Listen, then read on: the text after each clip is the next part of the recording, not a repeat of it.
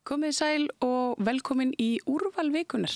Í dag laugardagurinn 23. ágúst. Ég heiti María Lilja og ætla að kynna fyrir ykkur úrval efnis sem flutt var hér við rauðaborðið í vikunni.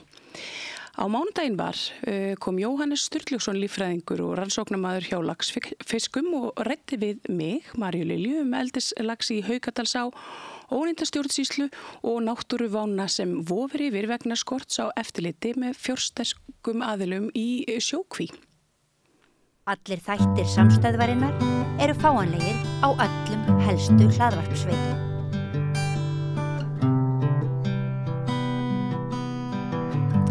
Já, komið sæl og velkomin að rauðaborðinu. Ég heiti María Lilja og hjá mér Jóhannes Sturluson, líffræðingur og hjá laxfiskum og rannsóknarmaður. Það ekki rétt titlað? Jú, ég með þetta rannsóknarfyrirtæki laxfiska. Það hefur borið svolítið á laxafréttum. Síðasta vika var svolítið undirlögð og þú átti nú þinn þátt í því. Hefur verið að taka sýni meðal annars af fiskum sem hafa verið að hafa fundist í ám og ekki þótt svona eðlilegir. Já, nei, það eru þessir sjókvíeldislaxar eins og vitna til. Þeir gerðu vart fyrir sig, sáust fyrst á mynd hjá veiðmanni í Haukadalsá og það var brugðist skart við, Stangveiði félag Reykjavíkur sem leigir stangveiði réttin í ánni og veiðifélag Haukadalsár. Fengum við til að fara á svæðið sama kvöld og það nú stutt nóttin þessa sumarvikurnar þó að það sé nú fara að halla hausti en ég veiði sem sagt í náttmyrkri með ljósi og mér gafst færi á að kíkja á aðstæður þarna varðandi þessa sjókvíalaxa og náði 2 og svo einhvern 6 sem voru á þessu stærðabili sem að sjókvíeldislaxarnir voru af sem ég tók til að geta fyrst að vera ekki sýni af líka. Þannig að já, ég fór þarna síðan til þess að kannski að klára hvernig þetta gekk fyrir sig. Þá var það nú þannig að sjálfboðaliðar á vegum Verndarsjóðs villtra laxa eða sem heitir North Atlantic Salmon Fund fóru daginn eftir nokkrir með net og dró á og þá bættist einn sjókvíaeldislax við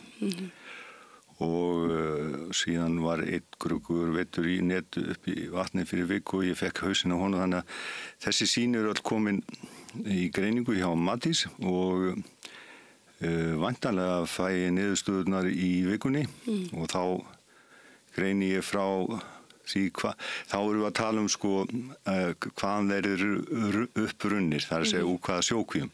Ég búin að greina þá samkvæmt útliti og að hluta til samkvæmt reistri þannig að þeir séu sjókvíeldislaxar og svo kemur hitt á daginn en kannski bara til þess að Getur þú þá greint, bara nú spyr ég eins og leikmaður, getur þú þá greint úr hvaða kví þeir koma með sýninu?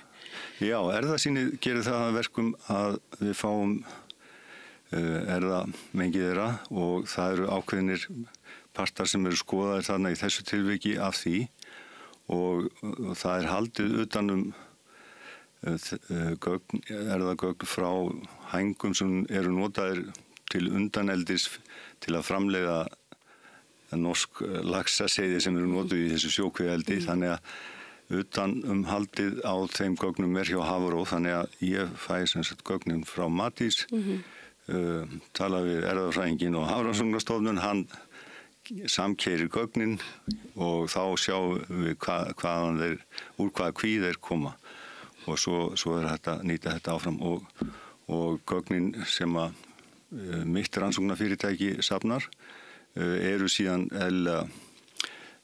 nýtt inn í gagnagrunn á landsvísu yfir þessa fiska því það er landshagur að þetta sé allt á einum stað en það eru 2 aðilar í rannsóknum á sjókvíaeldislöxum hérlendis, það er Hafrannsóknastofnun sem er stóri bróðir og svo mitt rannsóknarfyrirtæki en það er þegar að vera að tala það er verið að tala þetta margir fiskar og hitt Það er aldrei erfitt að stramma sig af hvað þýðir það. Við vitum í fyrsta lagi að það er sjókvíða eldislax eða eldislax hefur sloppið úr kvíum hér við land. Það er fyrsta stigið í þessar alvarlegu stöðu sem nú er uppi og þá kemur upp spurningin í hvaða mæli og hvaðan og það og það er dálítið athyglivert reyndar að alltaf skal þetta vera með sama laginu. Það er að segja þeir sjást fyrst í ánum og þá einhvern veginn allt í einu dúkka upp upplýsingar, jú það var akkurat gat hérna á einni kví eða tveimur eða hvað það var. Og er það þá upplýsingar sem koma frá hennu opinbera eða er það frá fyrirtækjunum sjálfum? Það frá fyrirtækjunum sjálfum í þessu tilfelli sko kemur allt í einu, já það var hérna gat á kví hjá okkur og jú, býtu, hvenær var það gat komið? Já, það var nú tekin mynd af gatinu hérna 3. júlí en býtu við, 5 vikur setna þá koma upplýsingarna. Þetta er auðvitað það sem maður fer fram á að sé rannsaka hvað veldur því að þetta sé svona því að kerfið, það er alltaf verið að segja okkur að kerfið utan þetta sjókvíaeldi sem er auðvitað stór hættulegur iðnaður sko af því að hann eyðileggur náttúrulandsins á landsvísu með erfðamengun og innfjörða með annarri mengun. En okkur er alltaf sagt, já þetta er orðið svo gott kerfi hjá okkur, það er alveg sama hvar þú lítur á þetta, þá er þetta að virka. En meiri segja það sem er sko einfaldast og ætti að virka strax frá fyrsta degi þegar vandamálin byrja, það er ekki að virka. Það er til dæmis þetta, af hverju voru þessar upplýsingar ekki komna fram. Jæja, menn koma kannski með einhverjar útskýringar á því. Er tilkynningarskylda? Þá í auðvitað tilkynningarskylda og leyfin byggja á því og ég meina í rauninni á að taka starfsleyfi af aðilum eða ástunda svona trassaskap. En ég verð að bæta við, það er líka nauðsynlegt að heyra núna, þetta mörgum dögum seinna, hvernig stendur á því að Matvælastofnun er ekki búin að gefa út yfirlýsingar það hvað voru margir fiskar sem að hugsanlega slupp úr kvinni. Því að í þessu tilviki er búið að slátra upp úr kvinni. Einungis 3 dögum eftir að gatið fannst, kannski var það ekki til unni, ég spyr, en allavega það er búið að slátra upp úr kvinni og okkur er sagt að þessi Excel-skjöl eða þessi töflureikningsskjöl yfir hvað fer í kvinna og síðan hvað drefst á hverjum tíma meðan að eldið er í gangi og síðan á lokum allir sem öllum fiski sem slátraðir að þetta sé allt lagt saman og upp á fisk þannig séð og niðurstöðan liggi alltaf fyrir. En býtu við, það er búið að slátra upp úr kvinni 5 vikum seinna vitandi að það er slysaslepping í gangi og hætt á ferðum í ámlandsins, varðandi erfðablöndun.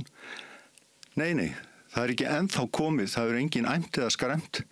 Hver var fjöldin? Ef það var ykkur óvissa, nú svona, af því að þetta er svona, þá hljómar það þannig að það sé eitthvað slæmt mjöl í pokahotninu og ábyrgðin sko á að alveg sama hversu illa hefur gengið að ná í upplýsingar hugsanlega frá eldisaðalunum, þá ber Matvælastofnun fulla ábyrgð á því að vera ekki búin að tjá sig almennilegum málir. Vantar einhverjar upplýsingar, ef upplýsingarnir eru ekki nægilega marktækar sem eru til, þá að lágmarka birta þær og vera með þá fyrirvara sem er á gögnunum og það gildir sko fjöldi laxana og stærðar bilið, bæði í lengd og þyngd því að menn verða að hafa aðeins fyrir sér sko að hverju eru þeir að leita og það er nú ekki auðveldar en í þessu tilfelli því að það er nýbúið að slátra fiskum þarna og það er bara að fara í bókhaldi býtu hvaða stærðir voru þetta.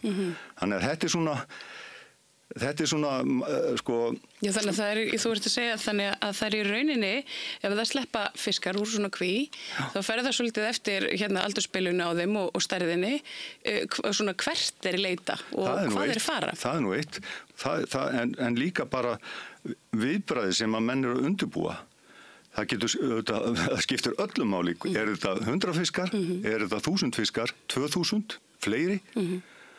Það þarf að koma fram og það þarf ekki að fara að bjóða mann upp á það að það sé einhver skekkjumörk í gangi varðandi kví sem með fullorðnum fiski, við erum ekki að tala seiði. Það sé leyfilegt að vera með kannski það sem að mann grunar að menn komi svo fram með einhver upplýsing og segi, já, skekkjumerkin eru eitthvað ótrúlega hátt. Ég vil ekki segja að mann grunar að sé eitthvað á leiðinni, því að þá þetta gengur þetta ekki upp. Við getum ekki verið með skekkjumörku upp á 100 fiska, ég tala ekki 1000, því að náttúran þolir það bara ekki.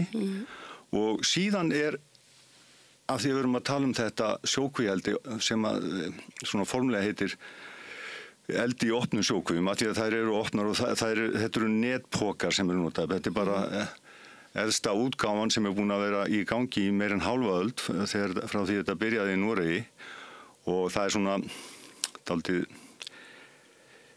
sko, það nú einhver teikn á lofti að menn vilji gera betur. Það var nú viðtal í sjónvarpinu áður en ég gleymi því við umhverfismála ráðherra í gær, Jóhann Pál, að það væri verið að útbúa eitthvað frumvarp sem væri, ég get ekki betur skilið en svo að það ætti að láta fjara undan þessu með einhverjum sólarlags ákvæðum, sko, bara þessa hefðbundnu þetta hefðbundna eldi í netkvíum og annað tæki við, því að það eina sem að í rauninni getur bjargað málunum, því að meðan þetta stunda þá gengur ekki upp að vera að tala einhverja framþróuna svona. Ég sá að atvinnumálaráðherra datt í þann pitt að vera að tala að það væri bullandi framþróun á þessu sviði sem myndi hjálpa til. Sú framþróun búin að vera í gangi í hálfa öld og hefur ekki skilað neinu. Já, maður kannski má sín lítils ef að gögnin til staðar en það ekki tekið til þeirra eða... Já, það eitt, en sko framþróun, sko tæknilega framþróun, þú getur ímyndað, þú ert með netpoka, eins og þessar kvíar eru, og bara netpókar, alveg saman hvort þeir eru í trollum eða þarna eða annar staðar, það kom alltaf gott á. Það ekki hægt að framþróa það. Þess vegna eru menn neyddir orðið í dag eins og það sem er leyft en þá, til að vera með lokaða sjókvíar. Þeir eru að færa sig sjálfur normenn í lokaða sjókvíar, búið að banna eldi í Kanada og víðar á viðkvæmustu stöðunum og bara á sömu svæðum algjörlega. Það ástæða fyrir því, og ástæðan fyrir því að menn fari ekki í lokaða sjókvíar af því að þeir eru ekki neyddir til þess, og þá af því að þeir græða minna að vera, þetta alltaf spurningin, hversu lengi erum við tilbúin að sætta okkur við það að menn geti sagt, já, við þurfum að græða svo miklu meira heldur en að eðlilegt eða við þurfum að græða þetta mikið, jafnvel þó að kosti náttúruna einhverja laxastofna og kannski alla á endanum, af því að við getum ekki sætt okkur við það að græða minna með því að nota lokaða sjókvíar eða að nýta landeldi þar sem að hægt að komast í vatn og heppilegt svæði fyrir það. Þetta á ekki að vera í boði, og ég segi bara, það að stætt að gera meiri segja með þetta rusl sem að sjókvíarnar eru, þá þetta, meðan það að fjara undan þessu, meðan menn sem ganga frá málum þannig að finna leiði til að hjálpa þeim út úr þessum geira þegar að þessum leifum lokið. Það að segja svona, ef ég mann það rétt, einhvers staðar kringum 2030, eða sko í kringum 3. áratuginn núna, það eru nokkur áriðast, þeir hafa nokkur, að þá getum við nýtt þennan tíma, og ég sé bara að ríkisstjórnin getur byrjað á því strax, að framþróa stjórnsýsluna. Þar óplæður akur sem hægt að yrkja bara strax í dag. Bara láta kerfið virka, fyrsta lagi eftirlitskerfið sem að atvinnumálaráðherra var nú einmitt spurð úti núna í vikunni og svari var nú ekki nú gott, þess vegna ætla ég að hjálpa henni aðeins með það. Það ekki eðlilegt að menn hafi eftirlit með sjálfum sér. Á þessu sviði þar sem þeir eru búin að sýna alveg endalösan, við getum kallað bara eins og brotavilja. Því það brotavilji þegar þú stendur ekki þína plikt og veist að náttúran undir. Og svarið sem hún gaf að þeir hefur gott aðgengi, auðvitað hefur maður gott aðgengi að sjálfum sér. En eiga þá bara ekki allir að hafa eftirlit með sjálfum sér. Veitingageirin, hvaða geiri sem með þessi rök, þá getum við sleppt öllu opinberu eftirliti. Þetta einmitt staðurinn þar sem að opinbera eftirlitið ætti að vera algjörlega fölskvalaust og helst ríkisrekið, þannig að einhverju peninga get ekki spilað inn í. Þannig að framþróun í stjórnsýslunni meðan að við erum að losna við, segja það bara eins og auðvitað vill ég losna við sjókvíaeldi, því að það eyðileggur lífríkið okkar Við höfum aldrei sætt okkur við það að flytja inn framandi dýrastofn og viljandi og með handafli núna blandan við innlenda dýrastofna.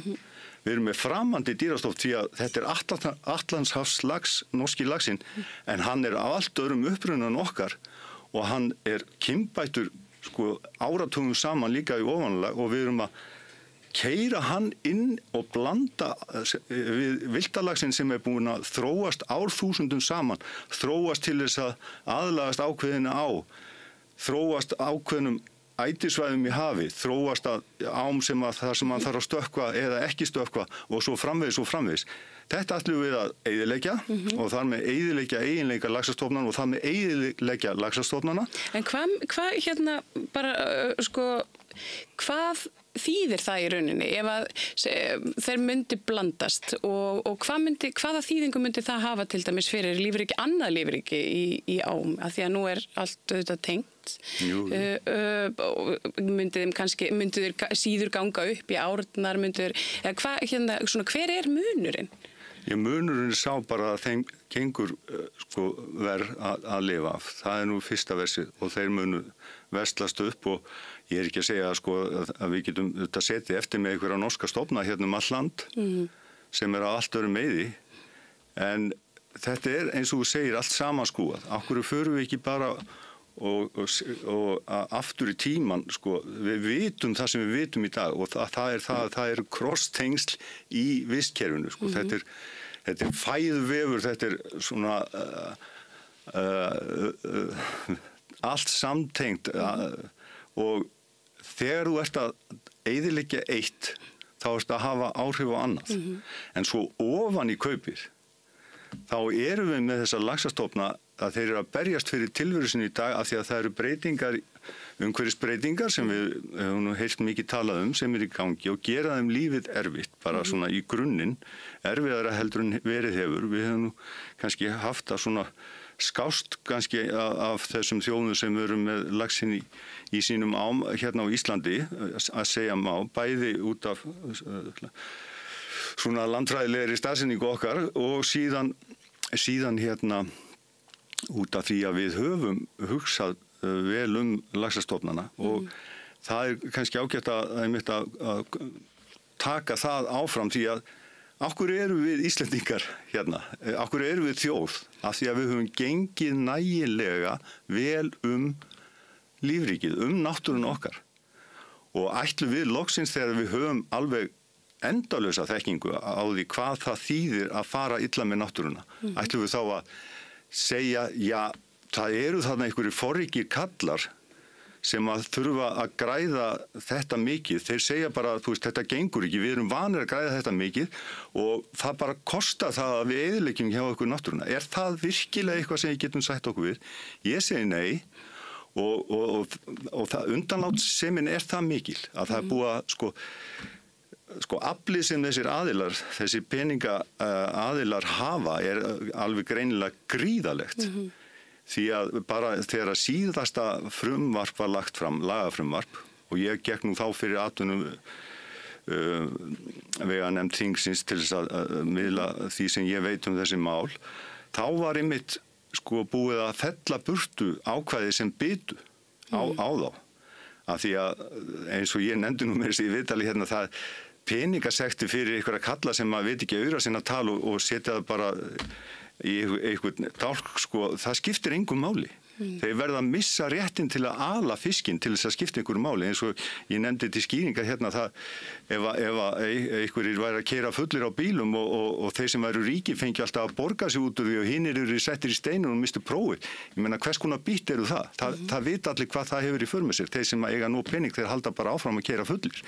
Og það er það sem þeir hafa gert í kvíaeldinu. Þeir keyra bara fullir að því leytinu til að eftirlitið með sjálfum sér sem er svona ægilega aðgengilegt og þægilegt fyrir þá, já, fyrir þá það skilar bara ekki því sem það á að skila. En ég er að velta fyrir mér svolítið einmitt þessu eftirliti hins opinbera og svona er það þá háði að fá upplýsingar frá þeim sjálfum tilkynningar göt og annað og eru það þá og bara þú og svo sjálfboðaliðar eða eigendur ána sem eru að sinna í rauninni eftirlitshlutverkinu? Í ánum það þannig að þetta verður að koma fram annarkvort í veiði eða við eitthvað eftirlit svona. En í eftirlitshlutverkið í kvíunum, það fer algjörlega fram af þeirra eigin hálfu og það er bæði þessi netbókamál en það er miklu meira því að við erum búin að heyra fréttir núna vikum og mánuðum og árum saman af því dýraníði sem á sér stað því að það er 4/5 hver fiskur er að veslast. Já, þetta er virkilega sorglegt að horfa á. Já, og það er nú eitt. Hvar eiga mörkin að vera þar? Á þetta að fara niður í það annað hver fiskur drefst til þess að menn séu sáttu við að segja stopp. Eins er það með drullun og skítin sem fer á botnin og drefur all lífríki þar. Svo er það eiturefni sem eru notuð til þess að eyða laxalúsinni sem er búið að vera bara á eilífum undanþágum núna sem átti vist aldrei að nota hér í upphafi að sagt var og að þau eyðileggja krabbadýrin og annað og síðan allt upp í marflætnar í fjörunni því að þetta er nú stutt undan landi og hitt og þetta og það eru fuglarnir og eins og við vorum að tala þetta er allt.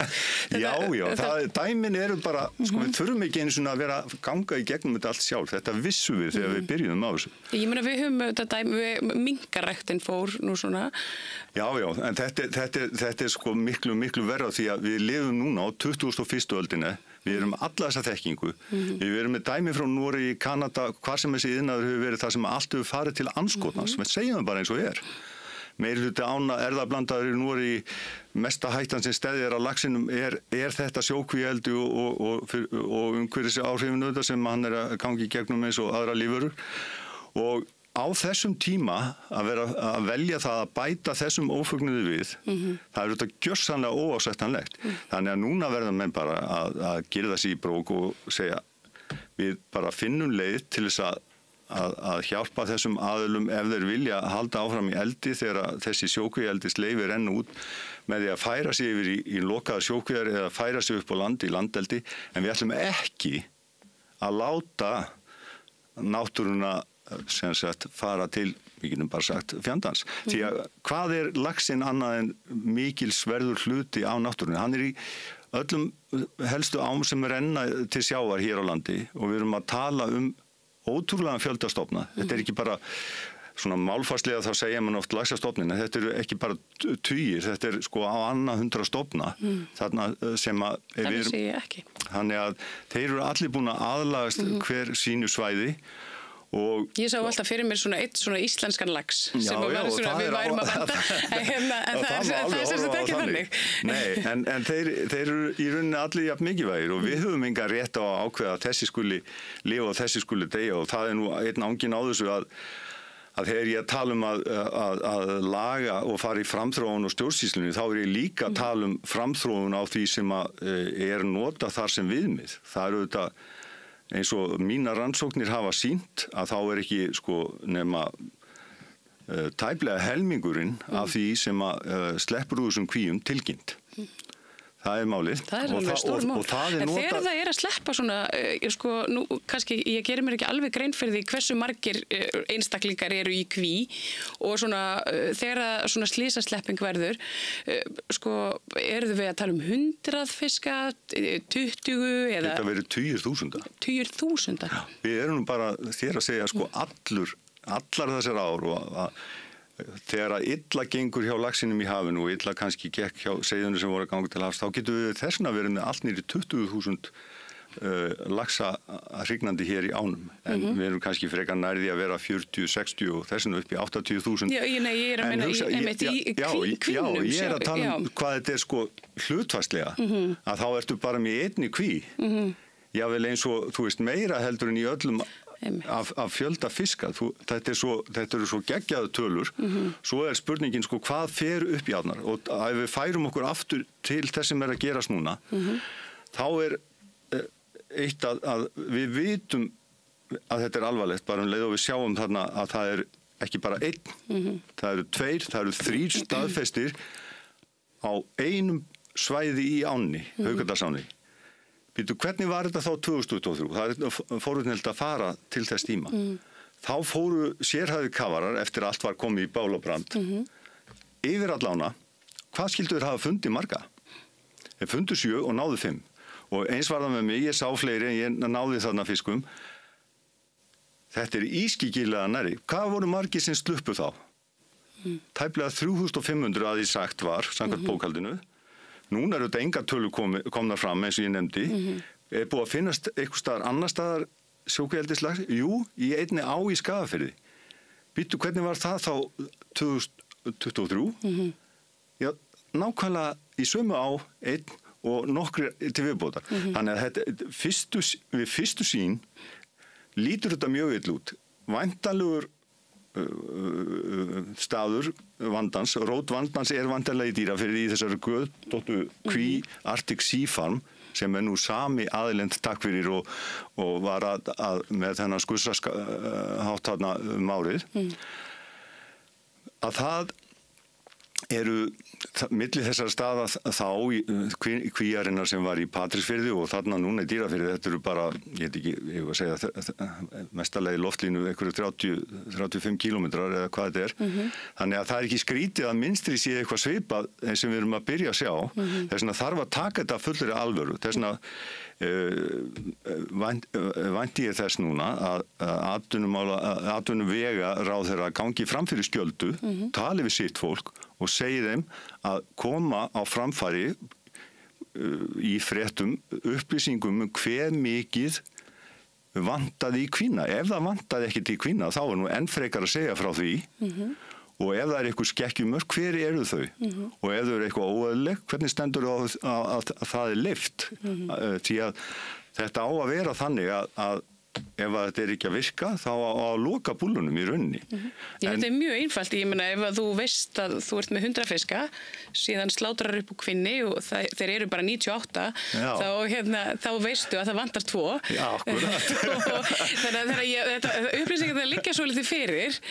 Algjörlega og maður auðvitað fær roll, sko, að það skuli ekki að koma fram, því að vanalega þegar það gerist, þá er þetta sko algjörlega maðkað mjölið í pókahotninu sko. En málið er að þegar ég var að tala framþróun og stjórnsýslunni það er sem sagt þetta eftirlitskerfið í mólum en svo er líka þetta kerfi sem á að vernda villtalaxinn, það er ekki að virka og ég er búin að tala það árum saman hversu handónýtt þetta áhættumat Hafrannsóknastofnunar er.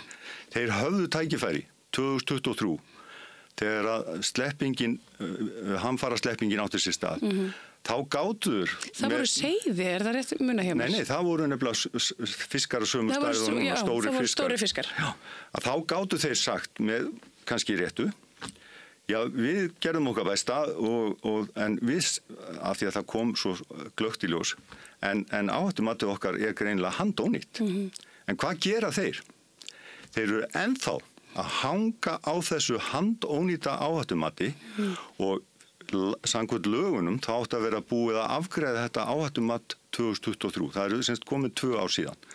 Heyrðu, slysið á sér stað 2023 þá maður búist við að kæmi allavega bráðabirgða áhættumat svo að þeir sem að þurfa að verja sig, þeir sé róra, sem sagt veiðifélög og aðrir áreigendur. Nei, það er ekki komið enn. Og það er eitthvað sko, saman við þetta alls saman, því að sko... Nú er þetta 2 svona sterk svona hagsmunaöfl hérna, þetta er þetta sko svona stangveiði, sportveiði, þetta er þetta orðin svona vaxandi hérna, atvinnugrein. Og meira en það, því að ef ekki segja það bara eins og bændur og búalið og einhverjir aðrir áreigendur, þeir lifa á þessu, þetta er mikill iðnaður sem er nú þegar farin að gjalda fyrir þetta eldisvandamál því að menn bara afbóka sig og sumir eru hættir að koma í ákveðnar á þeir eru búin að lenda í því að veiða þetta þeir eru að heyra sögurnar og annað og það er alveg sama með þetta eins og að þrífa upp skítin í ánum eftir þá alltaf skal það vera sko sá sem lendir í vandanum hann á að sitja uppi með vinnuna og kostnaðinn og skítin staðin fyrir að byggja það inn í kerfið alveg fast mótað að það sé aldrei spurningum það að skussinn hann sé sé látin borga brúsan og það þýðir það eins og maður skrifast á við ráðuneyti og alþingismenn í gegnum tíðina að það þýðir ekkert að gefa afslátt á því alveg sama hvað þú ert með að hegningar ákvæðum og einhverjum ákveðnum fésektum fyrir eitthvað ákvæðum marga fiska eða hvað þú þarft líka húftryggingu, kaskótryggingu eins og allur iðnaður þarf að borga allstaðar sem mengar og þetta eru auðvitað alveg snar mengandi iðnaður. Nei, þeir eru ekki með eina einustu tryggingu í gangi. Hvað skildi gerast ef að fyrirtæki fer á hausinn til dæmis sem er búið að valda okkur alveg óbærilegum spjöllum í náttúrunni? Það er ekkit aftur tekið og þó að peningar lesi ekki allt, þá geta þeir hjálpa til að bæta skaðan og reyna að verja sig. Þannig að það eru miljandi hlutir þarna. Áhættumatið eru auðvitað eitthvað sem þarf að laga í hvelli. Það ég og aðrir hafa bent á stærstu misfelluna sem eru alveg hræðilegar og það að svona einhvern veginn með þögnin að reyna að komast áfram með það. Annarkort er áhættumatið í lagi og mönnum líður þá eitthvað skár því að það er bara til að lágmarka skaðan. Þetta er ekki spurning að bjarga neinu algjörlega, það er til að lágmarka skaðan á laxastofnum. Það vita allir að það verið að valda spjöllum á laxastofnum eða verið að lágmarkan, en þá er ábyrgðarhluti að vera með eitthvað viðmið og annað sem að ég og aðri sem að tilþekja sjá bara míluvegar og strax í byrjun að ekki að virka eins og eitthvað 4% mörk á fiski séu leyfileg varðandi ágengni að hausti að það sé í lagi að það sé 4% af einhvern sjókvíeldislax í ánni, það ger ekki neitt. Bara segi mér eitthvað annað En hvernig, nú kannski horfum við mikið á Attenborough en er ekki hægt að taka bara eitt svona lax úr kví slepp honum og fylgjast með honum sjá hvernig hann hagar sér hvert hann fer og kortleggja svona þannig að ef það verður ef þeir sleppa Þú ert betri í þessu en margur skal ég segja þú hefur þurft að vera þarna í vinnu upp að því en málið er það Þannig að allt er búið að borga sig þessi leið sem þú ert að tala það er nú einmitt eitt sem manni flög í byrjun svona til að lágmarka af því að auðvitað vill enginn sjá þetta sem að hefur rétt að sýn á hvernig við viljum byggja landið okkar og náttúrun að halda utan náttúrun okkar. En ef, og nú er þetta í gangi á einhverjum árum, að það getur hjálpað, það er kannski, mann langar eiginlega ekki til að fara í þetta núna, en við erum að tala um þúsundur og 20.000 laxar sem er að sleppa úr þessu. Því að það kemur bara sjálfkrafa af því að það er einn á hvert tonn eða svona og þó við sjáum fæstaðara yfirleitt af því að þeir sleppa á einhverju því skeiði og svona, að þá er nettó söfnuðurinn sem skila sér í átnar óbærilegur en það mundi vera til gagns eins og þú segir að vera með merki á fiskum og sem þú getur fyllt og læra hvernig þeir haga sér og þá myndur þú nota örfáa fiskast til þess en í dag höfum við verið með 1000 fisk á ferðinni og svo bara býðu eftir hvar þeir koma en við vitum ekki hvað þeir gerir í sjónum. Sínu hvaðan hann kemur og allt þetta? Ég myndi aldrei segja, það myndi aldrei vera ásættanlegt í mínum huga að fara að reyna að redda einhverju sjókvíaeldi með því. Við höfum bara ekkert að gera við það að elda einhverja sjókvíaeldislax í sjónum. Þeir hefðu kannski þurft að gera þetta svona áður en þeir fóru af stað. Það hefði það ekki verið eðlilegu hluti af áhættumati. Já, það hefði verið þar og ég held að þú ætti nú bara að hringið og bjóða þeim aðstoðinu því að þú getur bara á nokkrum mínútum bætt þetta helling. En málið þetta virkar mjög einfalt. Já, en allavega við erum með handónýtt áhættumat, við erum með stjórnsýslu sem virkar ekki af því að eftirlitskerfið er svona ágætt að þeir sem eru út af góða aðgengi að sjálfum sér, þeir standa sig ekki. Tilkynningaskyldan er engin og síðasta dæmi er auðvitað alveg hræðilegt að það skuli ekki enda að vera komið formlega fram hvað voru margir fiskar sem sluppu og þetta ber alltaf sama brunni núna sem sagt falla öll til Dýrafjarðar eins og sagt er og það gerir það líka í þeim skilningi að það verður ekkit aftur snúið með það að pakka saman þessum netkvíum og ég segi bara eins og senda með fyrstu ferð til Noregs og þeir geta þá endurnýtt þetta í einhverja pókastarfsemi þar. En þeir eru sjálfur farnir í lokaða sjókvíar, þeir eru sjálfur búin að banna meira eldi. Það er búið að banna þetta í Kanada? Já, og það er búið að banna þetta víða?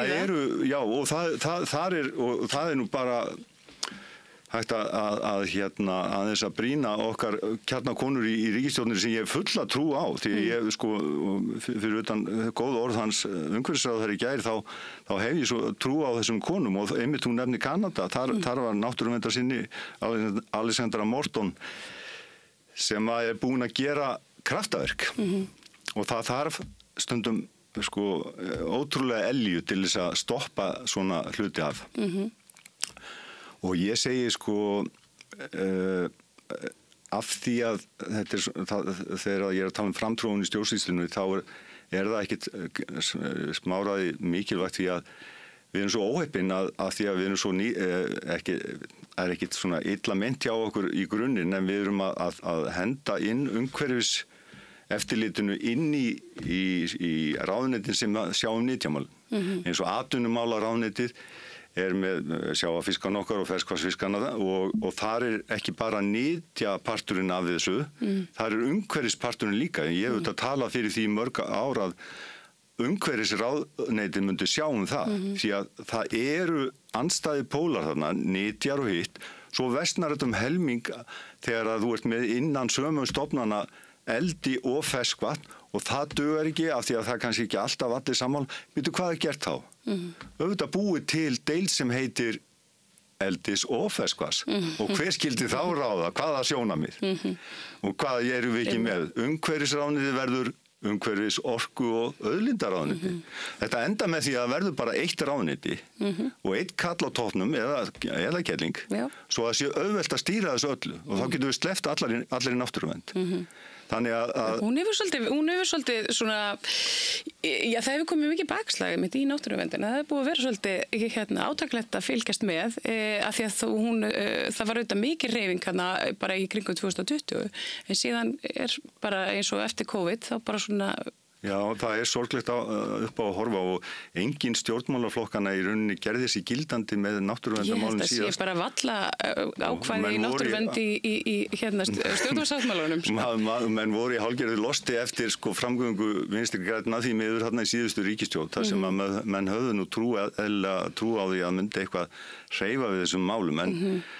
En ég, eins og ég segi, menn þurfa nú ekki að vera skilgreindir í náttúruverndar, hvorki menn eða náttúruverndarflokkar til þess að breyta rétt og þarna eru manneskjur sem að vilja vita alveg hvað er rétt og ránt og viljum við ekki íslenskri náttúru allt gott. Ef við viljum henni allt gott, þá leggjum við af sjókvíaeldi eins hratt og hægt er og við bara allt í lagi hjálpa þessum rekstraraðilum til að finna aðra leiðir til að ala auðveldaðan það, skulum við segja, en það er ekki eins og þau séu peningalausir, það er alltaf eins og maður sé að horfa ykkur á staurblanka aðila, byrju hvað getum við gert til að hjálpa þeim? Þetta eru ríkustu menn veraldar, ríkustu fyrirtæki veraldar og það er alltaf verið að horfa á það eins og að við séum að stúta reksturinn hjá þeim. Já, en ég segði mér svona lokum, þú færð úr sínunum og segjum svo að þar komi í ljós að þetta sé úr tiltekinni kví. Hvaða þýðingu hefur það? Já, það hefur þá þýðingu, þá er þetta beina sjónum þangað varðandi að rekja sig áfram. Það er þá þekktur upphafspunktur. Síðan þarf auðvitað að ég fann að halda að það þurfi ráðherra til allavega að kreista út þessar upplýsingar. Hvað vantaði í kvína? Matvælastofnun, það er auglýst núna, ég auglýsi eftir því við Matvælastofnun með hjálp vonandi ráðherra að þeir skili frá sér hvað vantaði í þessa blessuðu kví. Og ef það er ekki þessi kví, ef það kemur í ljós að þetta er einhver staðar annar staðar frá, þá kemur það allavega í ljós. Og þá beinum við sjónum okkar þangað. En viðbragðsáætlanir þurfa að taka mið af þessu auðvitað. Hvar byrjar vandinn og í hve miklu mæli sluppur laxar og við erum að tala um laxa af verstu gerð, alveg eins og 2023. Þetta eru laxar sem eru kynþroska og ég heyriði nú að hann var nú með ávæning af því þarna, eða ekkert ávæning, hann var bara að segja það að þeir væru algjöru snillingar í því að halda kynþroskanum niðri, hann sem stýri fyrirtækinu. En þeir sem ég veiti þarna nóttina, þeir voru kynþroska, þannig að snildin hefur brugðist þar ef þetta frá þeim. Og það búið að tala þetta, það eitt af þessum framþróunardæmi, það búið að tala áratugum saman hversu vel hægt að nýta ljósastýningu, það hægt að nýta hana til þess að halda niður í kynþroska og annað. En svo þegar þessir aðilar þarna sem að hafa eftirlit með sjálfum sér og nenni ekki að gera hlutina rétt, eru með bæði töglin og haldirnar, þá endar þetta alltaf svona. Við skulum bara átta okkur á því. Það eru meir en hálfrar aldar reynsla af því. Hinn snildin með að þróa þetta netbókaævintýri er gelding. Ég meina, ég var að vinna á 9. áratugnum í fiskirannsóknum á síðustu öld og þá voru menn að gelda hérna bara þegar ég var að vinna upp í laxeldisstöðinni í Kollafirði og þá var maður á vegum ríkisins á veiðimálastofnun í gamla daga. Býtu, hvað voru menn að gera? Jú, það er ekkit vandamál að gelda þetta. En þetta bara vex miklu hægar, meiri afföll gjarnan. Hver nennir að græða minna? Það er ekki þetta snýst bara um það fyrirgefðu. En hvernig er bara svona lagaleg staða? Annars vegar bara okkar fólksins í landinu og svo þeirra sem að eiga árnar. Er ekki hægt að fara bara í mál við þessi fyrirtæki sem að eru einmitt með þessar sleppingar? Ég meina, til dæmis bara eigendur á Haukadalsá, geta þeir ekki farið bara í einkamál gegn þessu fyrirtæki? Fengið það einhvern veginn í gegn eitthvað svoleiðis? Þetta er góð spurning á því að þetta hljómar allt svona á yfirborðinu eins og þetta sé allt einfalt, en við erum ekki með nógu gott lagaumhverfi til þess að, og svo það sem alltaf kemur við sögu. Hvernig er að berjast við svona risa? Þeir eiga endalausa peninga. Það er bara að draga það frá í bókhaldinu, kemur sér bara vel að hafa þarna endalausan lögfræði kostnaði upp á 100 milljónir, skiptir engum máli, bara verður aðeins minni gróði en fáum að færa tapið yfir á næsta ár. Þetta er, það er Davíð gegn Góliat og viljum við vera að búa til módel þar sem að við erum alltaf bara undir og gagnvart þeim sem við erum að leyfa að yrkja náttúrun okkar, því að þetta er ekkit annað. Það er bara takmarka pláss í þessum fjörðum fyrir kvíar og við skulum bara verða svo góð hafa þær lokaðar.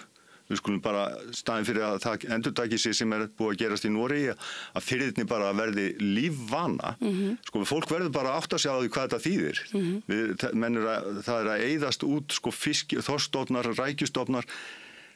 Það er eins og fólk vilja ekki koma auga á það sem liggur fyrir. Við þurfum ekki að fara í gegnum alla katastrófuna til enda. Því að auðvitað vilja þeir það sem eru í eldinu, því að akkurat á þeim tímapunkti þá sendaði bara síðustu peningagreiðsluna heim til sín og eru farnir og skilja ruslið eftir.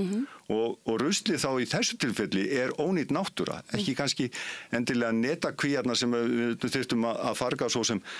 En það meiri sér að hugulegur að horfa á múrsteinsskorsteinuna eftir hvalfangarana sem sögðu skil við Ísland þegar við voru búin að rústa hvalastofnunum. En þá var ekki þekkingin til staðar. Ekki frekar heldur en þegar við ofðutum síldin eða hvað það var. Allt með hjálp Normann auðvitað. Og reyndar í byrjun sjálfsagt gengu þeir af öðrum stofnum hér eins og rostungstofnum dauðum áður en þeir fluttu síðan endarlega hingað til landsins. En þetta er sem sagt þannig við þurfum og við þurfum að treysta á stjórnvöld af því að það er þeir sem eru að vinna að þessi mál fyrir okkur. Við þurfum bara að ákveða og bara maður treysti því að íslensk náttúra sé höfð í fyrirrúmi, hennar heill.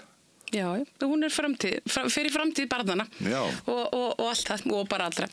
Ég ætla bara að þakka þér kærlega fyrir Jóhannes Sturluson fyrir að Sturluson fyrir að koma hér. Ég hefði gjarnan viljað vera reyndar eins og Snorri Sturluson, þetta er miklu svona meira grand. Og helst skildur hún. Já, það er reyndar, svolítið flott. Jóhannes Sturluson, náttúrufræðingur og líffræðingur. Þakka kærlega fyrir að koma hérna og ræða við mig og svara spurningum um þessi miklu lagsamál.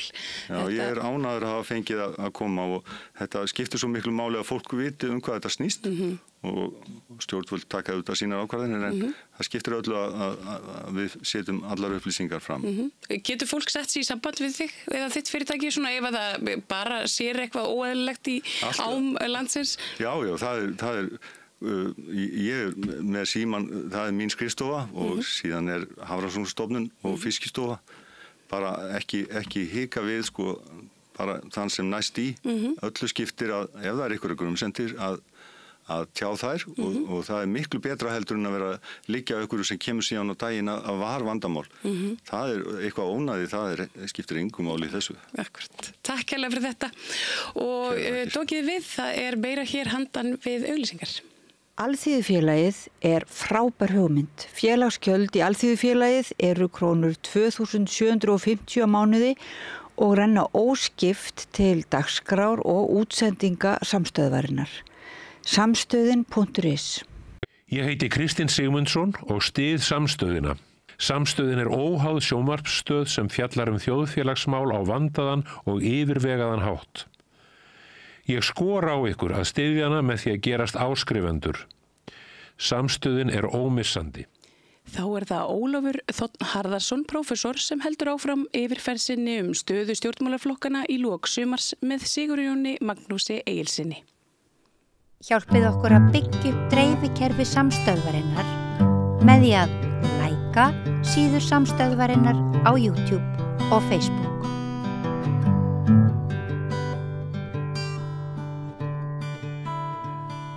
Komið sæl. Til mín komin Ólafur Þ. Harðarsson, prófessor emeritus í stjórnmálafræði. Eva Hönnudóttir ætlaði að vera með okkur líka, en það COVID á hennar heimili og hún kemst ekki þess vegna. Já, það virðist vera COVID út allt núna. Já, og ég sitt hérna í stað Björns Þorláksssonar sem heima með COVID. Já. Það bara svona. Já. En hérna, þið eru búin að voru að ræða fyrir viku, voru að ræða stjórnmálaástandið og búin að fara svolítið yfir flokkana. Já. En þú sagði mér áðan að þið áttu eftir að ræða flokk Ingu Sæland, flokk fólksins. Hann varð eftir á mánudaginn og svona, við getum kannski rifið upp að gróft tekið, þá hafa hlutföllin, styrkleika hlutföllin milli stjórnar og stjórnarandstöðu í könnunum sáralítið breyst frá kosningunum. Stjórnin í mælingum Maskín og Gallup núna síðast í júlí, þá voru stjórnarflokkarnir sameiginlega að mælast með vel yfir 50% og stjórnarandstöðuflokkarnir líka með álíka fylgi og þeir hafðu fengið í kosningunum 2024, reyndar örlítið tapað fylgi. Helstu breytingar þar hafa verið þær að samfylkingin hefur bætt verulega við sig í könnunum en flokkur fólksins hefur tapað það bil helmingnum af sínu fylgi. Og við vorum nú búin að skoða aðeins hvernig fylgið hafði verið að streyma á milli flokkana en áttum eins og segir flokk fólksins eftir og við getum skoðað nýjustu maskínukönnunina frá því í júlí og þá sjáum við að af þeim sem að ef við skoðum sem sé hvert fylgi flokks fólksins 2024 hefur farið á undanförnum mánuðum, þá sjáum við að núna í júlí þá heldur flokkur fólksins það bil helmingnum af þeim kjósendum sem að þeir fengu síðast. Þeir hafa fengið eitthvað á móti en miklu minna. Og hvert hefur þá þetta fylgi farið? Og margir halda að það hafi bara farið beint frá flokki fólksins yfir á samfylkinguna en það nú miklu flóknara. En samt sem áður sem sé myndin svo að helmingurinn af fylgi flokks fólksins 24 áfram hjá flokknum en það bil eða sem sé fjórðungur hefur farið til hinna stjórnarflokkana tveggja, samfylkingarinnar og viðreisnar og þar hafa 15% farið til samfylkingarinnar en 9% til viðreisnar. Það líka vekur athygli að 12% af fylgi flokks fólksins síðast fer núna á litlu vinstri flokkana 3 sem að fengu engan mann á þing síðast. Þannig að yfir 90% af fylgi flokks fólksins hefur annarkvort farið til til stjórnarflokkana eða til litlu vinstriflokkana þriggja sem komust ekki á þing. Það eru sem sé innan við 10% sem fara til hægri flokkana, miðflokks og sjálfstæðisflokks og líka tiltölulega fáir til framsóknar.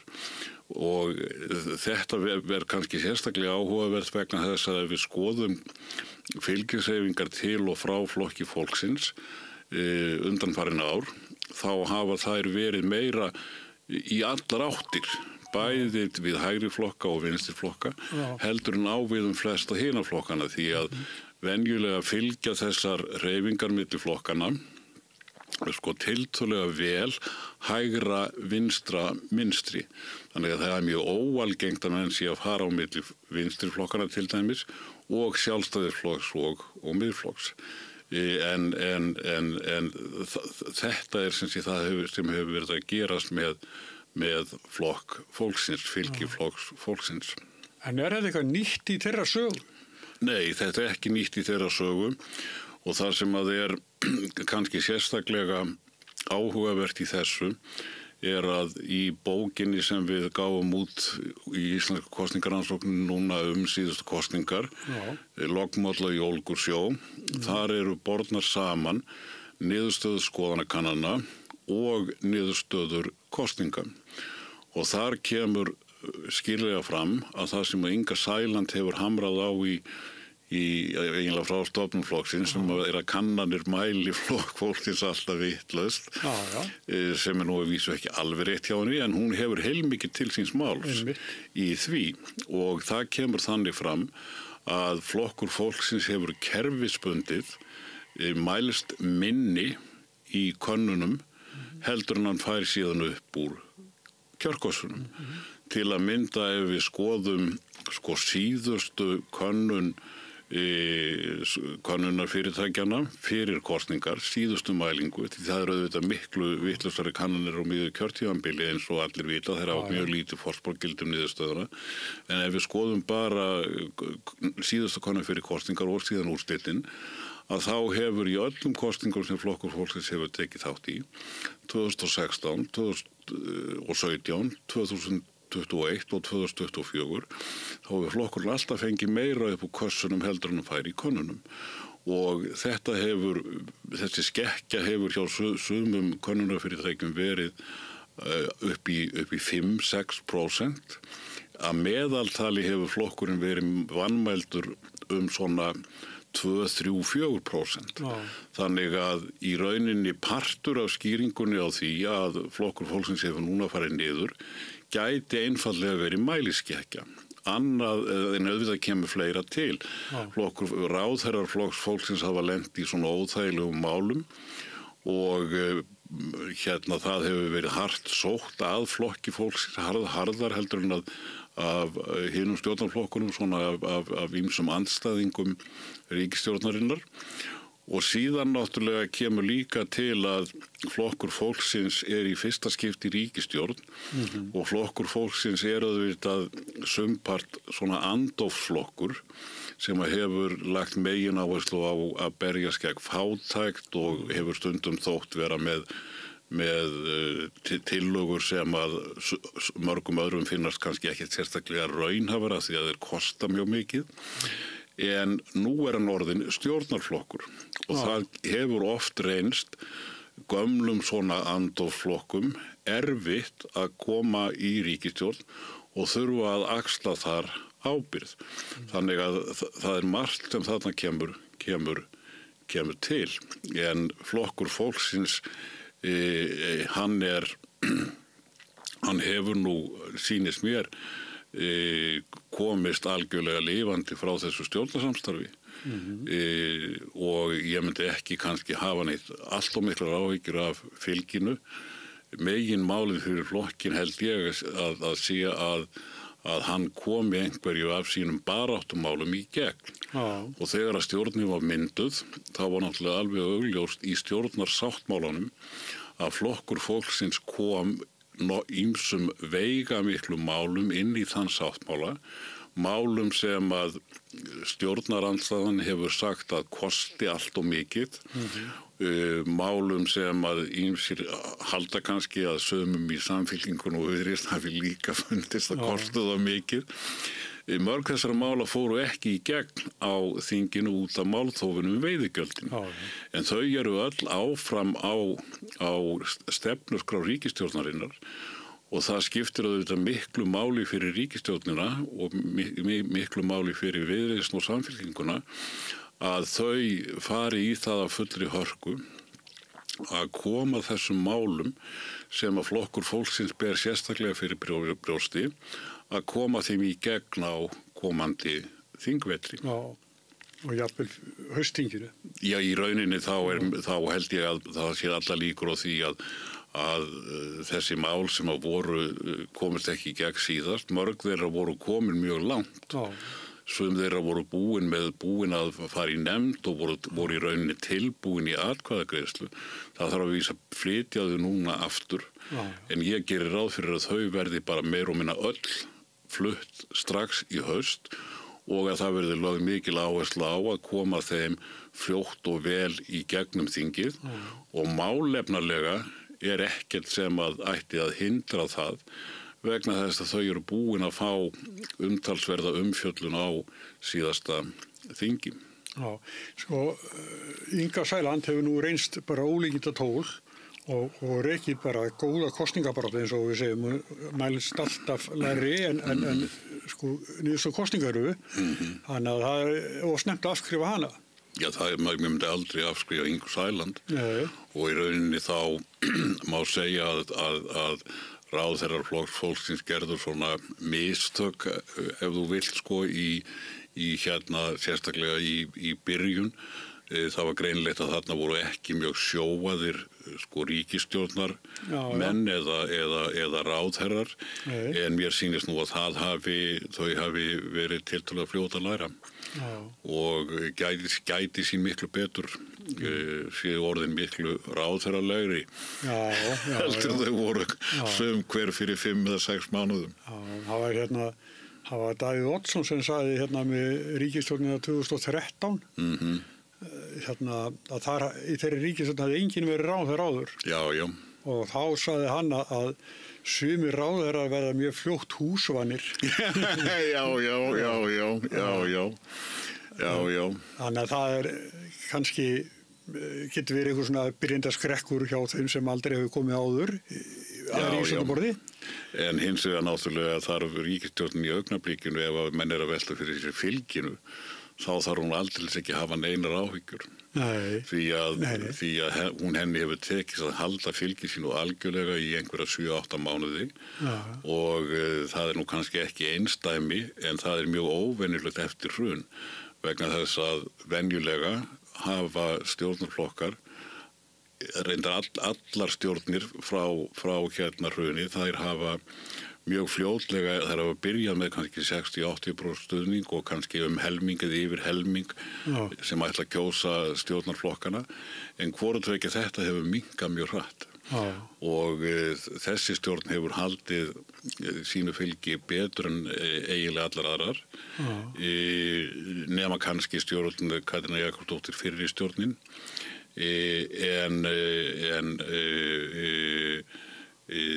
þetta verður að teljast mjög góður árangur hjá ríkisstjórninni og reyndar hafa alla ríkisstjórnir eftir hrun fallið í kosningum nema fyrir ríkisstjórn Katrínar sem að vann 2021 nokkuð örugglega fyrst og fremst út af því sem herjar nú á menn hér nefnilega COVID.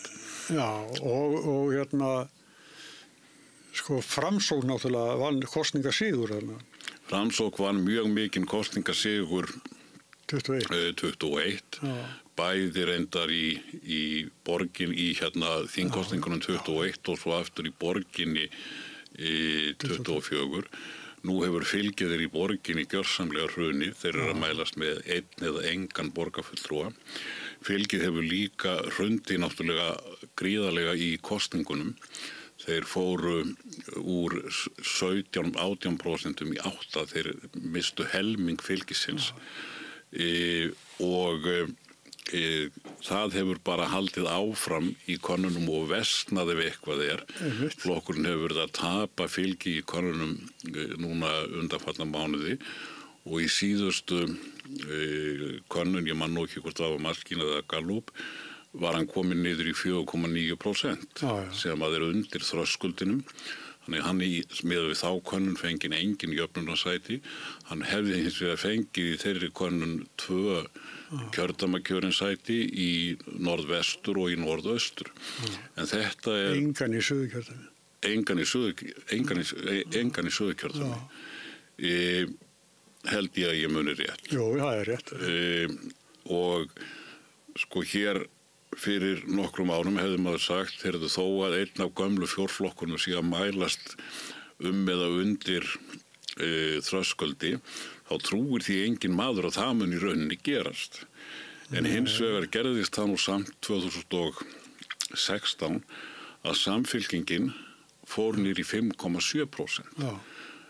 Var að vísu þá nokkuð örugglega inni með jöfnumenn. Hins vegar þá datt einn fjórflokkurinn út í síðustu kosningum, Vinstri græn, og meira sig að fóru niður fyrir 2,5%, þannig að þau fá ekki núna fjárstyrkin sem flokkar fá ef þeir komast yfir 2,5%, jafnvel þó þeir fá enga þingmenn. Og þess vegna sko sér maður að þetta veldi fjórflokksins kannski hefur ekki bara látið á sjá eins og hefur verið að gera alveg frá hruni, heldur sá möguleiki fyrir hendi og hefur gert sem sé að einn að dettur út af þinginu. Þannig að manni finnst það raunhæfara heldur en áður að Framsóknarflokkurinn gætir hreinlega dottið út af þingi. Í þeirra sporum. Sem verið ótrúlegt sko. Það væri náttúrulega gjörsamlega ótrúlegt. Elsti flokkur þjóðarinnar, mikill valdaflokkur. Fyrir frá 1960 og ég held nú reyndar ennþá að það sé mjög ólíklegt. Já, ég líka. Að Framsóknarflokkurinn myndi detta út af þingi. En þeir hljóta að fara að sýna ykkur viðbrögð. Það sem ég hef, já, og það sem ég hef ekki alveg skilið hvaða taktík Framsóknarflokkurinn hefur verið með í stjórnarandstöðunni. Mér hefur sýnst að hann hafi í rauninni að stjórnarandstöðan hafi að mörgu leyti verið mjög samstíga. Til dæmis í veiðigjaldamálinu. Eða kannski, og sem var náttúrulega þetta mikla hitamál á vorþinginu. Og þar sá maður í sjálfu sér ekki mikinn mun, kannski einhvern áherslumun, ekki mikinn mun á málflutningi Framsóknarflokksins annars vegar og hægri flokkana, Miðflokks og Sjálfstæðisflokks.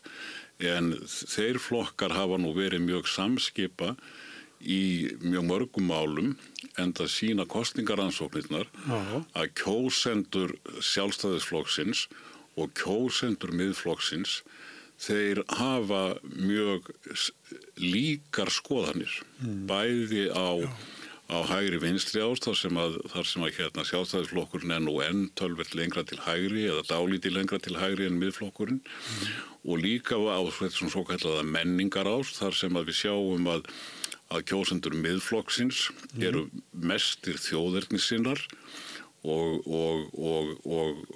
minnst frjálslyndir, en sjálfstæðismennir eru ekki mjög langt þar frá, þannig að málefnalega eiga kjósendur Sjálfstæðisflokks og Miðflokks heilmikið sameiginlegt. Kjósendur Framsóknarflokksins eru hins vegar allt öðruvísi. Framsóknarflokkurinn miðjuflokkur og hans kjósendur hafa bæði komið af miðjunni og frá vinstri og frá hægri. Þannig að það svolítið skrítið að með því að svona líma sig upp við Sjálfstæðisflokkin og Miðflokkin, þá á Framsóknarflokkurinn á hættu að rekja frá sér hugsanlega kjósendur sem að eru aðeins vinstra megin við miðju eða svona alveg í kringum miðjuna og þess vegna hefði ég búist við því að Framsóknarflokkurinn myndi reyna að móta sér dálitla sérstöðu og vera með dálítið öðruvísi stjórnarandstöðu heldur en hægri flokkarnir tveir. Og reyndar heyri ég þegar ég segi það við ráðamenn að það viti nú allir að ef að Framsóknarflokkurinn hefði orðið nógu stór í síðustu kosningum til þess að hann gæti mynda ríkisstjórn með Samfylkingunni og Viðreisn, að þá hefði verið mynduð stjórn Samfylkingar, Viðreisnar og Framsóknar, en ekki með Flokki fólksins. Það var bara ekki hægt. Nei. Og það sem mér finnst athyglisvert, því að ég nú svona aðeins að prófa menn, þessa stjórnmálamenn þegar ég að segja þeim þetta, en það hefur enginn verið andmælt mér ennþá. Nei. Þannig að ég held að þetta hafi að minnstakosti verið algjörlega raunhæfur möguleiki og í rauninni kannski hefði virkað áhættu minna fyrir Samfylkingu og Viðreisn, sem eru auðvitað flokkar sem eiga mjög mikið sameiginlegt og það sjáum við líka í kosningarannsóknunum að kjósendur þeirra eru mjög líkir þó að kjósendur Viðreisnar séu svolítið lengra rétt hægra megin við miðjuna en Samfylkingakjósendur eru svona vel vinstra megin við hana. En flokkurinn þar?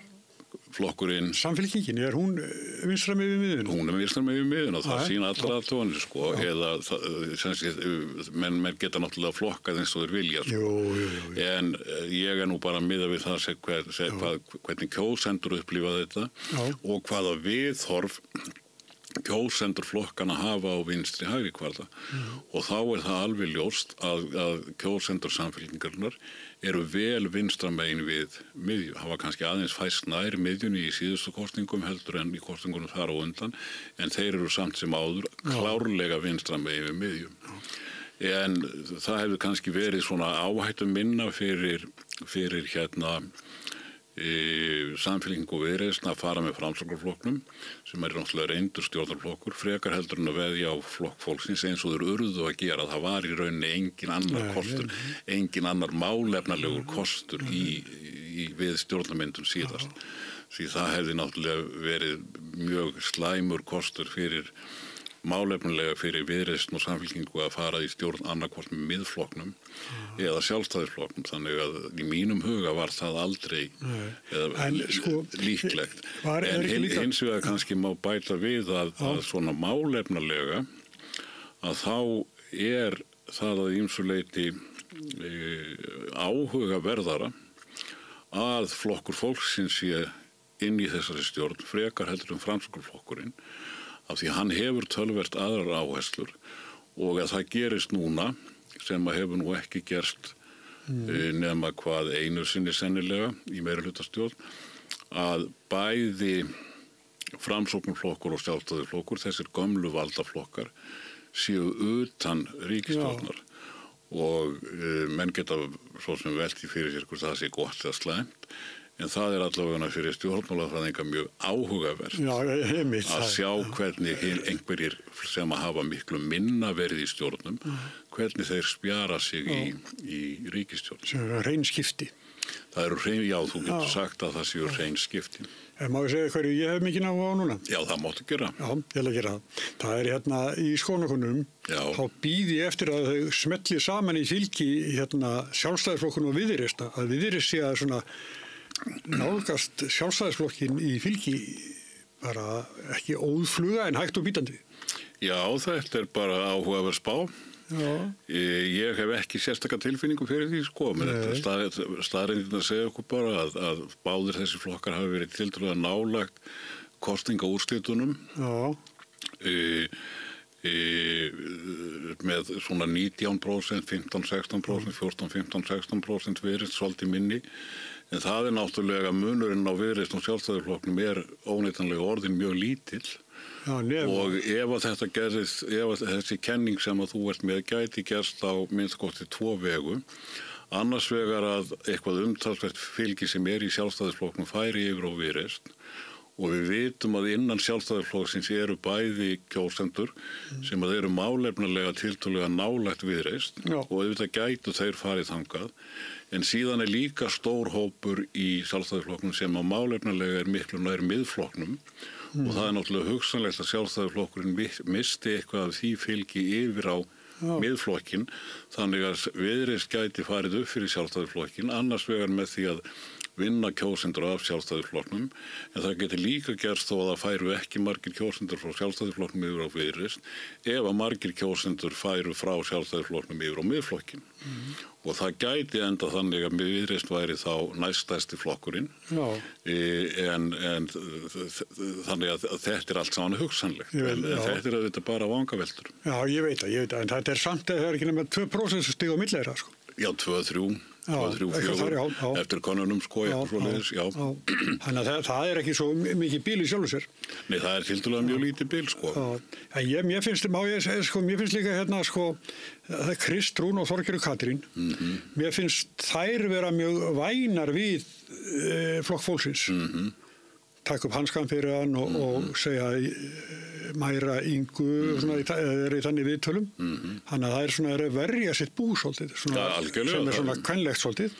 Já, það er í heimili sitt. Kannski það sé nú bara kvenlegt, já, það skildi þó ekki vera. Það að minnst kosti svona fyrir þá sem hafa lengi fylgst með stjórnmálum, þá það svona skemmtileg tilbreyting að sjá hvernig þessar konur koma fram, hvernig það svona andinn virðist vera á milli þeirra, því að það virðist vera tölvöld öðruvísi heldur en gömlu kallpungarnir sem eins og við sem hafa öllu ráði hér í áratugi og það blærin annar. Mér sýnist líka að ýmislegt í starfsháttunum sé annað. Og það náttúrulega alveg augljóst sérstaklega þegar að sko, margir töldu að Flokkur fólksins væri veikilhekkurinn í ríkisstjórninni og þar eru náttúrulega margir ósjóaðir stjórnmálamenn sem eru vanir því að vera háværir í andstöðu. Þess vegna voru ýmsir að tala það fyrir kosningarnar og reyndar eftir líka að Flokkur fólksins væri í rauninni það sem að stundum kallað óstjórntækur en ennþá ekkert sem bendir þess. En partur af því auðvitað það að það mjög mikilvægt fyrir Kristrúnu og Þorgerði að halda góðu sambandi við Ingu Sæland og verja Flokk fólksins þegar að honum sótt af mikilli hörku. Það í rauninni bara partur af því að halda ríkisstjórninni saman sem tiltölulega heillegri einingu. Þannig að þær í rauninni að reyna bara að stuðla að einingu ríkisstjórnar. Og ég held reynda að það muni reynast þeim miklu auðveldara heldur en það reyndist Katrínu Jakobsdóttur að halda saman ólíkum sjónarmiðum, einkanlega Vinstri grænna og Sjálfstæðisflokksins í síðustu ríkisstjórn. Þó að ég meti að þannig að Katrín hafi unnið sko mjög gott starf í því að reyna að halda þessum flokkum saman en sérstaklega og það náttúrulega gekk mjög vel meðan að COVID var aðalmálið og það var ekki rætt pólitík í langan tíma en síðan kom bara á seinna kjörtímabilinu í ljós að Vinstri græn hugsjónir Vinstri grænna og Sjálfstæðisflokksins fara bara ekkert saman. Þannig að ég held að menn séu nú farnir að segja það almennt núna að og það auðvelt að vera gáður eftir á, að það hafi verið mikil mistök bæði fyrir Sjálfstæðisflokkin og Vinstri græn að halda stjórnarsamstarfinu áfram eftir kosningasigurinn 2021. En það náttúrulega líka svolítið erfitt þegar að þú gegn öllum fyrri kosningum eftir hrun og gegn því sem að flestir bjökust við að þú bara vinnur kosningarnar og segir svo ok, við unnum kosningarnar en við ætlum ekki að halda áfram. Það er svolítið kannski skrítið að gera það en málefnalega hefði það verið í rauninni miklu hyggilegra. Eftir á hyggja. Þegar að Vinstri grænir og hrunina þingi. Það þurfti náttúrulega ekki mikla spámynd 2017 þegar að stjórnin var mynduð að þá sagði ég til dæmis og margir fleiri að þetta væri mikið afrek og gríðarlegur áfangi fyrir Vinstri græn að fá forsætisráðherrann og sem að hafði bara gerst einu sinni á Norðurlöndum og það var í Finnlandi rétt eftir síðari heimsstyrjöldina og var í mjög stuttan tíma. Þannig að sko flokkurinn sem að hafði ekki mátt aldrei fengið utanríkisráðherrann hafði lengi vel, mátt hann ekki heldur fá fjármálaráðuneytið, hafði aldrei fengið dómsmálaráðuneytið, að hann fær bara að vera með forsætisráðherrann og Sjálfstæðisflokkurinn eins og það var orðað, Sjálfstæðisflokkurinn situr í stjórn, í skjóli kommunista eins og það hefði verið orðað. Þetta náttúrulega var mjög freistandi og að margan hátt mjög flott fyrir Vinstri græn. En ég sagði strax 2017 þetta stjórnarsamstarf er ávísun á fylgistap Vinstri græna vegna þess að meðal annars vegna þess að við höfum samskonar reynslu frá Norðurlöndunum þar sem að vinstri sósíalistar höfðu farið í ríkisstjórnir ekki með íhaldinu heldur með krötunum og hafði verið refsað grimmilega fyrir það í kosningum og stofnaðir nýjir flokkar lengra til vinstri heldur en hefðbundnu vinstri sósíalistaflokkarnir á Norðurlöndunum og þetta gekk náttúrulega eftir, það er að segja að þeir höfðu verið með ég man nú ekki 17% eitthvað svo leiðis eða eitthvað á því bilinu 2017, það fór í milli 12 og 13 2021 og síðan í þarna einhver 2-3% 2024.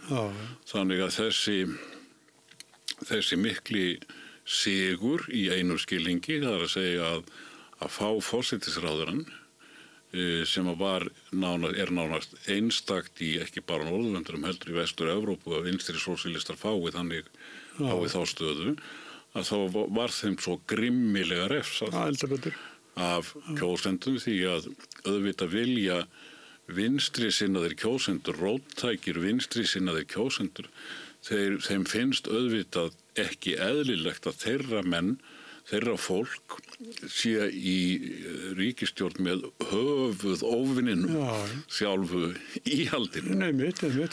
Og það er auðvitað, venjulega er það náttúrulega þannig að þegar að samsteypustjórnir eru myndaðar í Vestur-Evrópu, að þá er auðvitað langalgengast að það séu flokkar sem að eru tiltölulega líkir málefnilega sem mynda ríkisstjórnina.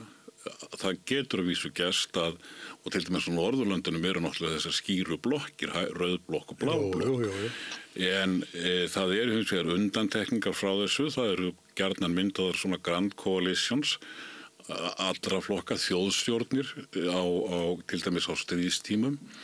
Og við sérstakar aðstæður getur verið óhjákvæmilegt að mynda stjórnir þvert yfir miðjuna. Það er nú reynda stjórn í Danmörku núna sem að er bæði með flokkum úr bláu blokkinni og rauðu blokkinni, það er mjög óvinnilegt. Og núna í Þýskalandi var verið að mynda ríkisstjórn á dögunum þar sem að í eru kristilegi demokratar, hægri flokkurinn og sósíaldemókratarnir. En það er í rauninni gert vegna þess að þessir flokkar segja sem svo Nú eru ástandið þannig með tiltölulega mikið fylgi öfgahægri flokksins AfD að meginmálið í þýskum stjórnmálum núna er að reyna að vernda lýðræðið og til þess að gera það verða bara hægri menn og vinstri menn, þessir hefðbundnu klassísku hægri og vinstri flokkar sem að eru í rauninni báðir tiltölulega hófsamir flokkar, að þeir verða bara semja til að forðast þessa ógn frá andlýðræðislegum populistum. Þetta hefur auðvitað vandamáli för með sér vegna þess að menn eru vanir því að þú eigir að fá að velja á milli þess hvort að hægri flokkurinn sé í stjórn, hryggjarstykkið í stjórn, eða vinstri flokkurinn sé hryggjarstykkið í stjórn, en hins vegar þá virðist mann í Þýskalandi að þetta sé í rauninni að þarna séu aðstæður sem að þar sem þetta er kannski eina lausnin fyrir þá sem vilja varðveita lýðræðislegt stjórnarfar og hefðir lýðræðisins í Þýskalandi. Sem við viljum öll einhvern veginn, eða ekki? Já, við viljum það mjög kortið flest. Já, en sko, ég meina lokaspurningu. Heldur þú að Samfylkingin og Kristrún séu búin að toppa í þessu sem að mælast núna upp í 35%? Heldur það ennþá eitthvað inni? Það er engin leið að fullyrða það. Það gæti nú til dæmis ráðist af því hvernig stjórnarandstaðan hagar sér á næsta þingi. En ef við skoðum þetta almennt og sögulega, þá náttúrulega væru líkurnar yfirgnæfandi á því að þeir fari nú ekki mikið hærra og það eru yfirgnæfandi líkur á því að flokkurinn myndi aldrei fá svo mikið fylgi í kosningum. Nei. Þannig að það segja gömlu mynstrin okkur og það segja, eða mynstrin sem að hafa verið í íslenskri pólitík eftir hrun, þá segir það okkur að það í rauninni miðað við þá mynd afskaplega ólíklegt að nokkur flokkur komist yfir 30% í kosningum þó það sé auðvitað ekki útilokað. Kerfið sem við höfum verið með er þannig að við höfum verið að flokkunum hefur fjölgað, þeir voru orðnir 8, eru núna 6. Í næstu kosningum getum við gert ráð fyrir því að þeim fjölgi, sérstaklega ef að vinstri flokkarnir 3 sem komast ekki inn á þing núna, þeir myndi einhvers konar bandalag eða hryggjast ekkit úr þeim myndi einhvers konar bandalag því að þessir vinstri sósíalísku kjósendur í síðustu kosningum voru nú yfir 9% kjósenda þó þeir fengju engan mann á þing. En af hverju tekur Pírata þar inn? Mér finnst þeir ekkit vera vinstri fólk. Nei, þér finnst það. Já, tala hver fyrir sig. Og margir þeirra segja að við erum ekki vinstri flokkur. Það sem ég byggi þetta á er hins vegar að kosningaransóknirnar hafa sína fram á það að ef við skoðum viðhorf kjósenda Pírata, kjósendur sósíalistaflokksins og kjósendur vinstri grænna, að þá eru þeir þegar við skoðum hægri vinstri málefni, þá eru kjósendur þessara 3 flokka nánast á alveg sama stað. Og ef við skoðum menningarásinn, frjálslyndi íhaldssemi eða frjálslyndir alþjóðasinnar versus þjóðlegir íhaldsmenn, þá eru kjósendur þessara 3 flokka líka nokkurn veginn á sama stað. Þannig að það sem ég hef verið að segja er að það er kannski minna alvarlegt ef að þú ert með 3 flokka sem eru út og söður í flokkakerfinu sem koma engum manni inn á þing. Þá er það bara er það bara hægri menn, miðjumenn og vinstri menn sem allir eru að sem sé að tapa eða sem sé komast ekki inn í þingið, en þarna erum við með þá sérstökur stöðu að tiltölulega einsleitur kjósendahópur sem að er bara mjög sammála mörg megin viðfangsefnin í stjórnmálum, að þeir komast ekki inn á þingið. Það er 9% kjósenda sem eru sammála mjög margt fá engan þingmann og það finnst mér lýðræðislega ekki heppilegt. Það er engar líkur á því að þröskuldinu verði breytt, það er stjórnarskrárbreytingu fyrir næstu kosningar þannig að það er ekki hægt að breyta honum fyrir næstu kosningar og reyndar ólíklegt að menn muni vilja það þess utan. Þannig að eina leiðin fyrir þessa 3 flokka eða hryggjarstykkið í því minnstakosti fyrir utan náttúrulega bara stórauka fylgi sitt, þannig að allir 3 byðu fram og fengi allir yfir 5%, að þá virðist nú vera eða allavega miða við stöðunni eins og hún var síðast, að þá er skynsamlegasta leiðin að sameina krafta sína. Þannig að það verði einn vinstri sósíalískur flokkur eða minnstakosti einn aðal vinstri sinnaður sósíalískur flokkur. Núna eru náttúrulega uppi svona spurningar hvað verður núverandi forystu í sósíalistaflokknum. Flokkurinn hefur verið að tapa fylgi í kosningum og það er kannski erfitt að sjá þá forystu vinna saman með VG eða Pírötum, en ef drúgur hlutin af þeim sem helst hafa verið í forsvari fyrir sósíalistaflokkin, til dæmis Sanna Magdalena, færu inn í svona nýtt vinstra bandalag, að þá finnst mér nú langlíklegast að sósíalistaflokkurinn undir núverandi forystu yrði mjög lítill flokkur, þó að það sé engin leið að fullir það undan, en mér finnst það langlíklegast. Herðu, þetta með Píratana, ég kynki því að ég hef átt rangt fyrir mig þar. Það er nú alltaf gott að skipta skoðun, sérstaklega ef það byggist á vísindalegum upplýsingum. Já, segðu. Herðu, Ólafur, þakka þér mikið vel fyrir komuna. Og þáttum heldur áfram eftir augnablik. Alþýðufélagið er eigandi samstöðvarinnar. Markmið félagsins er að auðga og bæta umræðu í samfélaginu. Allir geta gengið í Alþýðufélagið með því að skrá sig fyrir áskrift að samstöðinni. Samstöðin.is Við lifum á tímum þegar þörfin fyrir opna og gagnrýna umræðu brýnni en nokkru sinni fyrr. Ég heiti Ólína Kjerúlf Þorvarðardóttir og ég styð og vel samstöðina, sjálfstæðan og óháðan fjölmiðil. Sólveig Anna Jónsdóttir, formaður Eflingar, ræðir við Gunnar Smára stöðu stéttabaráttunnar í seríu stöðu vinstrisins í okkar heimshluta. Gerist áskrifendur á samstöðinni og taki þátt í að byggja upp öfluga og róttæka samfélagsumræðu.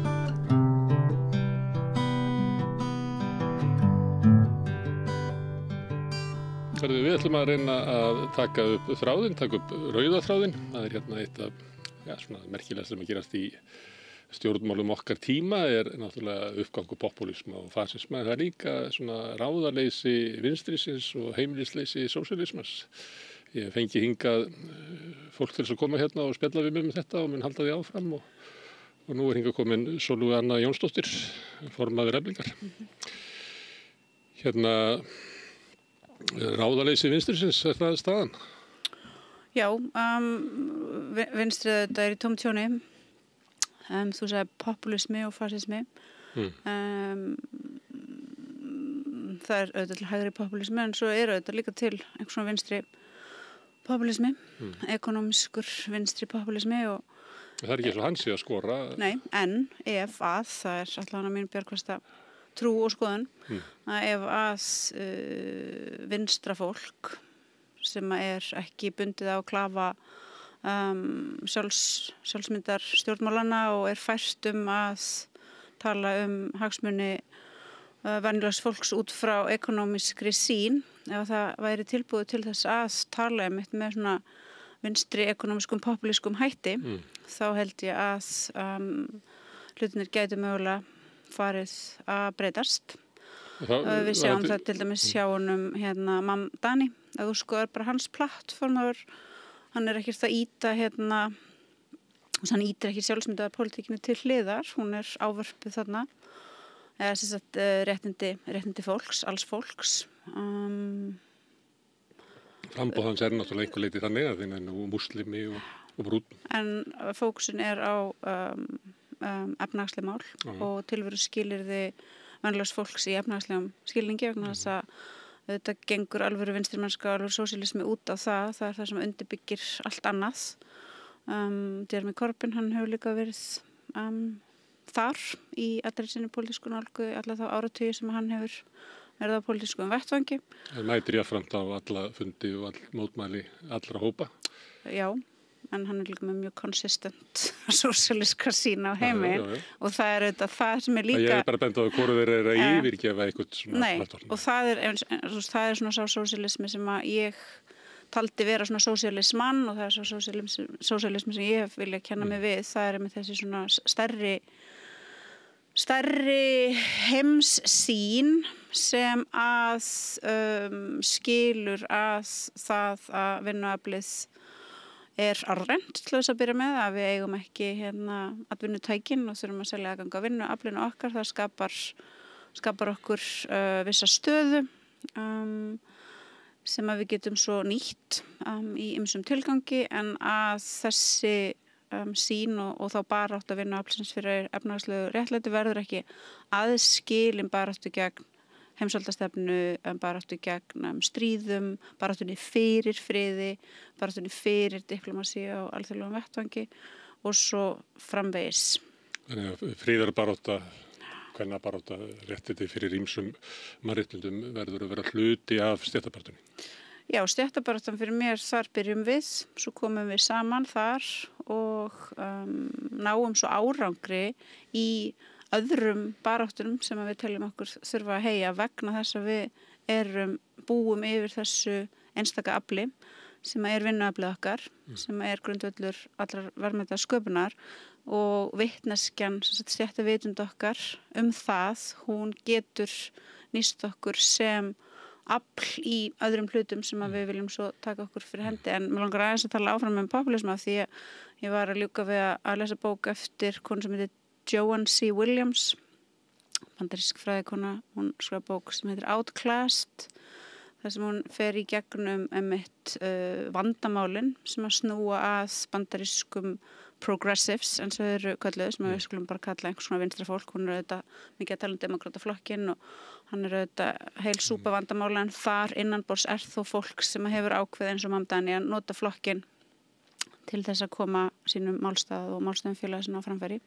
En hún einmitt að ráðleggja með mjög málefnalegum hætti og vísar í kannanir og greiningar og þetta allt svona mjög baserað í, þetta ekki bara hennar skoðun, heldur hún að basera sína skoðun á raunveruleikanum, að einmitt svona það sem hún kallar svona left populism, economic populism, skorar mjög hátt þegar það kemur að því að sjá hvað fólk styður, hvað fólk vill kjósa hjá verkafólki, fólki sem að tilheyrir amerísku verkalýðsstéttinni, hvítu, brúnu, svörtu og svo framvegis, og hún basically að segja við fólk sem að vill ná árangri og vill geta snúið af þeirri braut sem að Bandaríkin og Vesturlönd eru á, að þetta sé leiðin til þess að fara.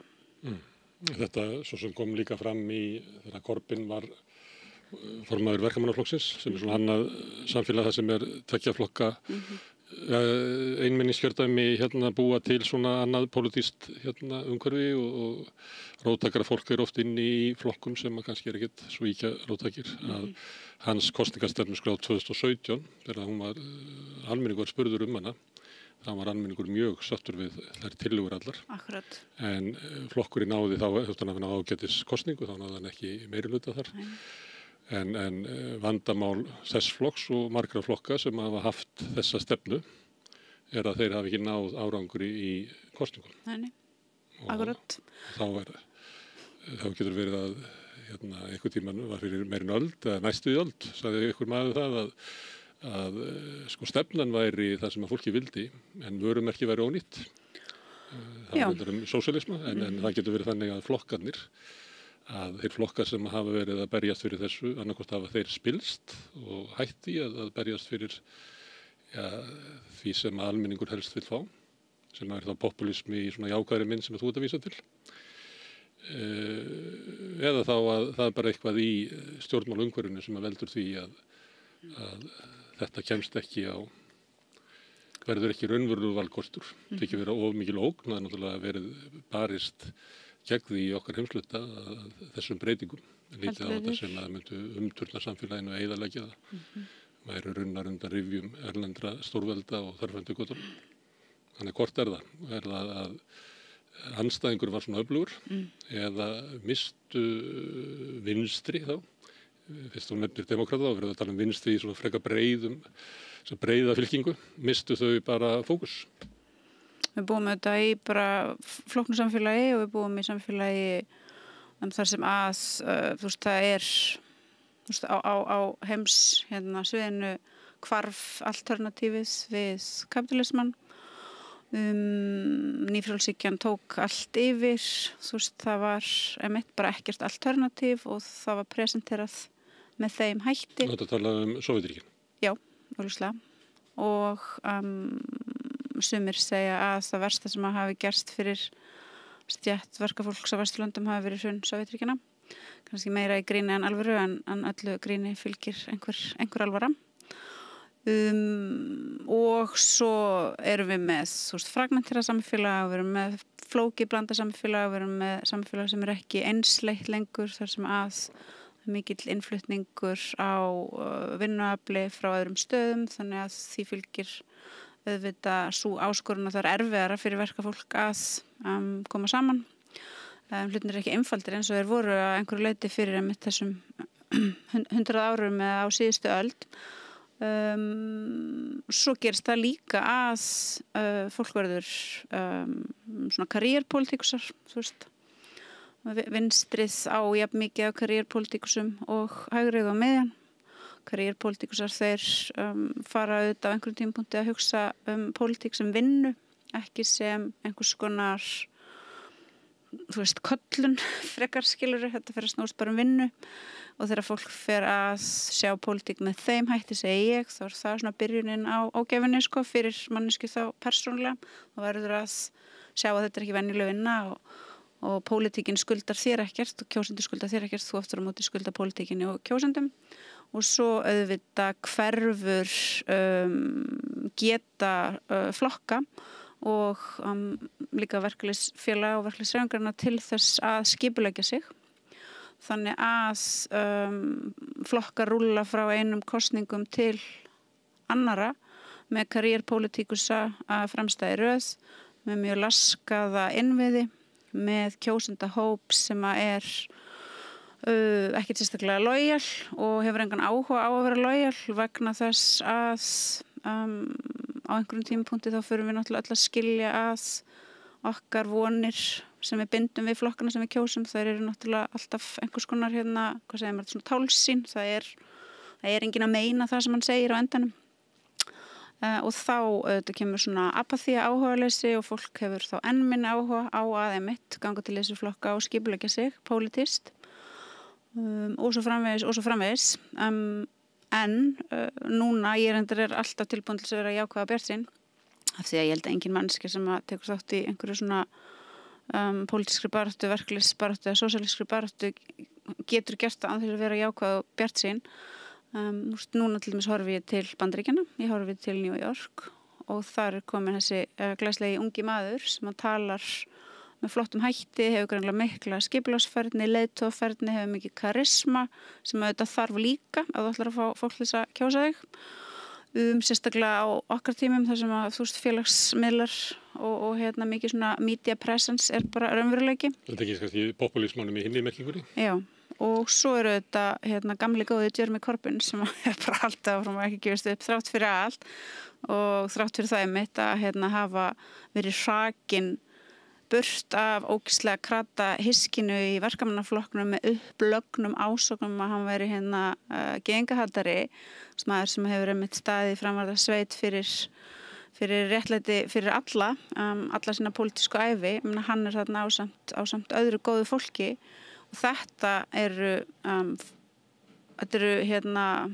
einstaklingar og fólk í kringum þau sem að trúa einmitt á það að gott samfélag sé samfélag sem að byggja á efnahagslegu réttlæti þar sem að fólk raunverulega á rétt á því og á heimtingu á því að geta lifað sæmilega góðu lífi, þessi gömlu góðu gildi velferðarsamfélagsins og sósíalismans í okkar heimsluta.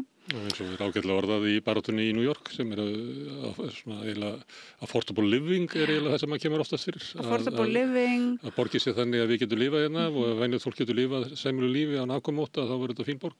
Já, og svo að tryggja einmitt fólki sanngjarn laun, tryggja fólki aðganga heilbrigðiskerfi, menntakerfi, bara þetta sem við þekkjum öll hér líka. Já. En svo auðvitað er eitt að fara fram með rosalega glæst plattform og þú veist, vera með fullt af fólki með sér í liði eins og Mamdani hefur gert og það er hægt að lesa viðtöl og greinar eftir fólk sem og hlusta á podcast, fólk sem var að vinna með þessari campaign og ég meina þetta er ekki þannig að það bara gert svona og svo græjast þetta, heldur eru þetta þaulreyndir aktivistar, þetta þaulreyndir svona skipuleggjendur sem að vita að það er ekki nema þú farir bara af stað og bankir á hurðir og takir upp síman og talir við fólk og svo framvegis sem að þú átt einhvern sens á að eitthvað gott geti gert og eins má náttúrulega segja Corbyn. En þú veist, þetta getur allt verið, en svo getur auðvitað engu að síður þér verið hafnað og flokknum í kosningum og eða mótspyrna valda elítunar verið svo geigvænleg og þau augljóslega svífast einskis, ég meina það er hægt að kalla Corbyn gyðingahatara, þú veist, hvað er hægt að segja Mamdani. Ég hef sjálf bara mikla persónulega reynslu af því að lenda í slíkri hakkavél þannig að það þarf líka sterka einstaklinga og sterkt fólk til að geta komist í gegnum svoleiðis storma og þetta er flókið mál, þetta er bara mjög flókið. Og fáum tekist eins og það nú verið sagt demokrataflokkina að þessi stæðsti kirkjugarður hugsjóna sem til það fáum tekist að breytunum, margir reynda. Já, en þú veist, ég held að þú getur ekki... Trump tókst að breyta republikanum. Já, en sko eins og með demokrataflokkin einmitt, núna, hvað tekst þeim þarna í New York, sko, það er bara allt eftir að koma í ljós, en það er ég ekki að segja að við höfum öll að horfa þangað og sjá hvort að hlutinni takast þar eða misheppnast og það sé einhver svona dómur sem að við verðum eitthvað sætt okkur við, jafnvel þó að sé þannig að þetta mistekist. Þannig er í gangi mikil svona motivasjón sem er alltaf hluti af baráttunni. Og þetta, við höfum að læra af því hvernig þau gera þetta, við höfum að læra af því að þú getur ekkert gert neitt af þessu nema með bara absolutt dedikasjón og færni og viljanum til þess einmitt að halda svo verkefninu bara stöðugt áfram, fara úr fasa svona þessar borgarlegu svona teknokratísku karriér pólitík þar sem einhvern veginn þú verður eitthvað embætti, þú færð einhverja kosning og þú einhvern svona gengur inn í það og þá bara ertu þar og það verður eitthvað svona aðalmálið að þú operir þar rosa vel inn í kerfinu og sýnir kerfinu hvað sést ótrúlega klár og snjöll og dugleg, en hvað með fólki sem kaus þig, hvað með baklandið þitt, hvað með þau sem þú ert að representera, þau ekkert að fylgjast með þér til þess að sjá hvort þú fáir 10 í því að standa þig vel í prófinu sem kerfileggur fyrir þig. Þannig, það má segja hann að við leggjum fram kröfur almennings og sé ekki að ritskoða það með sjónarhóli í kerfisins hvort að það séu við hæfi þessar kröfur, hann leggur það bara fram. Já. Til dæmis að borgin reki maturubúðir sem að þykir ábyggilega að vera svolítið djart. Ímyndaður að einhver myndi stinga upp á því hér, það er náttúrulega bara hleypur. En hann telur að vera nauðsynlegt að leggja fram þessa tillögu. Tillagan er eiginlega bara að sé ein búð í hverfunum, sko. Þannig að vera ein á Manhattan og ein í Queens. Þannig að þetta er ekkit stórvægileg breyting, en hann telur sig þurfa að hafa þetta til þess að bara minna á það. Þetta er líka bara mjög skynsamlega nálgun. Hérna er stundu verið að tala það á ekki verkalýðshreyfingin að stofna banka og maður hugsaður, ok, kannski byrja mitt á því að prófa að stofna eitt lítið co-op. Eða alþjóðabrauðgerðina. Þú veist, akkur ekki bara byrja einmitt á því að þú veist ekki ráðast alltaf einhvern veginn á garðin þar sem hann er hæstur og mótstaðan verður mest og verkefnið er flóknast og allir þurfa að vera einhvern veginn einmitt expertar í því að lesa eitthvað mjög flókið fjármálakerfi. Gerum eitthvað skynsamlegt sem við gætum actually succeedað við að gera og svo byggjum við á þeim árangri sem við höfum náð og þetta er ég búin að segja 1000 sinnum og þetta er bara líka rétt. Hver svo árangur sem við náum, hann fítar svo inn í möguleika okkar á að ná betri árangri næst og þú veist það hlýtur náttúrulega mitt að þurfa þá að velja sér verkefni sem er hægt að vinna einhvern sigur í, sem eru bæði hughristandi fyrir þann sem unnu sigurinn, hughristandi fyrir hina sem að fylgjast með. Þannig að þetta er mjög flókið en þetta er líka mjög einfalt. Þetta er mjög einfalt, þetta er bara þú ert dregin áfram að árangri þannig að þú ætti að velja verkefni sem geta skila árangri. Það sem að Jane McAlevey sem hefur verið mentor okkar í Eflingar sagði, hún er því miður látin fyrir aldur fram, bara mikill missir af henni og hennar orku og skynsemi, hún sagði þetta, ég vakna á morgnana hugsandi það hvernig ætla ég að vinna og ég hef ekki áhuga á því að vera að taka þátt í verkefnum þar sem að fólk er ekki á þeim stað og það var ekki af því hún var í vond og leiðinleg og hún var ekki með eitthvað svona skipta heiminum upp í winners and losers, heldur að ef þú ætlar að ná árangri fyrir hönd venjulegs fólks, verkafólks, láglaunafólks þá þarftu bara að hafa þetta mindset, þú þarft bara að hafa það. Þú talar stéttabaráttuna og afl almennings að stéttabaráttan og það afl sem almenningur hefur þar sem er líklega það hótunum að fara í verkföll og beita sig í verkfallsbaráttu sé vogaraflið til þess að breyta samfélaginu. Já. En þá verð ég að spyrja hvernig skilgreinir verkalýð? Er það fólkið í Eflingu? Eða er kennari verkalýður? Nei. En hvernig skilgreinir verkalýð? Þú tilheyrir stéttvinnuaflsins, þú ert verkamanneskja ófaglæri verkamanneskja. Ef þú ert að vinna verkamannavinnu, þá ertu verkamanneskja. Þú verður að skilgreina því að við vorum að fara yfir eitthvað heimur hefur breyst mikið. Þetta var auðvelt fyrir 150 árum. Já, og við getum ekkert verið þar og mér finnst ekki gaglegt sem að sumir marxistar gera að segja einmitt að við séum bara ennþá stödd þar, þetta sé bara það sé eigandastéttin og svo séum við öll hinn bara einhvern veginn á sama stað. Það má vel vera að þegar það kemur að einhverjum skuldadögum að þá endi það þetta svoleiðis, skilurðu, og þú veist, ef það kæmi einhver ég veit ekki, einhver katastrófa, þá kannski yrði láglaunakonan í Eflingu skyndilega mikill bandamaður konunar sem kennari og hérna vice versa, en eins og samfélagið okkar uppbyggt núna, þá finnst mér ekki gagnlegt að skilgreina þetta með þessum hætti. Það eru margir hópar og margar stéttir og þetta ekki bara mín einmitt einhver svona skoðun sem að ég hérna kokkaði eitthvað upp í hausnum að mér, heldur finnst mér þetta augljóst ef við skoðum bara síðustu ár á Íslandi og hvernig kjarabaráttan hefur farið fram og hvernig hérna málflutningur vissra hópa hefur verið, hver svona markmiðin hafa verið, þá finnst mér þetta mjög augljóst að það þarna skýr mörk á milli sem sagt kjarabaráttu vinnuaflsins, verkafólks og láglauna fólks og svo þeirra sem eru með menntun og starfa sem einhvers konar fagstéttir, meðlimir fagstéttana og svo framvegis. Að kjarabaráttu þeirra sé andstæð ykkar kjarabaráttu? Skaðana? Málið að ef við til dæmis horfum til Bandaríkjanna og skoðum til dæmis það sem að Jane McAuliffe var að skrifa sem að voru iðulega lýsingar af þeim baráttum sem hún hafði tekið þátt í.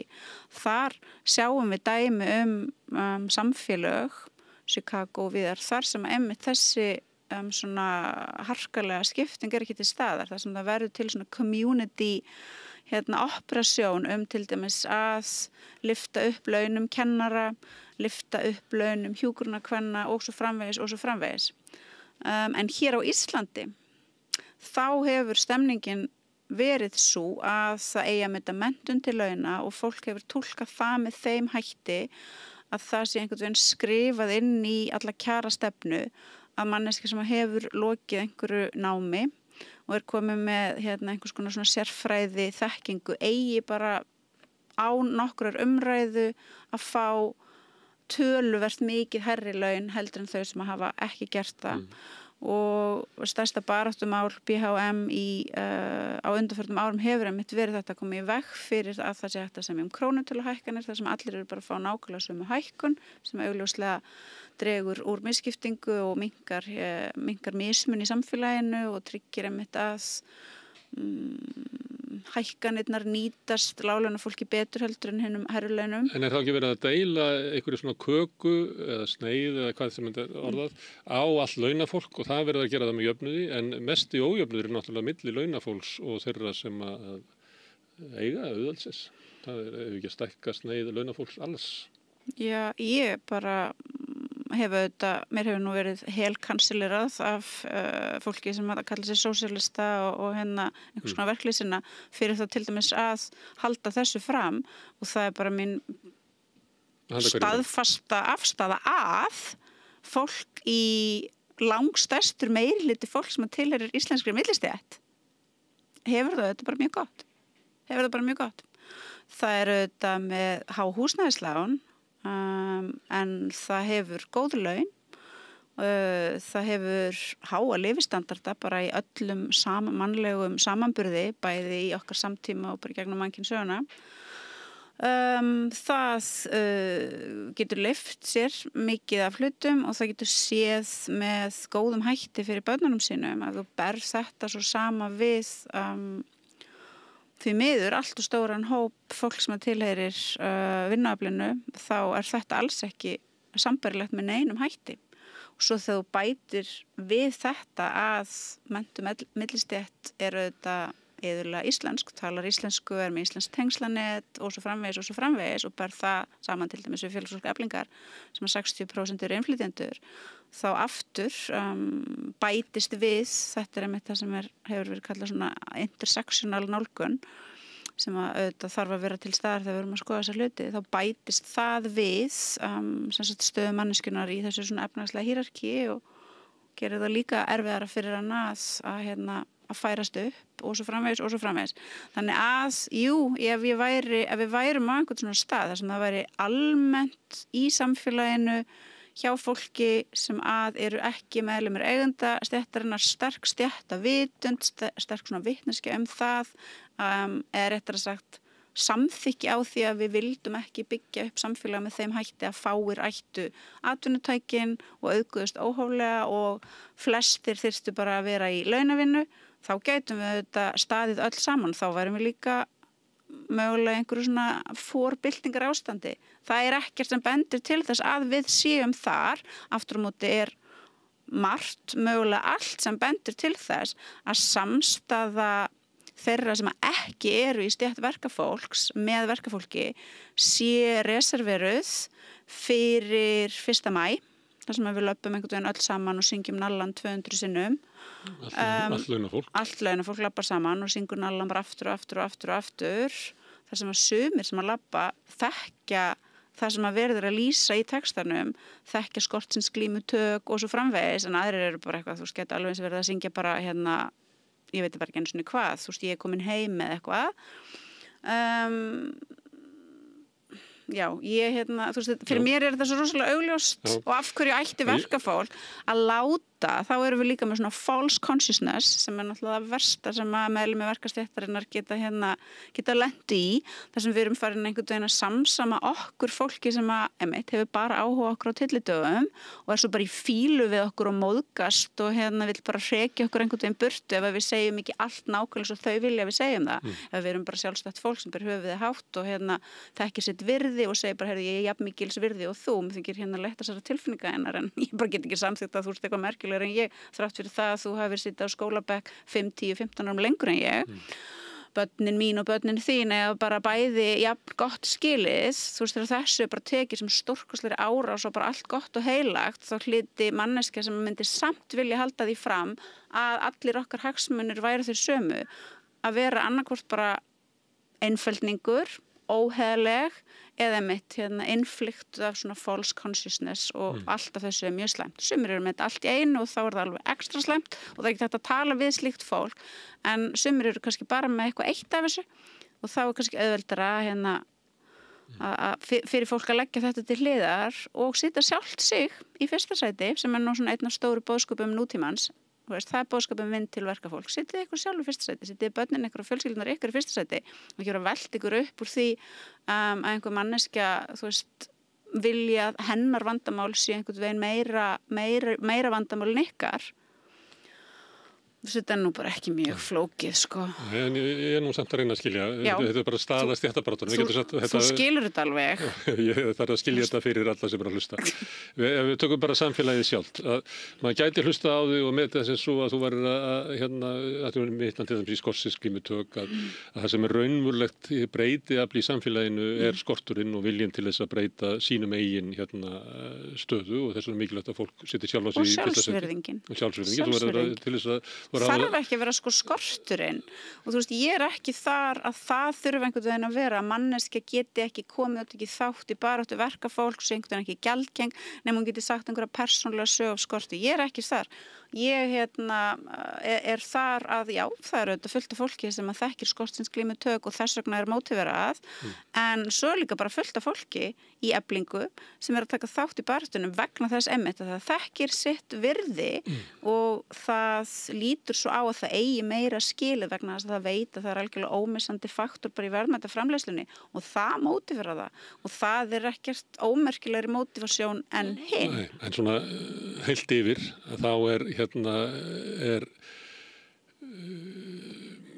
skorsinsglímutök ef maður taka því þú nefndir það því að það verið munurinn og ykkur í fyrstu maígöngunni og mörgum öðrum sem hefðu það ágætt og bara í samhengi við Ísland og söguna og allt saman eins og þú lýsir að þú ert með skorsinsglímutök og þú vilt breyta ykkur og þú gengst við því að þú hefur rétt á því sem er sjálfsvirðingin og þú gerir kröfur að það sé breytiaflið og ef maður horfir á allt launafólk að þá er þetta kannski ekki svo stór hluti þjóðarinnar sem að þú ertur að segja sem er með stöðu og hefur möguleika í náinni framtíð á okkur í svona sjálfsskilgreiningu það að þetta sé verkefni mitt til þess að bæta mitt líf er að taka þátt í þessari baráttu og breyta samfélaginu að þá er það kannski ekki svo stór hópur svo líka maður horfa á vogaraflið sem er tæki sem að verkafólk hefur til þess að knýja á kröfur sínar að þá líklega metur þú að það sé freka líka hjá þessum tiltölulega fámenna hópi ef við erum að bara saman það er að vera að tala allt launafólk þar sem við verðum kannski að tala 80% af þjóðinni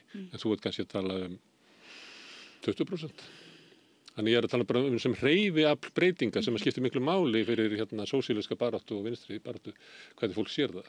Að þú vill líklega leggja til að hlaup ekki til of mikillar samfylkingar með fleirum og snemma því að það þynnir bara út erindið og boðskapinn og kemur ekkert út úr þessu. Þannig ég að byrja að útskýra hvernig þú sér þetta fyrir þér, hvernig út úr þessari greiningu, hvernig samfélagið breytist til góðs. Já, sko til dæmis eins og þetta hlaup ekki til og verða partur af of stóri samfylkingu. Það til dæmis það sem að var svona vandamál verkafólks innan íslenskar verkalýðshreyfingar og þar innan Alþýðusambandsins og höldum okkur bara þar, ég þekki það, innan Alþýðusambandsins, þá var það mjög vítt tekju spektrum innan Alþýðusambandsins ég veit ekki, 130.000 manns á vinnumarkaði sem tilheyra félögunum sem tilheyra Alþýðusambandinu og þar fólk sem alltaf lægst í öllum kjarakönnunum og öllum skýrslum kjaratölfræði nefndar og þar verkakonurnar alltaf langlægstar og svo ertu með hátekjuhópa kallastéttirnar, félag verkstjóra og málumtæknumanna og stór hópur af iðnaðarmönnum og sjómennirnir og svo framvegis sem eru með mjög há laun. Og þetta var og reyndar enn einhvers konar tabú að taka þetta til umræðu á stóra vettvangi Alþýðusambandsins og því miður þá sé ég ekkert að það muni neitt breytast á næstunni. Þetta bara rosalega það erfitt að komast úr þessum fasa, ég held á þessum tímapunkti að það sé bara eiginlega ekki hægt.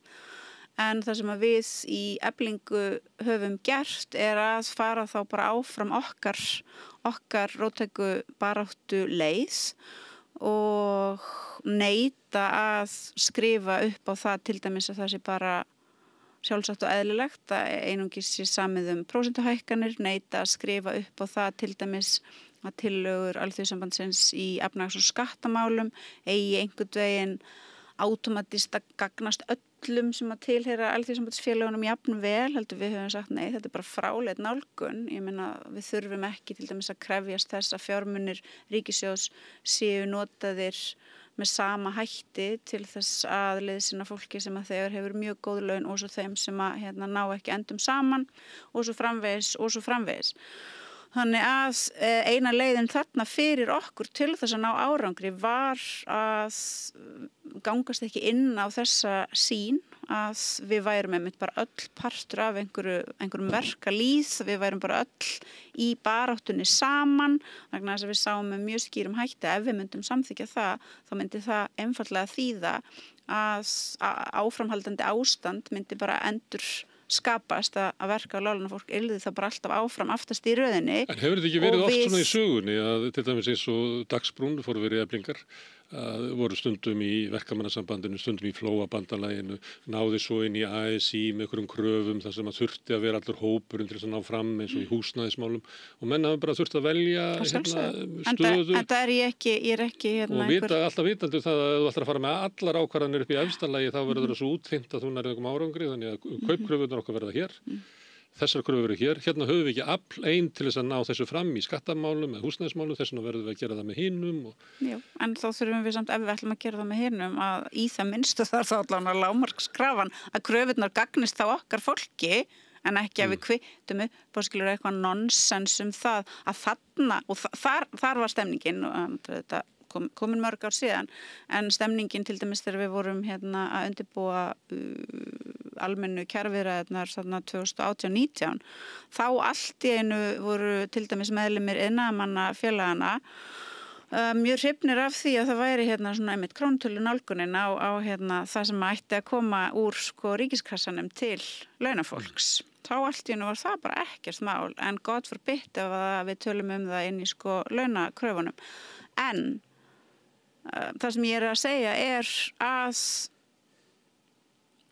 hvaða manneskja sem að telur að hún geti farið fram og með bara einhvern veginn svona sínum eigin samfæringarkrafti eða með því að berja einhvern í hausinn með einhverjum töfrasprota geti snúið tilbaka síðustu áratugum af hrörnandi stéttavitund, af aukinni misskiptingu, af samfélagi sem núna mjög fragmenterað, búið til úr gríðarlega mörgum mismunandi hópum og stéttum og við getum einhvern veginn lagt síðustu áratugir bara til hliðar og verið komin inn í einhvern nýjan samtíma bara af því að við viljum það, augljóslega það ekki að fara að gerast. En ég að spyrja hver leiðin svona sirka? Já, ég núna formaður í þessu félagi og leiðin fyrir félagið sem ég formaður fyrir, hún þessi að við sjáum að innan við sjáum að innan félagsins okkar þar koma saman allir þessi mismunandi svona identity hópar.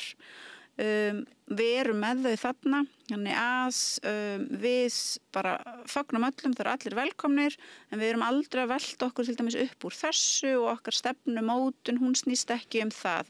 Félagið stéttarfélag og verkalýðsfélag og þau eru saman komin út á því. Já, en til dæmis eins og Alþýðusambandið, BHM, BSRB fyrir gríðarlega mikið púður og gríðarlega mikið vinna inn á þeim vettvangi í að vera mitt í þessari svona identity politík og vera einhvern veginn að stefnumótun varðið identity politík og mikla vangaveltur og mikil orka starfsfólks og annar sem fer í það. Við erum ekki að gera það. Við erum að fókusera á það sem að sameinar okkur. Það hefur verið okkar stærsta gæfa og það sem sameinar okkur að við tilheyrum þessu félagi og tilheyrum þessari stétt. Svo förum við af stað og við höldum að byggja upp félagið okkar og fá fleiri til liðs við okkur. Vegna þess að á endanum þá það leiðin fram á við. Svo á þessum tímapunkti getum við auðvitað ekki annað en óska þess að fleiri fylgi okkar fordæmi og vilji fara sömu leið, fleiri félög. Það ekkert sem að bendir til þess. Við getum samt eins og þú varst að nefna áðan verið í svona coalitions með hinum og þessum þegar það hentar okkur, en við gerum það ekki nema það hendi okkur. Við trúum því ekki að Efling sé byltingarhreyfing. Við erum ekki stjórnmálaflokkur, við erum ekki með byltingu á stefnuskráni, við erum ekki að agitera fyrir slíkum hlutum. En bylting með svona litlu stafa því að það eiginlega orðið algengari notkun á orðinu, það allt orðið byltingar. Já, það gæti vel eins verið byltingum að auka hér stéttarvitund fólks þannig að eftir... Þú veist, mér langar bara ekkert að tala svona, mér finnst þetta líka einmitt, af því þetta orðið eitthvað svona, þetta bara algjörlega meaningless. Þú veist, þetta bara svona, þegar allir eru bara eitthvað, ég ætla að kennarar, segjum það, því ég nefndi það áðan, að þeir hefðu þá stéttarvitund, að þeir upplifðu, að þeir hefðu sambærilega stöðu með ykkur og stæðu með ykkar baráttu, þess að þeir áttu sig á því að það væri leiðin til að breyta samfélaginu. Sérðu að sú þróun getur orðið eða verið þið bara ná fram ykkar breytingum fyrir ykkar fólk inn í því þjóðskipulagi sem nú er? Það náttúrulega augljóslega það þjóðskipulagi sem nú er. Við búum bara inn í því þjóðskipulagi. Ég meina, já, það bara augljóst. Það svolítið þrengt að stéttabaráttu þar. Það eru takmarkaður verkfallsréttur, raunverulega. Já, en til þess að við getum þá komist á næsta stig, bara ef við ætlum að hafa þetta eitthvað svona mega einfalt, þá erum við bara að skoða þetta bara eins og svona tölvuleik. Þú þarft til þess að komast á næsta stig, þú þarft að vinna stigið sem þú ert á. Þú getur ekki sleppt því. Hver endakallin á þessu stigi sem þú ert? Sem ég á núna? Já, segjum sem svo að Efling haldi áfram á þessari vegferð sem hún er á og það gangi áfram vel. Við fáum frið til þess að starfa, við höldum áfram að fjölga trúnaðarmönnum, við höldum áfram okkar svona bara uppbyggilegu stéttavitundar baráttu að fleiri og fleiri gangi til liðs við þannan svona baráttu kjarna sem er í félaginu og félagið verði þar af leiðandi stærra vegna þess að þetta er ekki bara spurning það að vera með stórt félag eins og Efling er með 28-30 félagsmönnum. Þetta er spurning það hvernig félag ertu. Þetta er ekki bara spurning það og þetta er líka það sem íslensk verkalýðshreyfing hefur gert. Bara, já, 90% allra vinnumarkaði eru í verkalýðsfélagi af því leiðir við erum með bestu verkalýðshreyfingu í heimi. En þetta er náttúrulega bara spurning það hvernig félag ertu með, hvernig hreyfing ertu með. Ég vil vera með félag sem að þegar að það mætir til kjarasamningsviðræðna þá vita bara allir að við meinum það sem við segjum og það er eins gott að okkur sé sýnd virðing og það sé tekið mark á okkar kröfum og að hagsmunir félagsfólks Eflingar séu þannig að fólk skilja þeir eru mjög mikilvægir og þá að virða þá.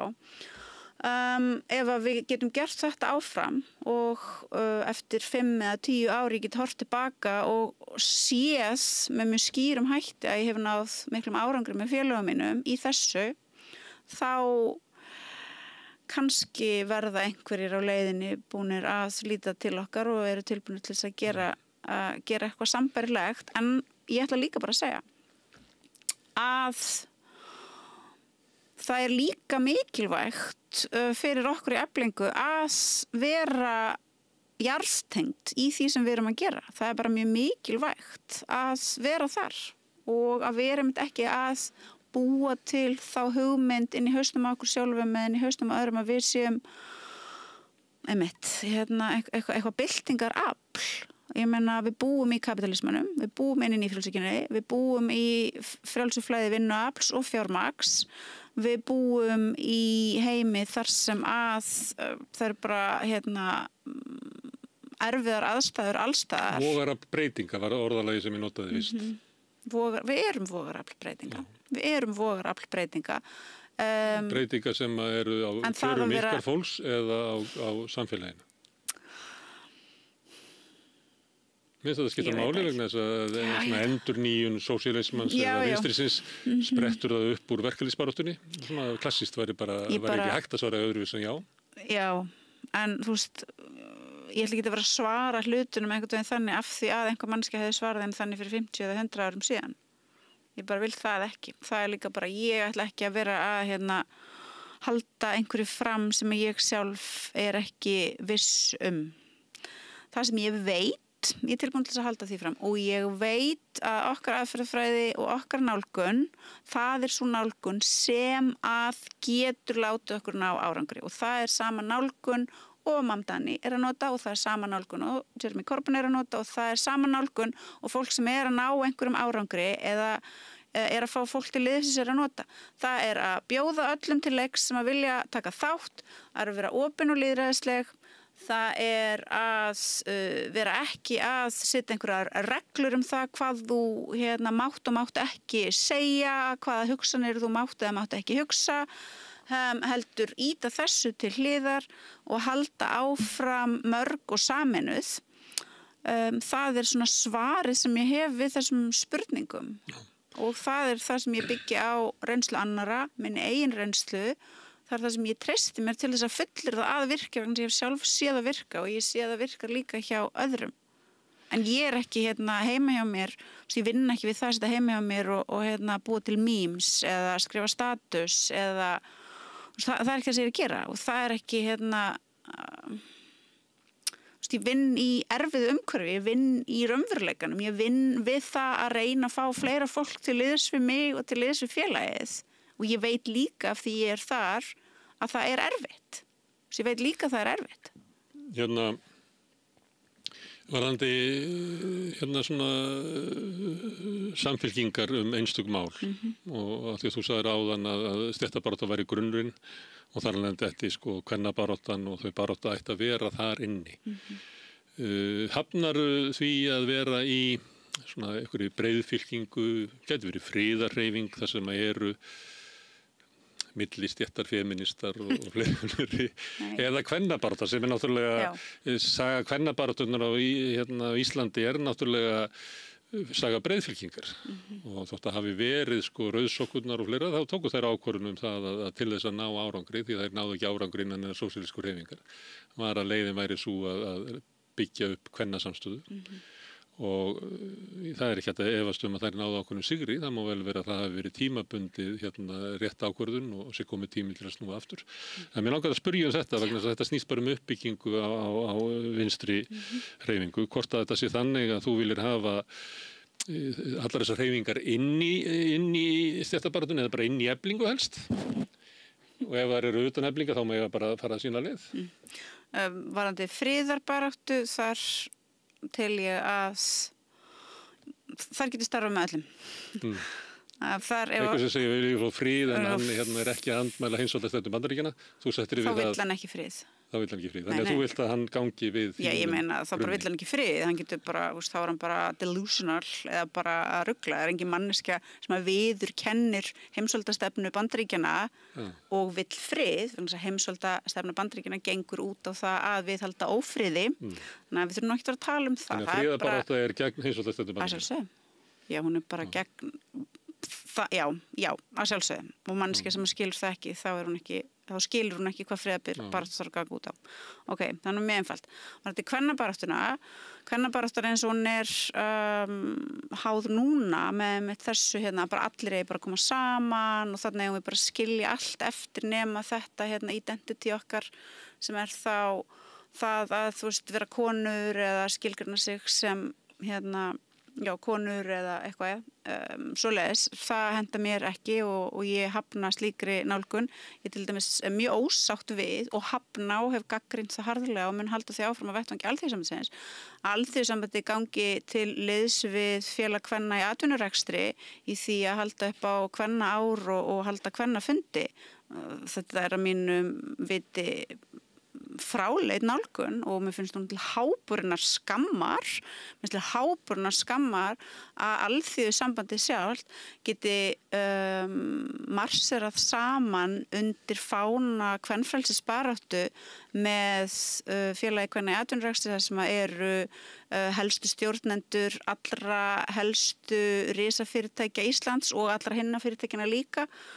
Arion og restingafyrirtækin og kvótafyrirtækin og bara öll fyrirtækin, þetta er hneyksli og bara þarna getur eitthvað svona gerst. Þú myndir aldrei sjá Alþýðusambandi kvitta upp á það að fara í eitthvað svona coalition mál með bara hinum og þessum svona eins og ekkert sé. En þarna er það gert. Þarna allt í hennu eigum við bara að skilja eftir þetta mikilvæga mál að það við erum í antagonísku sambandi við meðlimi auðstéttarinnar og fyrirtækin og auðstéttina af því að við erum Alþýðusambandið. Þarna bara allt í hennu er það gleymt. Og af hverju? Fyrir hverja? Hvers vegna? Nú er ég að fulla að hugsa það því mér finnst eins og eitthvað samband hafi gerst í sambandi við svona samninga síðustu ríkisstjórnar við atvinnulífið í umhverfismálum. Mér finnst þetta niðurlægjandi fyrir mig sem konu. Fyrir mig sem konu þá er ég niðurlægð af þessu því að hvað barnaskapur er þetta og hvernig má það vera að kvennabaráttan ætli að vera svona yfirborðskennd og einfeldningsleg, niðrandi fyrir mig sem fullorðna konu, niðrandi fyrir eflingarkonur, niðrandi fyrir verkakonur, niðrandi fyrir þær konur sem eru arðrændar af þessum öllum að þurfa einhvern veginn að kvitta upp á að í baráttu sem er illskiljanleg með erfið og útskýranleg markmið, þarna eigum við allt í enn að standa saman. Háborna skammar. En hvenna miðuð stétta barátta, hún er aftur á móti árangursrík og merkileg og við höfum verið með baráttur inn í Eflingu þar sem að við höfum verið mjög hvenna miðaðar og þar sem að konur, já og bara í öllum þeim baráttum sem við höfum farið á alltaf konur stilt sér upp í framvarðarsveitina og við höfum líka verið með mjög svona kvenmiðaða nálgun í því þegar við erum í kjarabaráttum. Það er líka af því að við erum með mjög mikið af mjög stórum kvennastéttum. En þú veist, þetta er líka bara, þetta er ekki flókið fyrir mér. Ég ætla að reyna að skjóta það inn að því mér finnst eins og Alþýðusambandið eða verkalýðshreyfingin hafi tekið þátt í eitthvað svona sambarilegum þar sem að ríkisstjórn Katrínar Jakobsdóttur var að gera svona samninga einhvern veginn eða svona yfirlýsingar með ýmsum atvinnugreinum. Þá minnir mig að verkalýðshreyfingin hafi verið þarna með. Að lýsa hverju yfir? Að lýsa hverju yfir? Eitthvað svona stemmskuli að því að draga úr mengun í sjávarútvegi og svona, þetta var náttúrulega ekkert úr þessu, þetta voru bara einhverjir yfirlýsingar, oft teknar myndir á lóðinni við ráðherrabústað. Þetta er náttúrulega, svona er nútíma pólitík og þetta er það sem við í Eflingu til dæmis viljum ekki vera kvitt upp á.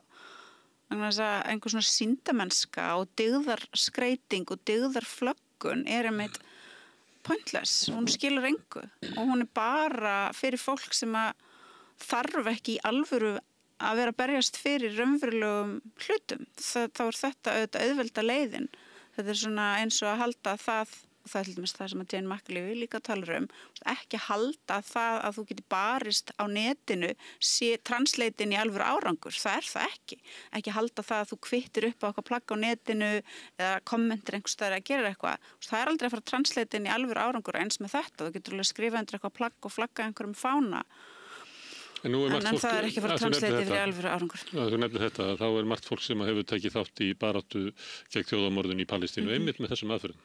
Bara posta ykkur á hverjum degi, mæta alltaf með fánan sinn. Já, það er eins og það drepa fólk. Og að suminleiti má segja að þessi barátta, ekki bara í Íslandi, bara út allan heim, er að hægt og bítandi að skila árangri. Ég heldur endur að það er fólk sem að mætir í flöskinu. Já. Með reglulegu millibili allstaðar í öllum stórborgum heimsins og svo auðvitað restin af heiminum sem að tilheyrir ekki Vesturlöndum, það er auðvitað líka pólitíska stéttin að berjast fyrir því að en breytingin er að verða í kannski mögulega í okkar heimsluta og okkar heimsluti er vandamálið. Þannig að okkar heimsluti er vissulega vandamálið. Það þarf að breytast. Já. Og það er fólk sem að tekur þátt meðal annars í því að bara pósta einhverju og linnulaust og bara halda áfram með öllum tiltækum aðferðum og mæta í holdinu eða getur. Og ég meina fólk er að mæta núna var bara í London og út allt Bretland með helgina sem fólk mæti til að láta handtaka sig. Bara stórkostlegt, frábært. Það er hardcore aktivismi og ég ber mjög miklu virðingu fyrir fólki sem er tilbúið til þess að gera þá hluti. Það er ekki að sama og kvitt upp á eitthvað á netinu. Það er ekki að sama. Þú getur gert annað hvort, þú getur gert bæði, en þú getur ekki haldið því fram að það að búa eingöngu inn í veröld þar sem að þú hefur ekki snertingu við annað fólk, þar sem að þú dregur þið einhvern veginn út úr því mannlega samfélagi geti skila sama árangri og það interakta við fólk og svo framvegis. En svo ég heldur ekki að vera eitthvað að halda því hér fram að það að berjast fyrir því að þjóðarmorða á fólkinu í Palestínu hætti sé nákvæmlega sambærilegt við það að skipuleggja verkalýðsfélag og fara í verkalýðsbaráttu. Það er heldur ekki þannig og það er að sjálfsögðu ekki einhver one size fits all og það er ekki ein lausn sem er hægt að yfirfæra á allt, augljóslega ekki og þegar ég er að kvóta Jane McAlevey þá er ég náttúrulega að tala hennar kennslu og hennar boðskap í skilningnum hvernig ætlar að skipuleggja vinnandi fólk til þess að það geti náð árangri í sinni baráttu. Þú leggur áherslu á svona út frá þeirri stöðu þessum út í dag að skipuleggja baráttu eflingafólks og að barátta í öðrum málum sem ekki bara liggur hreint fyrir að eigi sér stað innan eflingar, að það sé byggt á þeirri baráttu. Að það sé ekki tilhund fyrir eflingu að vera að taka þátt í svona breiðfylkingum nema það séu bara á grunni stéttabaráttunar. Við til dæmis... Þú vilt ekki gefa það svona hugmyndu það hvort að það sé nægt vorafl til þess að ná fram breytingum í samfélaginu eða hvort að sú barátta muni smita út frá sér eða læra af henni þannig að það verði fleiri til þess að við getum breytt samfélaginu. Ég vona það. Þú vonar það en vilt ekki alveg svona segja hvernig það getur gæst, það séu það ekki. Á þessum tímapunkti, ef ég tala hreinskilnislega, þá finnst mér nú ekki margt benda til þess bara með að við það hvernig talað okkur í Eflingu og hvernig hefur verið komið fram við okkur í Eflingu og hvernig hefur verið látið við okkur að það sé einhver risastór hópur fólks sem að sé í pólitísku starfi eða í öðrum verkalýðsfélögum sem sé rosalega inspirerað og segja vá, frábært hvernig þau eru að gera þetta og þau hafa aldrei staðið sig vel. Kannski kemur að því í samtölum við borðið ég held að það sé fullt af venjulegu fólki sem að lítur svo leiðis á en ég var að hugsa að spyrja það áðan að þú varst að tala um virðingu ég meina af hverju talar svona því að ég bara frá því ég man eftir mér að þá ég upplifa að það verið mikil virðing borið fyrir ég nefndi Dagsbrún og að því Efling nafnið nú ekki nema það nú þræmt orðið hvað 25 ára gamalt Þannig að það hefur ekki alveg svona menningarlega rótfasta hugmynd en forverarnir hafa það. Já. Og ég kannast ekki við annað en að þessi bóri mikil virðing fyrir Eflingu. Já, ok, gott. Það er bara gaman að heyra. En þú verður varfið vanvirðingu. Ég myndi segja að á þessum tímapunkti erum við komin á þann stað að mögulega er sá tími liðinn þar sem að þessi svona konstant, svona vanvirðingarstemning var til staðar, en hún var sannlega til staðar. En við höfum auðvitað bara sýnt að hún hún bara ekki árangur, það hafði ekki þau áhrif á okkur sem að þetta átti að hafa, sem átti einhvern veginn að vera að við myndum lippast niður eða ég myndi fokka mér eða eitthvað, það gerist ekki. Þannig þú ert ekki að meina kannski svona eflingu og dagsbrún í samfélaginu, heldur það að þið komið þarna utan að náið félaginu yfir ykkur og eruð að umbreyta því, að þá hafi árásirnar verið og vanvirðingin og... Já, en svo myndi ég nú segja að þrátt fyrir það að þú veist þessi ykkur fólk sem að segja já, dagsbrún var frábær og Gvendi Jaggi og kallarnir á höfninu og eitthvað, það var náttúrulega augljóst á síðustu áratugum að verkafólk hefur verið látið fara aftast í röðina og svona stéttastolt verkafólks, það var auðvitað markvisst barið niður og það birtist með ýmsum hætti og í það minnsta var það held ég mjög áberandi fyrir þau sem að tilheyra stéttaverkafólk og þetta var í staðreyndin og bara svo ég rifji upp til dæmis eina svona skýra birtingamynd á því hvað einmitt efling áður en að við tókum við var orðin svona infektiruð af þessu, þá var slókani við erum öll mikilvæg sem einmitt svona, þú veist, þú ert líka mikilvæg, þetta svona þess að þú segir við svona skilur þetta svona klapp á hausinn, þú ert líka mikilvæg, Grái herinn notar þetta. Við sem þetta ekki, við sem við erum ómissandi, við erum grundvallar atriðis í allir verðmætasköpuninni. Já. Og það er ekkert allir mikilvægir, sumir eru bara ekkert mikilvægir, fullt af störfum sem eru bara algjörlega ómikilvæg og það er bara fullt af fólki í þessu samfélagi, fullt af fólki í stjórnmálum, fullt af fólki inn í fjármálakerfinu, fullt af fólki um allt sem er absolutt ekki mikilvægt nema mögulega fyrir það sjálft og þau sem að hafa að græða á því að þau séu mikilvæg. Kannski segjum bara á eftirstríðsárunum, þá held ég hafi verið svona einhver leyti svona samþykkt hugmynd að svona eitthvað í áttina svona sósíalískum kröfum væri framtíðin, það væri framtíðin. Sammála. Eftir svona 1980 þá hefur verið hugmyndir að framtíðin er eitthvað sem að ríki businesskallar koma með handa okkur. Núna eigum við líklega enga framtíð, við erum okkur þannig tímum, það er eitthvað svona upplausn og það er bara raunverulega, það er ótrúlega upplausn svona í samfélaginu og vantraust og við lifum eitthvað slíka tíma og bara maður finnur fyrir því hversu fólk er á erfitt með að þola fréttir af slæmu ástandi, hvað það er fljótt að grípa til þess að þetta sé svona dæmi að það sé eitthvað hryllilegt í gangi. Ég held að þetta sé raunverulegt, ég held að það sé ekki svona að maður sé eitthvað neina að draga upp einhverja svarta mynd. Þegar loforð nýfrjálshyggjunnar reyndust vera blekking, það ætti að vera öllum augljóst frá 2008, en samt hefur eiginlega ekkert verið svona uppgjör gagnvart því og það uppgangurinn á stjórnmálasviðinu er fyrst og fremst svona nýfasistar og hægri populistar, Meloni og Trump og svo náttúrulega í austrinu, kannski skýrari dæmi. Sósíalisminn, hann á svona, það var von við formennsku Corbyn. Það kom svona einhver stemming að fólk sem líklega er að vinna núna í New York var að vinna í kringum Bernie Sanders og fleira. Það var svona það sem benti til þess að eitthvað ætti að koma frá vinstrinu það að það sem að brást, við erum með lausnina við því. En það hefur eiginlega hvergi náð stóru flugi. Það er ekki í Skandinavíu, eiginlega þvert á móti, en að vinstriflokkarnir þar eru bara standa sér ekki vel. Og þetta finna svona einstök dæmi og stundur sér þau eitthvað flokk sem að rís og svo kíkjur á hann 2 ára seinna þá er hann bara farin.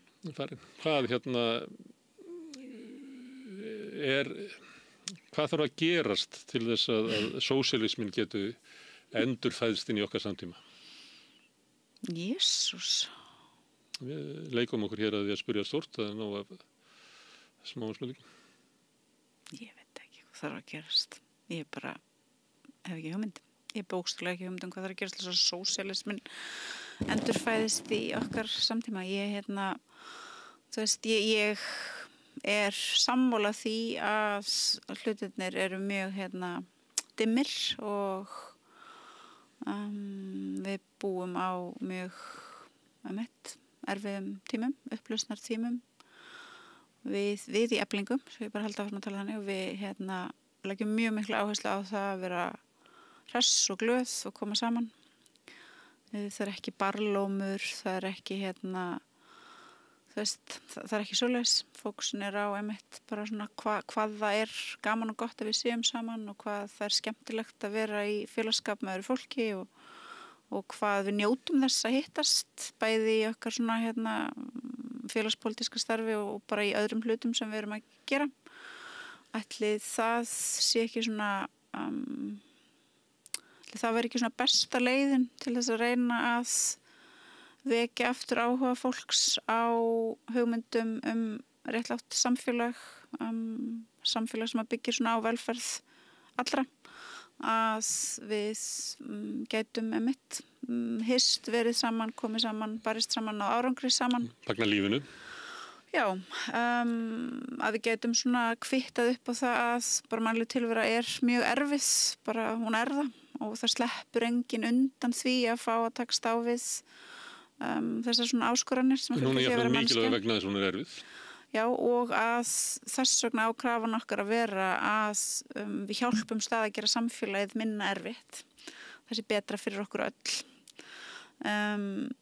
Hvort að á vorum dögum það er nægilega stór hópur sem að kvittar upp á þessa heimsýn, það þá bara eftir að koma í ljós. Hvort að það er nógu mikið af svona öflugu, karismatísku fólki sem að hefur þessa skoðun og getur verið leiðtogar og getur miðlað þessari sýn og þessari skoðun til annara með samfærandi hætti, þá líka eftir að koma í ljós. En af hverju leggur áherslu á leiðtoga með persónutöfra? Það bara þarf. Það þarf að vera einhver manneskja. Er það vegna þess að við lifum svona populíska tíma? Nei, það er bara mannlegt. Ég held að það bara hafa alltaf verið svoleiðis og verið svoleiðis alltaf. Það þarf að vera einhver manneskja eða manneskjur sem að treysta sér til þess að fara í vinnuna sem fylgir því að vera í svona verkefni, hafa áhuga á því, brenna fyrir það og eru einhvern veginn þannig að annað fólk vill koma og hanga með þeim og vera með þeim, eru ekki svona einhvern veginn off-putting, eru ekki signalera ekki með framferði sínu að þeir séu einhvern veginn hrókafullar eða hafi ekki áhuga á að hlusta á aðra en sig sjálfa. Þetta er bara mjög mikilvægt og þetta er ekkert endilega öllum gefið, en þetta er mjög mikilvægt. Og manneskja sem að vill að sósíalismin nái fótfestu og árangri en ætlar jafnframt að halda því fram að eitthvað svona líturless flatt Occupy Wall Street anarko-struktúrs í leiðin, ég skrif ekki på það. Það þarf einhver að bera ábyrgðina líka. Það þarf einhver að bera ábyrgðina. Það er líka bara mjög mikilvægt að manneskjan sem ætlar að leiða sér tilbúin til þess að axla ábyrgðina sem því fylgir. Og ég er ekki af þeim skóla að það að vilja vera leiðtogi, að vilja sinna því af hollustu, að vilja vera góður leiðtogi sé til marks sem að manneskjan sé eitthvað vond, bara alls ekki. Og mér finnst það skalinálgun og það er til mjög góð bók sem heitir If We Burn eftir blaðmann sem heitir Vincent eitthvað sem er að skrifa reynslu hreyfinga í kjölfar 2008 í öllum heimslutum og niðurstaðan er skýr og hann hefur mikla þekkingu og komið við og hefur verið í samskiptum við mjög mikið af fólki að reynslan er skýr. Þetta er svona líturlaus struktúr, flatur struktúr, hann gagnast ekki, hann mun ekki skila árangri. En hann er ekki víða í gangi, flati struktúrin, þannig það er ekki hægt að segja að hann hefði brotið niður hreyfinguna, hann er ekki verkefnishreyfingunni. Nei, þú varst bara að spurja af hverju ég var talað leiðtoga og ég var bara að svara því. En svona leiðinni frá því að sósíalistar mistu svona eignarétt á framtíðinni, að þá hefur náttúrulega stéttarvitund fjarað út, félagsleg virkni hefur fjarað út og svo leggur þú ofta áherslu á svona identity stjórnmálin og þetta er allt saman sem hefur eiginlega vinnur gegn, þetta eru atriði sem að verða að vera með til þess að hreyfingin virki. Það að vera, ég þarf að hafa sjálfur stéttavitund og skilning og ég þarf að vilja til félagsleira virkni og hafa trú á því að það geti breytt ykkur. Og ég þarf að geta unni með þeim sem að ég á samleið með í þessu verkefni. En það er eins og, ég veit ekki, þessu tíðarandinn eða menningin sem að hefur unni gegn þessu. Heldur að þetta hafi verið einhver leiti svona skipulagt niðurbrot til þess að koma í veg fyrir að sósíalísk barátta gæti til að rífa hana upp með rótum úr Meinar þú þá svona injection af svona identity pólitíkinni? Ég held ekki að það hafi verið skipulagt en ég held að þú veist þessi svona rosalegi fókus á identity pólitíkina hann fæðist bara svona í kaosi nútímans og hann fæðist bara svona í kaosi vestrænna stjórnmála og svo framvegis. Í kaosi svona mannréttinda baráttunar sem að er til staðar og seinni hluta 20. aldar og svo framvegis. En það sem ég veit er að núna í þeirri pólitík sem við búum í núna, í þeim samtíma sem við búum í, þá er auðvitað verið að nota þessa identity woke pólitík til þess að splundra okkur upp með augljóslega mjög effektífum árangri. Og ég trúi því að það sé gert með að þetta sé svona mjög gagnlegt tól fyrir meðlimi valdastéttarinnar til þess að fragmentera hópum, til þess að halda fókusnum á einhver svona einsmálsmálefni, til þess að taka hann þá af einmitt því sem að fólk á sameiginlegt sem er þá vandamálin sem að fylgja efnahagskerfinu og stéttastaða þeirra. Ég trúi því. Ég trúi ekki á samsæriskenningar. Við þurfum einhver samsæriskenningar, við búum inn í kapitalismanum og nýfrjálshyggjunni og við eigum að fókusera á að greina þau samfélagskerfi og ekki að vera eyða tíma okkar í að sækja okkur eitthvað annað. Það er bara nægur efniviður þar til þess að finna alls konar samsæri gegn lífríkinu og almenningi og öllum, en ég trúi því að á þessum tímapunkti þá sé verið að nota þessa hugmyndafræði með mjög árangursríkum og markvissum hætti til þess að reka flein á milli fólks sem á miklu meira sameiginlegt en það á ekki sameiginlegt til þess að splitta þeim í sundur. Og þau svona woke hermennirnir sem að fara til þess að slaufa fólki, til þess að refsa fólki fyrir að hafa aðrar skoðanir, til þess að kalla fólk út eins og það heitir, til þess að brennimerkja fólk. Þetta er fólk sem að áttar sig mögulega ekki á því sjálft en það er þarna að taka þátt í hrikalega toxic og slæmu verkefni sem að gagnast engum, ekki þeim sjálfum, ekki þeim hópum sem þau telja sig vera að tala fyrir á endanum engum nema einmitt þeim sem að græða á því að hafa okkur sem sundruðust. En identity í stjórnmálin kannski bók, þetta er nú erfið hugtök sko, þessu flæðandi. Nei, þau eru bara erfið út af því að, ég ætla bara að segja að þau eru bara erfið, að því að fólk, það er svo auðvelt fyrir fólk að fela sig einhvern veginn á bak við þetta og segja bara eitthvað, hvað þýðir þetta nú? Come on, við veit allir hvað þetta þýðir. Það er sem er erfið við það. Nei, það er bara þannig að maður á ekkert að leyfa fólki að láta svona. Vist, þetta er bara intellektuáli óheiðarlegt, það vita allir nákvæmlega hvað þetta er. Allir, líka þeir og einna helst þeir sem að þykist ekki vita hvað þetta er.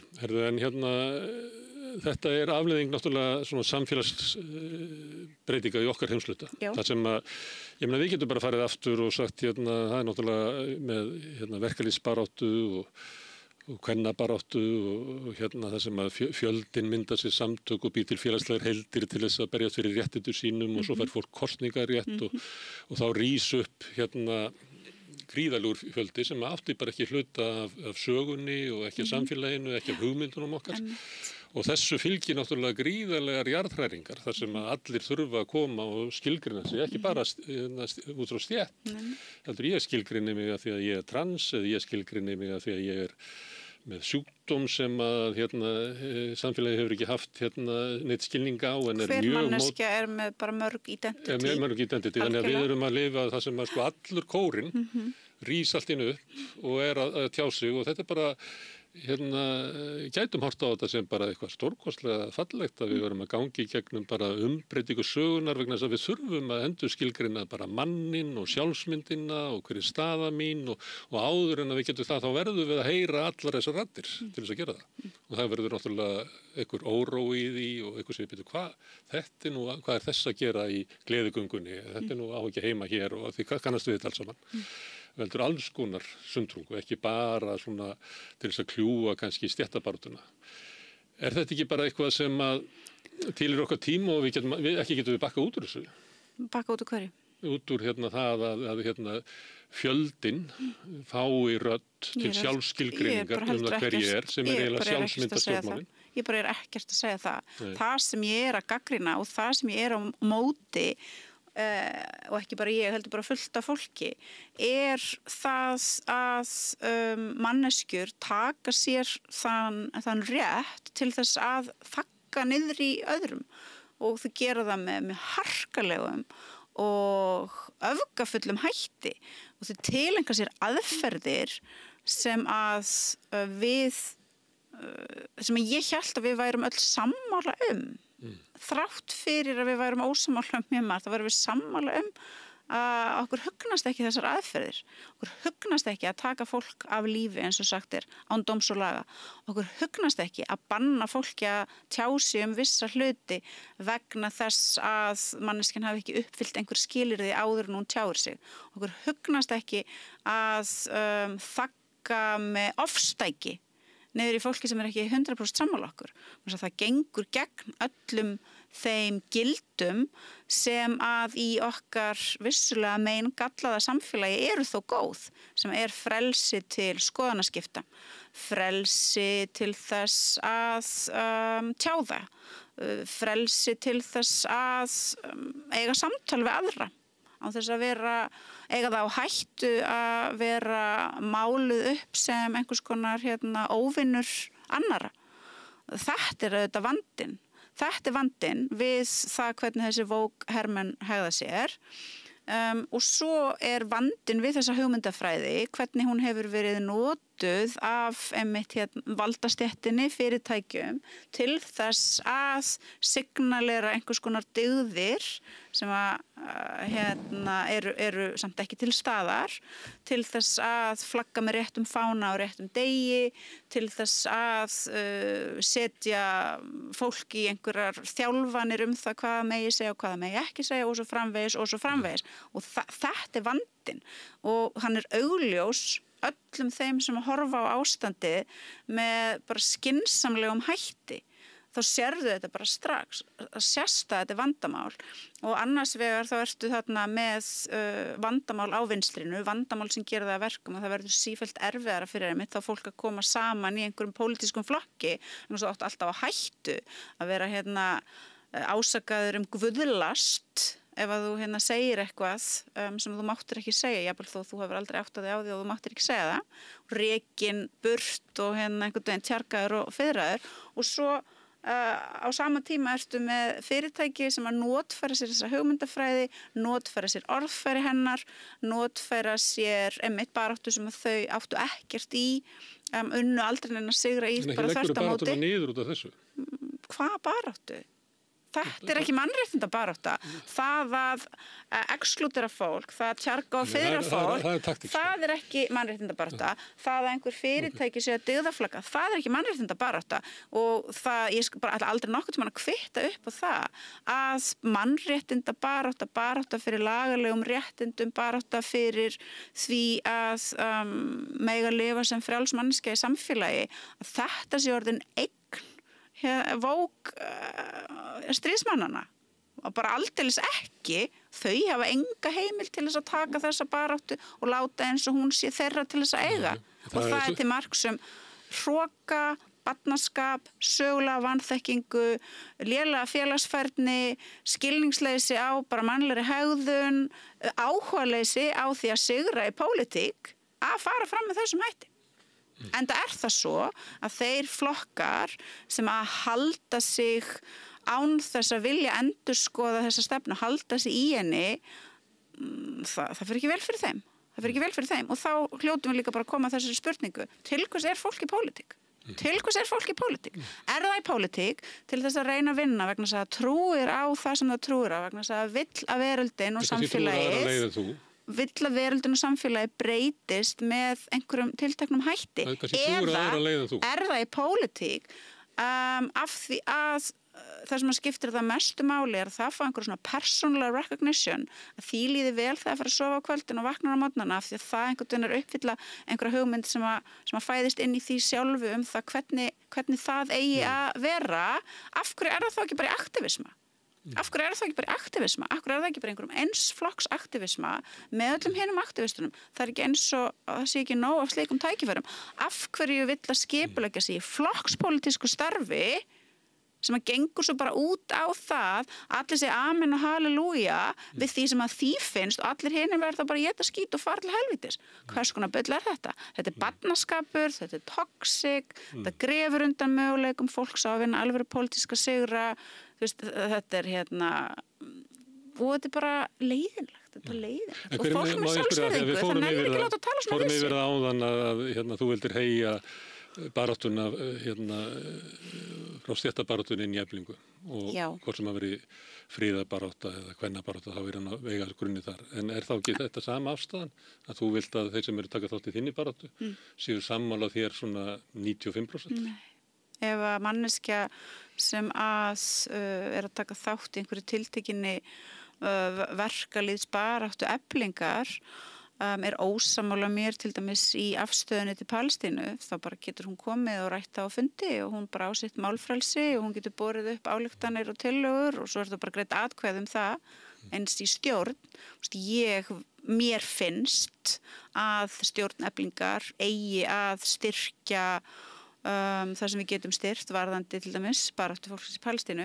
Svo bara handauppbreytingar í stjórn Eflingar og fólk svo sannarlega heimilt að vera ósammála og það bara oft á tíðum þannig að við erum ekki sammála hluti og þá það bara fært í bókar og við erum samt góðir vinir og félagar þrátt fyrir það. Þú hefur svolítið mikið talað Vogue og frá því að þessu sama sæti eitt tímann í vor eða síðlega vetra, ég man ekki alveg hvernig það var. Nei.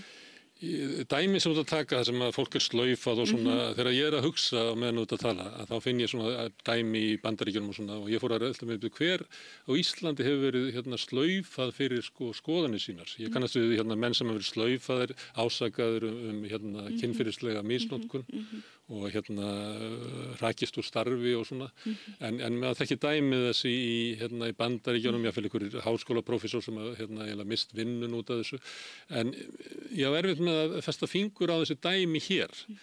Getur verið að þú sett að flytja svona umræðu frá Bandaríkjunum, ég orðaði þetta einhvern tíma svona, þess að skrítið að Íslands kom anti-Vogue eða áður en væri Vogue. Ósammála. Anti-Vogue væri sterkara heldur en Vogue. Ósammála. Og hvað getur nefnt með dæmi menn sem að bara misti mannorð sitt? Í fyrsta lagi það þannig að það mér fyndi líka fólki sem eitthvað svona svo held að tala Vogue og ég skil ekki hvað Vogue og eitthvað. Það segir þetta. Að hvað við að flytja inn eitthvað frá Ameríku? Eins og ekki allt sem við erum að gera og hugsa og öll pólitíkin okkar og allt efnahagslífið okkar sé ekki flutt inn frá Ameríku. Já, við erum að efast tilgangi með. Já, en ætlum við þarna að vera bara eitthvað, þetta er bara eitthvað flutt inn frá Ameríku. Vonandi gleipum við ekki allt bara hrátt frá Ameríku. Við vitum að við lifum á amerísku öld. Vókið flutt inn frá Ameríku. Já, ok, þannig að Vókið kemur hér og festir rætur hér bara eins og annar staðar. Það þá væntanlega líka að halda yfir anti-Vókið sé líka flutt inn frá Ameríku. En það þá bara væntanlega vegna þess að þú hefur fyrst Vókið, svo hefur anti-Vókið og það sama hvort það í Ameríku eða hér. Ég í alvörun að spyrja, því að stundum þannig ég í alvörun að svara. Við erum að flytja frá Ameríku og þú nefnir hættuna og ógnina sem það að það deyr bara allt samtal og vaða hér einhverju upp og ræna fólk lífsviðurværi og bara mannorðinu. Ég sagði þetta reyndar ekki að væri ræna fólk lífsviðurværi en það alvaran á bakvið þetta. ógn. En ég bara að segja í einlægni, sko, ég þekki ekki alveg þessi dæmi á Íslandi. Nei, ég til dæmis þekki þau bara mjög vel persónulega. Ég þekki þau bara mjög vel, einmitt eftir að hafa sitið í þessum þætti. En þá var þið bara andmælt, er það ekki bara allt í lagi? Það er bara allt í lagi að andmæla mér og bara ekkert mál, en það að kalla mannesku til dæmis fasista, kalla mannesku rasista, kalla mannesku kvenhatara, kalla mannesku trumpista og svo framvegis fyrir að skrifa ekki upp á boðorðin, mannesku sem hefur ekki sýnt nein einkenni þess að vera rasisti, fasisti, kvenhatari, etc. Það er það er til háborunarskammar, það er ekki neinu samræmi við þau gildi sem við eigum að vilja kenna okkur við, það er toxic, það fælir fólk frá og það er að sjálfsögðu tilraun til slaufunar, ef ég myndi núna mæta á Facebook og eftir og segja Gunnar Smári og svo myndi ég byrja einhvern fúkirða flaum, auðvitað væri ég að reyna að hvetja til að þessu. Ég væri að hvetja fólk til þess að slaufa þér, hvort sem það tekst eða ekki, þá væri ég samt segum þá tilraun. Ef ég tala við gagnrýni stefnu NATO í Úkraínu, þá er ég kallað pútinisti bara með það sama. Hellingarliði sem getur það. Þannig það bara, þú veist hvað ég að gera við það? Já, ég veit það ekki. Það er tilraun til slaufunar. Það er ómerkjað orðin. Það er líka tilraun til slaufunar, já. Ég er sammála því. Það er tilraun til slaufunar. Þetta er ekkert bundið við vók. Það er ekki vókistannir sem að segja ég sem pútinisti. Væntanlega mjög margir vókistar sem myndi segja að vera pútinisti, en það er kannski önnur umræða. En það hvernig vókinu er beitt, það hvernig það hefur svona permeatað allt, það hvernig það er að sjálfsögðu mikil áhætta fyrir fólk inn í til dæmis opinbera kerfinu að stíga fram og andmæla einhverju af svona vók hugmyndafræðinni, að sjálfsögðu er búið að setja upp kerfi sem er þannig úr garði gert að það er áhætta sem að fylgir því fyrir fólk í vissum störfum inn í til dæmis opinbera kerfinu að tjá sig með vissum hætti að sjálfsögðu. Það er augljóst. Það er svona, þorir fólk ekki að tjá sig. Vegna þess að ef það gerir það, þá er það bara að taka stóra áhættu. Já, og það við ræðum ofta hér, það er bara að fólk að andmæla stjórnvöldum eða ég tala ekki að tala gegn auðvaldinu. Það má andmæla stjórnvöldum á Íslandi. Það er ekki vandamál. Það er ekki alveg sama, en það er allavega, að þú nefndir fólki í opinberum stöðum, að það er bara staðrind og við vitum það blaðamenn sem erum að fá viðmælendur, að það er fólk sem á að vera með frelsi til að tjá sig eins og háskólafólk og prófessor og fleira, maður verður bara mjög varfið það að það er bara það er hættulegt að stíga fram og gagnrýna og það á ekki bara við þetta vók, það á við gagnrýni gagnvart auðvaldinu, það á við þessi öryggismál sem ég er að tala ekkert sem að svona raunveruleg valdastétt elskar meira heldur en að búa til kerfi þar sem að sífellt fleiri og fleiri óttast að tjá sig með opnum hætti þá hvað sem er já. En krafan frá nú er ég bara að hugsa í gegnum það sem ég hef lesið og séð og heyrt bæði hér frá fólki sem að brjálast en maður er ekki tilbúin til þess að segjast vera vók og sem að annarkvort af einhvers konar barnaskap eða því það trúr því í alvöru telur einmitt að það að segjast ekki vera vók sé það sama og að segjast ekki trú á mannréttindi, fólk sem er orðið það uppfullt af sjálfu sér, fólk sem er orðið það ruglað í rýminu að það heldur í alvöru að það hafi einhvern veginn skilgreiningar réttin á því hvort að manneskja sé tilbúin til þess að viðurkenna réttindi allra til þess að lifa frjálsar eða ekki og svo þegar ég hugsa þau dæmi sem ég hef heyrt af og lesið og þær greiningar sem er að koma frá Bandaríkjunum og víðar þá er augljóst í mínum huga að það hvernig þessi hugmyndafræði er framsett, hvernig hún er matreidd, hvernig henni er viðhaldið, með hvaða aðferðum að það er ekkert í þessu sem ég er tilbúin til þess að kvitta upp á þessi eðlilegt eða skynsamlegt eða vænlegt neitt til árangurs nema fyrir þau sem eru auðvitað ekkert að hugsa eitthvað svona stærri pólitískan árangur, eru ekkert að hugsa það í alvöru, hvernig getum við fengið fólk til þess að ganga til liðs við okkur til þess að ná stærri árangri, heldur eru bara að hugsa það annarkvort að virtue signala eða að vinna einhvern svona persónulegan sigur, ég stóð mig vel í dag, þannig að ég svívirti einhverja manneski sem ég þekki ekki neitt, kalla hana nýðing, fasista og svo framvegis, vá hvað ég var dugleg í dag í baráttunni. Og þú telur að þetta og þessi dómharka og sé bundið við þessa hugmyndastefnu umfram allt annað. Því þegar ég var að alast upp og var bara ungu maður og þá var sagt við forvera þína í dagskrún, það ekki að marka þess að menn, þeir eru bara að hugsa raskat af sjálfum sér, ekki vera að trú orðið eða þessi að berjast fyrir þitt fólk. Og þú kannast við þetta er bara búið að segja við alla sem hafa stigið fram við að gera eitthvað. Það alltaf, nei, það ekki að marka sem hann er að segja, hann bara að hugsa sjálfan sig. Og þannig grafið undan allri baráttu.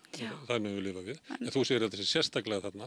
Ég get líka sagt bara með sósíalismann. Ég bara skil ekki hvort segja grafi undir allri baráttu, þá segja vókfólki sem hefði sér svona vita að það grafi undan baráttunni, það náttúrulega það sem það á endanum að gera. Það á endanum að grafa undan baráttunni með framferði sinni og hegðun sinni. Það kannski á endanum stærsta ástæðan fyrir því að ég andsnúin þessu framferði vegna þess að það grefur undan möguleikunum á því að baráttan nái árangri í einhverju stóru samhengi sem að snýst þá það að gera tilveruna betri fyrir allt fólk, ekki að ná einhverjum mjög takmörkuðum árangri fyrir einhvern afmarkaðan hóp. Þú ert að segja að þau væri bara að hugsa sig, sinn ávinning með dygðaskreitingunni, að ávinningur væri ekki löngu til þess að breyta samfélagin til góðs. Ég held að þú veist þeirra meðlimir sem að tilheyra efri millistéttinni, fólk sem að hefur og sýnir með engum augljósum hætti að það hafa einhvern sérstakann áhuga á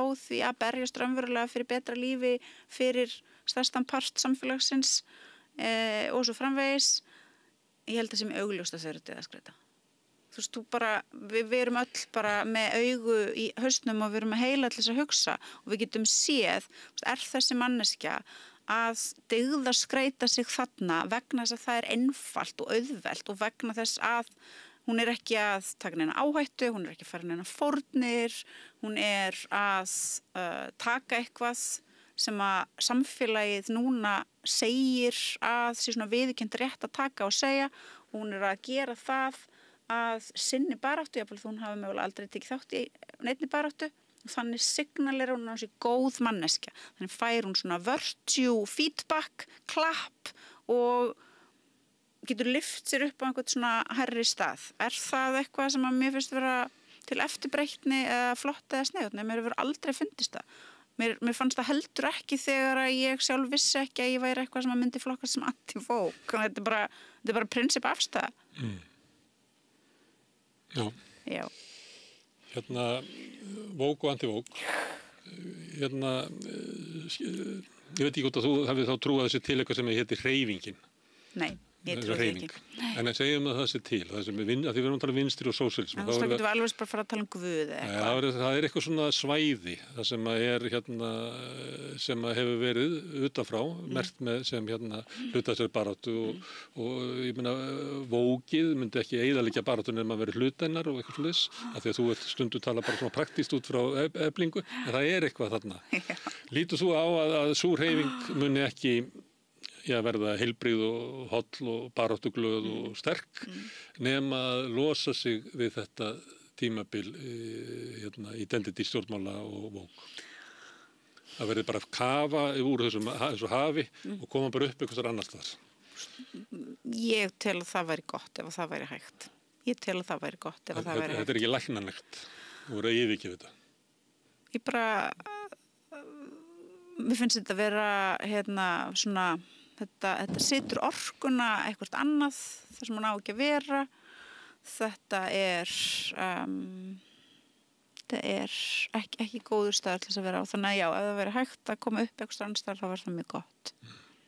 Og bara líka út frá svona praktísku sjónarhorni, þá það bara staðreynd að til dæmis fyrir fólk sem eru að skipuleggja sig í flokk og vill ná árangri í kosningum, þá betra að vera signalera svona ekonomískan populisma tala til fólks út frá efnahagslegu sjónarmiði, efnahagslegum málum sem að fólk á sameiginlegt og svo framvegis. Það betri og árangursríkari leið til þess að fara.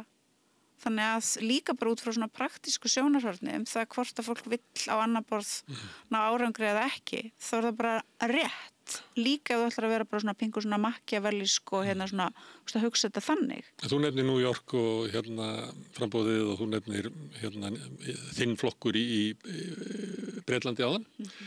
Það eru flokkar sem leggja áherslu á svona efnahagslega stöðu en þeir ég myndi aldrei flokka á sem anti-woke. Í Þýskalandi höfum við til dæmis frambóð Söru Wegener sem maður stimplaði anti-woke. Mér varst mjög flott þegar ég heyrði Jeremy Corbyn á fundinum sem var haldinn hér á Íslandi Ögmundur hélt fund og bauð Jeremy svona 2 ár síðan eitthvað svoleiðis og hann var spurður hvað með transréttindi og þá sagði hann til dæmis trans rights are human rights. Það var svo glæslegt svar vegna þess að auðvitað það afstæðan. Auðvitað erum við sammála það. Þú myndir aldrei segja að Jeremy Corbyn væri anti-woke? Jú, ég myndi bara vona að hann væri anti-woke. Ég myndi bara vona af öllu hjarta að hann væri það. Það bara allt annað, sko. En hann það ekki og það eiginlega fáir sem að myndu einhvern veginn geta greint hans baráttu þannig, það bara ég get ekki séð neitt myndi kalla hann sko anti-woke, það kannski eitthvað sem segir ekki hans woke, en það segir ekki hans anti-woke. Nei, ok, hann myndi ekki vera, hann myndi enginn segja bara oh my god, that great woke leader Jeremy Corbyn, það myndi enginn segja það. Nei, en hann ekki þessari baráttu að það verið að losa okkur við woke til þess að sko stéttabaráttu getur en hann hefur nú aldeilis orðið illa fyrir barðinu á fólki sem eru svona identity warriors og hafa notað einmitt identity politík með mjög grófum og óforskamum og svívirlegum hætti gegn honum. Það nú aldeilis þannig. Þannig notar fólk það í baráttu, það vantar ekki rókserviðunar, það nóg að þeim. Já, en þú veist, hvað erum við þá að tala það augljóst þegar við skoðum til dæmis dæmið af honum og Diana Abbott og fleirum að identity politíkin einmitt eitt öflugasta barefli þeirra sem að vilja losna við fólk eins og Jeremy Corbyn til þess að berja á þeim af því það svo auðvelt að segja komið þú veist, ég svona smá tækifæri fyrir ykkur til þess að kasta skít í þessa mannesku sem við erum búin að segja ykkur að sé ægilega vond fyrir glæpin að hlýða okkur ekki og við notum identity politíkina til þess að sópa ykkur á svæðið. Sem nú svona alveg á mörkunum sem ekki kannski andúði sem hann varð fyrir, það erfitt að segja að hún sé sprottin upp úr svona vókisma, hún bara sprottin upp úr Ísrael-lobbyinu og það sem Þú bara vilt ekki að vókismin sé svona partur af þeim vanda sem við erum að glíma við, að sjálfsögðu svona vók mentalitetið inn í því hvernig var komið fram við hann og hvernig var komið fram við Diana Abbott og hvernig þessu beitt. Þetta sömu aðferðir sem eru slaufunar, það var notað slaufunar aðferðir á vinstri menn og sósíalista á Íslandi með því að meina þeim starf eða lán eða framgang í starfi eða lóðir eða hvað sem getið af þeim æran. Það ekki identity politík. Nei, ég segi það aðferðina við að grafa undan fólki notað miklu víðar heldur bara í vók. Þetta var nógu mikið vandamál fyrir og svo bættum við identity ofsanum við og þá gerðum við vandamál bara þemmun verri og gáfum valdastéttinni þetta æðislega effektífa tól af því við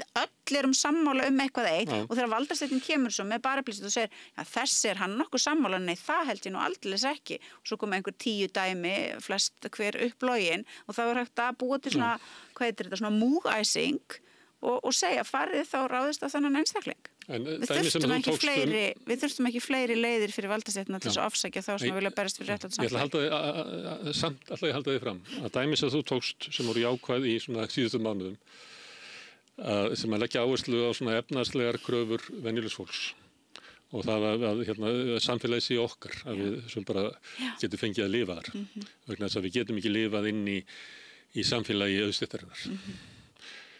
Þetta ekki það sem maður myndi kalla anti-woke hreyfingar. En það var hins vegar í Þýskalandi. Ég skal vera sammála því. Þetta ekki hreyfingar sem eru hægt að kategoræsa anti-woke eða myndi kalla sig það. En Sara Wegener, hún var á þeim vagni og tímabil leit út og það var mikið látið með hana að hún var mjög áberandi í allri umræðu en svo þegar leið á kosningum að þá náði hún ekki tilætluðum árangri og það nú nýkomin skoðanakönnun sem við vitnum á bara í fréttatímanum okkar. Það sem kemur fram að Alternative for Deutschland með 25% fylgi. En þar vinstriflokkurinn Lenke með 11% en Sara bara með 4%. Og Lenke ég myndi segja að það væri vókflokkur. Sko, þegar ég las viðtal við þetta fólk og hvernig þau höfðu skipulagt sig í aðdraganda síðustu kosninga í Þýskalandi, þá sá ég einmitt mikið svona samhljóm við það hvernig við pælum í að skipuleggja okkur og ég held að þau hafi til dæmis náðulega gríðarlega miklum árangri og hafi náðið mitt flokkurinn var á slæmum stað og þau ná að lyfta honum upp. Svo eftir það með sögu veginn eftir eða Lenke? Lenke. Þau ná að lyfta honum upp vegna þess að þau þau ná sér í nokkra mjög svona markvissa og góða punkta sem þau eru að berjast fyrir, þau hamra á þeim og þau fara í alveg rosalega mikla skipulagningu, svona hitta fólk, vera á staðnum, fara og banka á hurðir, þú veist, ná þessu kontakti og ég held að það sé fyrst og fremst ástæðan fyrir því að þau hafa náð þessu mikla árangri að þau fara á þann staðinn sem ég tel og trúi að sé gagnlegastu til þess að ná árangri. En momentum sem var hreyfing sem var í kringum formannstíð Corbyn til þess 2017, þau böngu líka dýr en momentum var svona, það var svolítið vók. Þannig það er ekki alltaf, þú veist, þetta er ekki fundið því að þú banki ekki kannski að ég og þú þú bara ósammála það hvað vók er. Það getur líka bara vel verið.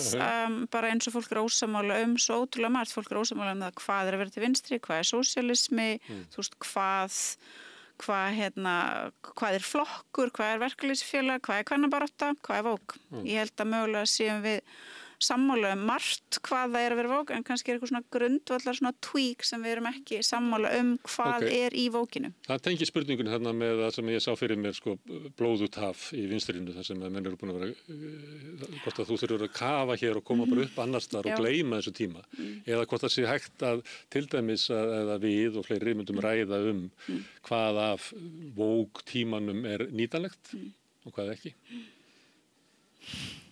Þetta minnst að vera grunnt að hvort að þú yfirgefir.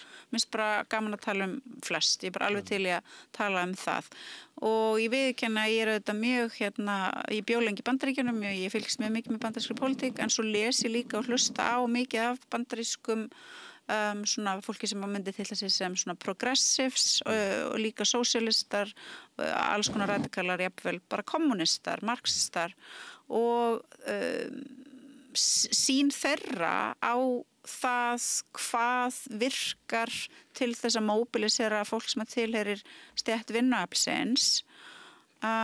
Hún er að mínu viti þegar ég hlusta á les að verða meira og meira svona sammála það að ætli vinstra fólk sér og progressíft fólk og fólk sem vill efnahagslegt réttlæti og líka félagslegt réttlæti ætla þess að árangur þá verður það líka að hugsa hvernig það ætlar að targeta skilaboðin sín og hvað það ætlar að tala og þetta fólk segir líka og vísar í alls konar rannsóknir og svo framvegis máli sínu til stuðnings og ég held ekki að við séum prinsipelt ólík hér á Íslandi, bara alls ekki að þessi það hvernig vókið sendir sín skilaboð, hver skilaboðin eru er ekki gagnlegt til árangurs í baráttunni.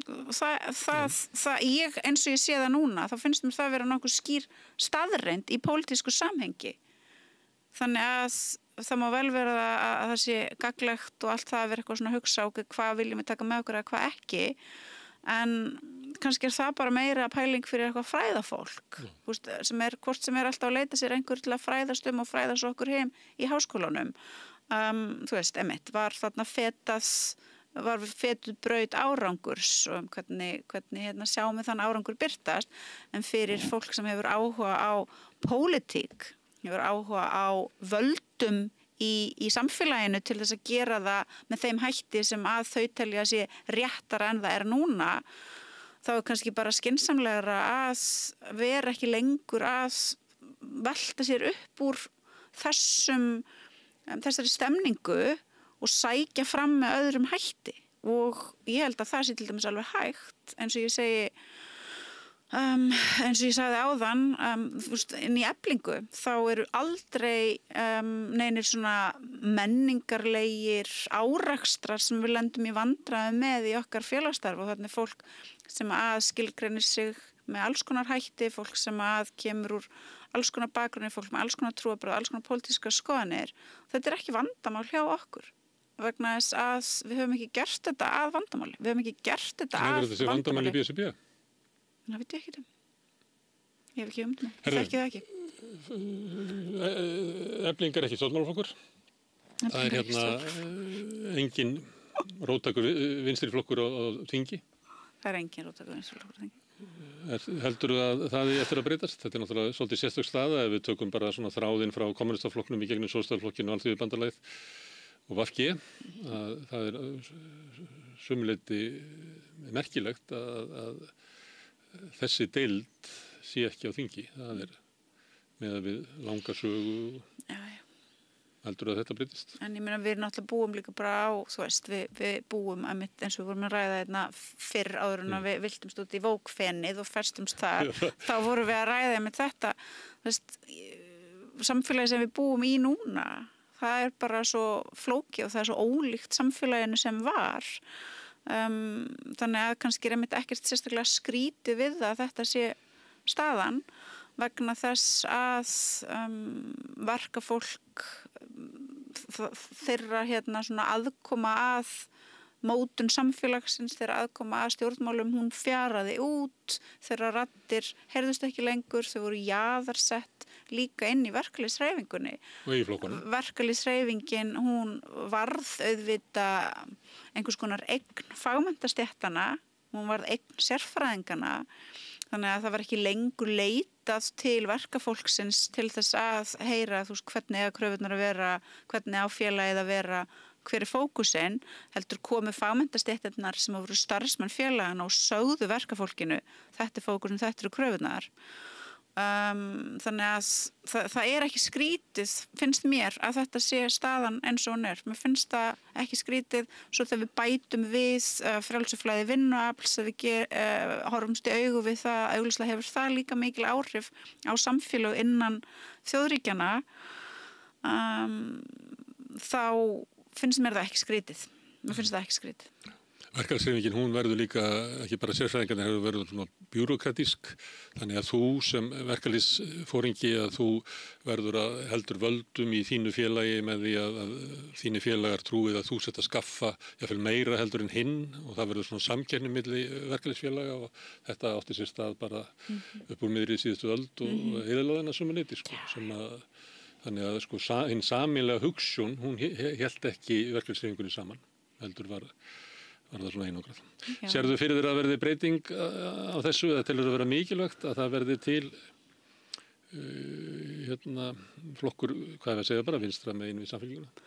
Ég held að það sé mjög mikilvægt að það sé til stjórnmálaafl sem að fókuserar á hagsmunamál verkafólks. Það er mjög mikilvægt og það er líka boðskapurinn sem að ég reyni að koma áfram til félagsfólks Eflingar á fundum og svona að hveti fólk til þess að taka þátt í pólitísku starfi og til þess að fara með áherslumál Eflingar inn í þá flokka sem að þau taka þátt í. Þetta er svona nýfrjálshyggju tímabils viðhorfið. Nei, vegna þess að alls ekki. Það var hluta stéttarvitundinni að kjósa okkar flokk og halda honum í alltaf þessu slæmu. Það þarf fyrst að vera til okkar flokkur til þess að kjósa. En síðan á nýfrjálshyggju þá máttu fara bara go shopping. Nei, en hvað á ég að segja við fólk? Ef ég segi við fólk, sem ég myndi bara persónulega aldrei gera, en ef ég væri það skini skroppin, að ég myndi fara að segja við stóran hóp eflingafólks, þú veist, farið þau og kjósi þetta, þá auðvitað myndi fólk missa trú á mér, það myndi fara að sjá mig sem agent fyrir eitthvað utanakomandi afl, etc. Það er ekki gott. Ef að það ætti að verða ef Efling ætlaði að fara að styðja eitthvað sérstakt stjórnmálaafl eins og til dæmis gerist í Bandaríkjunum þar sem að stór verkalýðsfélög fara og kvitta upp á, þá þyrfti það náttúrulega að fara í gegnum einhvern risastórt lýðræðisferli innan Eflingar, ef það þarf að gerast þá gerist það. Staðan ekki þannig núna, þannig að það sem ég að segja við fólk, ég að reyna að hvetja fólk til þess að sýna stjórnmálum áhuga og ég að reyna að segja við fólk að ég ekki hér komin til þess að spyrja ykkur hvaða flokk þið ætlaði að kjósa, hvaða flokk þið hafi kosið, en ég að reyna að koma því áleiðis til fólks að sama hvaða flokk þú ætlar að kjósa, það eru hagsmunir þínir samt, hagsmunir manneskjunar sem tilheyrstétt vinnuaflsins og þú átt að fara þá og tala þá hagsmuni og berjast fyrir þeim og það til ég ekki vera slæman hlut fyrir mig til þess að segja, vegna þess að eins og hlutinir eru núna þá verður það strax betra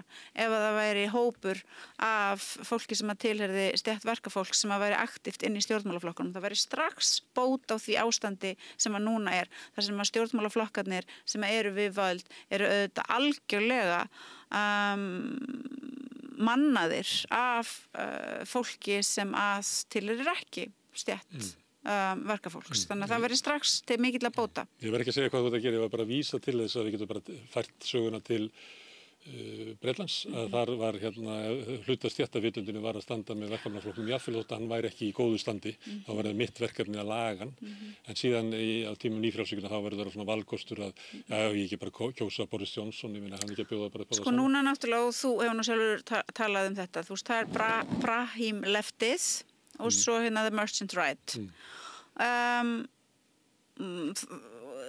Í hvorugum á hvorugum hópnum og hvorugum spektrum eitt pláss fyrir vinnandi fólk og Brahim leftið á hefðbundnu vinstriflokka yfirtók þá og svo The Merchant Right sem að með hægrið sjálfstæðisflokkin, ef við erum bara að hugsa Ísland, sjálfstæðisflokkin og miðflokkin en ég held að það sé mögulega leiðin fram á við að það sé hægt að búa til einhverja svona coalition, ég veit ég sletta mikið, hægt að búa til eitthvað svona samstöðu afl fólks sem að tilheyrir stétt vinnuaflsins, sem að sumt hvert aðhyllist meira einhver yfirlýst gildi The Merchant Right og sumt hvert aðhyllist meira gildi The Brahim Left, en áttar sig á því að hvorugur hópurinn að sinna þeim með neinum skynsamlegum eða uppbyggilegum eða sína neina hollustu, þetta allt bara helvítis plat, það bara verið að ljúga þeir í aðdraganda kosninga til þess að þetta fólk hafi áfram vinnu og geti áfram bara eitthvað verið að dingla sér og þetta fólk gæti bundist einhvers konar pólitískum samtökum og myndað einhvers konar fylkingu. Það þyrfti þá að leggja til hliðar sum mál en ekki önnur. Það þyrfti að byrja að byggja eitthvað upp og kannski þetta bara einhver svona draumur mannesku sem að bara vill mjög mikið að eitthvað heppnist og eitthvað takist en við getum ekki bara sagt eitthvað bara já þetta eitthvað nýfrjálshyggjutala eða við búum á nýfrjálshyggjutímum. Við þurfum líka að skilja hvað það þýðir. Já, við búum á tímum nýfrjálshyggjunnar. Já, við búum í þeim samtíma sem við búum í. Já, af því leiðir að fullt af því sem að virkaði fyrir x mörgum áratugum virkar bara ekki lengur og fullt af fólki hefur engan áhuga á því að tala sósíalisma eða taka umræðan út frá þeim grundvelli eða bara einfaldlega veit ekki einu sinni almennilega bara hvað það þýðir og þá þarf að finna aðrar leiðir og aðrar nálganir til þess að ræða málin og til þess að finna einhvern grundvöll sem að fólk getur komið saman á vegna þess að ég trúi því líka ef við ætlum að vera eitthvað svona já, nýfrjálshyggjan þetta, nýfrjálshyggjan hitt, sósíalismi þetta, sósíalismi þá erum við líka svolítið að vera svona eins og The Brahim Left, við erum svolítið að vera svona, við tölum svolítið í svona einhverjum kóða og þau sem að skilja ekki alveg hvað við erum að tala get ekki alveg svona að blanda sér umræðina og það heldur ekki gott, sko. Sólveig Anna, takk fyrir að koma hingað og spinna rauða þráðinn með mér í spjalli. Takk fyrir að bjóða mér. Takk. Já, við ætlum að halda áfram að spinna þennan rauða þráð á næstu dögum við rauðaborðið og þá fáum við aðra gesti og svo kannski þegar á líður að þá fáum við kannski hópa fólki til þess að ræða þetta mikilvæga mál sem er svona staða vinstrisins og sósíalismans í okkar heimsluta. En hérna framundan á rauðaborðinu allt annað mál. Öflugur og ódýr auglýsingamiðill 40.000 manns sjá eða heyra þætti samstöðvarinnar í hverri viku. Ef þú vilt auglýsa, sendu póst á samstöðin@samstöðin.is. Gauti Þeyr Másson, betur þekktur sem MC Gauti, ræðir við mig, Maríu Lilju, nýja plötu, rasisma, líf listamannsins og baráttu miðaldra rappara við sjálfið. Ertu á leið heim úr vinnu? Stilltu á FM 89,1.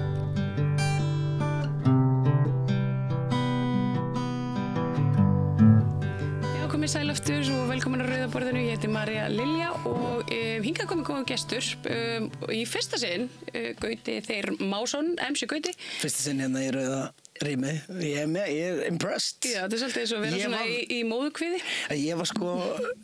Ég var vissum að þetta væri bara svona hotn einhvers staðar, eins og öll podcastrými. Ég hef ekki ennþá farið í neitt podcastrými sem ekki bara hotn. Þannig að það er fullt af fólki á græjum og það er 7 kamerur og ljós. Já, þetta er gott, þetta er gott stöf. Þú varst ekki út nýja plötu, byrjum á því. Stéttin. Já. Af hverju Stéttin? Mér fannst það bara, það er dálítið, ég byrjaði náttúrulega að rappa, 12 ára eða eitthvað, gefa út fyrstu plötuna síðan 2011 og var eitthvað neginn bara, ég er rappari, bara rappari og var mikið að skeita líka og Varst ekki rimnaflæði eða eitthvað svona? Jú, 2002, 2003 og 2004 og lendi aldrei í sæti, og ég var svona, fyrir þessa plötu þá fór ég svona aðeins að pæla aftur í rappi, alveg svona, það búið að rappa öllum plötunum mínum, en ég fór að pæla mikið í rappi og í kjölfar af því þá fór ég að vera aftur á hjólabretti, 35 ára, einhvern veginn að grípa í gamla sportið mitt og ég fann bara kjarnin í mér rapp og hjólabretti sem að ég kannski ég segi ekki neglegt að ég hef samt ítti einhver leiti til hliðar eitthvað svona, nú er ég búin að þroskast og verða aðeins að gera þetta og þetta og þetta. Ég má ekki gera þetta sem ég elska því að ég á að vera fullorðin. Já, og ég sem fatta ég bara, ég elska ekkert meira en að vera á Ingólfstorgi og ég elska ekkert meira en að rappa og mér fannst nafnið Stéttin bara binda báða þessa hluti að einhver leiti saman og síðan ef að fólk vil fara að kafa eitthvað í þetta hvort þetta sé eitthvað Stéttin og stéttaskipting ok, ég var ekki einu sinni bara öllum, þá var ég ekki einu sinni búin að gera þá tengingu nafni kemur upprunalega bara ég hugsaði one for the streets og þá hugsaði ég Stéttin þannig að það er engin dýft í nafninu heldur bara eitthvað sem að mér fannst hljóma vel ríma vel myndmálið og ég er ógísla, þú er búin að sjá plötukóverið sem er svona gangstétt uppi Kópavogi Anna Maggi sem hefur búin að gera núna 2 plötukóver í röð fyrir mig, þetta er bara ljósmynd tekin á dróna og mér fannst bara myndmálið og platan einhvern veginn tala vel saman og ég er ánægð með þetta. Þú ert ánægð með plötuna, hvers er að vænta af plötunni, er eitthvað nýtt, gamalt, ertu kannski bara aftur svolítið í basics? Mér finnst þess að ég sé sækja gamla mig í og setja hann í ekki nýjan búning, heldur meira bara svona ok, nú ertu komin þangað nú ertu hann fullorðin þú mátt alveg rappa en þá gerðu bara svo að þetta gera en gerðu það í nútíma búning við þessu þú ert að gera og við byrjum síðasta plata sem ég gera undan því það er plata sem heitir Fullkomið dag til að kveikja í sér sem er meira svona arti aðeins pæling út í hérna plötuna mikið að tala inn á við gera lag sem heitir Klísja, það er á þeirri plötu sami konuna mína alls konar pælingar, mér finnst þessi plata vera meira svona mér finnst það meira bara ég er bara eitthvað sem að rífa kjaft eitthvað gaman þannig að þó að það sé alveg dýft þarna líka það er tvölu að til dæmis það sem ég tala bara svona pjúra frá hjartanu en ég er mikið bara að skrifa niður hlut sem ég var að hugsa og bara svona ulla þeim út um mér og þetta smá, þetta auðvitað bara tjáning. Þetta líka bara eitt tjáningar. Þetta old, ég myndi segja, þú veist, yngra lið myndi telja þetta að vera old school plötu, sko, svona beatlega séð og hvernig ég rappa, að því að ekki að upplifa mig sem gamlan en ég samt alveg mann eftir því þegar maður var snemmmiðaldra. Já, ég er snemmmiðaldra. Ég er 36 ára og mér svo fyndi ég byrjar á TikTok og posta vídjóm þar og það stundum svona krakkar að reyna að kommenta eitthvað svona, þú ert sköllóttur og ég bara, já, 36 ára, hvað fá ekki meinið?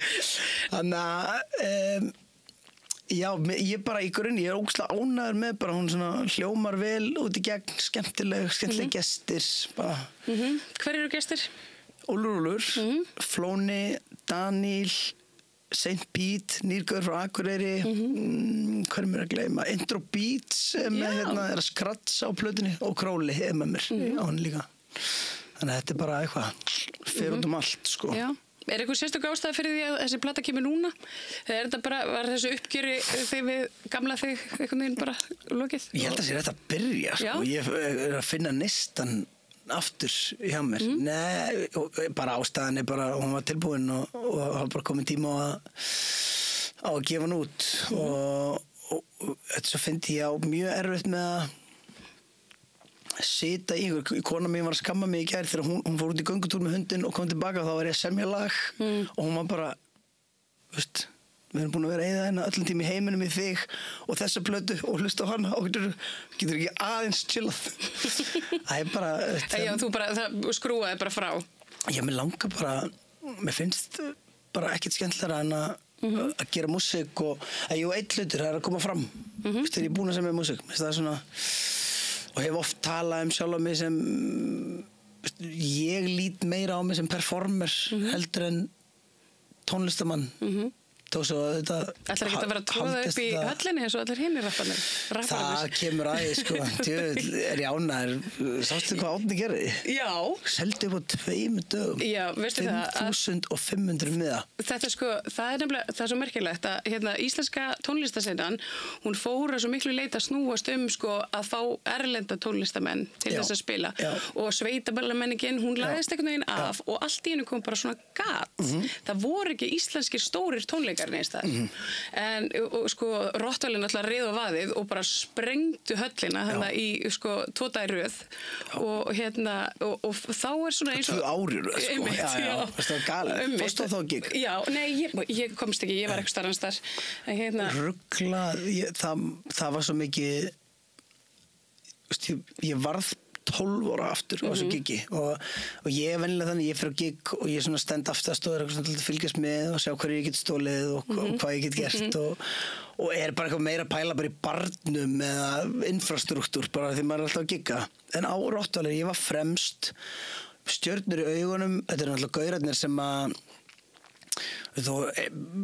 eins galið og það er fyrir 12 ára gaur þá voru þetta fyrirmyndirna mínar og þeir eru kannski ekki alveg ástæðan fyrir því að ég fór að gera rap en þeir eru klárlega ástæðan fyrir því að ég hélt áfram að gera rap og þeir settu náttúrulega bara íslenska tungumálið inn í rap dálítið á kortið þannig að við megum alltaf þegar við erum að tala um eitthvað svona hver stærstur eða bestur eitthvað, ég verð alltaf að gefa þeim fyrst kredit fyrir að mér finnst þeir hafa brotið ísina öllu leyti fyrir alla aðra og síðan er aldrei hægt að segja til hvað ef ekki þeir Já, þeir svona slætu í íslensku rappi kannski svona aðeins meira inn í svona almenning rýmið sko. Já, líka Erpur er bara pöngari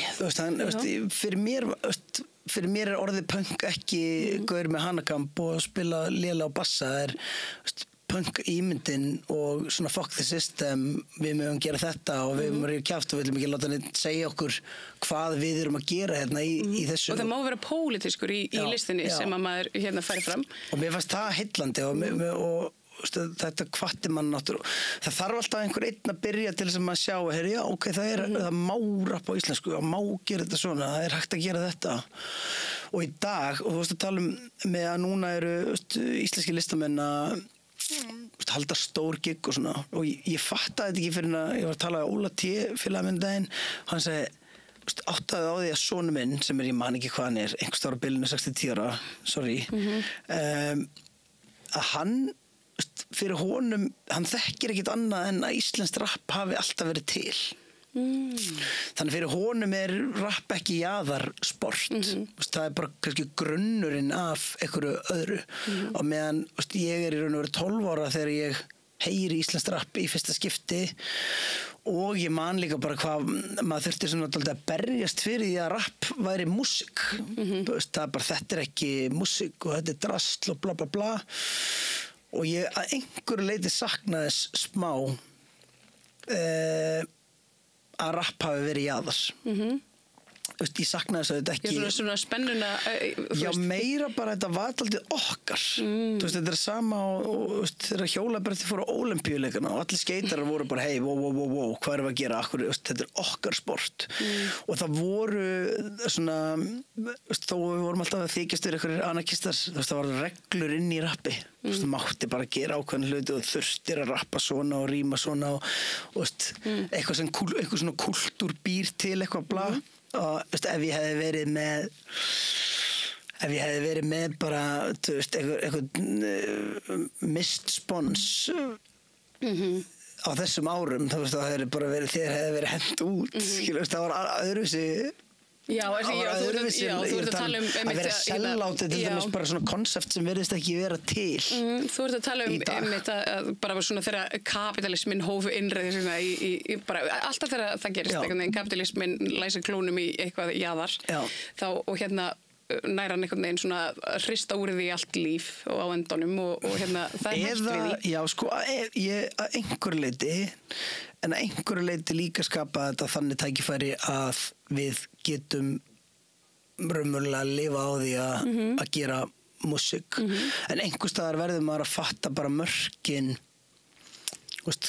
hvað það sem ég stend fyrir, hvað það sem ég vil gera og þú veist ég ætla að kasta smá steinum í glerhús og vera smá hypocrite en þú veist ég til dæmis myndi aldrei auglýsa veðmálasíðu eða nikotín en ég auglýsi samt bjór þú veist í gegnum tónleika og sponsor að sponsa plaggöt eða þannig ég alveg þú veist ég að gera mér rosa heilagan á einhverju stað en set mér önnur prinsip en mér finnst bara nöðsilegt samt að maður sækir líka hjá sjálfur sér svona hvað stend ég fyrir, hvað vil ég gera Hvað ég tilbúin til þess að ég tilbúin til að taka ábyrgð á því að einhver taki sér upp nikotínpúða tróðunum í vörun á sér vegna þess að ég segja þessi kúl Já, það er kannski meira þú veist, síðan langar mig heldur ekki að vera einhver tilbúin fake fyrirmynd þú veist, ég fullorðinn maður mér persónulega finnst allt í lagi ef ég væri að nota nikotín að ég væri að veipa einhverstaðar að whatever í viðtali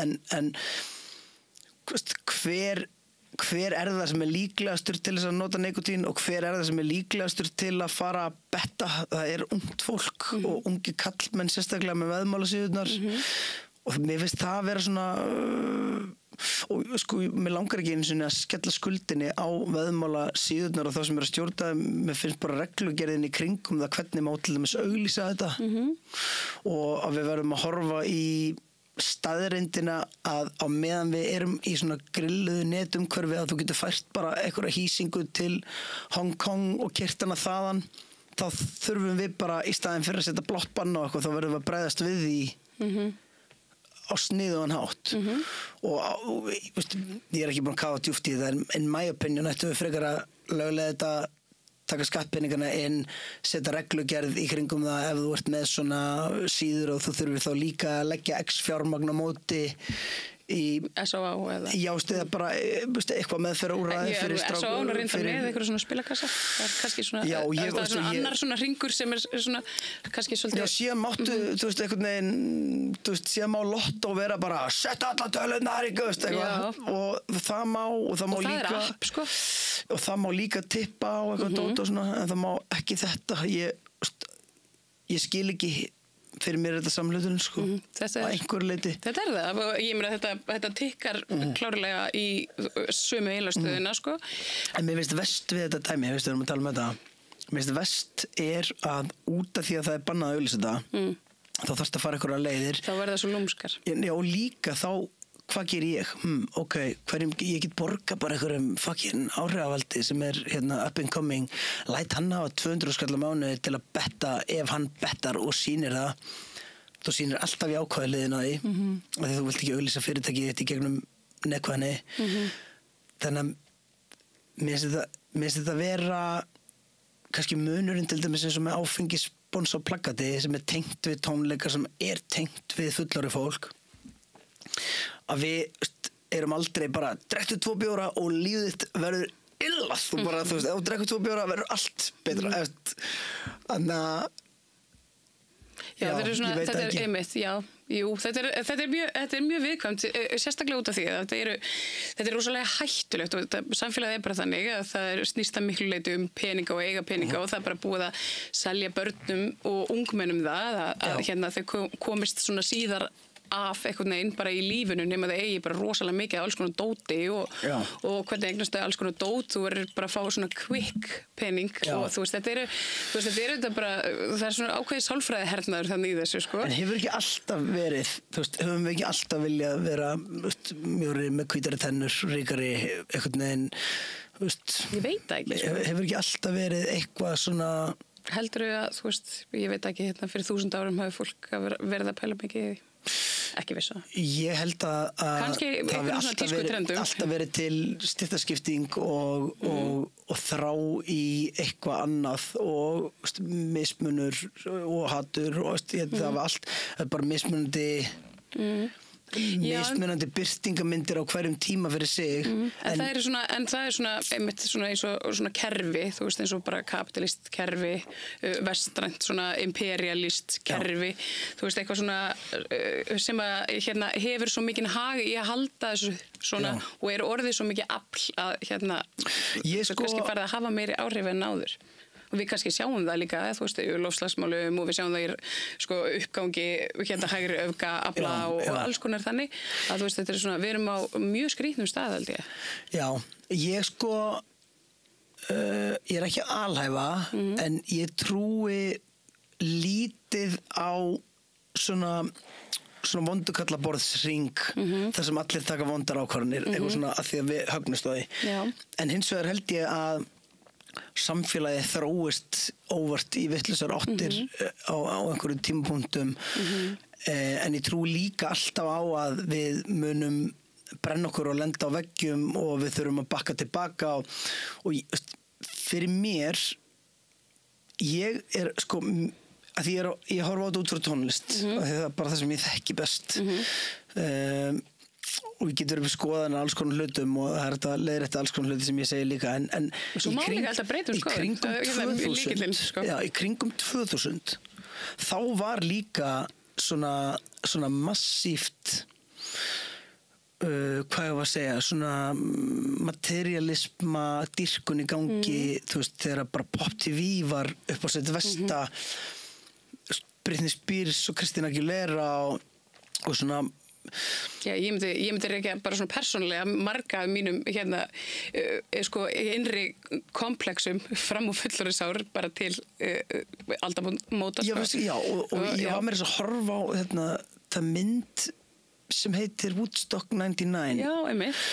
Það sem að það var eitthvað svona geðveikt grillaður tíðarandi í gangi, þú veist, allt einhvern veginn svona ofkyrt á sponsum og léleg músík í gangi og mikið verið að keyra út á svona, þú veist, svona klám ímynd og svona, eitthvað svona dæmi og síðan sprakk allt bara úr, á þessari hátíð, einhvern veginn þegar Limp Bizkit kemur og þá bara svona, byrja allir að brenna allt og rífa allt í sundur og eitthvað svona. En það er einmitt bara þessi sama reiði kannski og við finnum fyrir núna. En það sem ég ætla að segja núna er og mér finnst verið alltaf svona svip að því við erum að fara í eitthvað hring og fyrir krökkum sem eru úlingar núna það er 2000 er það sama og fyrir mér var 80s þú veist svona Við ekki segja þetta. Ég pældi í því samt það er bara, ég meina 2080s og 2025 og 2000 þetta er sama bilið, skilur og mér líður eins og við séum að fara eitthvað svona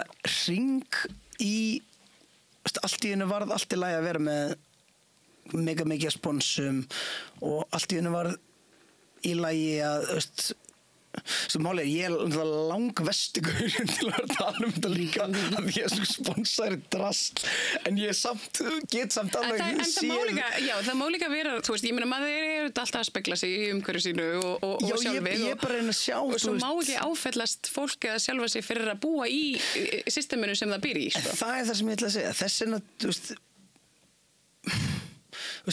fyrst var ég til dæmis reiður við veðmála fyrirtækin bara djöfisist drasl, ógeðst dæmi bla bla bla, ok setjum maður til hliðar pælum aðeins í því, þú veist, af hverju er þetta til jú, ok, það er einhver eftirspurn ok, þú veist, hver býr til vandamálið er það fólkið eða er það eftirspurnin eða bla bla bla, en síðan er það bara hvernig við tæklum það það er líka ástæðan fyrir því að fólk finnir sig knúið til þess að stunda fjörðspil. Já, deyfa sig og þetta er bara hluti af deyfingu og þetta er líka bara ein birtingamynd ég held að þeir sem hefur fíknivandamál að stríða allir eigi mörg við eitthvað svipa tráma minnstur en detti inn í hvort sem að sé kynlífsfíkn eða alkoholismi eða spilafíkn, það sé smá svona pick your drug dæmi. En eins og í þessu tilfelli, ég veit að stór hluti af mínum aðdáendum eru ungir strákar og ég veit hvað áhrif þetta hefur á unga stráka sem að það er bara hægt að selja þeim fucking allt. Já, en svo líka hefur það svo mikil áhrif sko, að seima þá fyrir það að vera einhvern veginn partur af samfélaginu sem þeir alast upp í. Það er það sem við getum gert. Það versta sem við getum gert finnst mér að taka einhvern og tökum að klám sem dæmi að taka einhvern ungan strák til dæmis sem er að horfa á klám og taka hann og segja að þú ert ógeðslegt ógeð fyrir að horfa á klám í staðinn fyrir að taka nálgunna að fræðan það hvað það hvað ertu forvitin og af hverju passaði þig ef þú gerir þetta þá getur þetta leita sér þetta þú veist þetta er bara eins og bíómynd og þetta er ekki alvöru og allt þetta samtal. Já nema þú veist meiri sér að þú getur sagt ég var að útskýra fyrir syni mínum að Ice Guys er ekki alvöru en hann bara nærði ekki hann er bara já en hvað voru þeir samt að gera í þessum fötum þannig að en ég held að punkturinn sé ég held að það sé ekki rétt nálgun minnst reiði oft íta fólki frá einhverju og ég get ekki dæmi okkar samskipti back in the days að því þú veist þegar ég þú varst að hörða á því sko Marja feministi og ég gáði lag sem þetta elskum sem öllur að ég man sko eftir því og ég man ekki hvort þú manir eftir þú átti sko spjall við mig þar sem varst bara svona útskýra fyrir mér við tókum kaffi á prikinu já, þar sem við vorum að spjalla af virðingu hlutina og ég svona þú veist ég get skilið þetta og ég er ósammála þessu en þetta er rétt og þú veist ég held að það sé alltaf leiðin að því bara samtal já bara ég trú ekki á það að ef að vinur minn er með rasískar skoðanir þá held ég að sé langbest fyrir hann að koma heim og hitta pappa minn sem er bestur í heimi skilur og sem að ég upplifa veistu hvað ég tala í stæðan fyrir að íta honum eitthvað svona nei ekki þú skalt vera hefur fólk tilneyingu nefnilega til þess að leita sko lengra inn í ógeðið sko og finna sér eitthvað félagskap þar í fólki sem hugsar eins og þá hurtu allt í einu komið hóp af rasistum já en að því sögðus er ég samt líka alveg á því að við þurfum að setja mörk á þú veist samtal skilur, ef einhver er bara ætlar ekki að hætta að segja ennorðið að því að við erum einmitt en að því að við erum komin inn á þessar slóður ég meina,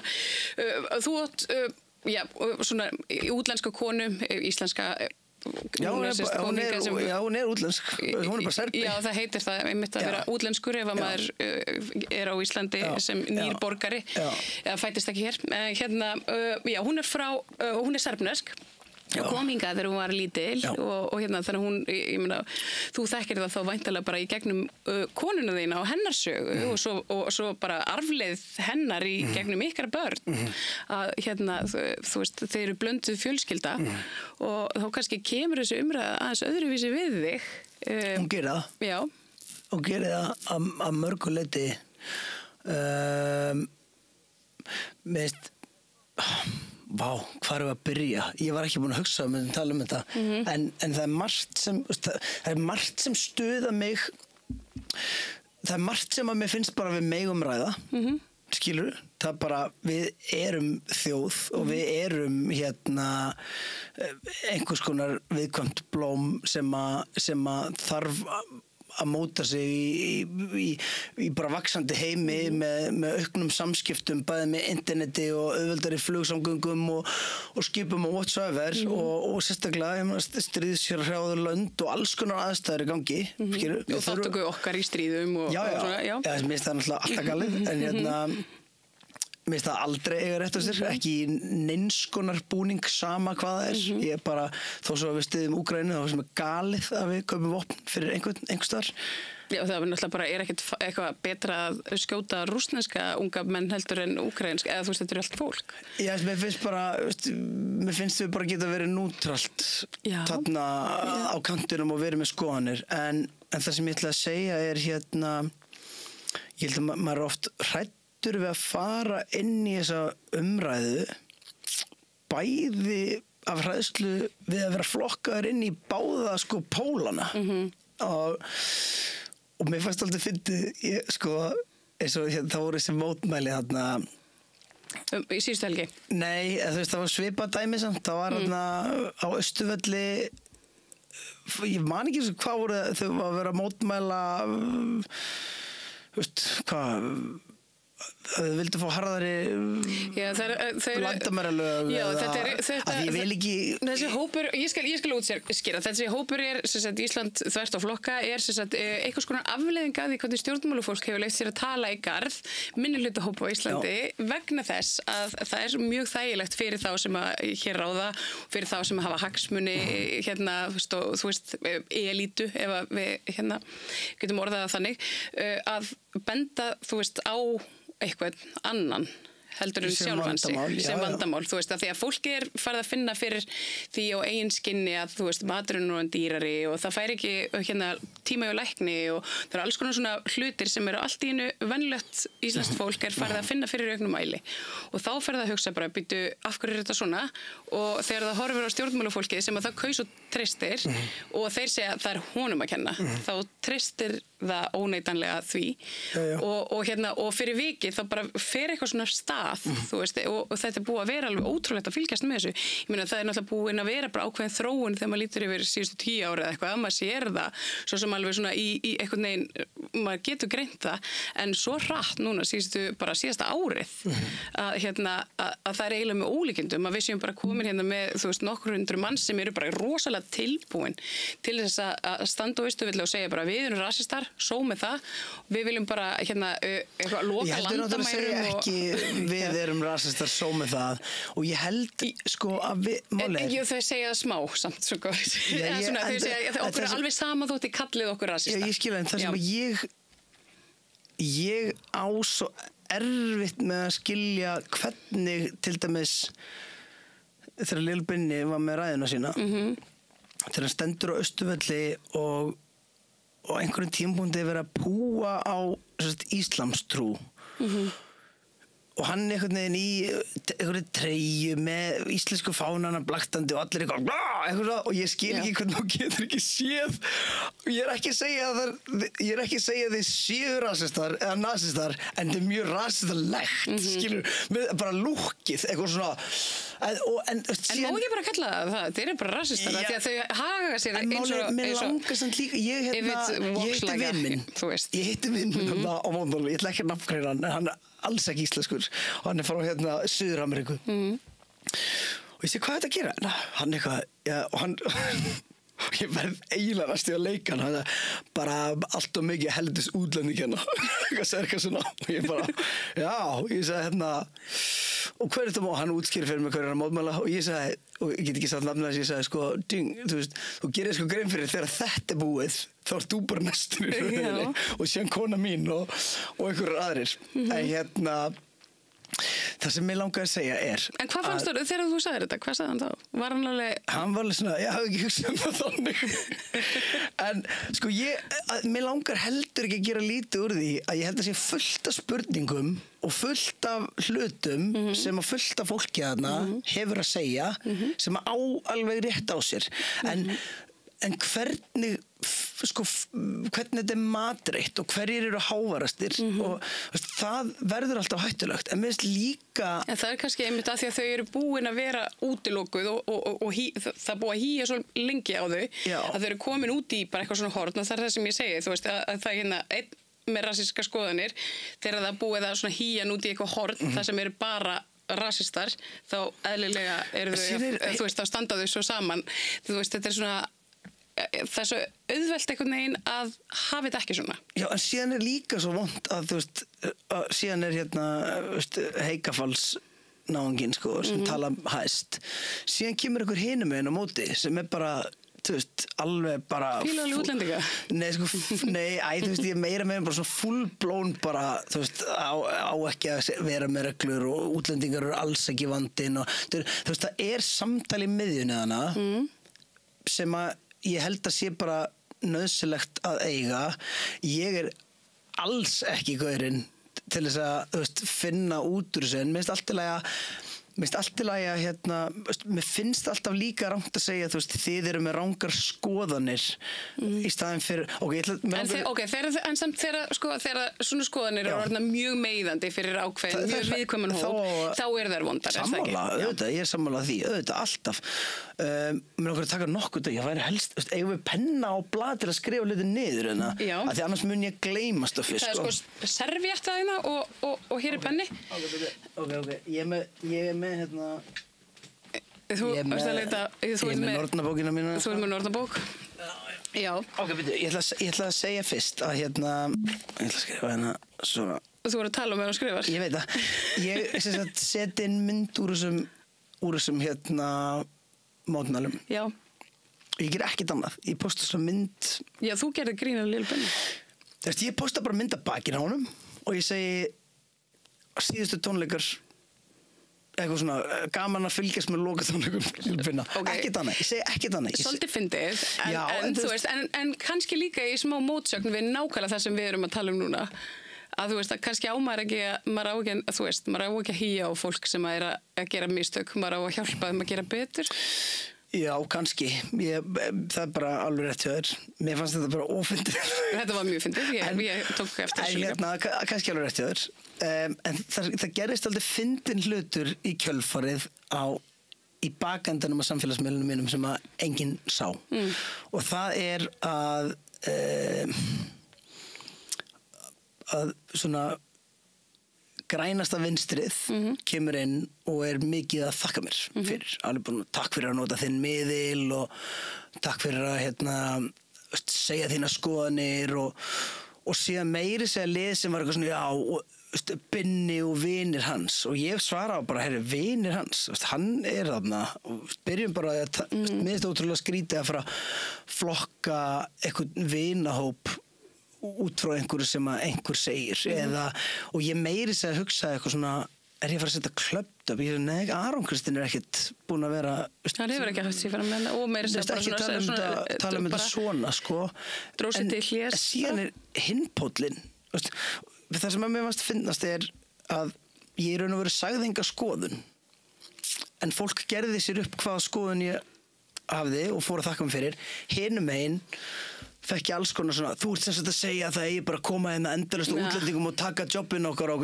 ég nei, sagði það ekki og þú ert sem sagt að segja bla bla bla og ég sagði, nei, ég sagði ekki neitt og finnustu skilabóðin eru sem að mér langar sko að ef ég næja að fletta þeim upp í flýti annars ætla ég bara að lesa þau eftir minni en við skrifa hérna flóttamenn og sé hvort það komi upp hérna hjá mér já, hérna er þetta, ok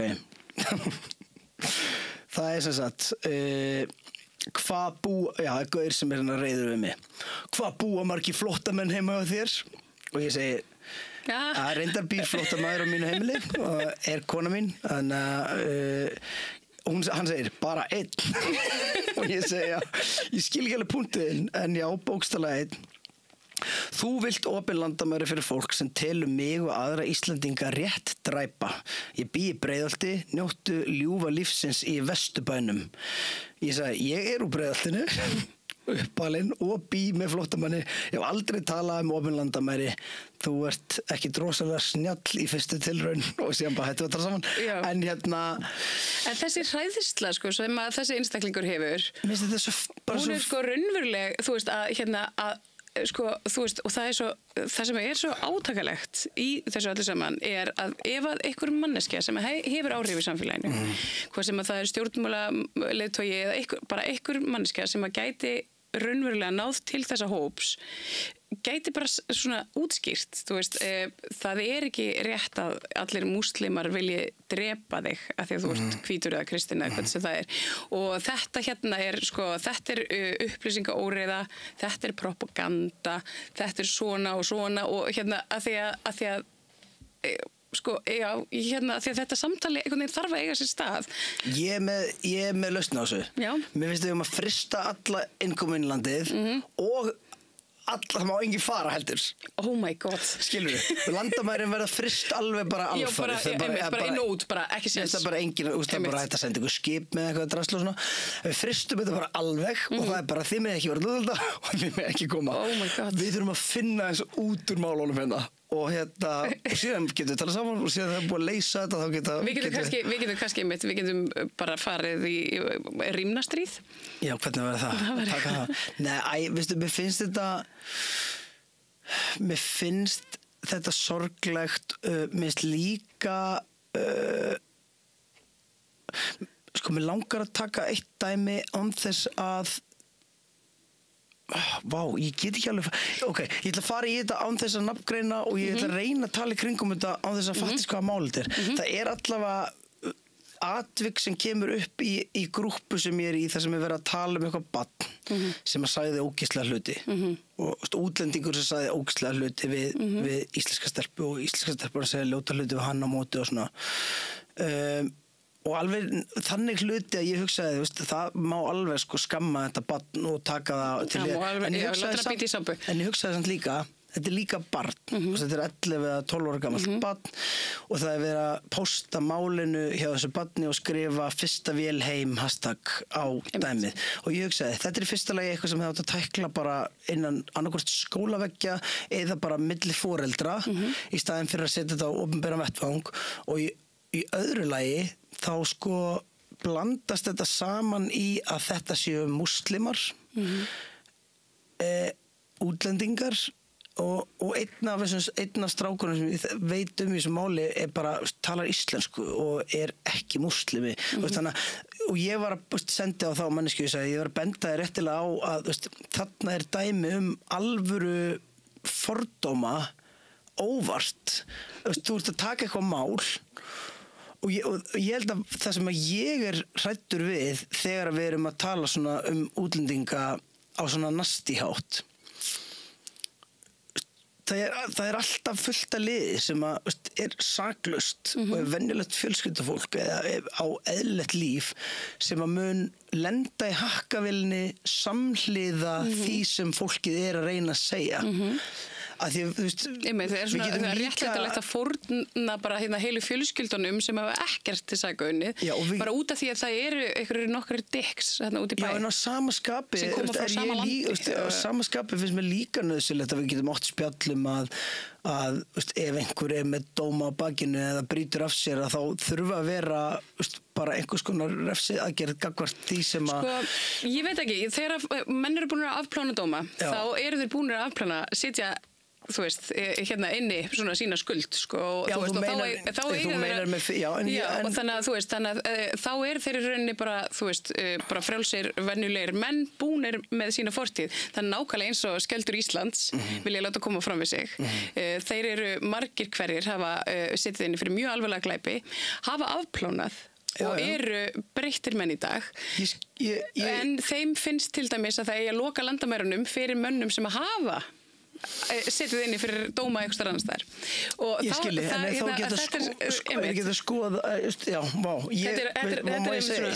þannig ætla ég til dæmis bara að ég hef bara ekki eins og pælt í þessu svona og ég hef ekki skoðað, ég hef ekki séð þennan vinkil. Ég held að einu punktur minn sé, og þú heyrir alveg að ég að reyna að vera rosalega bara opinn fyrir því að fólk geti átt samtal. Ég hata samt rasismatal og ég hata þegar fólk flokkar alla útlendinga undir sama hatt og líka eitthvað svona já, þetta duglegur Íslendingur sem að hún sýnir að hún vill læra hérna bla bla bla og ég ætla að taka dæmi að við erum að labba hjá Melaskóla hérna í Ókonu mín, við erum eitthvað út að leika með krakkana og við hittum hóp af múslima krökkum, bara fullt af einhverju liði, svona aldrinum 8 og elsta var 17 ára. Og við erum eitthvað að tala við þessa 17 ára píu og við erum eitthvað svona, ok, þú talar íslensku og bara pínlítið og langar þig að tala íslensku? Já, en það tala alltaf bara allir ensku mig. Já. Hún sagði, mig langar rosalega mikið að læra íslensku en ég finn og þarna myndi Póttur segja hún verður bara að reyna bit eða eitthvað svona, en ég held að við séum bæði. Mér finnst alveg eðlilegu partur af því að flytja eitthvað og búa til nýtt líf og að þú reynir að kynna þér. Ég held að allir vilja það. Já, reyna að kynna þér tungumál og hætti. Það bara svona lykillinn inn í samfélag. Já, bara til þess að líða vel.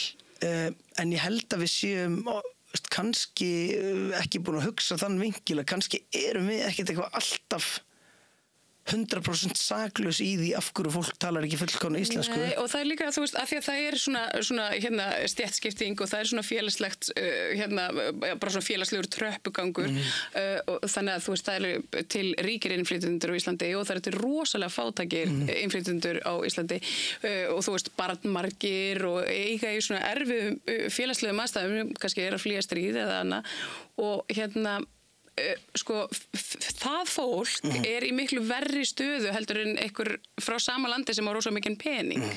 Einfaldlega vegna þess að báðir foreldrar þurfa að fara og á vinnumarkað, börnin, það enginn til þess að hjálpa þeim með námið, foreldrarnir geta ekki farið sjálf að læra íslensku vegna þess, eða þannig að þetta alveg, þetta svona marglaga vandamál, þannig að við, þetta svona. En kemur þá ekki önnur spurning á móti samt líka, bara til að velta steinum, þá þurfum við að vera með gott kerfi sem tekur á móti fólki, að því ég held að við séum ekki að gera fólki neitt greiða, og ég vil taka konuna minn sem dæmi, og ég gerir mig grein fyrir því að þau eru kvótaflóttamenn árið 96, sem allt annað dæmi heldur en það sem í gangi núna. Þau eru 11 fjölskyldur eða eitthvað sem að mæta frá Serbíu. Ég man eftir þessu. Manst eftir þessu? Já. Og ég þær eru jafngamlar mér, og það voru mínum aldri. Hún er 86. Já, hún ég mitt, hún já. Hún Jelena. Þau fara á Ísafjörð og Hvolsvöll og svona, og þeim skaffa húsnæði og kennslu og þau fá svona stöðningsfjölskyldur til þess að sjá sig og flestum þessum aðilum vegnaði bara rosalega vel. Mamma og pappi í Jófunu, Vestna og Nebosja, amazing fólk, skilurðu. Þau fóta sig í samfélaginu, reyna sitt best að læra íslenska tungumáli. Ef þú ert 35 ára, þá ekkert rosalega rétt að læra íslensku. Þannig að mér finnst við líka stundum, mér finnst að ég vera regla bara, ef þú ert yfir 50 þá ekkert verið að ætlast til þess að þú reynir að læra fucking íslensku.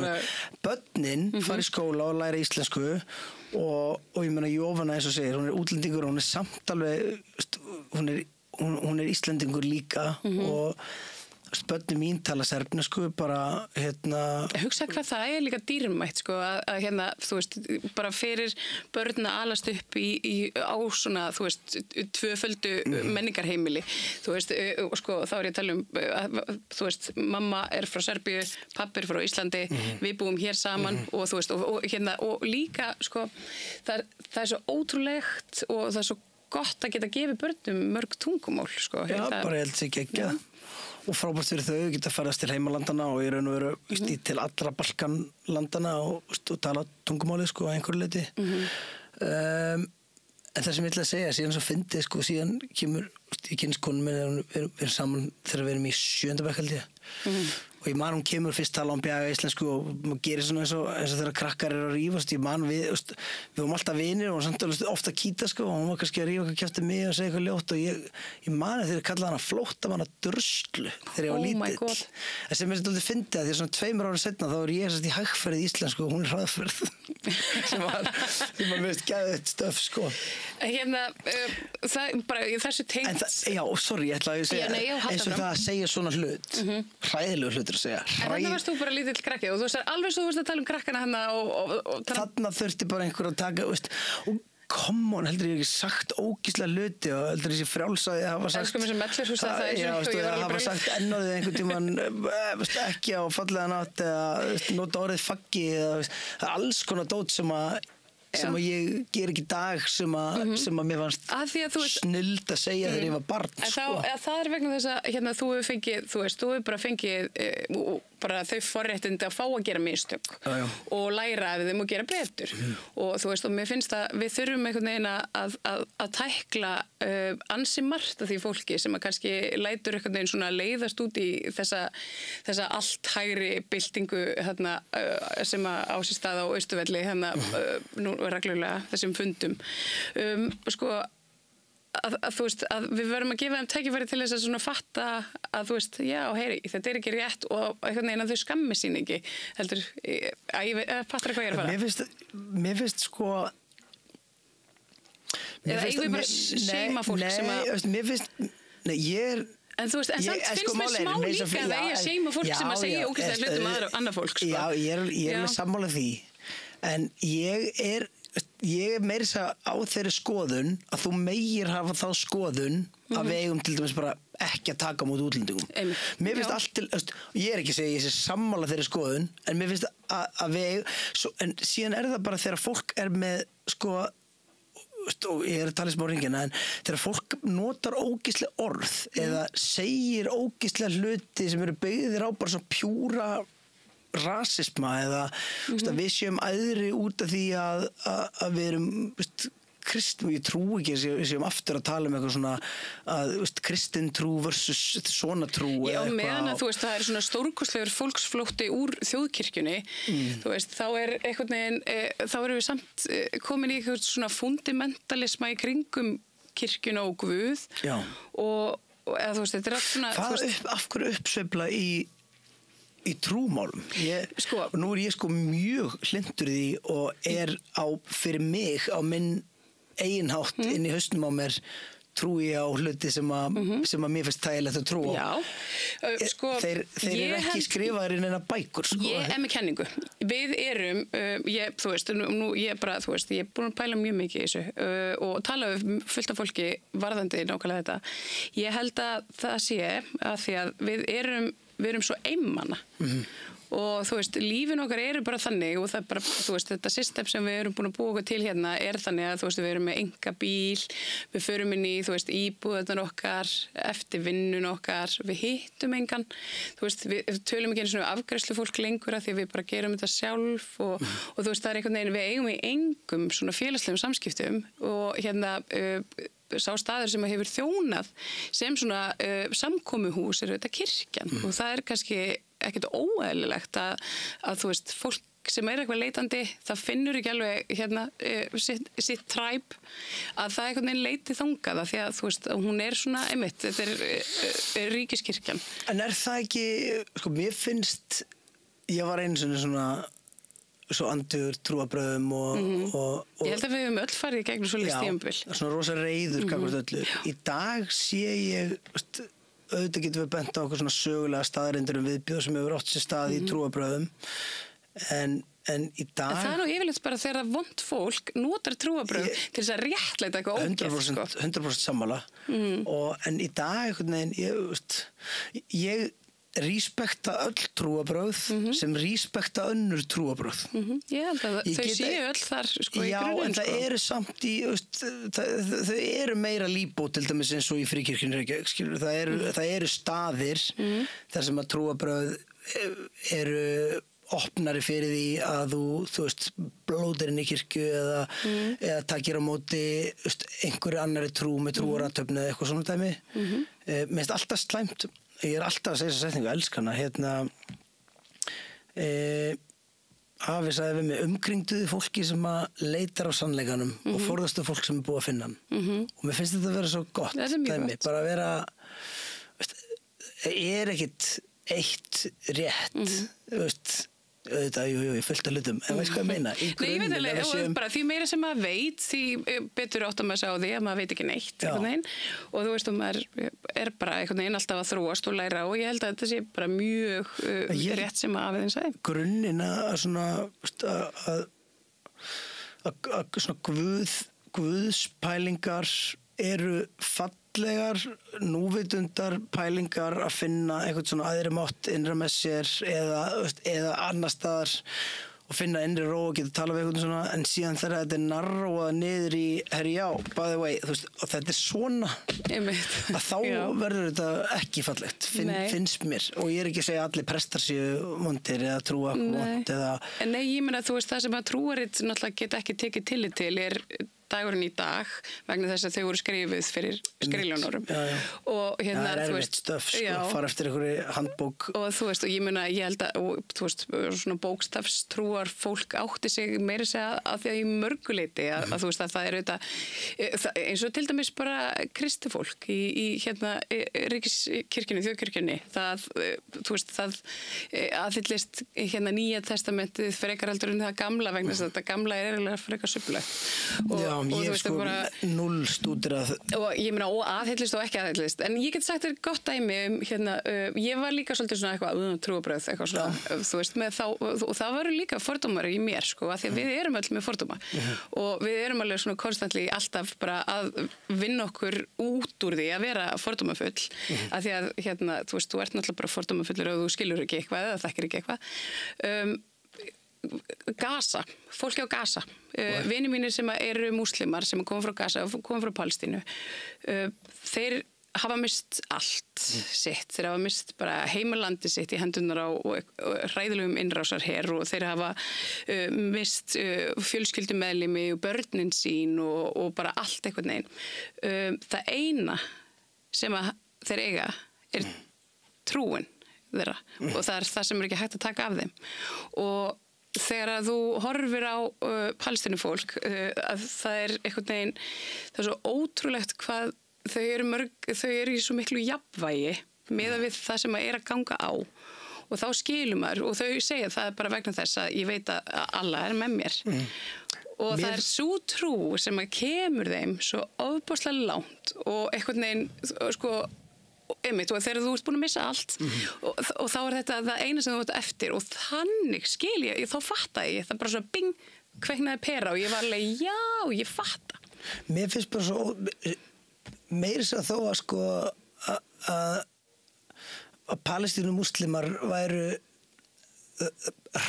segjum bara tökum bara dæmi þetta væri eitthvað svona hræðilegasta fólki heimi að þú getur horft á þetta og verið bara nei þetta er og ég held að fæstir hugsi svoleiðis en það er þessi sko þú veist það er þessi afmennskun sem hefur átt sér stað og þú veist og það er þannig náttúrulega sem að hérna öll bara svona þjóðarmorð og hópmorð og allir svona þú veist targetaðir svona fordóma hreyfingar hefjast á því að einhverjir afmennskar hann er ofðeraður upplifir samt ekki og núna svona, þú veist, auðvitað veit ég að hérna auðvitað veit ég að flestir að fæstir mæta kannski á mótmæli það er in a way dedication og þú veist, setja sér dýpra í málefni og kannski einhvers konar hræðsla við að vera flokkaður einhvers staðar. Ég myndi halda að flestir á Íslandi hati hvað er að gerast í Palestínu og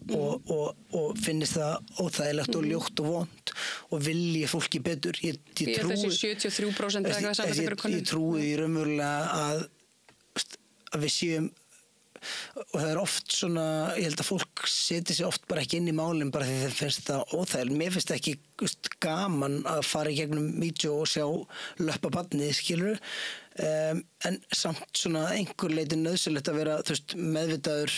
Maður þarf að vita hvað, þú veist, þetta heimur sem við búum í, þetta það sem að gerast í okkar nafni svolítið. Mér finnst bara svo hættulegt hvernig þessi umræða að blandast inn í hælisleitend og flóttamanna umræðu að þeir séu hræðilegir og minnst það einhvern veginn svona eins og það réttlæti þá að við séum ekki með, réttlæti að við séum ekki duglegri að taka þátt í einhverjum hlutum eða þú veist, ef einhverju væri settur hérna on the spot og hann væri spurður bara, þú veist, ef þú hefur tækifæri til þess að bjarga mannslífi, þú veist, gerur það já eða nei og þú veist, ég held að allir myndi segja auðvitað myndi ég bjarga mannslífi. Ég þekki þetta ekki, ég er ekki það djúpt í þessu. Er ekki íslenska ríkisstjórnin alveg, þú veist, Palestínu megin, segja þær ekki opinberlega Palestína er ríki og... Þau reyndar, sko, málið það sem að með íslensku ríkisstjórnuna alveg eins og hérna bara eiginlega allar aðrar ríkisstjórnir þessa heims, þá eru þau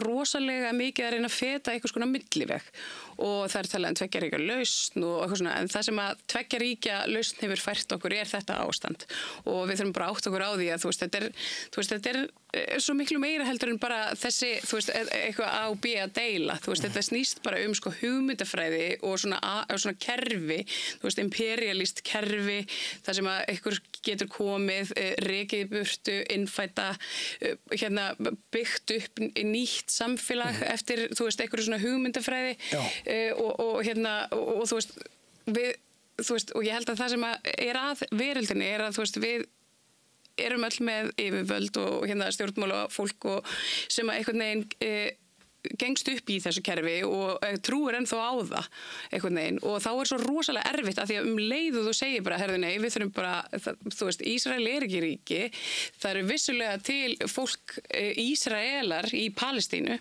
en þú veist... En ef við tölum bara svona, þú veist, ef við leggjum spilin á borðið bara, þú veist, ég held að við vitum bæði að það aldrei, þetta er aldrei að fara að snúast í nákvæmlega hina áttina og þetta verður bara Palestína. En við hefum séð það gerast nefnilega, þú veist, ég meina Suður Afrika, apartheid, þú veist, ég meina það nefnilega kemur alltaf svona punktur og ég meina og bara helförin og þú veist, nasistarnir, þú veist, voru reknir aftur inn í hérna Þýskaland og hérna fattar þú veist, þannig að þetta er bara nákvæmlega sama, þú veist, þetta er bara sagan að endurtaka sig með svolítið svona ekstrím hérna nútíma öfga, þú veist, drónavopnum og hérna, en þetta, þú veist, einmitt, þetta er eitthvað sem að hefur gerst áður og hérna þetta vonum að besta og ég sem hérna bara, þú veist, íbúi Vesturbæjar Reykjavíkur hérna,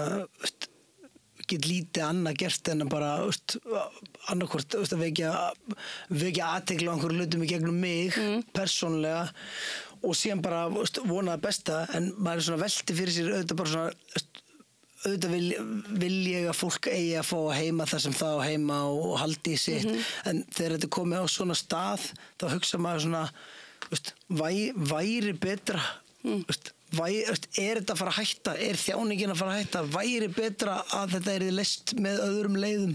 Já, ég held að það þurfi hernaðarlega íhlutun til þess að bjarga Gaza, ég held að það sé alveg bara... Ég er að tala um þetta bara eins naív og hægt er. Já, ég held að það, þú veist, það ætti að vera löngu orðið ljóst að... Það sé eins og vond, mér finnst líka vond að hérna... við verðum líka að horfa og ég veit að kommentakerfin og Ísrael, stuðningsmenn Ísrael alltaf benda á hérna þeir eru alltaf verið að færri 11. október sem þetta 7. október sem er alltaf verið að benda á þetta en að samaskapi ég er bara svo mikill. Þú veist hvað gerðist 7. og 5. og 4. október. Ég er ekki að benda á þetta. Það sem ég er að segja er að mér finnst bara alveg svo vorum að tala um Úkraínu og Rússland á hann. Mér er í raun og veru alveg sama hvort þú sért að skjóta barn í hausinn sama hvoru megin það stendur. Mér finnst það alltaf vera viðbjóður og mér finnst það vont í hjarta sko. Og þannig að ég var í einum mótmælum niður á Austurvelli og þetta er engin punktur í að ég sé ekki sammálaðir. þá var verið að segja hérna frjálspalestína, síðan kom einn setning sem var sendum eldflaugar á Ísrael og þetta var tjanta sko. Það var, já, og ég var bara svona, ok, ég geðið til að standa en ekki til að segja þetta, skilur. Nei, ég mjög hissa yfir því, því nú hef ég mætti mjög margar og ég hef ekki heyrt þetta. Nei, þetta var, þú veist, mér langar næstu að klippa þetta út bara til þess að láta þetta ekki vera punkt eins og ég sé að tala um þetta. Nei, við skulum bara, það er ekki punkturinn, en þú upplifir það samt að, þú veist, ég meina, þið langar ekki að réttlæta morð með morðum. Nei, og þú veist, hefna fyrir morð með morðum. Þetta er þetta útskýra, þú veist, það er þetta að útskýra akkur nonni misti hendina þegar hann hérna, potaði ljónið, skilur bara, við skilur að tala um að einhver leiti, en mér finnst hérna, í grunninn finnst mér þetta bara svo ógeðslega sorglegt og auðvitað væri næst sem maður geti gert svona bara og hægt að sjá þessa ógeðslu þjáningu og fyrir mér er engin spurning að þetta sé þjóðamorð, það er bara það að sé ekki verið að gefa fólki að borða og að sé verið að banna fólki að fara með snuttur og bleiur, þar liggur þessi ógeðslega mannvonska sem að þú sveltir börn, þú veist, þetta er bara vont fólk, en það er ótrúlegt að sjá samt, ég held að sé líka það búið að vera svo mikið propaganda að ísraelsk börn trúa í bara raunverulega palestísk börn séu rottur og það er nefnilega, þú veist, en við þurfum að bjarga þeim börnum. Eru þau vond? Nei, veistu hvað ég er að tala um? Nei, auðvitað eru þau ekki, börn geta ekki verið vond, það er bara þannig, börn er ekki vond, þú veist, þau geta gert alveg umulega hluti og þau geta verið algjörði dykk, en þau eru bara, þú veist, það er bara ekki mögulegt, af því að þau bara hafa einhvern veginn ekki eins og vit á því, en það er hægt að halda einhverjum upplýsingum með börnum og bara langt frá með fullorðins ár og það er hægt að láta fólk trúa öllu og það er það sem er svo skeri, ég meina, manstu þegar við vorum að, þú veist, alast upp og vorum að læra bara helfurina og við hugsaum með okkur hvernig gæti þetta gerst og við hugsaum bara hvernig gáttu þau hugsa svona annað fólk og ég meina þú veist bara ólst uppið bara þetta bara, það er það sem við erum að horfa á bara og svo erum við bara að horfa á þetta núna og ég meina við settum okkur öll í ákveðin spór þetta var, þú sko, gott ef að þetta var ekki bara eitt af svona hérna kaflaverkefnunum í helfarakaflanum í sögubókunum, þú veist, eitthvað svona settu þig nú í spór hérna þeirra sem eru á Íslandi að upplifa helfurina eða eitthvað svona og ég man eftir því að það var sagt frá, það var kona sem reyndi að fela gyðinga heima í sér og lítil börn og hérna hún var svona, þú veist, eftir á þá var hún hérna álitin svona ákveðin hetja en á meðan á þessu stóð þá var hún ásótt og hérna og fangelsuð og alls konar en hún hérna, sú kona satt alltaf í mér persónulega sko og ég held að sko að þú veist við þurfum kannski bara að trúa meira á það að þú veist við getum öll breytt einhverju, eða ekki? Jú, ég veit hvað meinar. Ég held að það sé kannski líka eins og ég segi hvað get ég gert bla eitthvað auðvitað getum við haft hjútsrödd maður upplifir sér bara varnarlega ég held að það sé dálítið svona en er það ekki sem ásamt svona, þú veist, er maður ekki bara eitthvað ofgóðu við sjálfa sig þá? Einhverju leiti, auðvitað er þetta hérna ég elska líka bara hvað líf mitt er þægilegt einhverju leiti, veistu hvað ég er að tala um bara, veist, og ég held að við gleymum því oft hvað við erum í miklum toppmálum minna sér frá persónulegum vandamálum og alls konar en finnir þú ekki fyrir svona, þú veist, ég nefnilega, þú veist, ég finn fyrir alveg svona nagandi hérna, þú veist, nístandi samviskubiti yfir því að hafa gott að hafa það svona gott vegna þess að ég er fædd hér og með hvíta húð á meðan að þú veist að hérna það er til einhver kona sem er alveg svo ég, hún er kannski bara sama ammælistag og þú veist hefur bara, þú veist, einhvern veginn alist upp bara á eitthvað allt annars staðar á netinum en það er sko mér finnst samt að, ok ég ætla ekki að fara að gera þér upp skoðanir en mér finnst ekki rétt að vera með nagandi samvinskupið út frá aðstæðum sem að þú hafðir í raun og veru enga stjórn á sem manneskja að fæðast einhver staðar Alveg svo hún. Já, ég hef mikla samúð. Já, en ég hef mikla samúð með fólki sem hefur að slæmt. En það þá ekki vegna þess að henni líður svona, vegna þess að hún á þessu stað og ég á þessu stað, verð ég þá ekki nota, þú veist, mitt svona, þú veist, mína yfirhönd til þess að reyna að koma henni upp úr og við séum jafnar. Það ekki svona... Það mjög fallegt en ég held að samviskubitið gagnvart því sé ekki endilega eitthvað sem gerir þér en ég henni gott, en ég held að sé mjög gott fyrir þig að hugsa og fatta að þú sért en þú veist, en svona samviskubit, það náttúrulega bara tilfinning og þú veist, það náttúrulega mjög marga tilfinningar en svona samviskubit, en svona gerir maður reiðin á endanum og þá bara springum maður og gerir eitthvað. Ef ég sé barn í hjólastól þá fæ ég hef fengið alls konar tilfinningar en það gerir ekki gagn að ég fari heim og vorkinni sjálfur mér yfir því að líða svo illa yfir því að barni sé í hjólastól. Já, ég ekki að meina svona vorkinni sjálfur mér yfir því. Ég meina það ekki alveg þannig. Ég meina svona frekar að, þú veist, að ég leyfi mér einmitt að þú veist, að vera ofaslega reið og döpur yfir því og nýta svo þær tilfinningar í, þú veist, að gera eitthvað, þú veist, eitthvað, ok, ætla ég bara að setja og láta mig líða svona eða ætla ég actually bara að gera eitthvað og ég held að, þú veist, að það sé mig langar svo að fólk... Ég tengi við eitthvað sem þú ert að segja en ekki kannski hérna skömm, þú veist, ég skammast mín ekki fyrir að vera hvítur millistétt að gauðra á Íslandi, það er bara það er einhvern veginn bara það sem ég er og skapaði mér eða gerði bara það sem þú fættist inn í ég samt er húðin alltaf já, síðan alltaf bara samengi, þú veist, við megum ekki heldur gera lítið úr vandamálum og uppeldi í samengi við bara hver við erum og hvar við erum mér finnst einhver sem er moldríkur og ég vorkenni alveg milljónamæring sem að lendir í fjárhagskvíða líka þó svo að ég tengi lítið við það veist, mér finnst ég hef samúð með öllum sem hafa það vont í hjartanu yfir höfuð, skilur. Já, það er hægt að setja sér í spór allra einhvern veginn. Ef maður einsetur sér að skilja heiminn betur og fólki í kringu sig, þá verður maður að setja sér í allra spór. Já, og það er oft mikill hausverkur líka, því að þá er maður bara eitthvað, þú veist, auðvitað þessi lúser þarna sem betur ofbeldi eða eitthvað svona.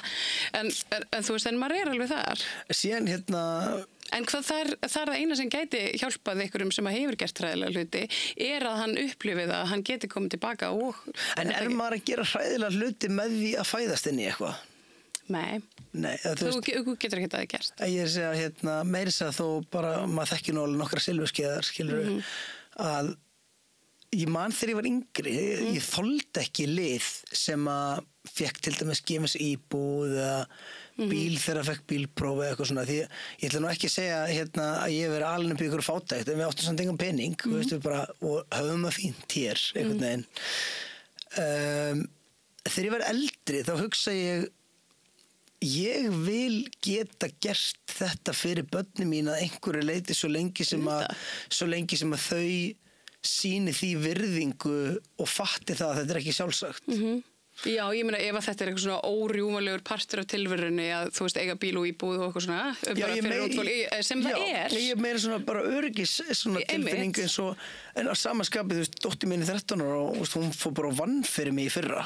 Á júluvennir, þá var hún bara sett í starfsmannabúning og vann í 5 tíma og fekk laun fyrir það, skilur, og skrifa á þessu bóli og það var dreigð af henni. Ég er að segja, þú veist, við verðum að kenna krökkunum okkar að dót sé ekki sjálfsagt, ég held að það sé slæmt fyrir okkur að bara... Að maður þurfa að vinna í rosalega marga klukkutíma bara fyrir nokkrum pókum í bónus, sko. Já, minnst það nöðsilegt. En minnst það samaskapi, sko, ég gerir mig grein fyrir því að það er brútal stéttaskipting í samfélaginu og í heiminum og ég vildi ég væri til í að sko, stjórnvöld geri ég er sko einhver leiti sósíalisti í grunninn en líka kapitalisti, sko. Ég trúi á að ég er bara miðumaður, ég er bara... Það hljóma meira svona eins og kannski bara svona anarkisti. Já, ég trú, nú er ég bara naív skoðun. Mér finnst það allir ætti að fá húsnæði. Þú veist bara, mér finnst það ætti bara by default allir ætti að fá húsnæði. Það eru mannréttindi, þannig já, bara absolutt. Já, skóli, heilbrigðisþjónusta. Síðan finnst mér allt í lagi og látir gera bara, María Lilja í gulli einhverstaðar á einhvern vegg ef þig langar að gera það. Og ég er ekki á þeirri skoðun að við eigum öll að vera jöfn. Mér finnst að við eigum að fá jöfn tækifæri í grunninn og mér finnst að við eigum að fá grunnþjónustu þannig að við getum átt almennilegt líf. En ég veit á sama tíma ég segi þetta þá skekkist þetta alltaf. Þú gerir það nefnilega því að þú veist þegar þú ert bara með hérna svona hrúa peningum og það er einn gæi sem að næra alltaf til sem meiri peningum vegna þess að hann er komið með betri tækifæri vegna þess að ná rosalega mikið að peningum fyrir þannig að hann einhvern veginn og þú veist og svo endar það bara þannig að hérna þú veist hrúan er búin og þú veist sumir er ekkert, sumir er smá og svo bara einn gæi sem að ég er svo sammála en málið og hérna þetta er tvískipt sumir eru gráðir og taka mikið til sín sumir róa bara rosalega mikið ég til dæmis það verður líka kannski hægt að setja bara þak á það hvað mátt eiga mikið ég sammála því við erum sammála þar ég til dæmis er á því að þú eigir bara ekki að eiga geta 8-10 milljarðir inn á bankabók sem eru þá ekki í einhvers konar umferð af vinnu veistu hvað ég tala ef þú átt svona pening ef þú átt pening sem endist yfir þrjú lífskeið þá áttu meira en nóg þess vegna segi ég aftur að þetta sé naív því síðan er bara þú veist fyrir mér er eitthvað nóg sem er ekki nóg hjá öðrum hvar er þakið, hvar er að setja ég til dæmis þú veist í dag, mér gengur mjög vel mér er að gera dót sem ég elska að gera og það er ekki nema ég stoppi mig af og hugsi bara, ég er bara drullu fokkið þakklátur fyrir að eiga íbúð í Vesturbænum og 3 börn og vera ekki peningavandræðum bara heilbrigð já, en ég er að segja, þú veist en ég þarf að segja þetta við sjálf á mig því annars er ég bara stundum bara annað gikk, meira svona eitthvað, djúvillig gaman að mér langar svo að eiga verði ekki eiga svona úr ég held að þetta, þú veist ekki mér þetta líka það sem þetta gerir þú veist eins og við vorum að tala um fyrir löngu síðan áðan þú veist það er eitthvað svona hagsmunaaðilar sem sjá hagsinn í því að halda að manni alls konar hlutum, úrum og þú veist útliti og hinn á þessu og þú veist við erum öll alveg ginnkeft fyrir því sko. En maður þarf einmitt eins og þú segir alltaf að stoppa sig þú veist ég er með gulltönn sko. það er bara það sem fyndi þegar ég er eitthvað svona segja bönnunum mér frá því að sem verður að spara og svona, já, þú ert með gulltönn bara við verðum ekki fátæk með þennan tvo er þetta sko, kostaði minna heldur en vennileg tönn sem er galið það er enda svolítið galið já, þetta er eitthvað tannlækna gull en tölum aðeins júluvennar já, ég til ég að förum úr gasa já, ég meina þú veist, nú er sumar búið bara beint í jólin ok, ég til ég ég er svo peppar, ég er að fara myndatöku fyrir júluvennar á morgun Gastu einhvern tímann ímyndað þér að júluvennar yrði að þessu risabarni mörgum árum síðar? Nei, mér fannst það eiginlega bara galið að hugsa það að ég ætla að býta í júluvennar 2017, þá var ég 27 ára við búum þetta til 2 að því okkur fannst svo leiðilegt að það var aldrei neitt að gera í desember það mættu bara eitthvað svona frostrósir og Sigga Beinteins og þessi með sína jólut og baggalútur og þannig við ákvæmum að gera rapptónleika með Green Poster gerum það og við bara seljum strax bara 7 gig í Gamla bíó höldum tónleikana erum með eitthvað svona grín íva fáum Kallakór kaffibarsins fáum Helga Björns at that point fannst mér ógeðslega fyndið í dag er eitthvað bara svona er ég semmi í bara standard já það er bara eitthvað fyndi hvað er orðið eitthvað svona það er ekkit endilega skrítið að sjá Sigga Beinteins MC Gauti á plakati núna nei, einmitt en og síðan vatt þetta bara upp á sig fórum í Háskólabíó árið eftir og síðan fyrra færðum við okkur í IR heimilið Þannig að þetta er bara eitthvað jólaæventýri sem er búið að stekka og litla jólaæventýri. Orðið að kapitalísku skrimsli. Já,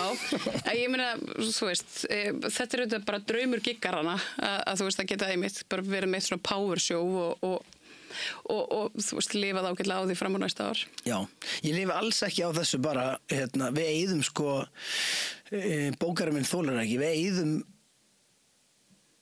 örugglega svona 25% meira í sjóið en ég ætti að gera. Ég er bara, miðin kostar 13.900 fyrir að eitthvað, ógeðslega dýrt.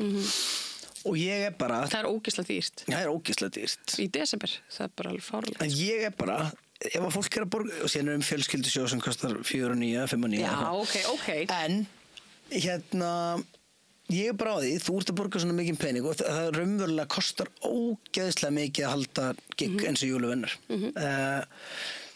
Ef þú ert að borga svona pening þá þarfst að fá topp sýningu frá mér og fyrir mér er þetta ekki tónleikar, fyrir mér er þetta músikana, en fyrir mér er þetta sýning. Þetta er, ég reyna að gera, hefur mætt það? Nei. Ég kem. Já, það er reyna að koma. Við höfum verið með Tvíhöfða, við höfum verið með Sögu Garðars í uppistandi. Ég er svo mikið fílupóki jólin, sko. Ég er eitthvað, jólin. Ég er svolítið þar, sko. En kannski þarf ég... Þú átt 1 barn, 2 börn? Ég á eina stelpu, hún er 17. Hæ? Hún er 17 ára og ég veit það. Er hún 17 ára? Hvað heitir hún aftur? Kría. Er hún orðin 17 ára? Ég er ekki að tjóka. Nei. Þú hefði getað sagt mér núna, já, hún er 7 ára. Já, og ég hefði verið bara, auðvitað er hún 7 ára. Einmitt. Er hún 17 ára? Já, hún er bara menntaskóla og þú veist. Ég ætlaði að fara að segja við þið, átti ekki undir barn. Er ekki alltaf gaman í jólinn þá? Sko, þú veist, það er ekki það, ég elska ekki að eiga tíma með fjölskyldinu og allt það. Mér finnst það alveg frábært. Mér finnst sko, ég fæ svona jólakvíða í desember. Það er, þú veist, þú þarft að gera hluti og eitthvað svona gefa gjafir og mæta eitthvað og svona, mér finnst það yfirþyrmandi. Búðu bara til rapptónleika og settu alla ábyrgðina þína á það og þá neyðirðu sem sagt konuna þína til að fara á þriðjuvaktina jólin. Þannig að hún er dálítið í... Já, þannig að hún er, já, einmitt. Nei, veistu hvað, við vorum í bílum í dag. Við vorum að tala við sko reynum að fara snemmi í jólagjafarnar. En gefur ekki bara öllum miða? Sko ég hef aldrei gefið neinum miða, þetta er alltaf eftir. Já. Nei, jólun er alltaf eftir. Já, þetta er sko 20. desember. En þetta er, já, það fer hellingur á tíma í þetta. En núna, þetta var eins og alltaf á Þorláksmessu. Nú er þetta búið 20. Þannig að þetta er 1920, þannig ég næ svona, Þú nærði inn í bara svona, þú veist, loka metrarna á jólastressinu. Það er alveg svona versti tíminn. Ég veit og ég mæti sko, ég verið að gigga, ég verið að mæta heim svona 5-6 eftir Þorláksmessugigið og beint heim og að gera möndlugrautin. Það er my thing, sko, bara hræri ykkur pott, bara ógeðslega þreyttur. En svo komið jólin og þá er allt rosa næs. Það er svo næs, við erum með 3 börn og jólin er orðin eftir að við fórum að elska mömmu og gott að vera á mömmu jólin, en eftir að við færðum okkur bara svona við það er eitthvað ekkert stress og bara ekki sparifötum oft og það er eitthvað. Já, ég held að við séum alltaf að leita af því en við samt einhvern veginn þá bara tekst okkur samt að búa því svona kátík og stress svona fyrirfram. Ég trúðu mér, við förum alveg í panik sko. Eitthvað svona, oh my god, ég glemt að kaupa gjöfanda. Já, eins og allir. Við reyndar, ég verð að segja, ég er stoltur á okkur. Við gefum bara lítið af gjöfum og fáum þar, minnst reglan er bara börnin í fjölskyldinu öll, þau fá gjafir.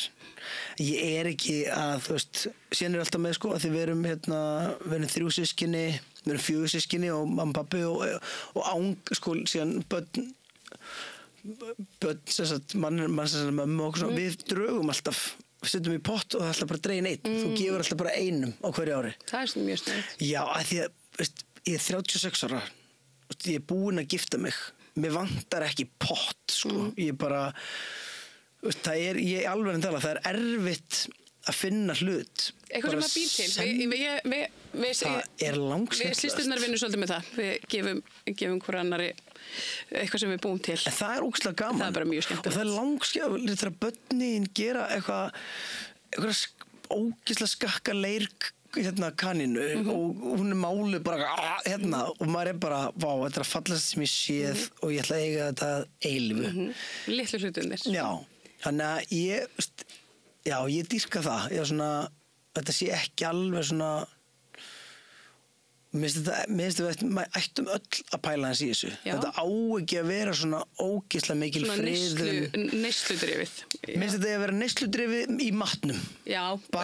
Ég bara farið og köftu labbaði inn í búðina og hluturinn sem þú hefur aldrei keypt þér því þið finnst það svo dýr, köftu hann, njóttu þess og slepptu að gefa frændaðinu svo hatargjöf, skilur við. Mér finnst þetta að vera heilræði.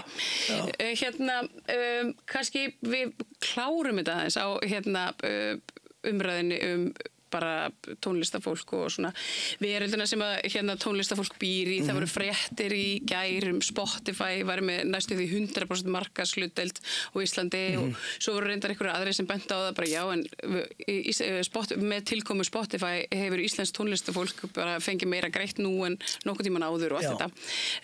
Hvar stendur þú í þessu? Ég held að sé eitthvað til í þessu að við séum að fá meira greitt en við fengum áður. Ég sé fleiri litlir að fá eitthvað. Fleiri, ég menna, þú varst lítill artist á undan því sérstaklega og varst ekki munurinn núna geta allir gefið út í dag og það er rosalega fegurð í því. Það sem er ekki fallegt við þetta er einokun á markaði og að þú þurfir að fara einhverja X leið til þess að gefa út músík og það er miklu erfiðara það er erfiðara að verða vinsæll. Ég held að það sé erfiðara að festast vinsæll. Ég held að það sé auðveldara að koma sér inn með eitt lag og svona. Það sé erfiðara og fólk virðir ekki listina eins og það gerði. Þú veist, einhvern tímann keyptir þau plötu og þú áttir þessa plötu og þú varst ekki að kaupa þér endilega geisladiski hverju viku af því að 2008 var bara slatti. En þú líka hélst á henni í höndunum, Hélst á henni. Þú fannst fyrir henni að þú lést eitthvað fá pening og fékkst eitthvað tilbaka, Síðan kemur náttúrulega millibilsástand, það sem allir fer að downloada, sem var rosalega gaman sem neytandi og hræðilegt sem listamaður. Napster. Já, bara gjörðu svo vel, bara hér er vírus. Hvað er þetta? Limeware. Það var náttúrulega bara, þú downloadaði Limeware og tölvægin byrjaði bara að hósta, skilur. En ég sé fallegar hliðar og slæmar hliðar minnst tónlist óvart verða meiri skammtíma neysluvara, það er auðveldara, fólk fyrir að semja styttri lög til þess að fá fleiri views og það er náttúrulega miklu auðveldara að gera svona sálarlausa músík og gefa hann út og þú getur jafnvel bara gert það með AI, bara tjekka bara á Magga Mix til dæmis á Spotify, skilur Guð blessi hann, bara halda fram að gera þess að gera Maggi, en það er samaskapi finnst mér, ég get bara núna farið og sett saman playlista af fullt af einhverju liði sem ég hef aldrei heyrt ég get kannað ég kannski fyrir svona grúskar og nördi er þetta náttúrulega ógeðslega aðgengilegt og mjög skemmtilegt og svona, en svo náttúrulega það er með þetta eins og kannski allt sem við erum bara búin að taka fyrir hérna í þessu viðtali, það er alltaf svona það er alltaf svona tvær hliðar og einum peningi, þetta er svona það er margt gott en svo líka mjög dark hlið. Mér finnst ég er kannski vont dæmi að tala fyrir þessu af því að ég er vinsæll og ég fæ fullt af ég fæ meiri pening heldur en kannski meðal lítil hljómsveit sem er að fá lítið streymi en staðreyndin er samt svo eins og í mínu umhverfi. En þú gætir verið að fá miklu meira ef það væri ekki fyrir Spotify þannig að það kemur eiginlega verð niður á þér sem listamanni heldur. Ég veit ekki, gæti ég verið að fá meira? Ég veit það ekki. En ég meina, ef þú átt nóg þá er það bara nóg líka. Já, en síðan er staðreyndin flest lögi mín hafa ekki borgað sig upp. Það er bara staðreynd og þú þarft segjum að lag kosti einhvers staðar á bilinu 200 til 500 skall að búa til það fyrir bara allur gangur á því eða soloartisti og náttúrulega bara borgar bara mix og master það er samtalið 100 skall þú vinnur kannski með hljóðfærarleikur og borgar þeim session spanar alltaf 0 upp í 500 skall til þess að fá þessa tölu tilbaka, segjum þetta kostar 400 skall, þá þarfst þú allavega svona 800.000 streymi sem orðið hittari og ég held að ég kannski 12 lög 13 sem að ná og nú eru þetta alls konar dæmi fullt af dóti sem ég gerir back in the days kostaði ekki jafn mikið og hlutir kosti í dag og mismunandi hvort ég sé að vinna með bandi eða einum pródúser eða stundum með prósentuskipting milli artista skilur en aðaldæmi náttúrulega bara líka vera duglegur að spila vera sniður með búa til tónleika já líka bara búa til bóli og ég fekk meira út úr textaverkum í fyrra heldur en Spotify. Býtu, hvað eru textaverk? Bara ég að skrifa texta minn í ramma og og selja það. Já, þú og Búbi. Já, ég náttúrulega bara sá Bubba gera þetta og bara hermd eftir hún og ég held að það voru eitthvað svona 7 artista sem gera þetta í fyrra. Og ég sagði mér sem Bubba og ég sagði, Bubbi, ég var bara hermd eftir þér, ég var bara að gera textaverk. Og hann bara, já, auðvitað hermd eftir mér, eitthvað svona. Já, auðvitað. En þú veist, bara if it works sko og finna sér leiðir og vera skapandi þarna kemur náttúrulega því miður líka sponsadæmiðin þú veist að einhver og ég segi því miður og ég skammast mín ekkert fyrir að vera sponsum en það væri þægilegra að geta bara sleppt því auðvitað væri þægilegra að vera með tónlistavídeó og þurfa ekki endilega að setja eitthvað inn í það þú veist sem að, en þá líka hér sérðu líka munin á artista og síðan einhverjum sem algjör búbla hvernig product placement getur verið fallegt á móti einhverjum viðbjóð sko þannig að það eru margir artista sem eru bara blatant bara ég ætla að setja cool bet hérna í byrjun á vídeónu þá maður bara en þú veist hluti getur verið fallegir fagurfræði eitthvað skot af bar og það einhver vodkaflaska sem að sponsa þetta getur verið fallegt product placement og í 90% bíómyndum sem þú horfir á product placement meiri segja bara í verbúðinni skilur það sem að bara já, stundum það augljóst stundum það ekki augljóst og ég pæli alveg ógeðslega mikið í þessu út af því að ég heyri það, þú ert svolítið svona konfliktbæður yfir þessu svona, Nei, mér finnst bara nöðsilegt að ég til dæmis bara sagði upp spons daginn samt frábært fyrirtæki sem vinur minn á að því ég sagði auglýsingarnar sem ég að gera fyrir þig kom ekki náttúrulega til mín og ég sagði ég væri til í að halda áfram í samstarfinu en ég finn að þetta að hafa þannig ég að setjast niður og hugsa nú þarf ég að búa mér til ímynd til þess að og ég held að það sé kannski og ekki það ég kannski posta myndað eitthvað orkudrykk þá það ekkert eitthvað það sem ég í grunninn en sumt kemur náttúrulega til manns og auðveldar að gera heldur en hlutir sem eru bara pjúra ég er að selja sál mína til að gera þetta skilur þannig að ég skora á listamenn líka að finna hjá sér þú veist einhvern milliveg í að taka ekki bara við hverju sem þangað til að við lifum í fullkomnum heimi þar sem að bara hægt að lifa af listinni og við bara einhvern veginn já, ég segi aftur, ég vant dæmi ég bara lifandi tónlistarmaður og gerir það for a living sko, þannig ég get ekki þóst kvarta yfir því að vera Nei, en ég meina þú hefur komið langt og ég meina þetta var ekkert auðvelt en þú veist komið mjög náttúrulega þrátt fyrir þú hafi tapað í rímnastríðinu Já, þetta var erfitt þetta var erfið ár Það var hafnað í byrjun en þú svona Já, sem komið tilbaka komist tilbaka Gauti, MC Gauti Þeyr Másson, þakka kærlega fyrir að koma hingað að Rauðaborðinu og bara tala alls konar við mig. Það var mjög gaman að fá þig. Takk fyrir mig. Ég heiti Þórhildur Þorleifsdóttir. Á samstöðinni fjörug, opin, skemmtileg og gagnrýnin umræða allt milli himins og jarðar. Samstöðin á erindi inn á öll heimili. Á þriðjudaginn kom Guðný Gústafsdóttir, starfsmaður Félagsvísindastofnunar, Ólafur Ingólfsson jarðfræðingur og Hjálmtýr Heiðdal kvikmyndagerðamaður og ræddu við Gunnar Smára skyldur almennra borgara gagnvart þjóðamorði.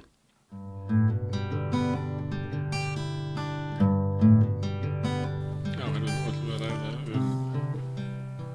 þjóðarmorðin í Gaza og ástandið í Palestínu sem við höfum gert hérna svolítið við Rauða brauð. Stundum erum við að halda því fram að þetta séu kannski hryllilegustu atburðir þessarar aldar og séu slíkir að allir íbúar jarðar verða að taka einhverja afstöðu til þeirra. Og aðeins að ræða þetta mál einmitt út frá því sjónarhorni og ég fengi hérna fjármanneskjur sem að hafa tekið svona þátt í umfjöllun hérlendis þessi mál. Hér Hjálmtýr Heiðdal, kvikmyndagerðarmaður og formaður félagsins Ísland-Palestína. Guðný Gústafsdóttir sem starfsmaður Félagsvísindastofnunar og Ólafur Ingólfsson sem jarðfræðiprófessor á eftirlaunum, það emeritus? Það stemmir. Já. Má ég byrja á þér kannski, Ólafur, að því að þú skrifa reglulega þetta mál á Vísi? Já. Á hverju ert það því? Ég bara að reyna að leggja mitt af mörkum til þess að vekja fólk til meðvindar hvað í gangi og ég held að sé allt of margir svona að yfta öxlum yfir þessu og ég fyrir gleypa við áróðrunum frá Ísrael eða síjónistunum að þetta sé einhver viðbrögð við hefndarverkum eða terroristum hjá Hamas og taka ekki afstöðu og ég held að það sé rétt sem þú sagðir í innganginum að við stöndum eiginlega svona dálítið á tímamótum held ég núna sko að þetta náttúrulega þjóðamorð sem í gangi og þessar tölur yfir fallna og særða eru bara lágmarstölur, í raun þetta miklu fleiri. Gætu verið 300.000 mann sem eru fallin og særði í þessu útrýmingarstríði Ísraels og það bara þannig að þú verður að taka afstöðu og ég held að þegar fram í sækir að þá verði þetta talað með sömu andrá eins og helfurina hvað var gyðingum og þá geta menn spurt sig hvað gerði ég? Var mér skítsama og hélt bara áfram að horfa á einhverja sápur í sjónvarpinu eða reyndi ég að gera eitthvað. Lærdómurinn af því tímabili svolítið sá að það sá sem að telur sig ekki verið að taka afstöðu, hann að taka afstöðu. Alveg hygglust, það akkúrat þannig. Og sko, Ísrael átti lengi mjög mikla samúð Íslendinga og Ísland var kannski eitt af þessum ríkjum sem að stóð með Ísrael þykkt og þund. Ben Gurion kom í opinbera heimsókn til Íslands síðan 1962. Bjarni Benediktsson, þáverandi forsætisráðherra, og Ásgeir Ásgeirsson fóru í ferði til Ísrael og lofsungu það og var hent upp á kameldýr til þess að verða að taka myndir og svona. Og ég man bara því þegar ég var 10 ára eða 9 eða 10 ára gammal strákur, þá stóð ég á svona skólakrökkum og veifaði ísraelskum fánum þegar Ben Gurion kom hérna 1962 sko. Og svo þegar við vorum að reyna að starta samstöðustarfi með Palestínu 1975 með fyrstu Palestínunefndinni, þá var það í rosalegum mótbyr í raun því að Íslendingar bara almennt, það var einhvern veginn bara svo sjálfgefið að öll okkar saman ætti að vera með Ísrael. Og þetta að breytast og það hefur orðið mikil breyting á þessu en núna að gera hamra stálið og fylgja þessu eftir. Og fólk, það verður að opna augu fólks fyrir því að það sem í gangi þjóðarmorð og þjóðarmorð alveg hrottalegur hlutur og í raun ef að áform Ísraels ná fram að ganga þá erum við bara rétt að sjá byrjunum á þessum hörmungum því að nú ætlar að fara að ráðast á Gazaborg sem búa 1 milljón manns, þeir ætla að leggja hann í rúst þannig að við verðum að láta heyra í okkur. Guðný, ég hef séð þig á Facebook, þú postar mikið. Já, ég gerði það, orðið. Þá lóksins ég fann einhver tilgang með Facebook, þá nota ég hana. Þannig að þetta opna gluggan og rópa út í dómið. En má ég spyrja þig eins og ég spurði Ólaf, af hverju? En ekki hvað. Það, sko, fyrir mér var bara ekkert annað í boði heldur en að taka afstöðu með Palestínu. Ég hef reyndar aldrei haft samúð með Ísrael, sko, og ég er algjörlega snauð allri samúð með því ríki, ef ríki skildi kalla. Þetta er náttúrulega bara ríki, þetta er eitthvað batteri sem er búa til í kringum hernað og já, það er engin þjóð þarna, það er engin löng og gömul saga um veru þessa fólks á þessu landsvæði, sko. Þetta er náttúrulega bara military base sem er kallað ríki, sem er gefið alls konar bessaleyfi út á einhverja gamla fortíð í Evrópu, en ekki á þessu svæði. Þannig að, já, Þóttu það ekki hægt að aðgreina Ísraelsríki og síónismann? Nei, það er ekki það. Og það sé ruglandi að alltaf tengja Ísraelsríki við gyðingdóm? Já, það finnst mér, og það segja gyðingar sjálfur í auknum mæli upphátt og út allan heim. Þannig að sko... En nú er þetta ekki þitt stríð? Þetta er mitt stríð, þetta er okkar allra stríð. Á hverju er það þannig? Nú, við berum öll ábyrgð sem búum í þessum heimi. Heimurinn er svo löngu orðin ein heild, efnahagsleg heild. Ég meina það er ekkit undan því komist, og eftir tilkomu samfélagsmiðla þá erum við náttúrulega, við eigum vini allstaðar í heiminum, við eigum fólk allstaðar í heiminum, við stöndum með fólki allstaðar í heiminum. Og þegar verðar að brjóta á heilli þjóð og núna fremja þjóðarmorð í beinni útsendingu á samfélagsmiðlum, þá náttúrulega verður að taka afstöðu, það er ekkert annað í boði, að mínu mati. En það er eitthvað sérstakt við þetta, af því að þetta mál snertir okkur og fólki okkar heimsluta meira heldur en önnur átök. Er það vegna þess hversu gróft þetta er, eða vegna þess að einhver leyti er þetta gert í skjóli vestrænna stjórnvalda, eða af hverju snertir Palestína sérstaklega við þér og mörgum öðrum? Það er náttúrulega mörg svör við þessari spurningu, það er ekkert eitt svar. Svo persónlega þá hefur Palestína hefur alltaf átt mjög stóran sess í mínu hjarta, ég var bara alveg þannig upp fyrir það fyrsta, en já, þessi mikla samsagt Vesturlanda og okkar beinu og óbeinu þáttaka sem Vesturlanda búa í þessu stríði er náttúrulega svo gagnsæ og augljós. Þannig að kannski tökum við þess vegna líka frekar afstöðu í þessu máli. Mikill meirihluti fólks þegir ennþá í samsagt, eins og Ólafur kominn á áðan, af því að við erum svo tengd þessu. Það er ekki hægt að taka sig í burtu frá þessu. Við erum að borða ávexti frá Ísrael og kaupa sódastrím frá Ísrael. Við erum að hýsa Ísraels gagnaver og við erum að taka beinan þátt sem þjóð. Og dreigið Ísrael inn í Evrópu, þótt að mannfræðilega ekki heima þar, að vera í Eurovision og í Evrópu keppni í fótbolta og guðmátt okkur ekki. Einmitt. Og á hvaða forsendum er það? Fyrst þetta fólk vil endilega búa þarna, okkur er það þá ennþá að taka sér pláss í Evrópu. Hjálmtýr, þú ert náttúrulega formaður í félaginu. Jú. En kannski heimskulegt að spyrja þig af hverju þú að taka þessa afstöðu. Já, það er náttúrulega eins og komið inn á, ég er alveg upprunalega náttúrulega trú á að Ísrael sé eitthvað fyrirmyndaríki og þessar góðsagnir Ísrael sem voru allstaðar, að þarna hefðu komið fólk sem hefði ætti rætur þarna og hefði síðan endurreist og byggt í eyðimörkinni einhvern aldingarð, og þetta er náttúrulega saga sem að landlaust fólk fengið land án fólks. Já, en því miður þá var þarna annað fólk. Og það er mikil saga sem sagt hvernig vestræn ríki og mikið fyrrum heimsveldi eða nýlendu þjóðir, hvernig þær rauninni lögðu grunninn að þessu. Og þess vegna er Ísrael sem sagt hugsað upprunalega sem útvörður, það var sagt að það veri útvörður siðmenningarinnar.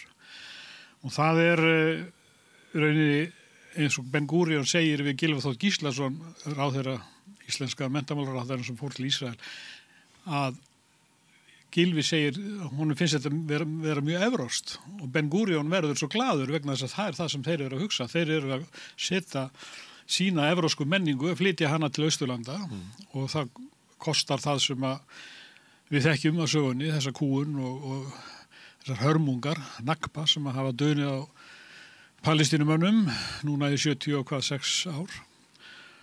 Og ástæðan fyrir því að ég er aktífur á þessum aldri er það að Óli Ingólfsson að hann fer til Líbanon 1975 og kemur tilbaka hann ásamt félögum, við vorum saman í Maóistasamtökunum KSML, koma tilbaka með fullt af efni frá Palestínumönnum sem þeir hefðu kynnst og við fórum í það að gefa út blað sem hét Palestína, það konum aldrei nema eitt eintak. En þar kynnist ég fyrst eftir að við erum búin að vera í Vietnam-hreyfingunni og berjast gegn bandarísku heimsveldastefnunni og berjast, við vorum að hafa skoðanir á öllu sem var að gerast í Mósambíki, Angóla og bara heimurum var undir. Og þannig að ég kynnist þessum kjörum palestínumanna sem er í Líbanon, flóttamenn og síðan, ég man ekki hvenær það var, þá var það Sveinn Rúnar Hauksson sem var formaður lengi vel. Hann hvatti mig til þess að koma með í stjórn félagsins og ég var þar í nokkur ár og svo kynntist ég bara þessum málum betur og betur og ég hef tvisvar búin að koma til Palestínu, annars vegar á Vesturbakkann og eins vegar á Gaza, svo að ég hef séð með eigin augum sumt af þessu, að ég kom þarna stuttu eftir loftárásina, stóra árásina 2008-2009 á áramótin og sá hvernig þetta var, kynntist fólki og síðan þá hef ég verið mjög virkur í þessu og tekaði mér að verða formaður 2019, það var félagið búið að vera í smá ládeyðu og ég hef búin að skrifa mikið og við stóðum fyrir endurreisn félagsins af því það hafði ekki komið út blaðið í 5 ár og þetta var mikilvæg látið og sem betur fyrir þá erum við búinir að vinna töluverða forvinnu áður en að þessi svakalega árás skellur á eftir 7. október 2023 og ég þótt að ég sé orðið þetta gamall þá verði ég að segja að mitt uppeldi að líta á Ísrael sem eitthvað fyrirmyndaríki, það er náttúrulega hverfur gjörsamlega þegar maður fyrir að kynna sér síónismann og smá saman sér maður betur og betur að síónismin á svo margt sameiginlegt með nasismannum og mér finnst að það sem til dæmis að Netanyahu er að upplýsa í dag sína mission eins og hann segir það stór Ísrael að það er útþenslu stefna sem við náttúrulega þekkjum úr sögur nasismans og Palestínumenn sem eru búin að vera þarna með eiga sögu þarna 4000 ár aftur í tíman eru þarna fórnarlömb fólks sem kemur frá Evrópu telur sig eiga einhverja rætur þarna en það er svo margt sem segir okkur að þetta er allt fölsk saga. Ísrael byggir á lygi alveg frá upphafi alveg frá því að Sameinuðu þjóðirnar samþykkja að skipta Palestínu. Það er allt byggt á þessari lygi sem er ennþann dag í dag ráðandi hjá vestrænum stjórnvöldum. Þeir eru ennþá á því að þarna sé siðmennta ríki, lýðræðisríki og það er eina af þessum stóru blekkingum. Og þau segir að það sé inngrófið inn í Ísrael að með því að þess að viðurkenna Ísrael að þá er maður ekki að viðurkenna tiltekin landamæri heldur er maður að viðurkenna stefnustjórnvalda sem eru landvinningar og landvinningar til að búa til lífsrými fyrir ríkisborgara Ísrael sem að félur í sér að það þá fækka þeim sem að fyrir eru reykja við burtu sem er líklega vísunum sem þú ert með til útenslu nasista sem að fóru í austur og drápu slafa og fleiri til þess að búa til rými fyrir sig. Já. Það náttúrulega hefði þótt skrítið að tala svona Ísrael fyrir einhverjum tíma en það er bara alltaf ljósara og ljósara og sérstaklega í dag eftir þessa rosalegu hluti sem að heimurum verður vitna að þá afhjúpast þetta alltaf betur og betur og þess vegna er þessar miklu hreyfingar að spretta upp í Evrópu. Það er alveg Sko það verður ekki eftir snúið. Með afstöðuna til Ísrael. Nei. Þannig að gyðingar hafa gagnrýnt Netanyahu, segja hann sé að tortíma Ísrael með þessari stefnu. Þannig að þú ert til að í að því að það geti orðið ef að Ísrael missir bakkjarla sína á Vesturlöndum og sérstaklega í Bandaríkjunum, að þá getur það fellt. Já, það er bæði innri togstreita í Ísrael, þó því miður þá verður það mjög lítill hluti Ísraela sem að sér palestínumenn sem fólk.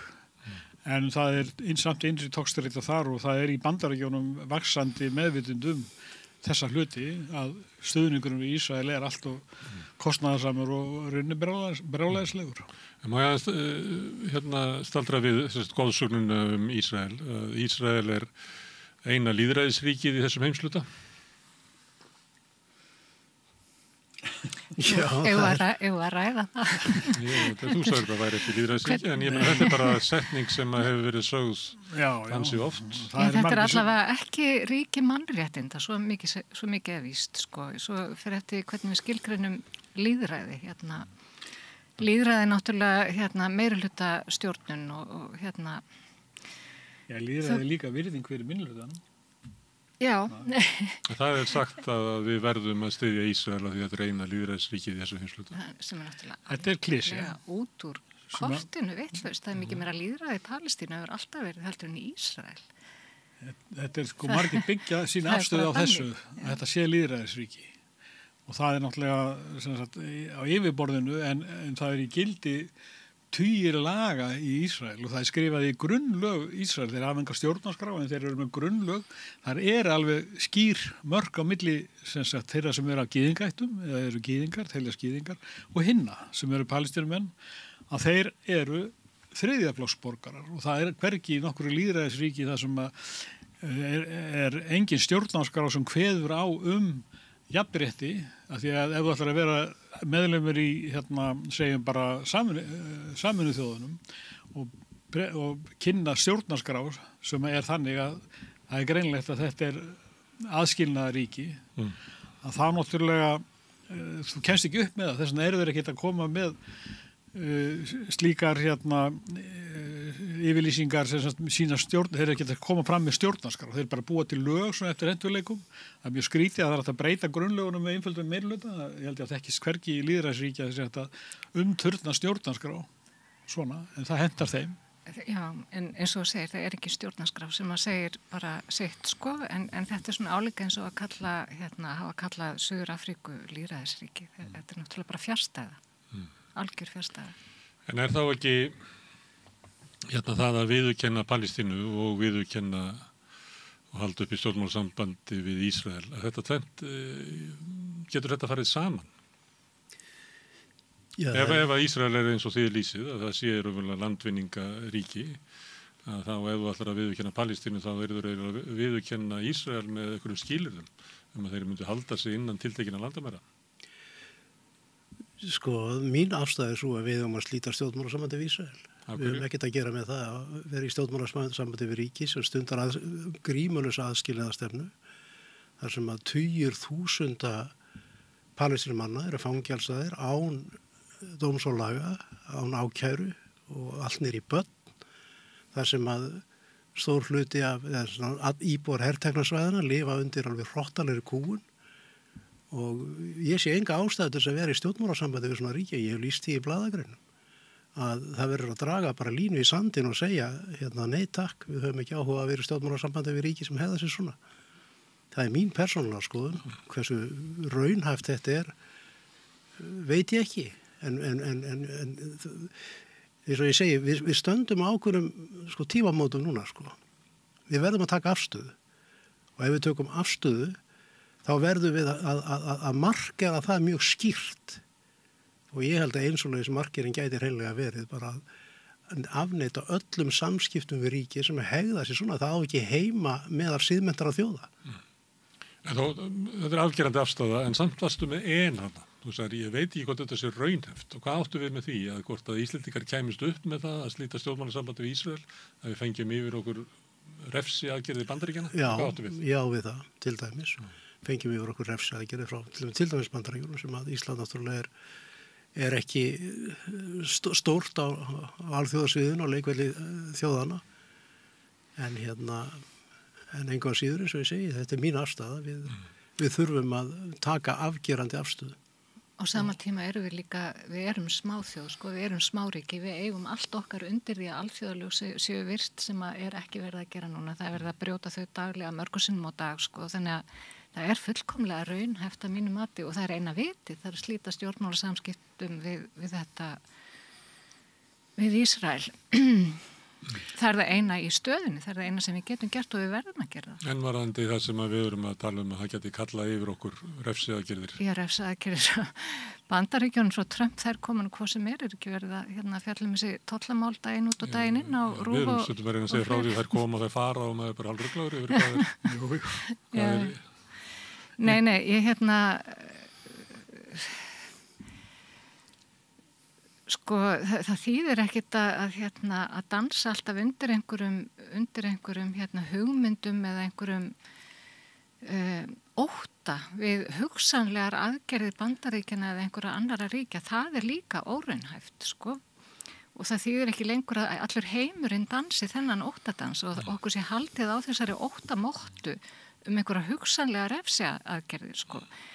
Sko, við erum náttúrulega hluti af NATO því miður, en sem NATO-ríki og með öðrum NATO-ríkjum til dæmis, þá erum við með ákveði vægi á alþjóðaplaninu, sko, og það þarf ekki nema eitt NATO-ríki að standa upp og fleira fylgja eftir og þá erum við komið með vægi á móti Bandaríkjunum og hugsanlegum refsingum sem að duga hans í langt. Þetta er kannski annur umræðu hversu fullvalda Ísland er. Já. Það er nú í varnarsamningnum að Bandaríkjaher getur sjálfur skilgreind ógnina og komið hingað ef hann telur ógnina að vera. Þannig að það er ekki okkar að kalla á hann. Nei, hann er alltaf hérna. Já, hann hefur hvergi. Hann getur skilgreind þetta sem ógn við öryggi sitt. Já.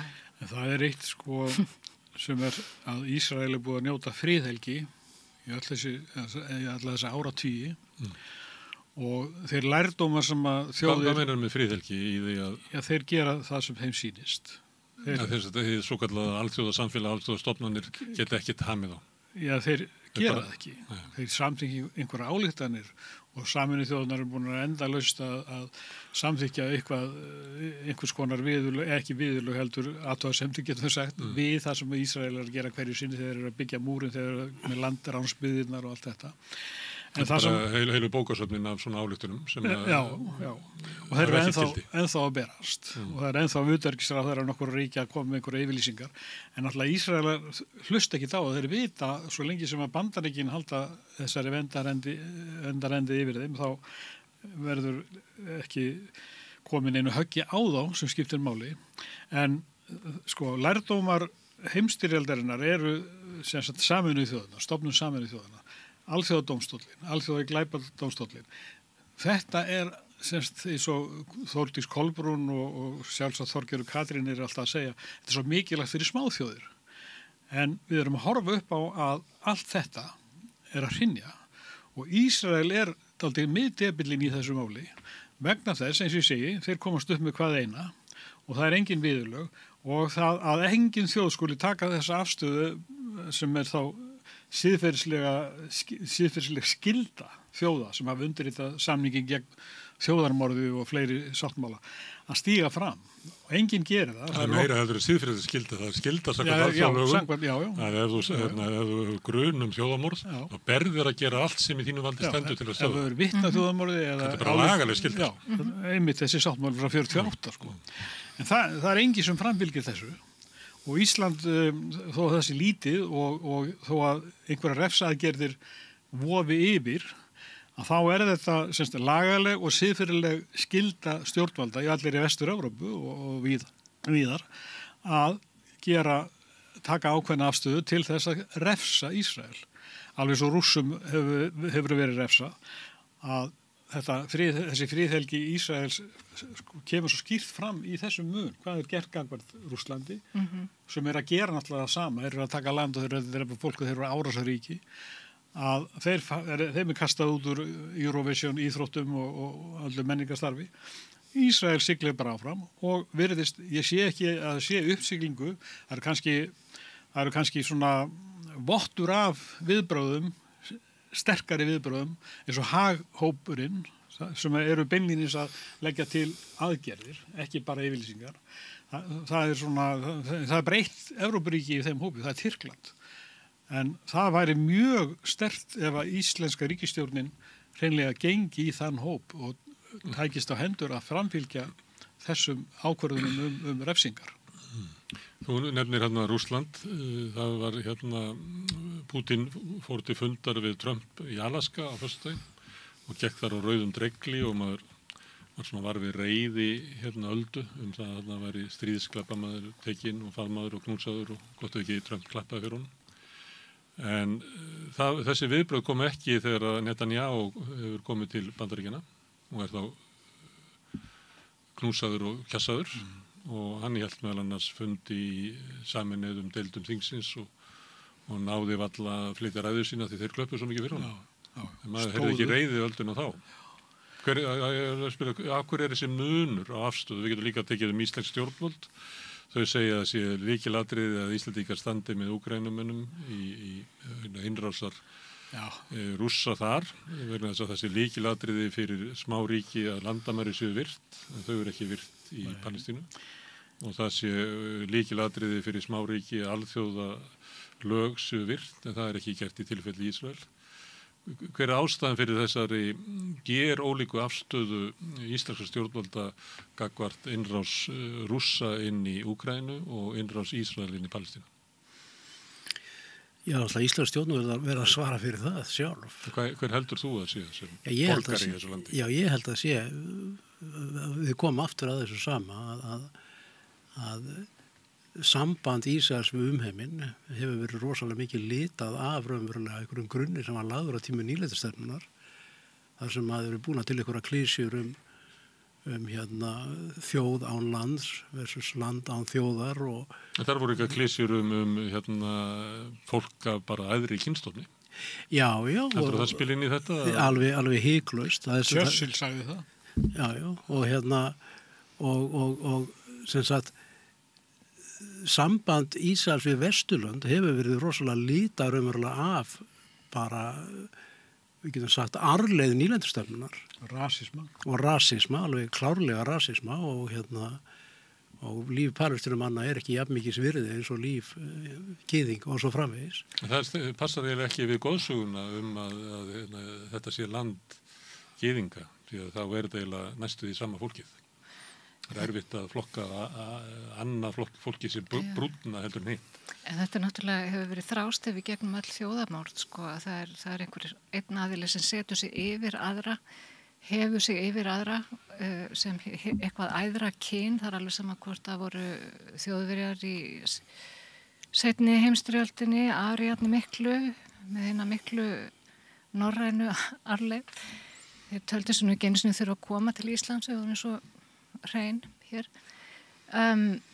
eða hvort það voru í Rúanda, þjóðamorðin í Rúanda, hútar og Hvað veldur ólíkri afstöðu íslenska stjórnvalda til Úkraínu og Palestínu? Til Úkraínu og Palestínu. Við náttúrulega samsvörum okkur meira við hvítt fólk bara sem kynstofn. Það er mikill rasismi á Íslandi og náttúrulega í heiminum öllum. Það er búið að ala á múslima áróðri og arabahatri í áratugi og sem eskaleraðist náttúrulega eftir árásina á tvíburaturnana. Þetta er alveg jafn inngróið og meitlað í íslenskt samfélag og íslenskt stjórnvöld eins og annar staðar í hinum vestræna heimi. Það er það. Ég held hins vegar að stóra ástæðan fyrir þessu mun eru beinharðir peningahagsmunir. Ég held það sko. Ég held að það sé peningar stjórna heiminum, við vitum það. Engin annar iðnaður er eins borga sig jafnvel eins og að framlega vopn og nota vopn til að búa til fleiri vopn til þess að myrða fleira fólk. Kannski að búa til fíknefni? Nei, í fyrsta sæti eru vopn. Í öðru sæti er cosmetic industry sem að ykkur til upplýsinga. Það var það líka mjög ábóta samt að fara út í make-upið.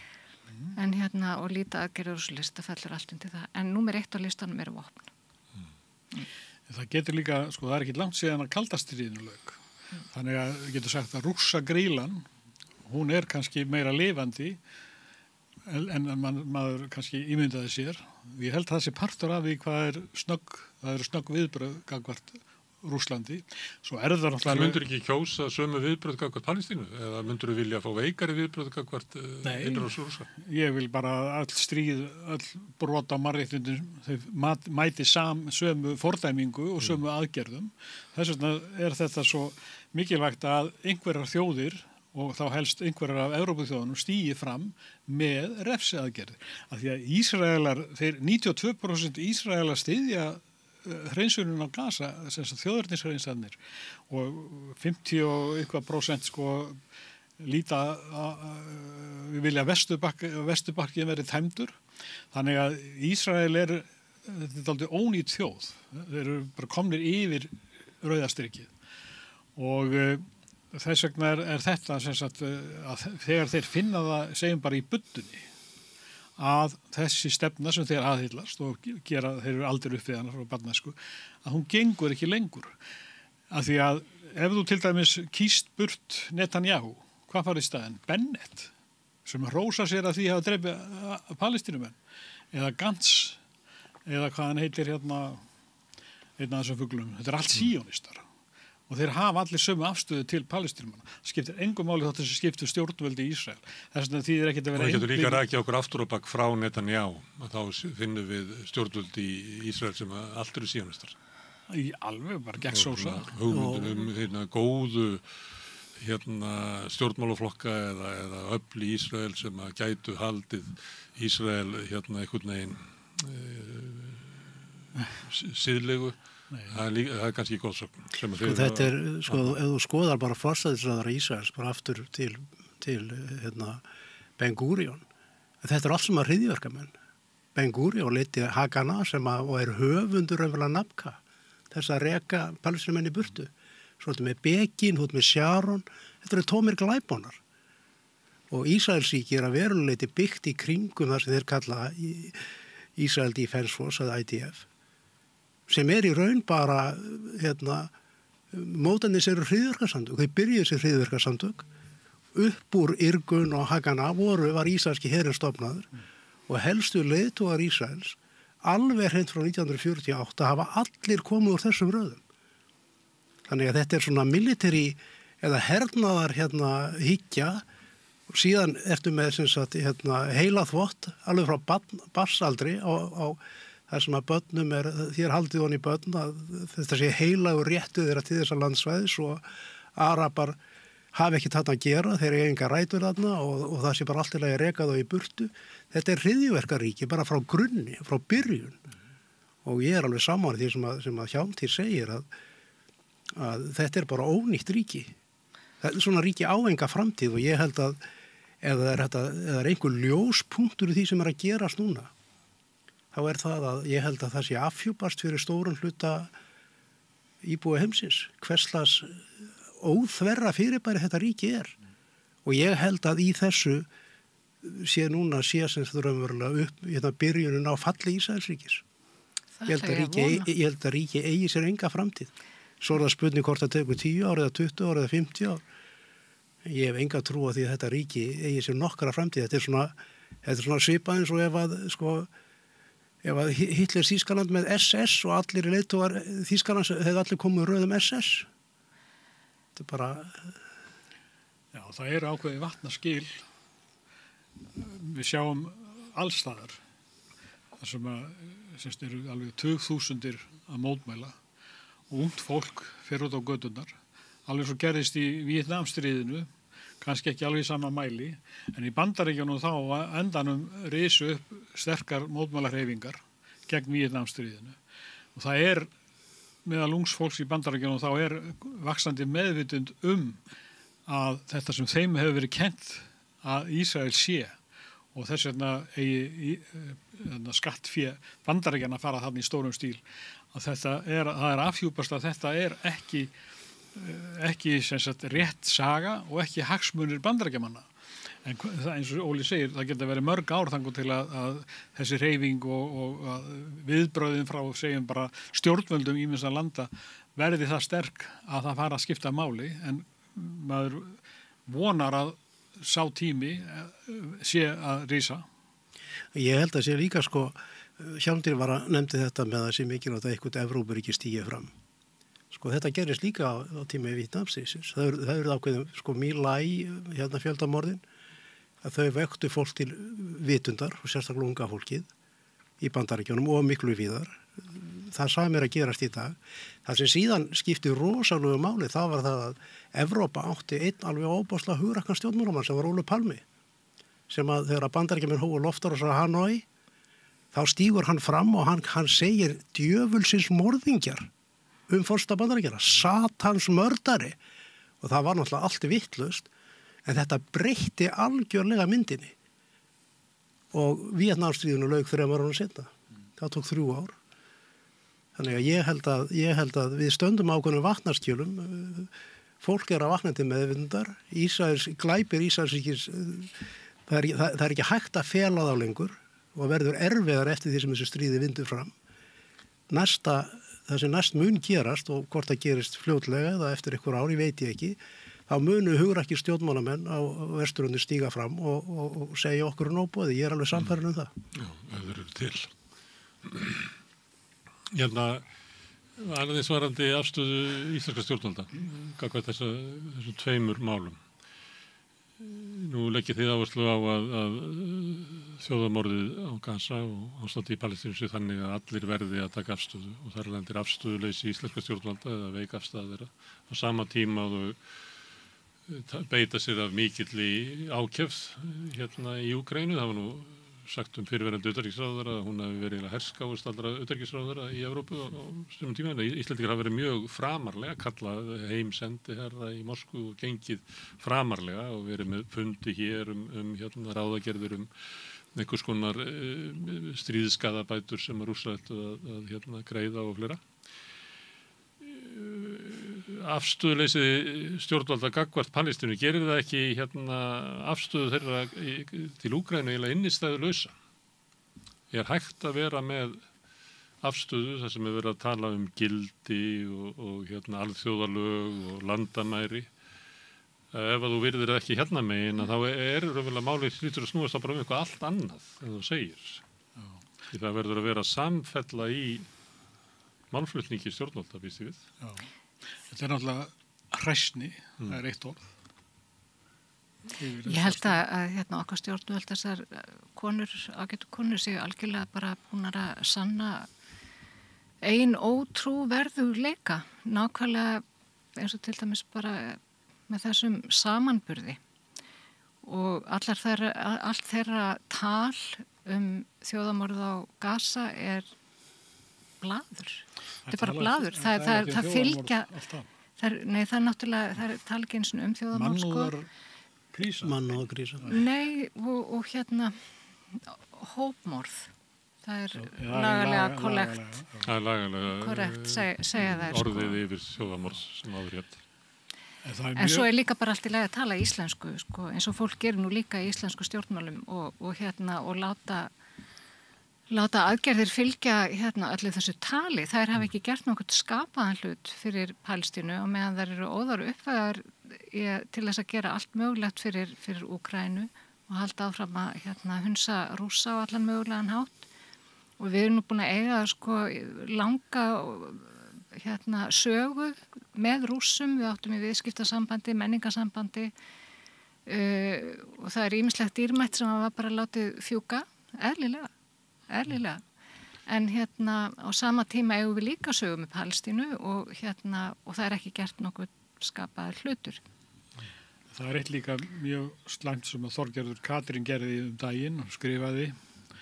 Hún leggur að jöfnu, rauninni er að segja að Palestínumenn eigi jafna sök.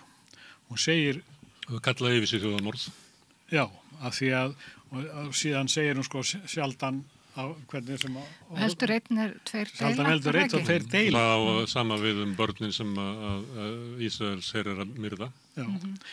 Þau hafa kallað yfir sig sök, kallað yfir sig þessi örlög. Greinilega. Það er náttúrulega mjög útbreytt skoðun meðal Ísraela að allir palestínumenn séu það sem rétt ræpir vegna þess að þeir eru í rauninni Hamas, þó þessi ekki kannski... Þorgerður svolítið að taka undir þetta sjónum. Hún algjörlega gerði það hann í blaðagreini eða viðtali, það var viðtali í Morgunblaðinu og hún segir líka þar að framtíðin sé þannig að Hamas fái ekki að koma neinstaðar nærri. En samt eru nýjustu skoðanakannanir sem segja að 59% palestínumanna bæði Vesturbakka og Gaza þeir vilja ekki að Hamas verði afvopnað einu sinni. Þeir vilja ekki að Hamas fari hverf úr sögunni og þá þessir vestrænu, þetta er ályktun þessir sem að 7 utanríkisráðherrar settu fram frá Spáni og víðar, að þeir eru bara að segja að vilji palestínumanna gildi alls ekki. Og það er alveg sama að gerist 1947 þegar að Palestínu er skipt. Viljið þeirra var alltaf hundsaður. Og samstofna því sem að Netanyahu segir að hann ætla að halda Gaza og láta það síðan af hendi til stjórnvalda sem hann sætti sig við. Þetta er það samstofna þeirri hugmynd. Ég held að það væri bara, það er komin tími til og það er bráðnauðsynlegt og það þarf eiginlega bara að fara að ganga í það mál að upplýsa Þorgerði Katrínu sögu Palestínu hvað er raunverulega í gangi vegna þess að hún virðist ekki hafa hunds vitað. Þú getur farið bara og googla þetta ef þú vilt. Já, ef þú vilt sko, en hún virðist ekki hafa vitað því og hún virðist því miður ekki hafa aðstofamenn hjá sér í ráðuneytinu heldur til þess að upplýsa sig stöðu mála og bendina á hvað hægt er að gera.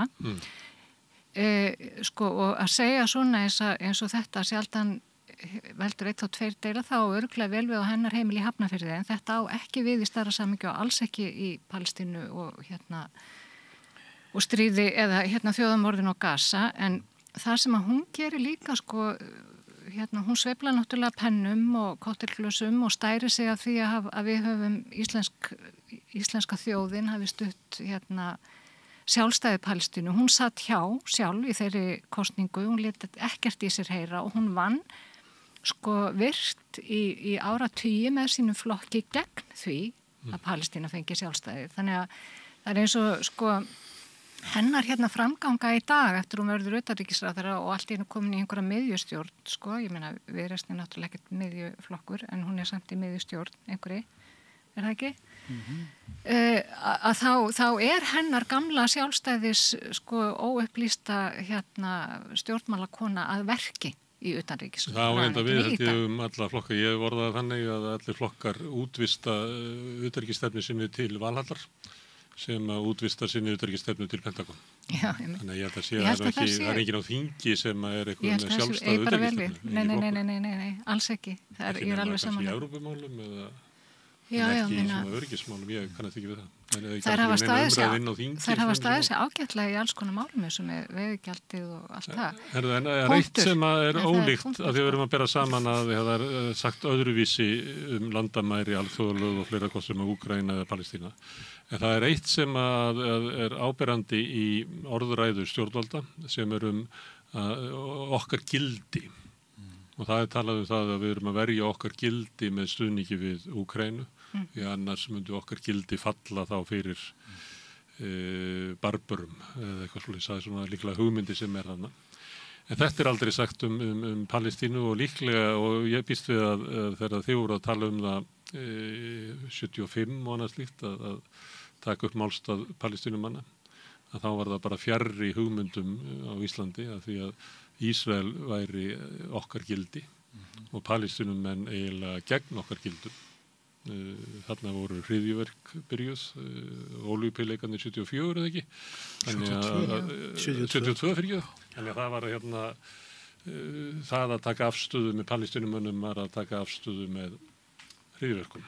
Það er líklega ekki að heyra núna að eru það styðja Hamas. En þarna voru líka ísraelsk hryðjuverk byrjuð og fyrir allra augum og heimsins alls sko. En sko ég held að hafi líka bara sýnt sig að þessi gildi sem þú ert að vísi núna og mannréttindi eins og allir eru búin að koma inn og þetta á bara við og er bara skrifað fyrir fáinu útvalda. Þetta, sko, það er enginn að hugsa fyrir stærra samfélag heldur bara þetta hvíta, hvíti efristéttina. Ursula von der Leyen, hún á 75 ára afmæli Ísraels, þá hélt hún mjög hjartnæma ræðu, þar sem hún talar þessi sameiginlegu gildi, lýðræðið og að okkar frelsi ykkar frelsi. Það voru svoleiðis yfirlýsingar að Ísrael væri algjörlega hreint ríki sem hefði hinn aðstöðu gildi og framfylgdi þeim. Og þetta þjóð sem búin að hernema, hersitja og myrða aðra þjóð áratugum saman. Og samt kemur þessi manneskja og segir þetta hábjartan dag. Þess vegna kemur þessi manneskja og segir þetta hábjartan dag. Þetta náttúrulega bara fasista arfleiðin sem að hún er hluti af. Já, og þetta náttúrulega því Ísrael náttúrulega nýlendur ríki. Þetta eru nýlendur ríkin sem eru sterkustu stuðningsaðilar, heimsveldin. Bretar eru með stærstu sökin ef við viljum skoða þetta aftur og bak þegar þeir á sínum tíma setja fram þessa frægu Balfour yfirlýsingu og segja að þarna verði þjóðarheimili gyðinga og það kemur fram í umræðum ríkisstjórnar Bretlands þá að þeir eru upp til hópa rasistar en nema það einn maður í stjórninni sem að gyðingættum og hann sér hvað þetta brjálæðislega bilað að ætla að senda einhvers konar skilaboð þarna inn í þennan heimstöld að þarna í heima eitthvað fólk sem að átti þarna heima sem er náttúrulega tómillis, þetta eru Evrópugyðingar sem að koma þarna og skiptum nafn og til þess að vera meiri svona tilheyra en þeir hafa aldrei tilheyrt austrinu, þeir eru beinlínis partnir þarna í sama tilgangi og nýlendu veldi áður eins og bara bandaríkjumenn útrýndu Indjónunum og þessi saga er alltaf endurtekin en þarna er hún bara á fullu í dag og það er eitt með örlög Palestínumanna, það segir okkur það hverjir stjórna heiminum að það er eins og þú kemur inn á með hergagnarinn og auðvaldið sem að rauninni stýrir því sem að er að gerast hvað sem að stjórnmálamenn geta labbað á rauðum dreglum og tekist í hendur og talað um gildi, þá eru örlög Palestínumanna bara dæmi það að það eru öfl sem stjórna sem að byggja á rauninni gömlu nýlendu hyggjunni, rasismannum og sem sagt hundsa allt sem heitir í rauninni mannréttindi nema bara á titildögum og gagnvart okkur. En gagnvart Palestínumönnum þá gildir ekkert af því sem búið er að tala í öllum skálaræðunum. Þetta getur verið ræða afstöðu íslenska stjórnvalda. Já. En það sem að þeir eru það segja strákar, mér finnst og ég vona það séu að verða vatnaskil í þessum málum þó að þau séu orðin mjög dýrkeypt þessi vatnaskil. En þá eru það að segja líka ég meina Ísrael er bara hluti af heimsvaldastefnu Evrópu í rauninni, gamla heimsvalda álfan.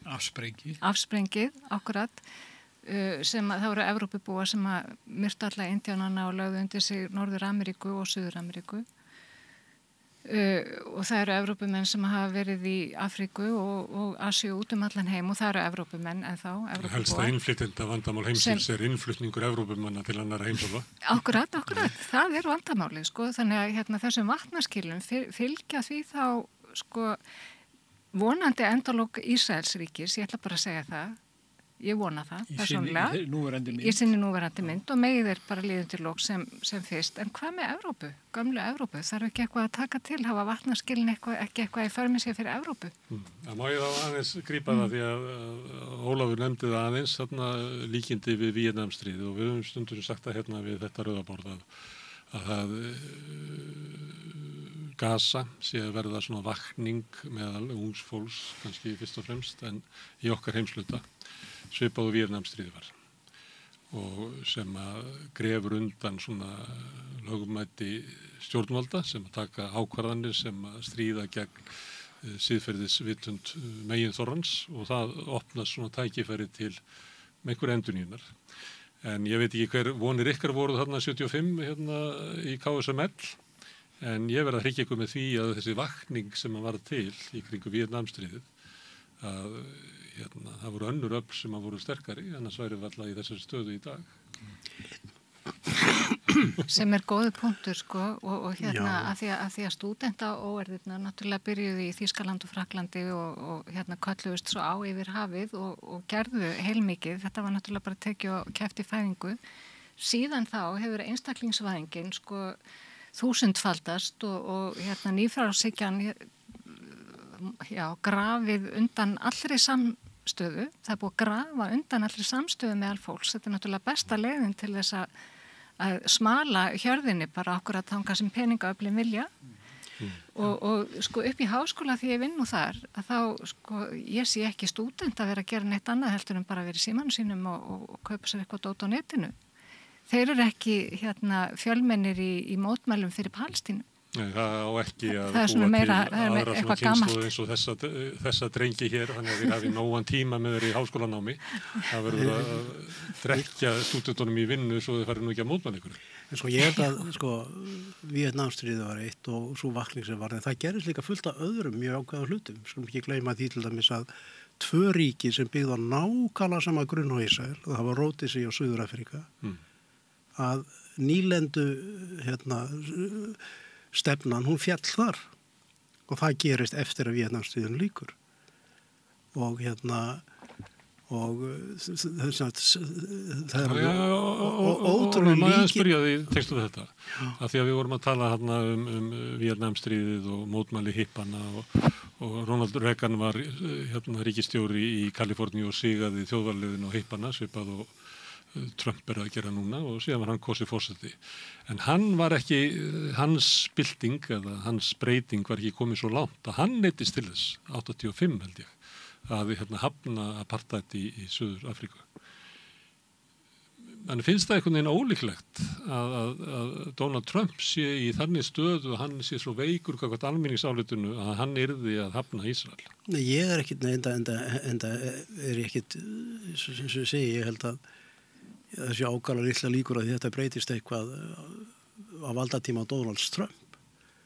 En Bandaríkin eru náttúrulega á margan hátt fallandi heimsveldi.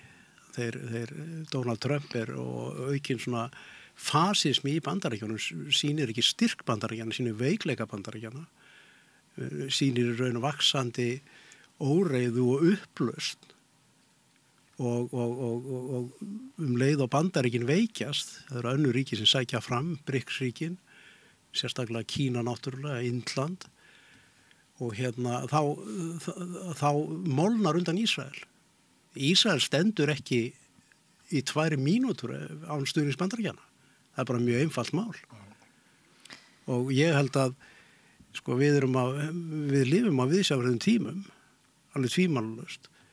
En ég allavega vil líta svo á að veiking Bandaríkjana á heimsmælikvarða, hún vinnur með raunverulega kúfum þjóðum allan heim. Það er svona mín afstaða. Ég er alveg sammála þessu og mér finnst þetta líka bara mjög falleg hugsun. Í eðlisínu. En ég ætla að halda áfram með þetta vegna þess að við við rauðaborðið erum að segja fréttir og við tilgreinum að Belgíu kongur segi eitthvað svona gagnrýni Ísrael og einhver Evrópuþingmaður og danskur sem andmælir einhvern veginn afstöðu stjórnvalda þann sem vil ekki viðurkenna Palestínu og erum að svona segja að mörg sandkorn og hvert að eitt af þessu allt saman of lítið of seint að þá getur þetta hugsanlega snúið svo meðal annars í þessari hugmyndum Víetnamstríðið. En kannski það vegna þess að sá sem í miklu vanda verður vongóður og sér einhver merki þess að eitthvað geti snúist af smáum atriðum. Því að við getum tekið dæmi svona aukna vakningu og það fólk getur tjáð sig til stuðnings Palestínu eða gegn Ísrael frjálsara núna held ég í svona okkar heimsluta heldur var. Ég við Bretland til dæmis, ég átta mig ekki alveg á í Bandaríkjunum. En samt ekki að sjá neitt bilbug á ísraelska hernum eða ríkisstjórn Netanyahu þvert á móti. Þeir kynna raunverulega núna beint ofan í þessa vakningu Vesturlöndum grófari aðgerði gegn Palestínumönnum heldur en að þeir hefðu gert fyrir 3 árum eða 13 árum eða 23 árum. Já Gunnar Smári, þú skalt athuga það að að sko, hlutinir hafa bara sinn gang. Og ef við tökum til dæmis helför nasistana gegn gyðingum, að þá var svona ákveðin taktur í henni. Fyrst átt að reykja það við burtu, það átt að gera eigur þeirra upptækar og svo framvegis. Allt eftir því sem tímanum vinnu fram að þá sjá þeir það. Nota sér vinnuafl. Já. Og svo að drepa þá. Málið er það allt í henni grípur þá ákveðin óþreyja. Þetta gengur á hægt, við verðum að losna við þá og þá hefst helförin. Og í helförinni felst í raun undirgangur nasismans. Ísrael er bara nákvæmlega sama stað. Að þessi gömlu síónistar, þeir höfðu þessa hugmynd að flæma palestínumenn í burtu með því að gera þá annars og þriðjaflokks borgurum, með því að takmarka möguleika þeirra til þess að eiga líf, takmarka möguleika þeirra til ræktarlands og svo framvegis, það átti sérst að hægt og rólega að flytja á því. Gera þeim óbærilegt að vera þarna. Akkurat, og þetta hefur ekki gengið eftir, einfallega vegna þess að palestínumenn alveg ótrúlega þrautsegir og þeir eiga langa sögu, þeir eiga langa menningu. Það sem við erum að sjá núna er óþreyja og örvænting hjá síónistunum. Þannig að tíminn er að fljúga frá þeim og ég er alveg samfærður það að þetta er byrjunin á undirgang Ísraels. Því þeir mun ekki takast þetta og ef þeir halda áfram með þetta að það flýtir bara fyrir degi reikningsskilanum. Við skulum ekki gleyma því að við eftir að fá til þess úrskurð frá Alþjóðadómstólnum varðandi hvort að sé að ræða þjóðamorð og þegar sá úrskurði kemur þá standa þjóðir heimsins allar þeir sem að skrifa undir þessar samninga þeir standa fram yfir því hvað gerum við núna og þeir vita það að þessi úrskurður hann er bindandi fyrir þá sem hafa skrifuð undir hann og þeir verða að grípa til aðgerða og þetta verður mikil ögurstund. Þetta er ögurstund fyrir bara hreinlega öll smáríki, þetta er ögurstund fyrir okkur á Vesturlöndum og ég vil trúa því, ég vil vera bjartsýnn, ég vil trúa því að þarna verði í raun ákveðin viðsnúningur í heiminum. Ég er bjartsýnn á það. Ísrael er líka að veikjast þannig að þeir eru núna með herinn, herfóringjar, þeir eru að sjá að þetta er ákvæmlega erfitt fyrir herinn að standa í þessu stríði, bæði vegna þess að kostar það hermenn. Það eru þúsundir ísraelskra hermanna núna bara í meðferð vegna að þeir hafa orðið fyrir bara, hvað heitir það, áfallastyrði röskun og það eru einhverjir þúsundir sem eru særðir og hafa fallið og þeir eru farnir núna að kalla eftir gyðingum annar staða frá, ungum gyðingum í Bandaríkjum reyna að flikka upp á herinn og þetta er búið að vera þeim mjög dýrt en svo lengi sem Bandaríkjum standa svona stíft við baki á þeim þá geta þær haldið sínu striki en ég held að við erum að tala um vatnaskilin félast í því núna að eins og við segjum að heimurinn sér hvað þetta að þetta er útrýmingarherferð, þetta er helför og að Þýskaland skuli í þriðja skipti vera aðstandandi helfarar. Þegar að þessi úrskurður Alþjóðadómstólsins getur ekki farið nema einn veg vegna þess að það lá í því sem þeir sögðu mögulegt þjóðarmorð. Ísrael má ekki gera þetta, þeir hafa gert það allt og miklu meira. Þannig að úrskurðurinn ef hann verður eitthvað öðruvísi þá hefur eitthvað baktjaldamakk átt sér stað. Bandaríkjamenn reyna nú hóta dómurunum persónulega. Þeir eru ekki svona aðilar að glæpadómstólnum. Að þá verða, eins og Óli er að segja, stjórnvöld Vesturlanda sem hafa stutt Ísrael gegnum þykkt og þund.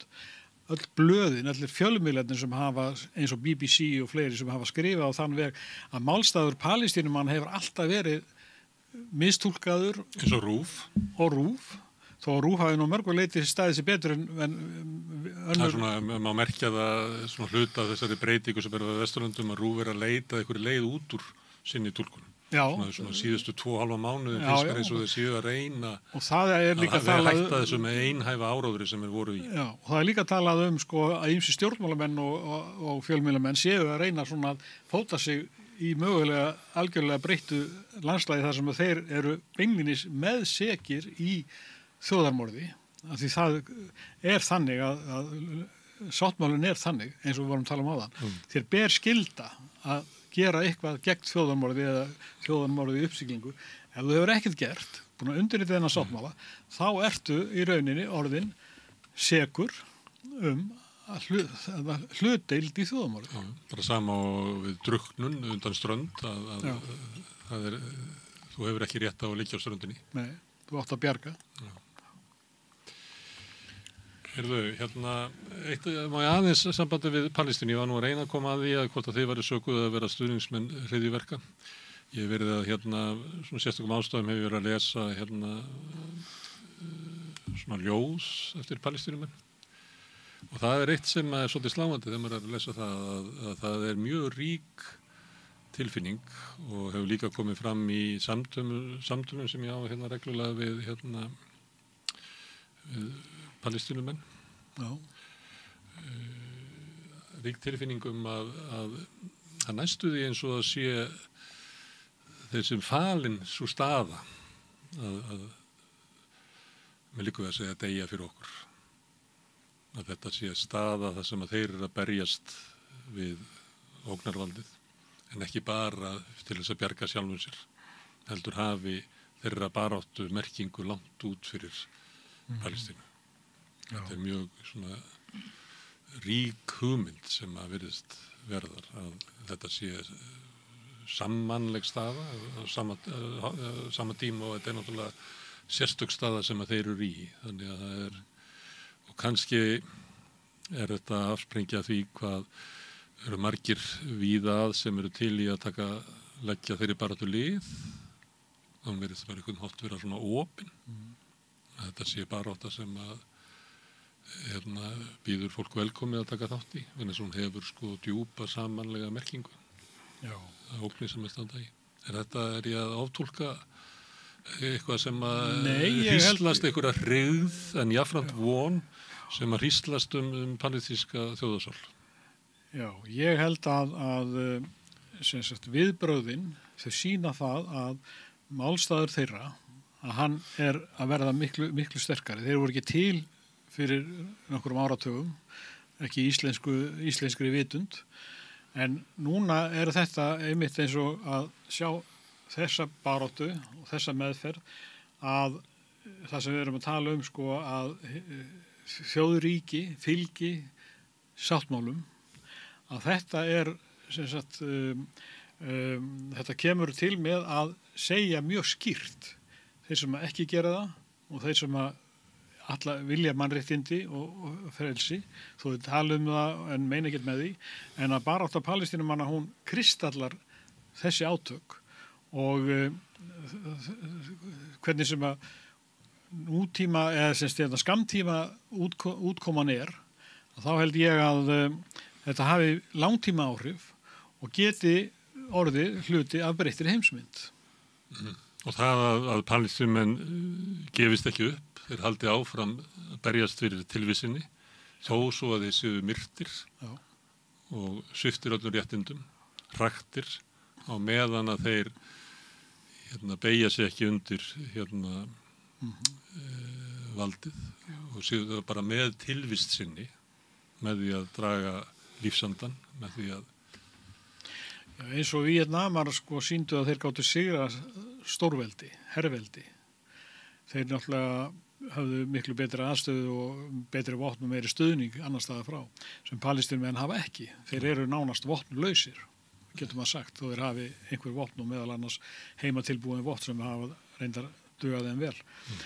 En þeir eru rauninni svona kyndilberar, mögulegir, til þess að sýna fram á að þetta ástand sem búið að vera alla hana tíma Ísrael í krafti sinnar stöðu og sinna sambanda og mikilvægi Ísraels fyrir hergagniðnaðinn og þessi vestrænu stjórnvöld sem að segjum að aðhyllist lýðræði en eru til í að ljúga þarna upp á eitt ríki að það sé lýðræðisríki og taka það með í klúbbin að ég hef trú á því að þessi fyrirmynd hún hafi áhrif, hún seitlar út Við höfum þarna... Og þessi trúum að því nær sem að Ísrael í því að útrýma palestínumönnum, því nær eru palestínumenn sigrinum.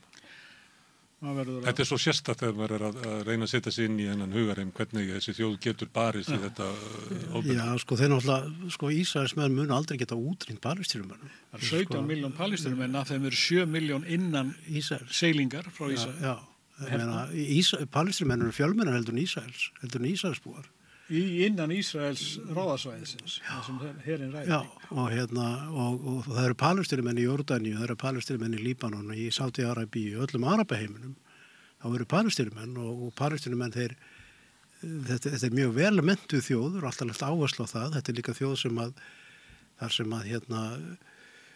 sem trúabrögð hafa lifað saman í sátt og samlyndi, að fjöldi kristina palestínumanna, þetta er ekki alls saman Íslam og svo framvegis. Og Ísrael mun ekki geta útrýmt hvorki palestínumönnum eða palestínsku þjóðarsálunni. Það er bara, ef þeir halda það, þá eru þeir bara í nákvæmlega sömu veruleika fyrir eins og Heinrich Himmler, sko. Sem þeir eru.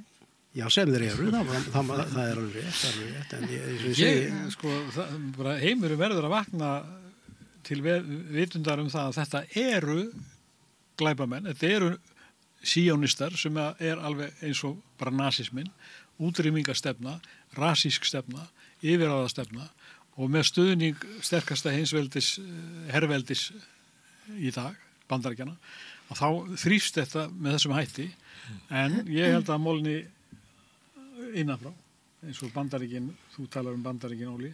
Já. Og það er náttúrulega líka þetta með að það er ennþá þannig að stjórnumveldi eins og Þorgerður Katrín og stjórnumveldi á Ísland og víðar á Íslandi, það er alltaf talað Hamas sem einhver hryðjuverkasamtök. En Hamas er náttúrulega pólitísk hreyfing og Hamas, vopnuð grein Hamas eða vopnaða greinir palestínumanna hafa fullan rétt til þess að veita vopnaða andspyrnu, samkvæmt alþjóðlegum. Þeir hafa sama rétt til þess að franska aðspyrnurhreyfingin í stríðinu eða norska aðspyrnurhreyfingin. En Íslands stjórnvöld sögðu eftir 7. október að Ísrael hefði bæði rétt og bæri skyldu til þess að verja sig, en þeir hafa aldrei orðað með sama hætti palestínumenn. Þeir hafi rétt og bæri skylda á því að verja sig. Nei, það er alveg rétt. En ég held að þetta viðhorf ég líka eftir að breytast. Og til dæmis hún sem er hvað heitur hún, Albanesi, sem er Franziska Albanesi, hún tók þetta upp bara núna í gær eða fyrradag, að menn skildu átta sig á því að Hamas væri ekki hryðjuverkasamtök, Hamas væri pólitísk hreyfing og þannig að þetta er að koma líka inn í umræðuna og það er ákveðin breyting sem að mér finnst bara að vera mjög jákvæð. Það er alls konar breyting, en talandi því nú setjum við hvíta forréttindafólkið og tölum þessi átök og tökum alls konar samanburði með alls konar hliðaskröfum í sögunni og spáum í framtíðina þá þetta sem þú varst að tala sem þú hefur túlkað í gegnum ljóð, varst ekki að segja það? Þessi segla og þessi styrkur í þessu fólki sem ég hef kynst á Gaza síðan að þjóðamorðið hófst er ótrúlegur og það er ekki takt, þú finnur ekki svo glatt sambærilega seglu eða styrk í samtímanum og jafnvel ekki í fortíðinni, þetta er mjög einstakt og þetta er líka svo splæsist svo inn í trú þeirra á örlögin og trúna á Guð, náttúrulega, Íslam, að þetta sé allt saman skráði í skíin og stjörnurnar og enginn getur flúið örlög sín. En líka að það er ekkert hægt að aðskilja Palestínumann frá Palestínu. Það getur enginn Þetta er kjarkur sem að þú getur ekki byggt á svona persónulega kjarki heldur er þetta einmitt tengt. Þetta er tengt Guði og örlagatrúni. Þú sé tengdur ákveðinni hópi eða tíma. Já, og þú ert bara partur af einhverju alheimsafli sem að verður ekki frá því tekið og það gera það engin vopn og engar vestrænar skeggræður eða pólitíkusar. Þess vegna lítið barn með steinvölur sterkar en skriðdrykkina. Akkurat. Sem tengist þessu. Herðu, ég ætla að slá botnin í þetta nema ert þú með eitthvað mjög brýnt erindi formaður? Já, ég bara að hugsa það sem við getum gert hérna heima. Við náttúrulega höfum ekki mikil áhrif en við getum beint okkar afli að íslenskum stjórnvöldum að fá þau til þess að gera eitthvað sem skiptir máli. Ekki bara undirrita yfirlýsingar við erum búin að tala heldur. Og ekki bara fyrir Palestínu, heldur bara fyrir okkur því að við verðum á stjórnvöld sem að endurspegla okkar siðferðislega grunn. Einmitt. Og ef að íslensk stjórnvöld vilja ekki hljóta þann dóm sögunar að þau hafi setið hjá þegar yfirstandandi þjóðarmál og ekkert gert, samkvæmt sem þeim ber að gera, og þá þau mjög illa sett. Við vitum öll að íslensk stjórnvöld brugðust í helförinni. Já, endursendu gyðinga. Þá var eitt ríki sem tók á móti gyðingum og það var Palestína. En ég vil bara benda á þetta að mér finnst það ekki vera eins og sé þungur dómur Íslendinga yfir sjálfum sér hvernig stóðu sér þar. Þannig að ég ætla að vera kaldhæðin eitthvað samband við dómsögunar að íslensk stjórnvöld og minnst íslensk samfélag taka þeirri stöðu sem að íslensk stjórnvöld völdu að taka sér þá bara tildulega létt. Ég sammála því. Það hengir engin haus í dag yfir því. Ég bara kannast ekki við Þjóðverjar sjálfur voru ekki dæmdi svo harkalega. Þeir fengu bara Marshallpeninga og svo var bara Made in Germany besta vörumerkið í marga áratugi. En við þurfum að reyna að sjá til þess að þessi lærdómur að hann verði raunverulegur og það er okkar verkefni. Og þannig getum við þroskast sem samfélag með að læra af sögunni. Það er komin til þess að þessar konur þær sýni það á sann að það sé eitthvað substans og bak við gildin þeirra sem þær veifa. Þetta sé ekki bara allt performatíft og þær verða okkur til sóma. Herðu, Hjálmtýr, Guðný og Ólafur, kæra þakki fyrir að koma hingað og ræða Palestínu. Takk. Við ætlum að sitja hérna áfram við rauðaborðið, við erum alltaf að reyna að skilja heiminn. Næsti kapli eftir augnablik. Við lifum á tímum þegar þörfin fyrir opna og gagnrýna umræðu brýnni en nokkru sinni fyrr. Ég heiti Ólína Kjerúlf Þorvarðardóttir og ég styð og vel samstöðina, sjálfstæðan og óháðan fjölmiðil. Jón Egill Eyþórsson, doktorsnemi í kínverskri heimspeki og sjálfstætt starfandi fræðimaður, ræðir við Gunnar Smára Kína, Kóreu og Japan.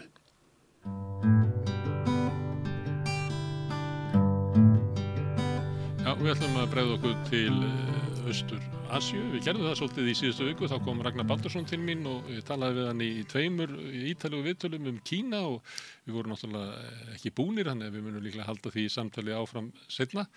En ég ætla aðeins að dvelja þarna lengur og nú komin til mín Jón Egill Eyþórsson sem doktorsnemi í kínverskri heimspeki. Já. Sjálfstætt starfandi fræðimaður. Já. Og þú hefur búið í Kína og Kóreu og Japan. Já. Og svona í framhaldi af því sem ég talaði við Ragnar að þá langar mér kannski að byrja kannski aðeins svona Kóreu og Japan af því að nú við eins og þekktur orði við erum í heimi sem í breytingum að fara úr einpóla heimi yfir í fjölpóla heim og Kína að rísa upp og ég meina orðið viðskiptaveldi og margir í Bandaríkjunum sem að segja að þetta sé óska andstæðingu þeirra. Þess vegna verði Trump að búa til frið við Putin svo að missi ekki Rússlandi í fangið á Kína og það þú þekkir þetta. En svo þessi lönd, þarna Kórea með Suður-Kórea og Japan sem ég held að Bandaríkjamenn líta á sem sína bandamenn og lykil lönd til þess að hindra uppgang Kína í Austur-Asíu. Já, ég veit ekki hvernig Bandaríkjamenn líta á það, sko. Nei, en hvernig líta, ef að byrja í Kóreu? Já. Hérna, nú þeir reyndar ekki landamæri að Kína, það Norður-Kóreu á milli. Já. En sögulega Kína stóri nágranninn. Já. Og kannski þetta tipla á tánum í kringum hann eða getur augrað honum eða má pota priki í augað á byrninum, þá rís hann upp og slærði. Já, eða dreganum, þessu tilfelli, ef að rússin björnin. Já. Það vissulega verið mjög flókið samband á milli þessara ríkja í gegnum tíðina. Og þó að landamærin liggi ekki núna að því, sko, þá ekki hægt að tala Suður-Kóreu þess að tala líka eitthvað Norður-Kóreu. Já, sko, það sem einkennir kannski rosalega mikið Suður-Kóreu konfúsíuska hefðin sem þeir taka upp hérna þegar að Choson konungsríkið hefst 1644 minnum, ég ekki góður í ártölum. Og verður eitt lengsta konungsveldi bara sögunar á plánundunni. Það líður undir lok síðan þegar að Japanir ná völdum, ná tökum á Kóreuskaganum. Það kannski lýsir rosalega, þá setja Kóreubúar sig svolítið í þá stöðu að vera litli bróðir Kína og lifa í menningarsvæði Kína á öld Kína. Já, og vera eins og við gerum í Bandaríkjunum, tökum yfir menningu Bandaríkjana. Það var alveg sambarulegt, já. Þeir allavega, sko, og það mjög konfúsíst vegna út af því hvernig hans dygðir í sambandi við fjölskylduna að litli bróðurinn hefur þá stöðu að standa með stóra bróður. Sem þeir gerðu verulega mikið og Kína bjargaði þeim stundum, þegar Kína reyndi líka náttúrulega að leggja það undir sér stundum en við vorum að reyna að tala daginn í dag. Já, hvernig þeir hefðu, við getum kannski staldrað þess við í Kóreu því að Kóreu líka eitt af þessum undrum, það verður umbreyst samfélagið frá stríðslokum, líklega bara óþekkjalegt.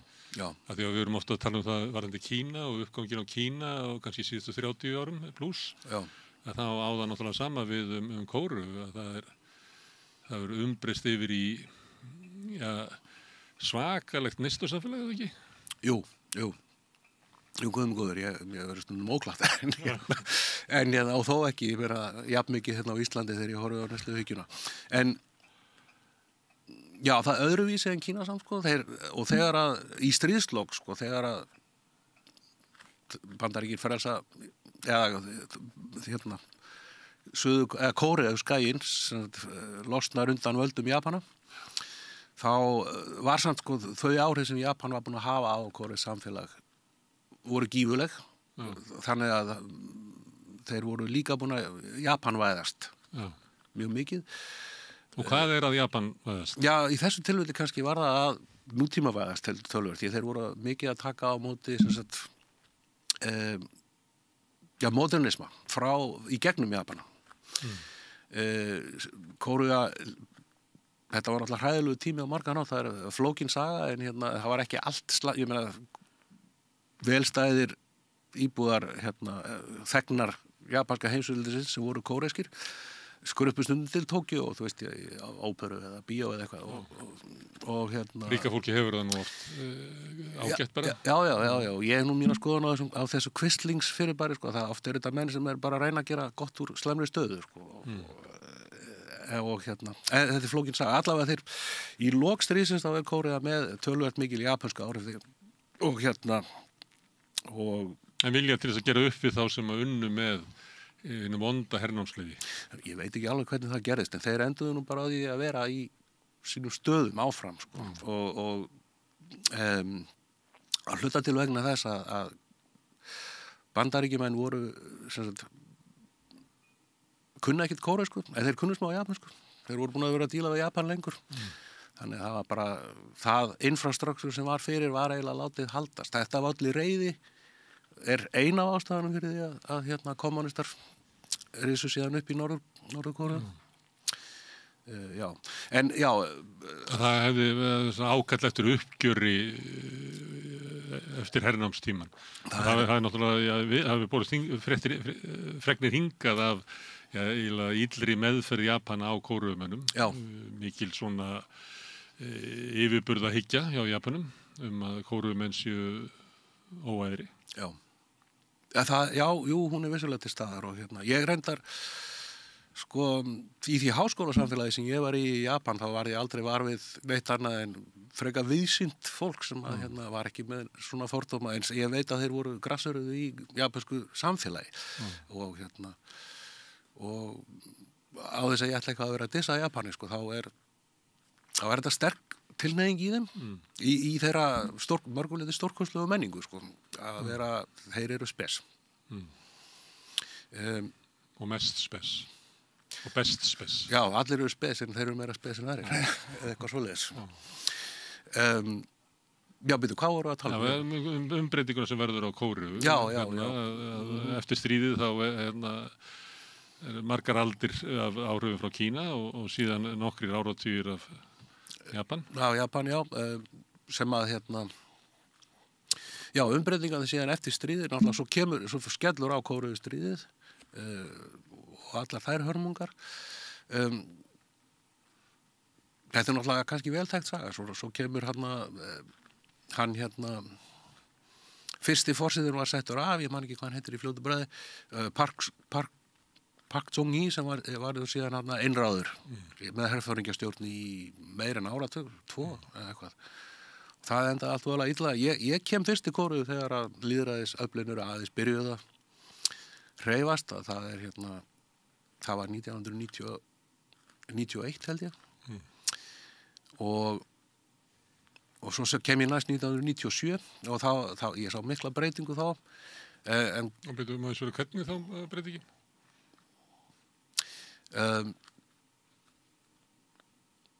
Já. Er fólk opnara eða laust við ægivald herforingjastjórnar?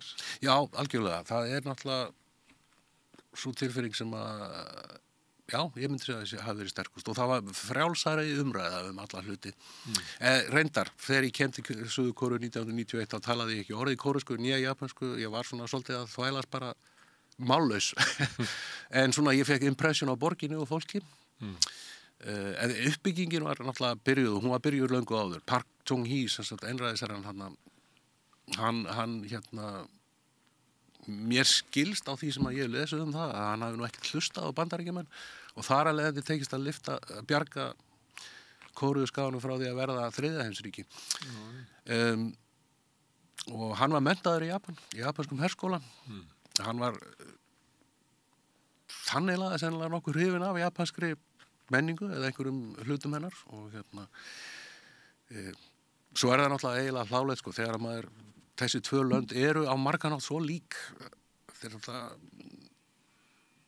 Ég veit ekki með etníska hluti, sko, en bara menningarlega. Tungumálin eru lík líka.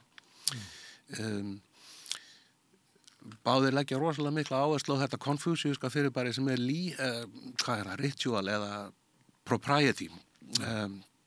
Siður kannski bara einfaldlega. Og þannig að þetta er alltaf kurteist fólk. Á meðan að þú ferð til Kína, sérstaklega Rauða Kína, þá er svona ákveðin, þeir eru meira diamond in the rough. Á meðan að Japanar og Kóreubúar, þeir leggja ríka áherslu á hvernig þeir koma fram, og meiri kannski. Leggja áherslu á kurteisina. En Kóreubúar eru samt með Japani, þetta eru óskup mikil alþýðisbyggi og bara svona hugsanir, en þeir eru meira með tilfinningarna sínar úti á meðan að Japanir sína þeir ekki.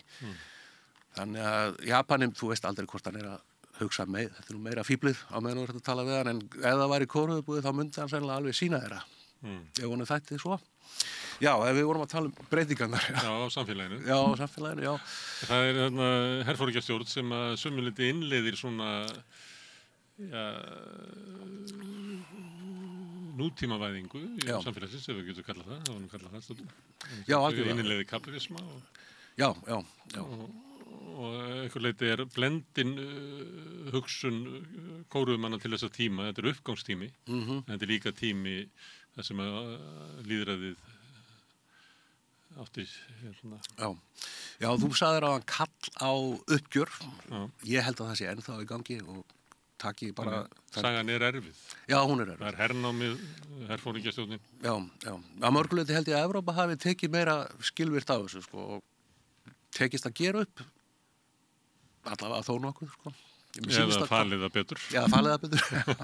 Já. Þannig að þetta kannski svona þættir sem eru í stjórnmálasögu Kóreu, eins og þú nefndir hérna, uppgang kommunisma í norðrinu hafi verið eiginlega drifið að hluta til áfram af kröfum uppgjörg gagnvart hernámstíma Japana.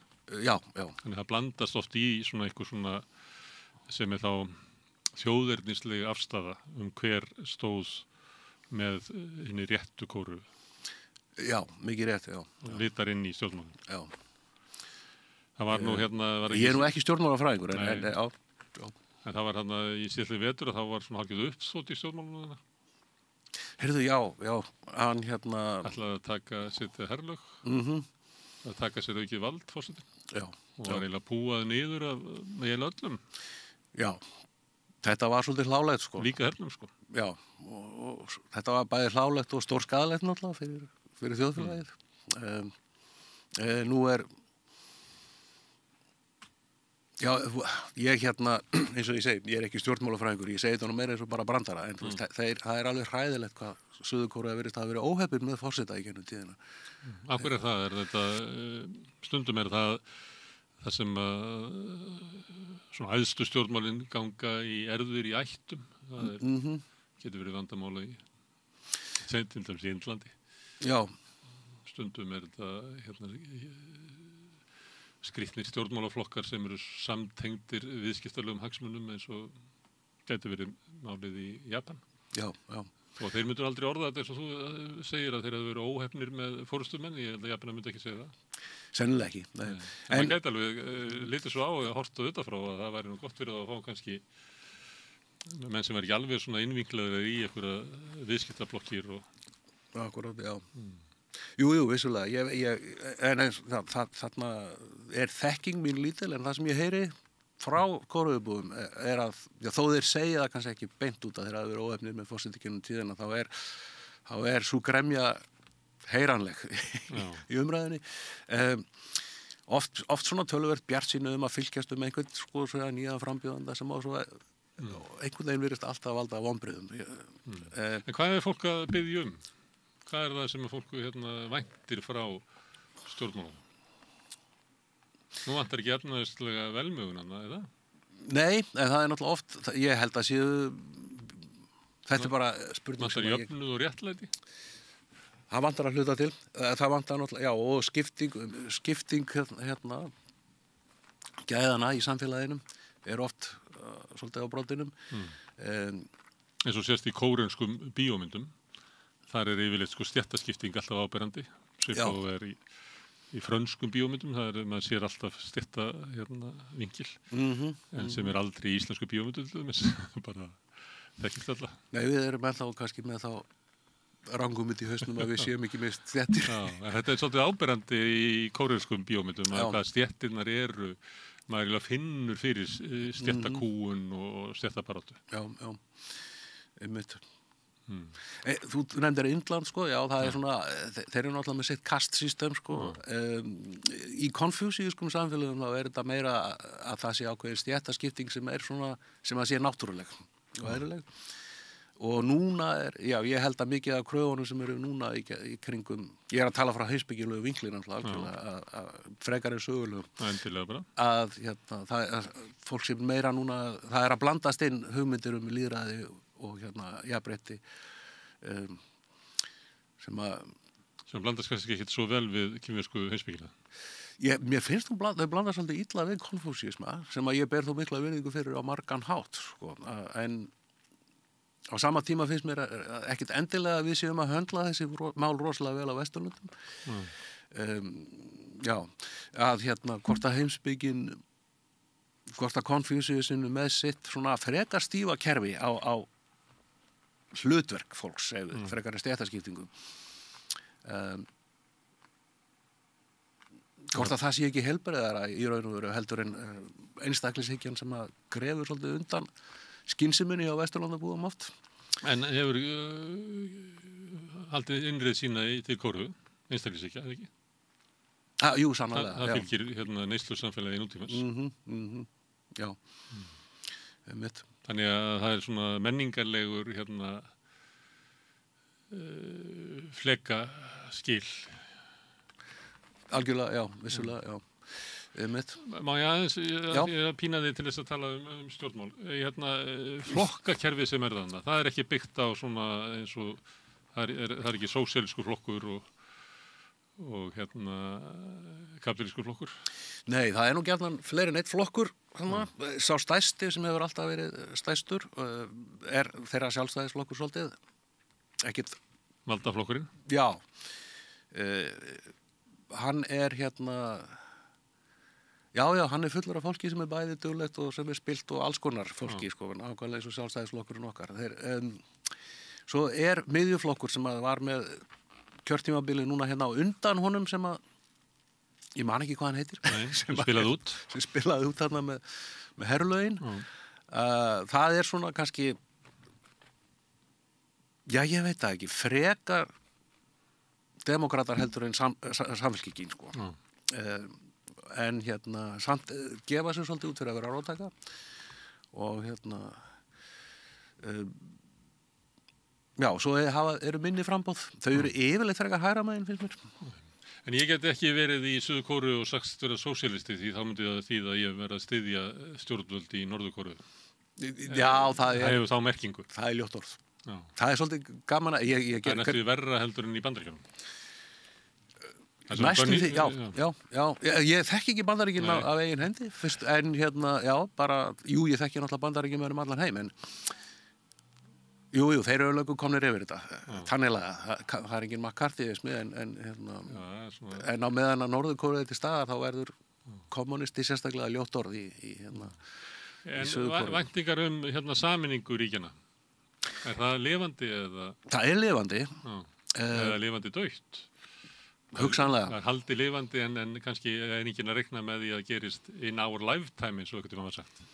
Eða hvað? Heldur það að góðumenn upplifi það ef að maður á þínum aldri sem býr í Kóreu upplifi það að þetta muni gerast á meðan hann upp í? Ég held ekki. Þá þetta náttúrulega bara pie in the sky eins og sagt. Já, en samt, þú veist, eins og Ragnar talaði svo skemmtilega langtímamarkmið og skammtímamarkmið. Þá og þetta gífurlega sérstakt ástand líka vegna þess að Norður-Kóreu ríkt af auðlindum og reyndar vinnuafli líka. Suður-Kóreu að fara í krísur bæði með vinnuafl og auðlindir af því að þeirra ekonomía nú ég heldur ekki ekonomist en byggir svolítið á innflutningi og framleiðslu á vinnslu á hráefnum og eða kannski ég að tala Park Chung-hee tíman núna, meira náttúrulega tekniveldi í dag. Margt af því sem við erum að nota frá Kóreu? Já, algjörlega. Já, bara þessi mynd sem að maður gæti ímynda sér ef maður bjartsýnn að ef löndin gætu sameinast og það gengi þokkalega, þá væri það gífurlega mikið, náttúrulega, mikil plús fyrir bæðurlöndin. Og Suður-Kóreu vantar eiginlega fólk það ekki, það fallið fæðingatíðnin. Já, fellur, samfélagið eldist. En hellinga fólki fyrir norðan? Já. Fólk að flýja yfir? Eitthvað. Í háskólanum mínu var einn strákur maður á mínum aldri sem var slíkur flóttamaður. Ég náði aldrei að ræða við hann það, sko. Ég fekk einhvern tíðan pakka af Norður-Kóreu sígarettum hjá hann. Ég hef aldrei reykt verri á æfinni og ég hef reykt svona blue collar japanska sígarettur. Hættur að reykja, tekst það fram. Já, ok, en já, fólk flýr yfir. Fólk sem kemur yfir, ég held að lendi oft í því að vera svolítið svona eitthvað svona pet project hjá einhverjum félagsbatteríum. Sjaldnast og notaði áróðuskinni. Notaði áróðuskinni, já, sannarlega. Og sumir hafa meira að tjá sig það sé ekki að áróðurinn gangi svolítið út í öfgar þar líka.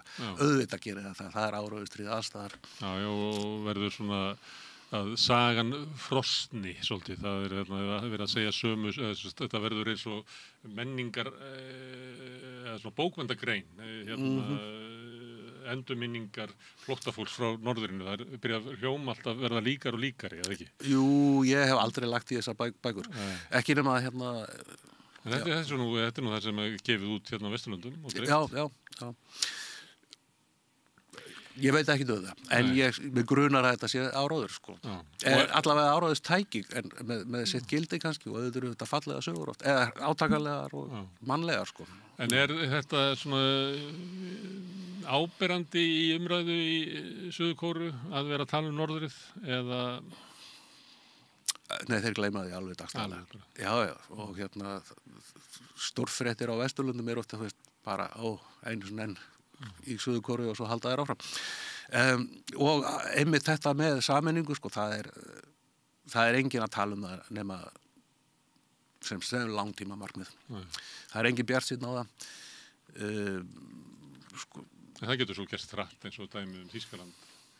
Við hefum ekki þurft að fara nema bara 3 ár aftur í tímann til þess að fólki hefur fundist svarað svipað og þú. Mikið rétt. Langtíma markmið, en kannski óraunast þetta gerist í okkar tíma. Já, það var í gaman. En hvernig það gerist og hvenar, þá verður það erfitt. Það er búið að sá ákveðnum fræjum mikilar gremju og allskýrs. Og náttúrulega það eru fordómar í Suður-Kóreu, gagnvart Norður-Kóreu búið. Er það sögulegt eða út af þessu ástandi sem núna? Það er bæði. Það er nærvist aftur í tíman töluvert langt. Það var alltaf meira af ráða stéttin var meira beist í Suður-Kóreu alltaf og norðurinn var alltaf meira svona afskekt, ráslagalegt sveita, í raun og veru ræktaði hrísgrón fyrir suðrið og fleira slíkt, sko. Tölverðlitin á fólkið, svona, sögulega held ég, Þeir hafa alltaf sagt í Suður-Kóreu og ég held að þessi tölverð gamalt að það séu miklu fallegri konur í Norður-Kóreu. En svo er komið að eiginlega upp á spurningunni stöðu Kóreu sem er náttúrulega sérstök, sem er svona sérstakur bandamaður Bandaríkjanna við hliðina á Kína sem er náttúrulega með sína stærð en líklega bara efnaðslega yfirburði sem að bara smitar út allt í löndin í kring. Meina Kína eða Suður-Kóreu? Já, með Kína. Já, Kína, því sem drekinn vaknar að það verða allir varri við það og það nær alveg til Ástralíu og það bara verða alltaf hlutastlega stærri og stærri hluti viðskiptanna verða við Kína og þar fyrir þetta göttunum og erfiðara fyrir ríkina einhvern veginn að neita sér það að taka þátt í vaxandi kínversku hagkerfi. Það getur verið bara ákvörðun það að neita sér vöxt innan þess. Þannig að ég er að velta fyrir mig hver er svona afstaða Kóreumanna til Kína og þessa bandalags með Bandaríkjamönnum? Það sem ég heyri mest frá fólki í sambandi við afstöðuna til Bandaríkjahers og veru þeirra og Bandaríkjana er að þetta sé bara afskaplega unfortunate og leiðilegt situation og þeir vildu helst ekki hafa það hana. Verða að hafa það vegna þannig að kæmi Kína og tæki það? Já, verða að hafa það og það eru satt alls konar umræður í gangi það hversu mikið þeir verða það, hvort þeir ætti að taka það þessu sjálfur, hvort þeir gætu það. Það er líka mikil vitnisgjað hernaðaruppbyggingu í Norður-Kóreu, óútrennilega þeirra stjórnvalda líka. En mér fannst það að fyndi þegar ég var að tala við fólki í Suður-Kóreu. Þá annars vegar ef ég talaði við Bandaríkjamenn hvað þeim fannst þeir vera mikið góði gæðin að hjálpa og bjarga þeim frá því að vera allir á einhverjum undir kommunisma sem er alltaf hræðilegu hlutur, eða ekki? Þetta er ástæðan fyrir Kórustríð var það eins og Víetnamstríð. Akkurat. Meðan að ef þú talaði við Kórubúið það var að undantekningarlaust að þeim fannst þetta afskaplega bara leiðilegt situation að vera með þess að menn. Þeir höfðu náttúrulega líka ákveðina í gegnum tíðina að hafa amerískir hermenn í Suður-Kóreu held ég haft svona ákveðið, þeir eru svolítið stikkfrí frá kórusku lögum líka og komist upp með ýmislegt og Þannig þegar þeir brjóta af sér að þá er það herinn sem að sinnir því en ekki það er lítið þannig, það er bara lögmál eiginlega hernámsliðs sem lög landsins eiga ekki við þá. Þetta er nú bara einhverja sögur sem ég hef heyrt, sko, en ég veit ekki hvort þetta er ennþá, hvort þetta hefur eitthvað skánað, en En að því við fórum yfir í hernám Japana, er þetta svona þjóðisleg afstaða að við viljum ekki hafa erlendan her í okkar landi og við eigum að vera okkur sjálf? Eða er þetta byggt á svona heimsvalda brölti Bandaríkjanna og hvernig Bandaríkjamenn sjálfur eru? Já, ég held þetta sé fyrst og fremst að byggt á kannski þjóðveldiskenndinni og sjálfstæðisóskinni, jafnvel óskinni sameiningu og fleiri slíkum menningarlegu stolti sem er ekki endilega slæmur hlutur en þeir eru líka vel meðvitaður heimsvaldabrölt Bandaríkjanna þeim finnst þeir ekki, held ég, þægilegir. En oft Kórea og Japan styður Bandaríkin í alls konar hlutum. Ég held, þeir ekki meiri sem með einhver svona viðskiptaþvinganir á Rússa? Þekki það ekki. Ég þekki það ekki. Þeir taka oft þátt í, það þarna austur frá, það Kórea, Japan og Ástralía sem skottast á eftir og oft svona hluti vestur veldana. Já. Sem mjög sérstætt, kannski fyrir Kóru og Japan. Akkurat. Að vera... Tævan þarna kannski líka. Já, Tævan, já. Og einhver fleiri, en þeir eru náttúrulega kannski stærstir. Já.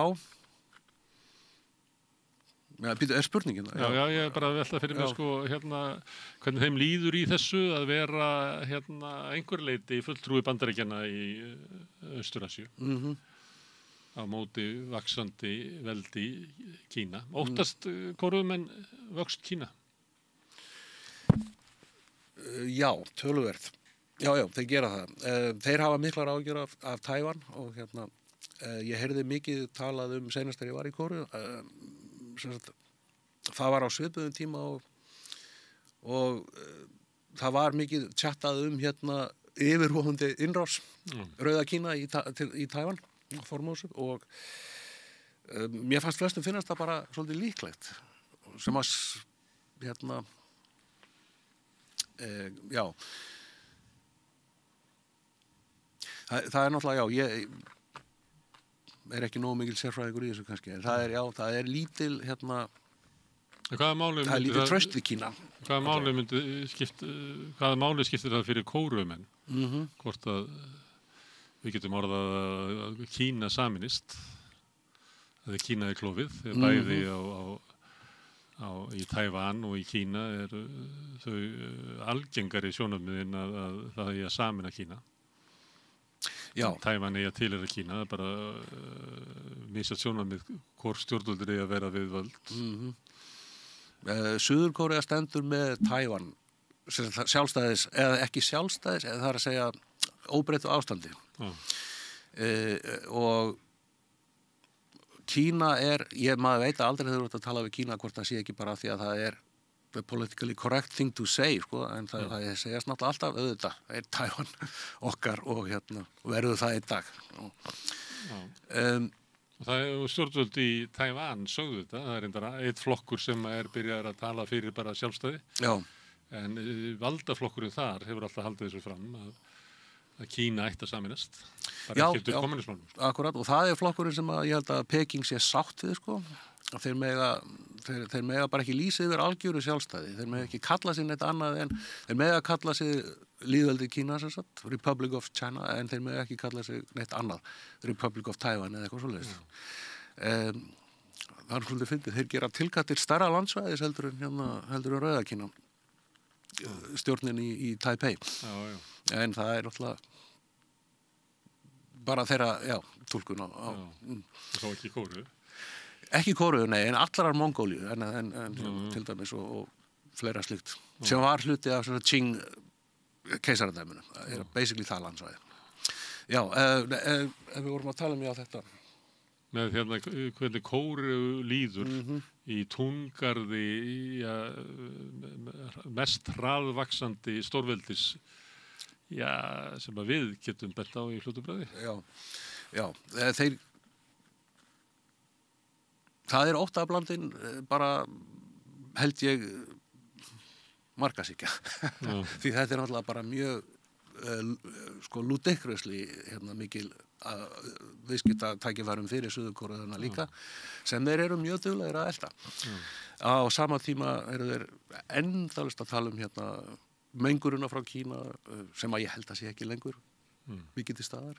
Mengurinn í Suður Kóreu nú líka alveg kapitúlunda fyrir sig. Og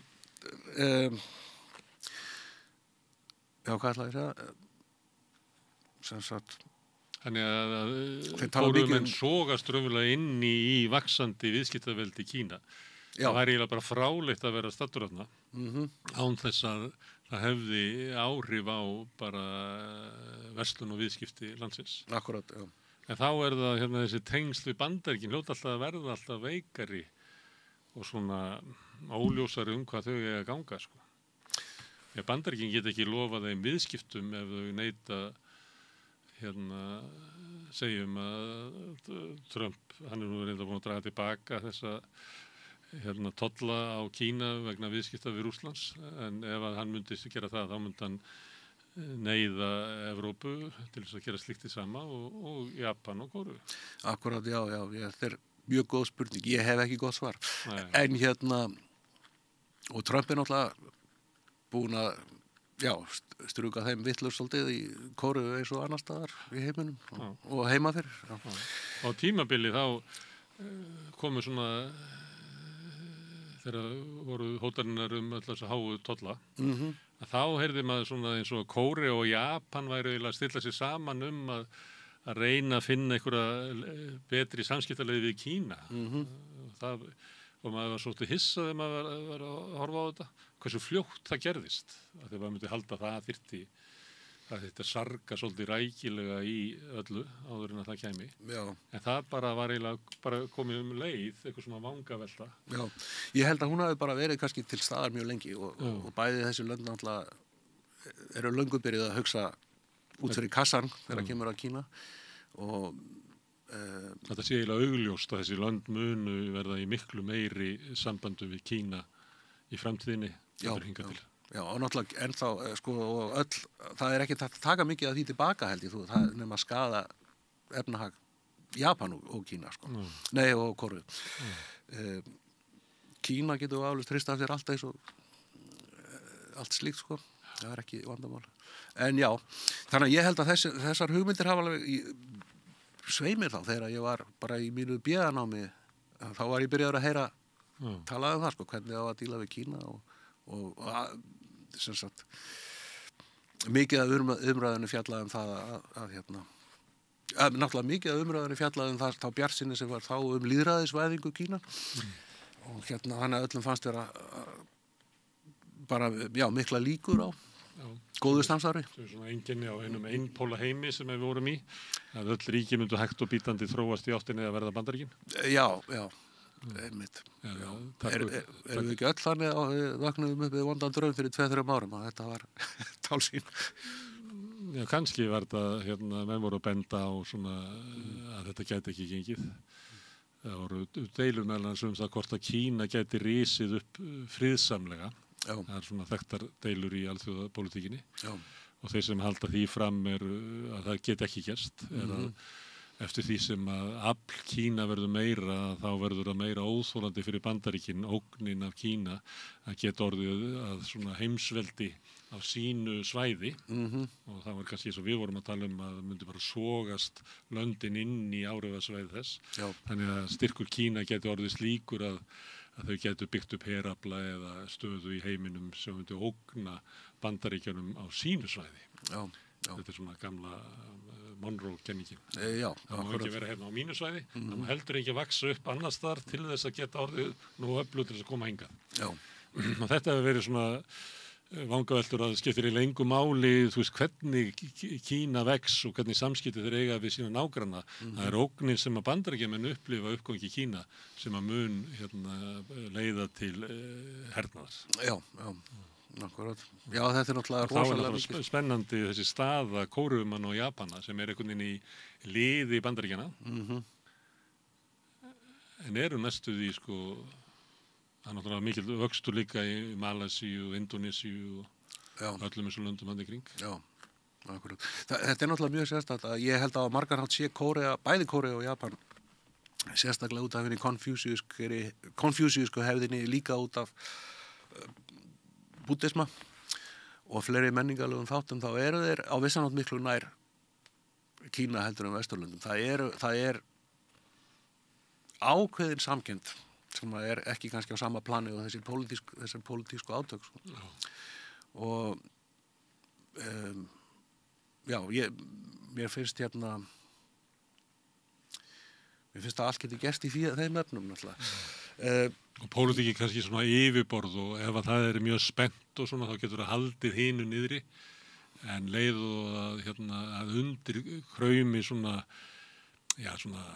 breiðari elva sem að vill tengja þessi lönd frekar saman heldur en að slíta þau sundur. Það er vissulega alveg mjög sterk og þrátt fyrir fordóma sem að við töluðum bæði Ragnar og þú og ég í sambandi gagnvart Japana gagnvart Kóreubúum. Það er rosalega sterkt, það er rosalega ljótt og gengur seint að kannski upprætast. En þrátt fyrir það hefur alltaf verið meðal japanskra og kínverskra og kóreskra hugsuða fræðimanna mikið talað svona einhvers konar East Asian, það sem að stundum kallað á Vesturlöndu sínusfer, sko. Að þetta sé svæði sem eiga að standa saman og hafið sín gildi og það vissulega hefur það, því að þarna kannski ég reyna þess að lauma heimspekin aftur inn í samtalið, en þú veist að síðan á tíma hennar stríðandi ríkja, þarna basically 700 til 200 fyrir Krist, þá myndaðist í Kína heimspeki hefð sem að vanmetin hérna á Vesturlöndum. Það þarna bara mikið af hugsuðum og það er ennþá verið að þýða og melta og kynna þetta á Vesturlöndum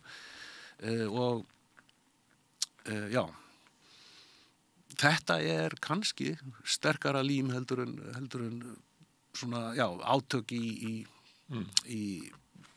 svona post-kolonial heimi sem eru núna að kristallast í þessu sem þú lýstir. Það er við kalla það soft power sem hefur valdið því að samfélagin verða líkari, það eru menningar áhrif sem að breiðast út og líka út í tengslu við viðskipti. En svo ertu með svona hard powerið sem að það vantar ekki upp á átökinu á milli þessara ríkja í gegnum tíðina. Nei. Og að vilji draga saman, að þá er líka, og eins og við þekkjum bara allstaðar, það eru nágrannarjurnar eru harðastar, grimmastar og getur verið mestu fólkskuverkin framinn bara næsta nágranna. Já, vissulega. Og eins og, ég var kannski aðeins að reyna að milda þá það er náttúrulega við þekkjum voðalega vel söguna átökin og Kyrrahafstríðið eins og þeir kallaða þarna þegar að Japanir voru með sína útensustefnu fleira í fortíðinni, bæði innrás Japana, nokkrar innrásir Japana á Kóreuskaga, allskins stundum hjálpuðu Kína, stundum voru Kína með sína eigin markmið, auðvitað voru þeir alltaf með sína eigin kannski hagsmuni í huga og þetta er undarleg saga. Stór skemmtilega að vísu, sannarlega. Ég get ekki ég get ekki annað að sagt að kannski það vegna þess að ég er fræðimaður, ég er ekki stjórnmálafræðingur, mér er alltaf fundist þetta frekar leðilegt stöf, pínulítið, en auðvitað verður maður að taka þetta með. Og ég hef svona verið að velta fyrir mér í raun og veru, fordritum þeirra, ég er grúskari, en ég trúi á þetta afl sem ég er að rannsaka þarna. Það er menningarlegt afl sem að þó það sé ekki allt konfúsíusmi per se, þá er það konfúsíusmi er svona, kjarnin í því. Og það er það sem heldur þessum félögum saman. Ragnar lagði mikla áherslu á það í sambandi við Kína. Og þá var alveg svið Japan og Kóreu. Og svo er það líka þekking og hugsun sem að við höfum kannski gott að því að kynnast hérna.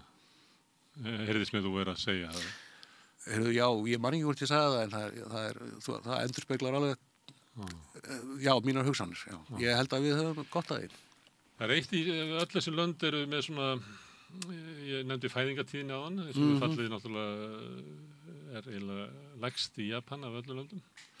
og hefur fallið í Kóru og svo þekkjum við einsbarnsstefnuna í Kína, þannig að þar aldurspíramídin á eftir að vera mjög skrítin því að fólk lifi lengur og hvað af því að þetta nýbyrjað að gerast á Íslandi, fallið fæðingartíðin mjög hratt á Íslandi og við erum bara orðin eins og Evrópuríkin voru fyrir kannski 25-30 árum, svona eins og Þýskaland, við getum farið að tala þannig, nema að það sem að aldurspíramídin hjá okkur hins vegar mjög heilbrigður vegna fjölda innflytjenda. En ekkert af þessum löndum hrifið af innflytjendum. Þau myndu ekki bjarga sér sérstaklega þegar skakka aldurspíramída, það sem eru fáir að vinna fyrir mörgum, að það bara menningarlega innbyggt í þau bjarga sér ekki á innflytjendum. Já, það nú í Suður-Kóreu alveg töluvert mikið af giftingum, blue collar verkamenn, yfirleitt.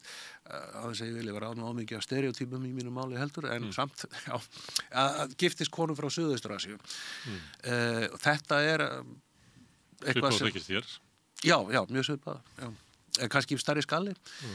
Það mikið af farandverkamönnum í Norður-Kóreu. Suður-Kóreu. Segi ég, já, Suður-Kóreu. Og þannig að ég held að Þannig að það öðruvísi viðhorfin í Kóru heldur en í Japan. Já, ég held að séu það. Það alveg ótt að segja það. Og ég held að Suður-Kórea, þó þeir teljið sig vera svona one ethnicity og leggi mikla áherslu á það í sinni umræðu, þá verður þeir alls ekki, þeir eru alveg töluvert opnir fyrir innflytjendum. En það eru sjálfsögðu vandamál, sjálfsögðu allstaðar.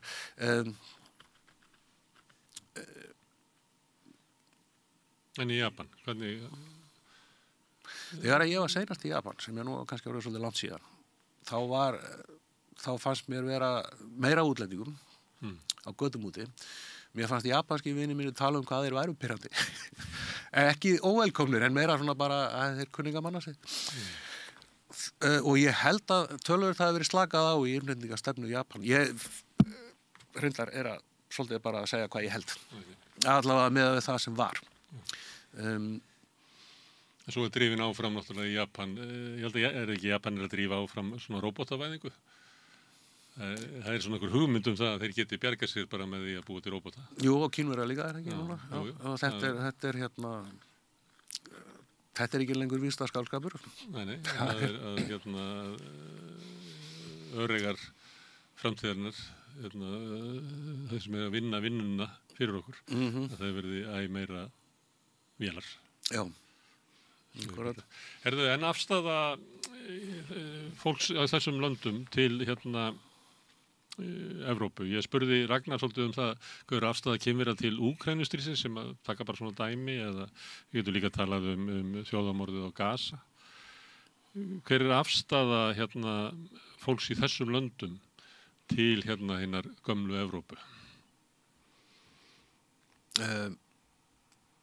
Já, það var hárið sem hann sagði Ragnar það að þó hann hafi verið að tala kannski Kína þá að það væri svona þeir vilja fara og skoða rústir og fara til Vín og sjá evrópska menningu sko.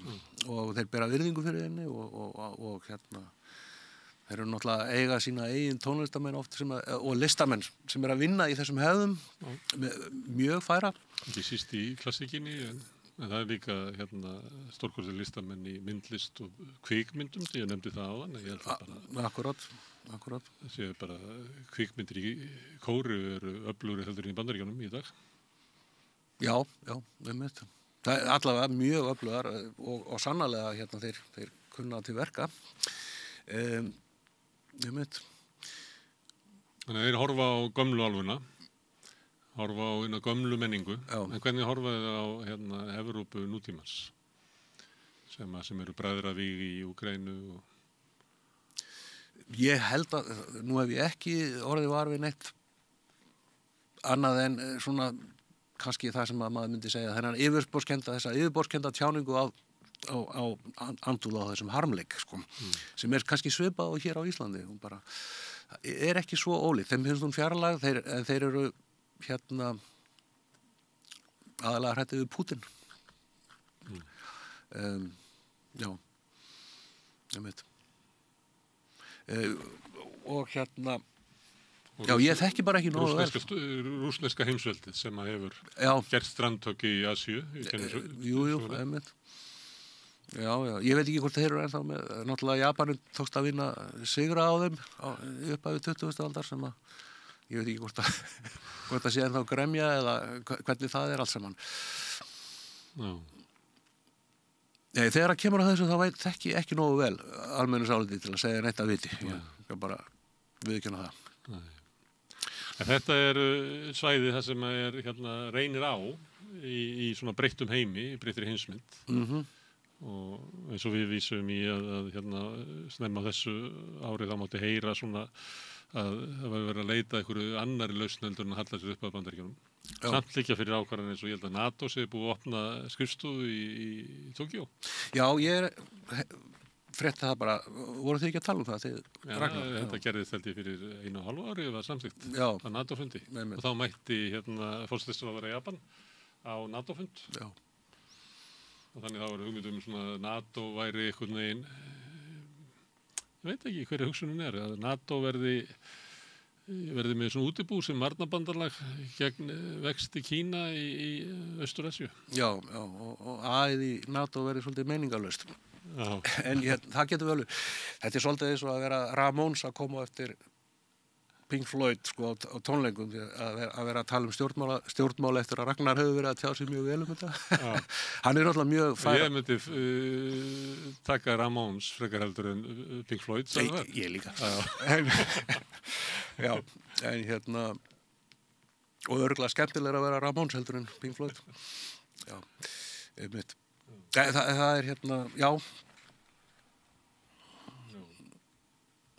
Já, ég er ekki góður í stjórnmálafræðinni, það er alveg satt. Ég er að pína þig að ræða út frá stjórnmálafræðinni. Þetta tengist náttúrulega svona, hvernig þjóðir og samfélög upplifa sjálfa sig. Hvar þeir líta á sem hlutur sitt og hvar eru eðlilegu bandalög. Og einhver leyti ert þú að tala inn á það að í svona menningarlegu tilliti þá sé ef ekki væri fyrir raunverulega og kannski svolítið uppdiktuð stríð og átök að þá með vexti Kína þá ætti Kórea og Japan að Kína ætti að vera langstæðsti viðskiptavinur og menningarlegu tengslin ætti að vera þar. Já. En einhver leyti eru alþjóðlegir hagsmunir í alþjóðlega stjórnmálafræðinu að reyna að toga þessi lönd í sundur. Já. Það megi ekki falla saman. Það er vissulega kannski mín skoðun og kannski svolítið jafnvel von eða draumur að það sem er dásanlegt í kínverskri heimspeki og menningu muni halda áfram að vera ákveðið lím í Austur-Asíu og þessi land geti lifað saman. Við vitum náttúrulega ekkert hvað framtíðin byrja skautið sér en Ragnar dró svolítið þær álektanir að út af þessari speki og menningu að þá væri það bara ekki í eðli Kína að ráðast á hann til þess hafnaði innrás í Tævan. Ég er eiginlega sammála því. Ég hef ekki grannskoðað Tævan málið undanfarin ár en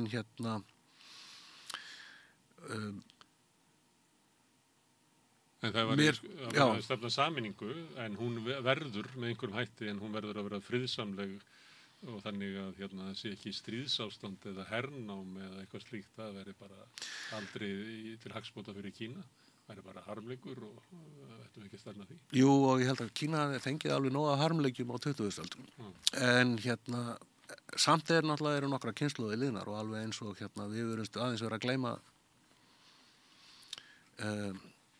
styrjöldin í Evrópu seinni heimsstyrjöldinni að þá er kannski orðin farið að líða svolítið langur tímið þarna og bilið á milli margra þjóða þarna farið að aukast og þá er ég að tala um bilið sem er út af ideológíum hægri og vinstri eða félagshyggju og kapitalisma en já ég held að þessi grunnur sé til staðar og það er alveg mögulegi að þeir falli svolítið, þeir fari nær Kína í framtíðinni og ég veit ekki hvort það kom vel fram líka hjá Ragnari en með lýðræðis jú, hann talaði alveg það sko. Hvernig Kínverjar horfa á lýðræðisvæðinguna sína það að þú veist, þeir vilja ég held að sjá alveg hvað það gengur brösulega allstaðar í heiminum og þeir vilja bara gera það á sínum eigin nótum. Þeir vilja ekkit setja á eitthvað vestræna fyrirmynd bara 1, 2 og 3 sem náttúrulega bara skynsamlegt. Og byggja á svona hefðum í þorpinu hvernig fólk talar sér niður á niðurstöðu og hann nefndi það, þessi svona ringhús sem eru líka til dæmis í Afríku og þar heyru líka að við verum að byggja lýðræðið og okkar grunni.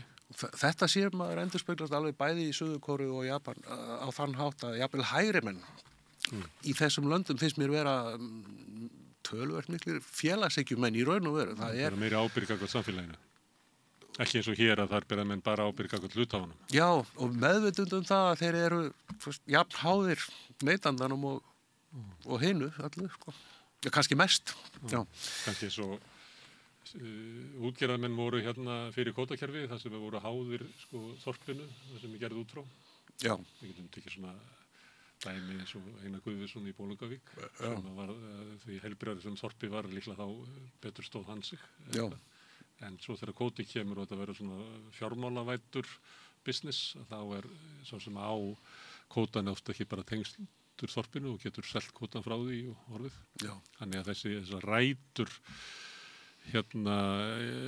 þeirra sem eru að reka viðskipti í þessu löndum eru dýpri inn í samfélaginu en það kannski styttra síðan að þau voru í eins og við tölum herforingjastjórnun í Kóreu sem í svona nation building að byggja upp eitthvað samfélag, byggja framtíðina fyrir okkar samfélag. Já. Þetta er nærðir að í tíma heldur en kannski í Evrópu sem að eftir nýfrjálsvíkina hefur þetta ekki verið línan sko. Þetta eru innviðir hér að rörna og grunnkerfi og út á hugmyndunum það að eina skylda þess sem að reka business að skila eiganda fyrirtækisins arði.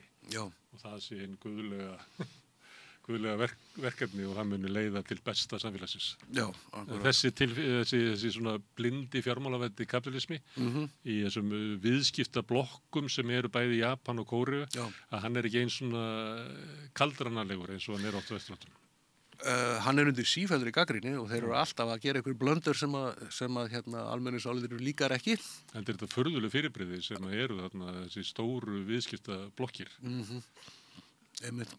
Ég held að ég sé ekki að rugla neitt ef ég segi blákalt að það eiga sér rætur aftur í tíman þegar að nýlundu tíman svo kallað þegar að Kórea var undir japanska stjórn var hluti af japanska keisaradæminu. Þá voru mynduð alls konar sambönd sem að enn þann dag í dag haldast í þessum þeir kalla þetta chaebol í Suður-Kóreu.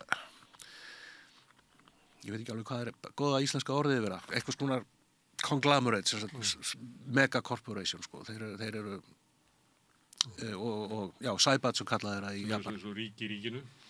Já, algjörlega, já. Og eiga einhvern veginn sínar eigin, þú ert bara í liði og já. Og tekur alveg kannski skildur þorpsins gagnvart starfsfólkinu og þetta er öðruvísi fyrirbrigði heldur en svona vestræn fyrirtæki. Það er þessi konfúsíuska vitund, held ég, andi hans svífur ennþá við vötnunum hann, bara töluvert mikið og það er ekki slæmt mál, ekki á allan hátt.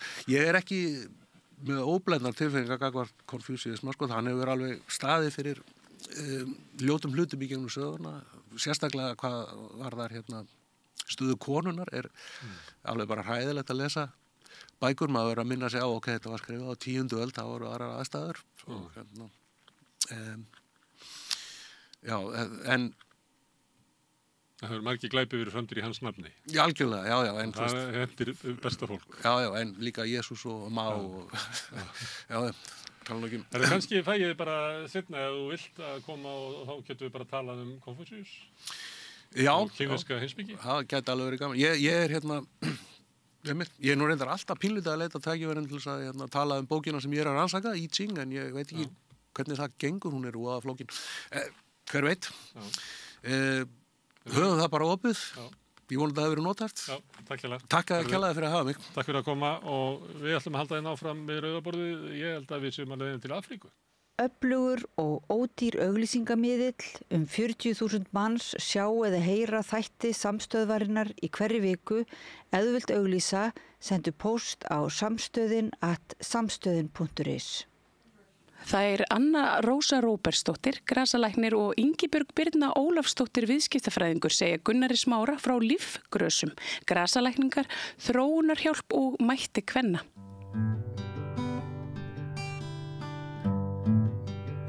Já, ég rakst á fyrir tilviljunum daginn á fyrirbrigði sem heitir lífgrös og var svona að reyna áttum á því hvað það var. Verið þeirra sem þessu Íslendingar sem að kenna fólkið að konum í Afríku að búa til eitthvað gott úr grösum, konum í flóttamannabúðum. Og þetta var svo áhugavert að ég fékk hingað þær úr stjórn lífgrasa. Það Anna Rósa Róbertsdóttir sem grasalæknir og Ingibjörg Birna Ólafsdóttir, viðskiptafræðingur. Finnst ykkur skrítið að mér finnst þetta skrítið? Nei, það fullkomlega eðlilegt. Það fullkomlega eðlilegt. Hvað það, segja mér frá þessu? Já, og ég segi fyrst, sem sagt lífgrös eru góðgerasamtök, almannaheillafélag sem við Ingibjörg stofnuðum ásamt 3. manni fyrir 2 ár síðan? 2,5 eitthvað svo leiðis. Já. Og þau ganga út á það að við rekum verkefni í flóttamannabúðum. Við byrjum í Írak, Kúrdistan Írak, vorum þar með einsásverkefni og þá fór ég og kendi konum að búa til sem sagt jurtasmyrsl og aðrar vörur með það í huga að þær bæði fái fyrir sjálfa sig en eins það geta aflað sér tekna því þær hafa enga möguleika á einhver lífsviðværi. Þannig að það heila hugmyndin í rauninni að kenna konum í flóttamannabúðum eða þá mjög fátækum stöðum að hjálpa sér eða semst bara afla sér tekna hreinlega og það hefur gengið nokkuð vel. Við vorum með ársverkefni í Írak sem var enda síðan bannað af stjórnvöldum það önnur saga en hvað var það 600 konur sem við kenndum? Já, það var mikill fjöldi. Já, og svo erum við mikill áhugi. Mjög mikill áhugi og svo erum við núna semst að vinna verkefni í Úganda með Sameinuðu þjóðunum og styrk frá utanríkisráðuneytinu, atvinnustyrk í gegnum fyrirtæki hjá mér og ég nú ekki með fjöldan á hreinu en ég sem sagt fer 2-3 ári sjálf og kenni en aðalmálið þar það að ég að kenna konunum að kenna námskeiðin mín. Þannig að ég til dæmis kom tilbaka í júní og síðan þá hafa 100 konur fengið kennslu og vörur þá líka. Þannig að þetta svona held ég í hnótskurnina hvað við erum að gera. Viltu bæta ykkur við? Það sem ég líka svo áhugavert og kannski gott fyrir þetta fólk að Anna Rósa kemur þarna með þekkingu inn þau taka vörur af svæðinu eða sem sé jurtir af svæðinu og hún að búa til græðandi smyrsl og til dæmis verið að bera á naflan og litluböttinu nýfættum olíu með sóti úr þakinu á kofan. Þannig það verður þá komið veg fyrir með því að koma með græðandi smyrslinn til þess að hjálpa þeim að draga úr sýkingum hana. Og svo líka verður að vinna með moskítófælu. Já, það verðum að vinna nokkur verkefni í Úganda sem sagt. Já. Og eitt af þeim semst því sem ég var að lýsa að við kennum þeim að búa, semst ég kenni námskeiðin fyrst, svo kenni ég þjálfurum að kenna námskeiðin mín. Svo ég líka að þróa moskítófælu í samstarfi við læknana, þetta þeirra hugmynd. Úr sem sagt náttúrulega hvað erum við að gera meira. Við erum að vinna aðeins með býflugnabændum líka og svo ljósmóður á svæðinu einmitt og ætlum að gera verkefni í sambandi við sýkingar í naflastreng og sýkingar í sambandi við fæðingar almennt. Það verður næst því fyrir væntanlega eftir núna í september að þá ætlum við að framleiða kringum 400 krukkur og gefa svo í 3 mánuði. Semst öllum nýburum á svæðinu í þessum flóttamannabúðum og sjá hvaða að því við erum með tölfræði yfir sýkingar. Þannig að sjá hvort við getum lækkað sýkingarnar næstu 3 mánuði. En hvað það, Anna Rósa, sem að þú þekkir í fánu þessar landa sem þau þekki ekki sjálf? Nei, sko, það er máli. Ég þekki það ekki endilega mikið, en ég þekki kannski eitthvað eitt og ég til dæmis þessu tilviki þekkti eitt tré sem heitir nímtré sem ég hef notað sjálf hérna á Íslandi og málið er það að þú getur gert vör úr bara einhverju einu og þetta fólk kann náttúrulega sjálfsögðu miklu frekar á jurtirnar heldur en ég og þekkir það út og inn en þau kunni ekki búa til úr því. Þau kunni ekki búið til smysl sem síðan er hægt að markaseta, afla sér tekna. Þar vantar þekkingun alveg og þar er ég með 30 ára reynslu að búa eiginlega til úr engu. Það er eiginlega heila málið, sko. En þau nota jurtirnar til lækninga? Já. Og mikil þekking þar. Já, mjög mikil þekking. En líka sem sagt í rauninni er gerðu skaði með því, til dæmis í sambandi við fæðingar. Þar er verið að nota ánkunnáttu líka sem getur valdið skaða, þannig að þetta er beggja blans og eitt af verkefnum hjá okkur er að safna saman upplýsingum fyrir fólkið. Þannig að þú stundar svona rannsóknir? Já, svona óbeinar myndi ég segja, það er ekki mjög vísindalegar, en jú, tvímælulaust þá verður að gera það líka held ég til að halda utan hlutina. En þú kynnið þig líka mikið að rannsóknum bara almennt. Já, í sambandi við jurtir, hún er alltaf að skoða. Já, ég les náttúrulega vísindaransóknir og allt það því að svo náttúrulega læri ég á flóruna þar sem ég er, sko. En ég til dæmis kom þarna inn með uppskrift frá Írak sem ég síðan aðlagaði. Það er verkjaolía sem við gerum sem er mikil þörf á því að þær vinna svo mikið á ögrunum og eru mjög þjáðar. Og þetta er verkjaolía úr kryddi sem þú getur keypt út í búð og jurtir sem þú getur tínt. Þannig að ég breytti henni þannig að hún hentaði Úganda til dæmis. Og það er eiginlega triksið, alltaf sjálfbærnin. Því að þýðir ekkert að segja við einhverja flóttamannakonu sem á engan pening, farið bara í næsta bæ og keypt eitthvað. Það tekur 5 tíma að keyra þangað, hún á engan pening. En þið eru samt að búa til vöru sem það þarf að kaupa. Já, það er heila málið, sko. Þannig til dæmis bíflugnarækt, við notum bívaks í smyslin. Þetta er í rauninni bara olía, einhver jurt og bívaks. Og þá ertu komið vöru til að selja og aflaði viðværi. Og því vantar þessa vöru fyrir fæðinguna og eksemið og allt það líka, sko. Og það er náttúrulega bara mjög erfitt að afla allra fanga þarna, bara yfir höfuð. En hafðu þau ekki notað bívaksi til þess að búa til smyrsl? Nei, ekki ég gerði það mér sem svona, ég hef sagt í manna svona rakakrem sem að hefur verið notað í leikhúsum í fátæku leikhúsum í Englandi. Já. Það var bara, ég minni svona kannski 20% bíflugnavaks, svona 50% sikkur olían og svo vatn til að finna þess. Og þetta fína smyrsl. Einmitt, alveg ljómandi. En þarna vantar þekkinguna af einhverjum ótskýrðum ástum og það vantaði líka, vorum í 3 flóttamannabúðum í Írak og þar vantaði alla þekkingu líka. Þannig að það er bara mismunandi hérna höfum við svo miklar upplýsingar, þarna hefur fólk það ekki. Það er ekkit endilega tengt internetinu til dæmis. Bara því að það er verið að búa til eitthvað úr af jurtum og líklega er til þekking á því að nota græðandi jurtir og mér minnir það. Já. En þið eru að koma með eitthvað sem er hægt að búa til og verðið að kaupa. Já. Og það er kannski fólk að hefur ekki efna á því að kaupa krukkuna í staðin fyrir að tína jurtirnar.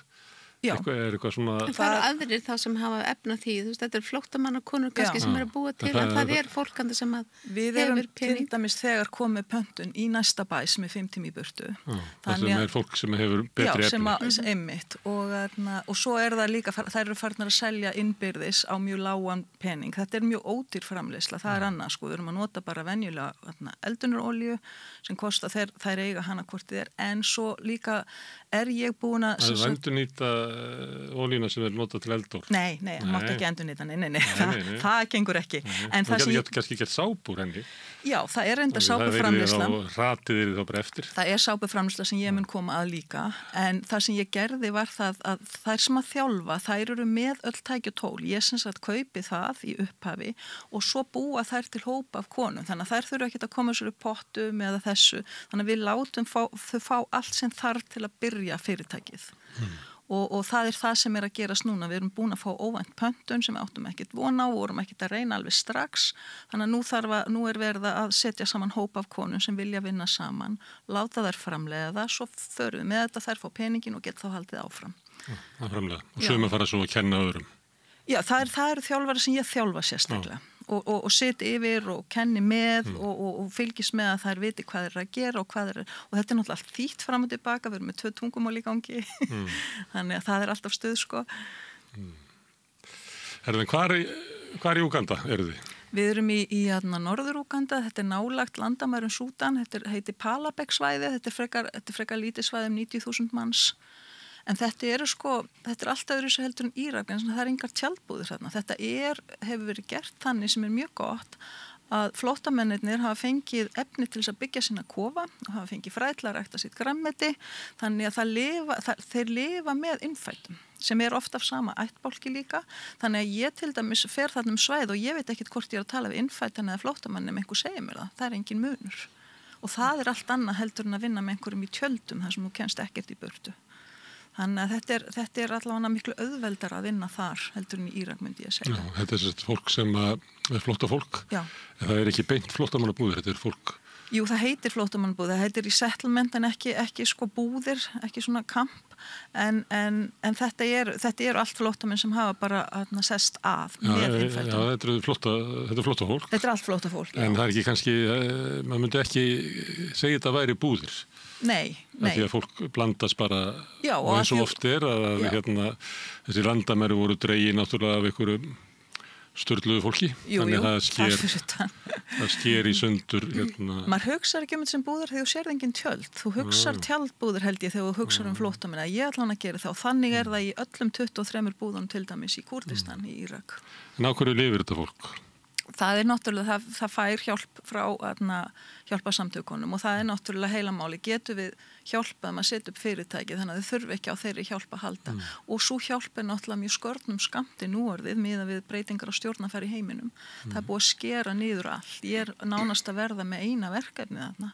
Það er bara búið að hætta verkefnum alveg hægur og vinstri frá því að ég fór þangað fyrst fyrir ári síðan. Það var orðið gífurlega breytingar. Bandaríkjamenn farnir? Já, peningurinn er farin. Þess ári er mjög mikil breyting. Já, mjög mikil breyting. Bara frá því ég fór seinast og kom svo núna í sumar. Þannig að það er ramman reypa draga, hvað maður segir. Þetta er ekkert grín þarna. Þannig að það skiptir eiginlega, ég myndi segja ennþá meira mála að einhver komi inn eins og við erum náttúrulega með hjálp stjórnvalda þarna sem er að nota skattféð í að hjálpa fólki og það skiptir bara rosalega máli að einhverju aðri komi inn. Ég meina allt þetta venjulega er að fara og fólki hefur ekkert. Það er ekki eins og að komi einhver sér svona og græi hlutina. Það er ekkert til staðarskilur. En hvað er fólkið að flýja? Stríði í Súdan náttúrulega, já. Það er semst á þessu svæði, svo er náttúrulega frá Kongo og öðru svæði í landinu. Ég held að ég fari rétt með að Úganda er það land í Afríku sem tekur á móti flestum flóttamönnum af öllum löndum í Afríku. Þannig að þetta er líka... Þannig að breytaði með þá hugmyndum að hvort Úganda geti tekið á móti sínum flóttamönnum? Já, einmitt, já. Þeir eru með alls konar, þeir vilja Rúanda líka, þeir eru nú búin að gera samningaldi við Rúanda sem er náttúrulega land við hliðina. Já, þetta er ekkert grín með flóttamennina. En hafður þú verið í Afríku áður? Ég hafði komið ánga einu sinni þegar ég var 20 til Ghana reyndar. Það er mjög langt síðan. Hefur þú komið til Afríku? Nei, ekki ennþá. En mér langar bara að segja að mér er svo magnað að fylgjast með önnur ósa því hún er náttúrulega driffjöðurinn í þessu. Að bara ástríðan og krafturinn í henni og hvernig hún hugsar alltaf við lausnum. Að því við erum náttúrulega búin að lenda á mjög mörgum veggjum eins og til dæmis í Kúrdistan. Að þá einhvern veginn finnur hún bara nýja leiðir og heldur áfram og það sem að þarf til að ná árangri í verkefnum eins og þessu er þessi ástríða fyrir að hjálpa fólki og það er bara þannig með hann og hún er alltaf tilbúin til þess að veita hjálparhendi ef einhver er lasin eða eitthvað að hún er alltaf fann að spyrja, hvað segir, hvað er illt í maganum og fann að leita lausna og hún er bara mætt á, fyrir utan dyrnar hjá manni ef maður kvartar eitthvað aðeins bara með ykkur tektúru, þannig að það nú kannski ekki við alla. Nei, það fá ekki allir svona heim en það er svo gaman að sjá þessa ástríði fyrir hún er svo bara mikill sem sé mannvinur og mér finnst bara frábært að sjá hvað hún er að leggja mikið fram af sinni þekkingu og reynslu og mér finnst bara, ég trúi svo mikið á fyrirleita áhrif. Ef þú hjálpar einni mannesku hvar sem hún er í heiminum, að þá hefur það áhrif áfram sem að skila sig með tíman. En það sem hún kemur með í krukku þegar þér er illt í maganum, virkar það? Já. og sérstaklega sko græðandi kremin en maður horfi bara á húðina sína gróa ef maður brennir sig eða fær bitt og ég er ekki að selja sko, ég er ekki að prósentum þannig það er eitthvað ekstra græðandi við þetta og hérna, já. Það er talandi markað, það er náttúrulega markaður út af bitmínu fyrir græðandi smysl. Já, ég er búin að selja mikið að græðandi smysli fyrir lúsmi, það er smysli sem hún er að tala það er nota mjög mikið fyrir lúsmi. Það var eitthvað sem sagði mér í apotekum að þetta væri bara horfið. Já. Svo líklega vaknar ykkur og flyttur bara meira inn öruglega sko en já. Það gerist hægt svolítið. Já, þetta er rosalega. Þýðir ekki að vera með þetta selst alltaf sagði ykkur í kaffélaginu. Það er ágætt sko. Ég man þetta kom fyrst þá seldi ég sko, það var eitthvað sem auglisti mig á Facebook bara mér óavitandi að þetta væri að virka fyrir lúsmi og ég bara var marga vikur að framleiða. Það bara seldist bara jafnóðum það sem ég gerði sko. Og hvað notar í það smyrsl? Heyrðu, 4 íslenska jurtir, það er mjög einfalt og það er einmitt bívaks og olía en reyndar ólífólía í þessu tilviki. Það sem er bara eiginlega stofnin í smyrslinu. Já, bara eins og svona þú varst að tala nema það er ekki vatnið í og svo er ég með 4 íslenska jurtir, þetta er mjög einfalt smyrsl, geta allir búta til, mjaðjurt, haugarva, vallemar og birki. Þannig að þetta er ekki flókið og ég reyndar kenda að búa til svona smysl í mörg árin, ég er nú hætt því núna. Og eitthvað af þessu græðandi, eitthvað af þessu minkar kláðan? Já, þetta fer yfirleitt alltaf saman sko, en já, þetta er sem sagt kláðastillandi, græðandi, bara bólgueðandi almennt, þetta er nota fyrir allt sko, ekki bara lúsmi og ég er náttúrulega búin að framlega þetta í 15 ár núna eitthvað svoleiðis sko. Er þetta þekking á Íslandi hvernig jurtirnar virka? Já. Sem að við eigum eða er þetta eitthvað sem að þú þurft að staðfæra hjá þjóðum sem hafa vendað þessa þekkingu kannski betur? Bæði, ég náttúrulega lærði sko, þetta var 4 ára fullt nám þegar ég var í þessu fyrir 35 árum eða eitthvað. Og hvað lærður um að spila? Í Bretlandi, já.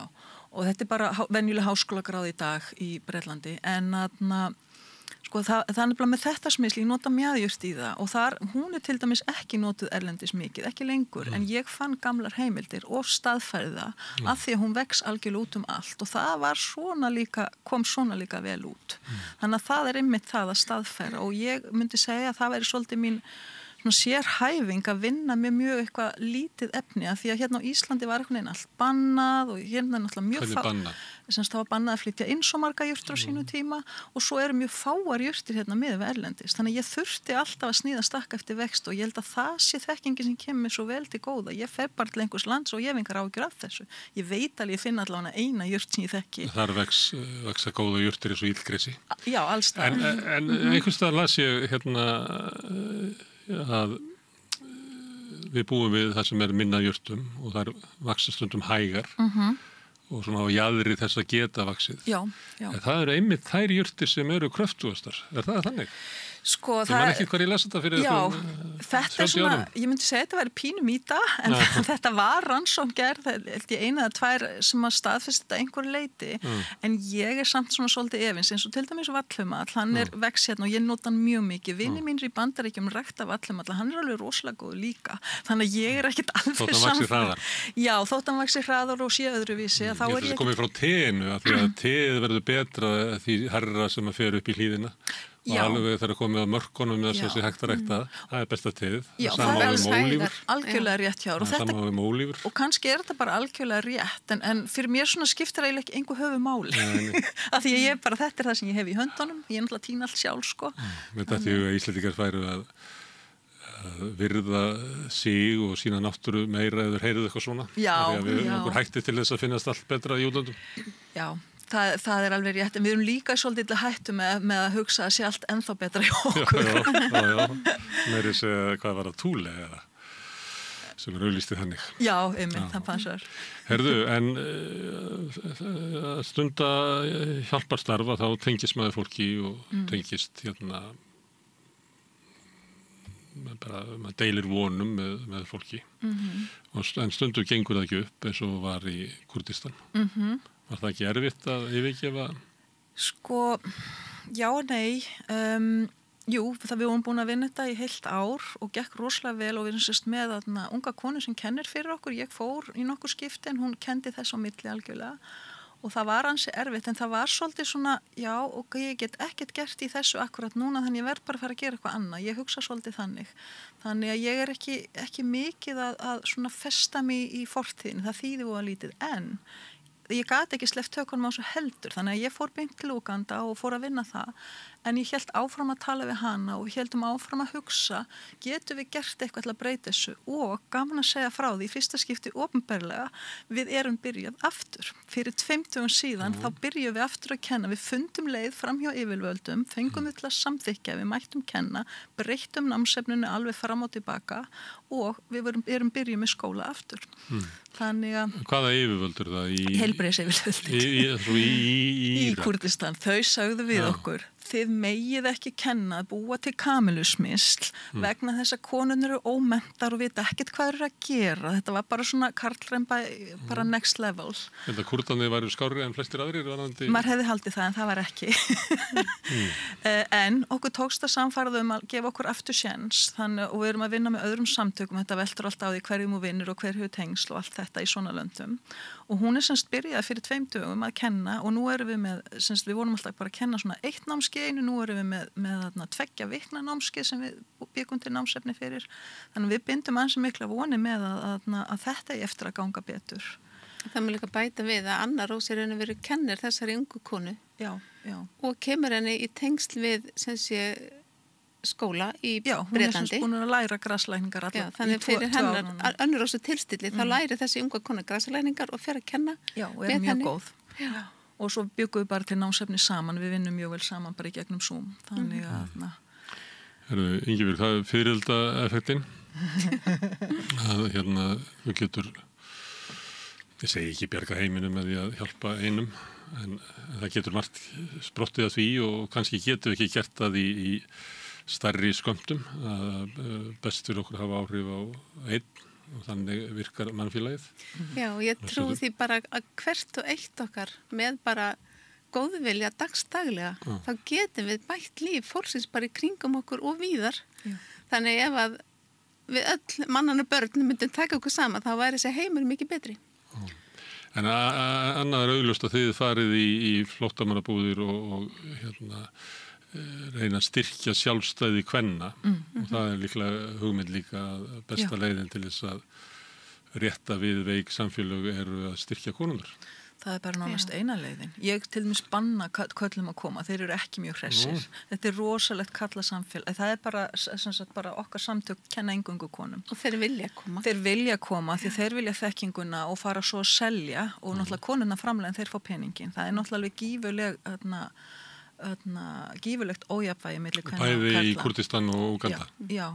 Í búðunum í Kúrdistan reyndar það eru svo fáir kallar eftir þeir dó allir í stríðinu þannig að það er svolítið ójafnvægi þar en ég sé þetta mjög glöggt í Úganda og ég er mjög hörð með þetta og þeir eru ógeðslega fúlir og pólitíkusnir er ekkert ofslega sem er með heldur að því ég segi bara nei, við megum það ekki sem er alveg rétt en þetta er eina leiðin að því að þú ert meðal kvenna og þær þurfa líka að tala sín vandamál, þær myndi aldrei gera það ef kallarnir væri nálægt, aldrei bara kvennasjúkdóma og svo framvegis það kemur upp alls konar svona samstæðu og spurningar og þær eru kannski að spyrja eitthvað sem þær hafa aldrei spurt áður. En ef að kallarnir telja sig geta ráðið öllu akkur hlýðar þér að koma ekki? Ég er þarna með völdin, ég er með peningin, ég held bara ekkert námskeiðið. Ég nýti mér það. Þá trompar það með að vera hvít og með pening. Já, algjörlega. Peningar geta haft ótrúlega áhrif í svona samfélum. Já, en líka ég bara held ekkert námskeið, ég má það ekki. Þeir verða að sætt sig við þá, þeir gera það náttúrulega. Það er gaman hvað konur eru konur, sama hvar í heiminu þær eru. Þær hafa verið svo áhuga samar að Anna Rósa hjálpa þeim búið til hárolíu.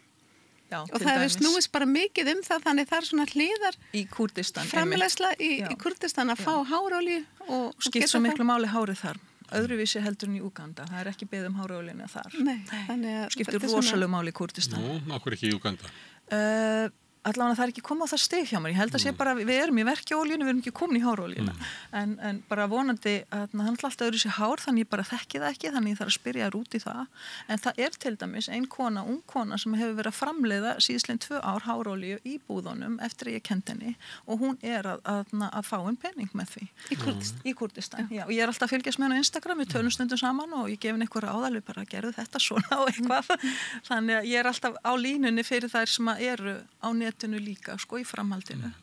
Ég var aðeins í Vestur-Afríku, þar var draumur þeirra sem að vildu svona efla atvinnustarfsemi, einmitt að opna hárgreiðslustofu vegna þess að það var bæði eftir því og svo náttúrulega hárgreiðslustofur eins og fólk kannski þekkir og veit, bara það kemur fram líka í svona menningu afrikanska Amerikana að hárgreiðslustofun félagsmyndstöð. Já, einmitt. Það kom mér á óvart þegar að vera að kaupa tæki í þetta, þá voru kannski bara 2 stólar fyrir hárgreiðslu kunnan, en svo voru 8 á biðstofunni. Já. Biðstofan málið.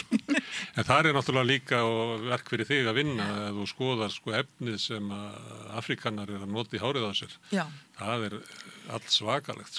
Já, það mjög svakalegt. En það til dæmis... Ég myndi vera með grímu ef ég ætla að nota þetta. Já, ef þú fer út í það, en þeir nota líka olíu, þeir nota seabötter, seasmjör sem er á svæðinu, sem trén fram, og ég til dæmis nota það í mína vöru líka. Já, frábærolía, eða ekki? Já, Hún frábær. Hún alveg frábær. Galdra fyrirbrigði. En hún mjög dýr, þannig að ég hef ekki vilja vinna með hana ennþá, því það gefur þeim ekki möguleika á að vinna sér svona, þannig að það svona framhaldsverkefni, hvernig get ég komið því inn í líka þannig að þær hafi efna á því í þessu formi, Svo er hún kaldpressuð eða ekki, þetta svolítið flókið, En það klárlega á dagskráni, Að ég nefndi í Vestur-Afríku og þú hafði komið til Ghana. Þar það þannig að konurnar stjórna mörkuðunum. Já. Og frægt að þær ráku viðskipti frá Vestur-Afríku líklega upp til Úganda og ég ætla að náða alveg til Egyptalands. Þannig að þar var svona peningavelta og fleira tengt konum á markanum og konur mjög sterkar og þar, en líklega þetta svo öðruvísi þú kemur í Mið-Afríku og Austur-Afríku Já, það allan ekki mín ímynd, það litla sem ég þekki, ég náttúrulega þekki kúltúrin ekki vel. Þetta getur skipt máli, hvort að konundar á markanum, ég ferðaðist eftir svona svæðum í Marokko og þá einu þorpinu þá voru konur á markanum og næsta hjá voru þeirra markanum en huldu sig og svo þriðja staðnum að þá voru kallandir á markanum og konan sáist ekki og þetta var bara kannski 20 kilometrar á milli hvers þorp Já, ég veit ekki þetta. Þannig það svona staða hvernig getur verið mjög mismunandi. Og þær náttúrulega á mörkunum þarna, ég bara veit ekki hvort að ráða. Það allt annað mál, Á endanum? Já, þannig að það kannski það sem maður meiri áhyggjur af, Þó að lítið út fyrir það, þá það ekki sjálfgefið, Herðu þið fáið styrk frá ráðuneytinu en eru þið líka að safna peningum, eða ekki? Jú, af því að félagið hjá mér fæ sem sagt 50% en ég þarf að leggja fram 50% og lífgröst sem inn í því. Þannig að við fáum ekki styrk nema að leggja alltaf 50% fram. Þannig að nú erum við að hlaupa og labba Reykjavíkurmaraþonið. Við erum ægilega ánægð með okkur. Við hefum aldrei gert þetta áður. Við ætlum 4 að fara og ganga hlaupa 10 kilometra og erum bara markvisst að senda á vini og vandamenn og bara alla sem fylgjast með okkur að styrkja því að þar koma fyrirlitaáhrifin. Það munar einhvern einasta 1000 krónur sem að við fáum og umfram það að þetta týnist saman og þess vegna, ég var að segja önnur á svo hérna frammi það er svo mikil stemming núna þessa vikun út af maraþóninu að ég að týna mína 1000 kalla til hinna og langar að styrkja svo marga en þetta gefur svo mikið. Þetta eitt af því sem að skapa veljan fólks þegar það lætur gott að sér leiða. Og annarkot gefur til góðgeramála eða með ykkur hætti setur vinni framlega í góðgeramála að þetta eitt af því sem skapar veljan fólks. Þetta við að þið sætla að gefa en að þykja. Sannarlega. Ó já. Herðu, Anna Rósa og Ingibjörg Birna, takk fyrir að koma hingað og fræða mig um lífgröss og Úganda og Túrkistan. Takk fyrir að hafa okkur. Gangi vel. Takk. Frjáls fjölmiðlun á í vök að verjast allstaðar, ekki bara á Íslandi. Peningavaldið og sterku hagsmunaöflin eiga greiðan aðgang að stjórnvaldi og fjölmiðlum og eiga jafnvel sína eigin fjölmiðla. Þess vegna samstöðin svo mikilvæg. Hér pláss fyrir alla raddir, málin eru krufin til mergjar og samtölin eru stór og innihaldsrík. Samstöðin mikilvægt lýðræðistæki. Ég heiti Kristín Helga Gunnarsdóttir og ég styð samstöðina. Á miðvikudag kom Lísa Margrét Gunnarsdóttir, forseti Landssamtaka íslenskra stúdenta og ræddi við Gunnar Smára námslánakerfið sem henni þykir virka illa eða alls ekki, styrki ekki jafnrétti til náms og valda mikilli atvinnuþátttöku stúdenta og minni tíma til náms. Allir þættir samstæðvarinnar eru fáanlegir á öllum helstu hlaðvarpsveitum.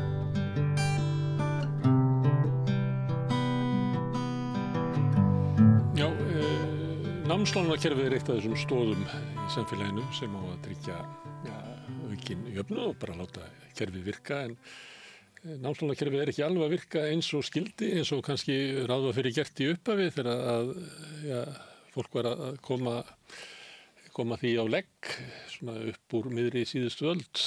Hingað komin Lísa Margrét Gunnarsdóttir sem formaður Landssamtaka íslenska stúdenta og ég ætla að fá aðeins til þess að segja mig frá námslánakerfinu. Það er náttúrulega grunnhugmyndin að sú að þetta er að tryggja jafnrétti til náms, þannig að fólk af efnaminni fjölskyldum sem að kannski hafi ekki bolmagn til þess að greiða fyrir framfærslu og námi barna sinna geti líka stundanám. Er það raunin í dag? Nei, þó að lögbundið hlutverk íslenska námslána sé einmitt að auka félagslegan jöfnuð, að þá erum við að sjá að nýja kerfið sem að teki í gagna árið 2020 hefur ekki borið til ætlaðan árangur. Hvers vegna ekki? Sko, það er kannski fyrst og fremst vegna þess að styrkur ríkisins sem áður fólst í lágum vöxtum er núna námsstyrkur ef þú klárar nám á tilsettum tíma, en hann gagnast kannski síst þeim sem þurfa á honum að halda félagslegum ástæðum, vegna þess að þú hlýtur aðeins námsstyrk að þú klárar nám á réttum tíma. Ég held að svigrúmið sé 1 ár, eitthvað svoleiðis, en fyrir fólk sem er kannski á almennum leigumarkaði eða eignast barn í námi eða bara er lengur að klára námsitt af einhverjum öðrum ástæðum, að þá á þetta fólk ekki réttan námsstyrk, og þá erum við að tala greiðslubyrði sem er meir en 60% hærri en í gamla námslánakerfinu, sem er nú ekki fullkomið. Sem heldur þá fólki bara þegar það kemur út á vinnumarkað aftur? Já. En fyrir 2020 mátti ekki samt sjá merkið þess að kerfið væri ekki að virka. Eins og þetta var lýst fyrir mér að þá voru námslánin það lág, og þú nefndir að ef fólk er á leigumarkaði að þá duða nú alla fyrir leigu. Ég held að sé meira að finna dæmi að leiga á stúdentagörðum taki stóra hluta af námslánunum. Þannig að ef þú ert ekki með stuðning foreldra eða einhverja, að þá þarf þetta að fara að vinna. Og þá skerðist rétturinn til námslána. Já. Þannig að þú endanum færð ekki neinn lána því þú ert ekki með stuðning frá fjölskylduðinni og ert í fullri vinnu þá með námi, og þar leiðandi er orðin mjög ólík staða fólks eftir stéttastöðu. Algjörlega. Þetta var áður fyrir 2020, þannig að styrkirnir í sjálfum sér voru ekki til að laga þetta. Nei, og þarna spilar inn í líka að framfærslu viðmið lánasjóðsins hefur lengi verið gagnrýnt, af því að það mætir ekki þeim kostnaði sem fylgir að framflýta sér og verið í námi. Þannig að fólk er ofta að lenda í þessu vegasalti að þurfa að vinna af því að það fær ekki nógu hátt námslán, en svo er því refsað fyrir að vinna og þá skerðist námslánið. Það er búið að taka skref til þess að leiðrétta þetta með miklu hærra frítekjumarki, sem sagt hvað mátt vinna mikið áður en að námslánið skerðist. En þetta hefur verið vandamál bæði í nýja kerfinu og því gamla líka. En svo fyrir 2020 í gamla línkerfinu þá voru sumir að lenda í því að þó vextirnir séu lágir þá eru þeir samt verðtryggðir, og fólk sem tók lán og upplifði svo efnahagskreppuna þá tvöfaldaðist eða þrefaldaðist lánið. Og við vitum alveg dæmi þess að fólk sé kannski búið að borga þrefalda upphæð af láninu sínu tilbaka, en það er jafn hátt og það var þegar það tók lánið. Þannig að bæði, hvort svo horfir á gamla eða nýja kerfið, þá erum við að sjá að námslánakerfið er ekki beint að styrkja fólk til þess að sækja sér háskólamenntun, heldur er þetta eiginlega refsing frekar. Þetta er verulega íþykjandi í gamla og nýja kerfinu, þannig að við þurfum að gera betur.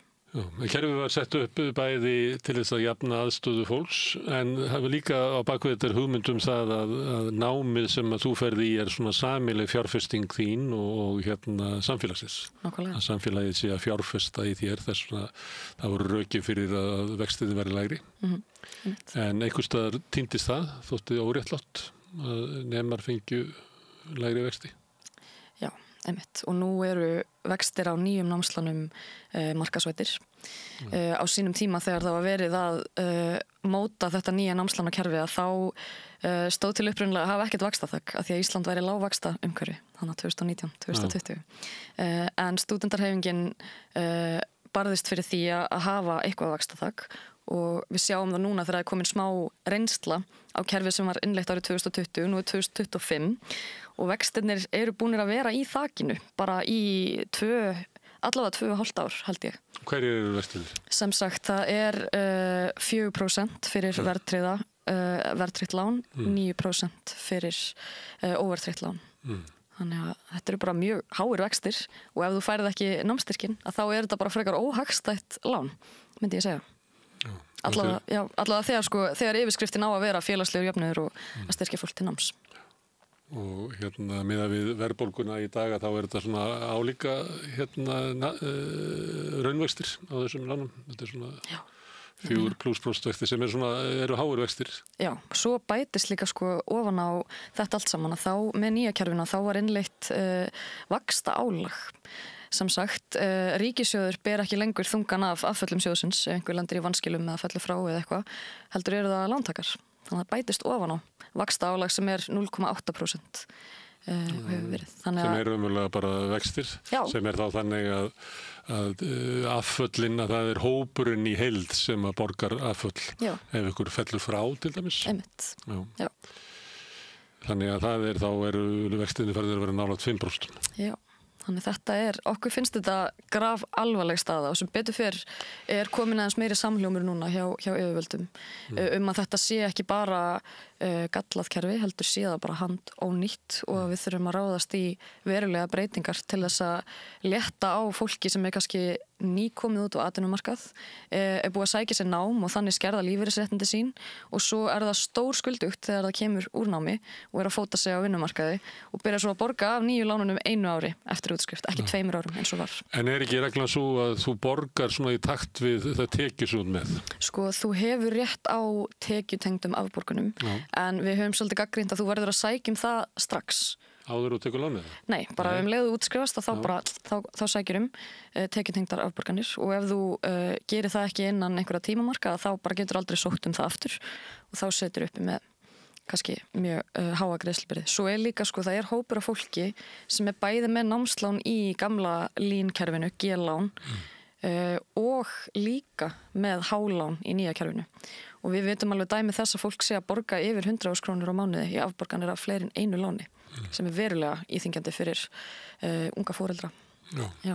Þetta hefur verið rætt þetta víða heim, kannski meira í svona engilsarsnesku löndunum, bæði í Bretlandi og í Bandaríkjunum er krafa að fella niður námslán. Þetta er náttúrulega þau lönd sem hafa kannski gengið lengst í svona átt til nýfrjálshyggju og með því að markaðsvæða allt og meðal annars kostnað við nám og skólagjöld og annað hefur hækkað gríðarlega í þessum löndum. Samlega því sem hefur verið dregið úr skattheimtu af efnafólki og fyrirtækjum.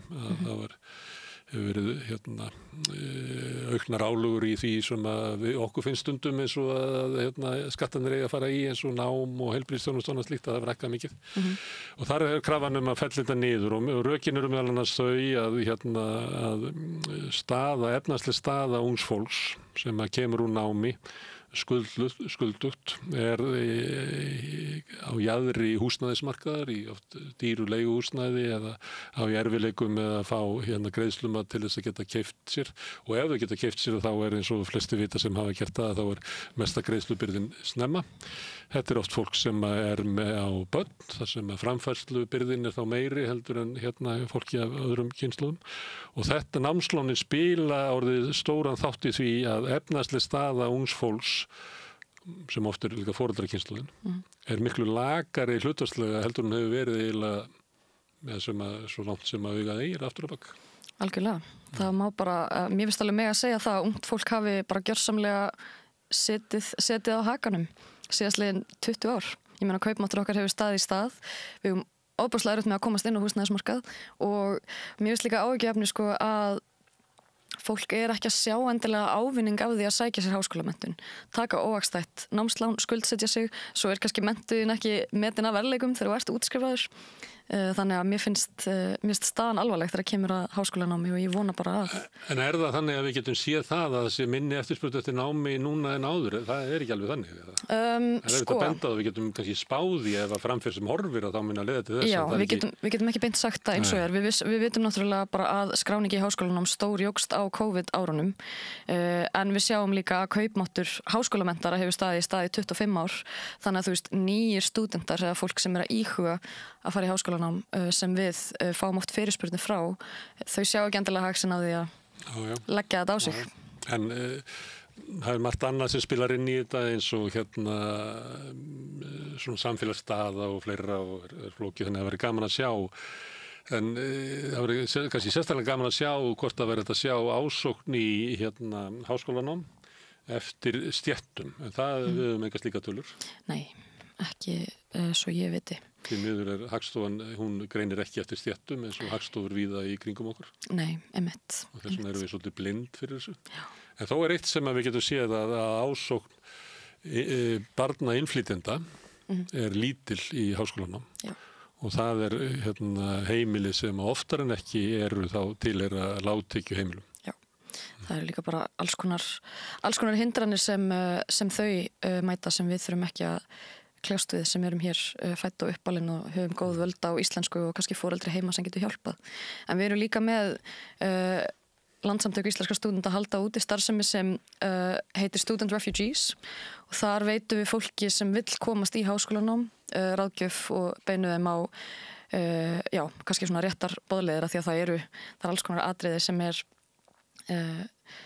sem þau eru ekkert endilega meðvituð hvert á ég að leita, get ég fengið fjárhagsaðstoð, á ég rétt á námsláni, ef þau eru hælisleitendur mun ég ennþá eiga rétt á þjónustu ef ég skráði mig í háskólanám og annað slíkt og það er að verða meiri og meiri aðsókn í þessa þjónustu okkar en það er svona það er oft fátt annað sem maður getur sagt nema bara ef þú ert hælisleitandi þá máttu skráði í háskólanám, það er ekki til fyrirstöðu. En ef að efnaðsli staða ungs fólks hefur orðið lakari, meðal annars út af eyðileggingu námslánakerfisins og þungra vaxtabyrði og svo náttúrulega bitnar húsnæðismarkaðurinn sérstaklega ungu fólki, að því að þú ert á jaðri húsnæðismarkaðurins þegar þú hefur þinn búskap, við getum orðað þannig, og fólk er líka á jaðri vinnumarkaðurins og svona harkakerfið, kannski byrja það er ekki gengið að þú sett komin í svona öryggi vinnumarkaðurinn sem að kannski mun verða seinna. Ef að þetta er staðan, er þetta ekki þá dómur yfir því að hagsmunabarátta ungs fólks hefur einhvers staðar keyrt út í skurð? Ég myndi ekkert endilega að segja það. Ég held að það séu bara allir hópar samfélagsins búnir að keppast við að ná upp sama kaupmætti og fyrir hrun. Það verður ekki gengið fyrir ungt fólk en ég myndi ekki segja að það sé hagsmunabaráttu þeirra vegna. Það er bara pólitísk ákvörðun hverju sinni. En eins og í sambandi við breytingar á námslánakerfinu, hefði ekki stúdentar mátt berjast harðar fyrir sínum hagsmunum? Áður en að námslánakerfi var innleitt þarna þegar þetta var í vinnslu 2019 að þá bentu hagsmunaöfl stúdenta, þá sérstaklega stúdentar á Háskóla Íslands og Landssamtök íslenskra stúdenta á þá vankanta sem þau sáu strax fyrir höfðu þungar áhyggjur af greiðslubyrði, af háum vöxtum og á það var einfaldlega ekki hlustað. Það hefur allt ræst núna, þannig að ég veit ekki, hefðu þau getað barist harðar? Nei, þau börðust virkilega gegn þessu og börðust líka dálítið fyrir því að fá að koma að borðinu.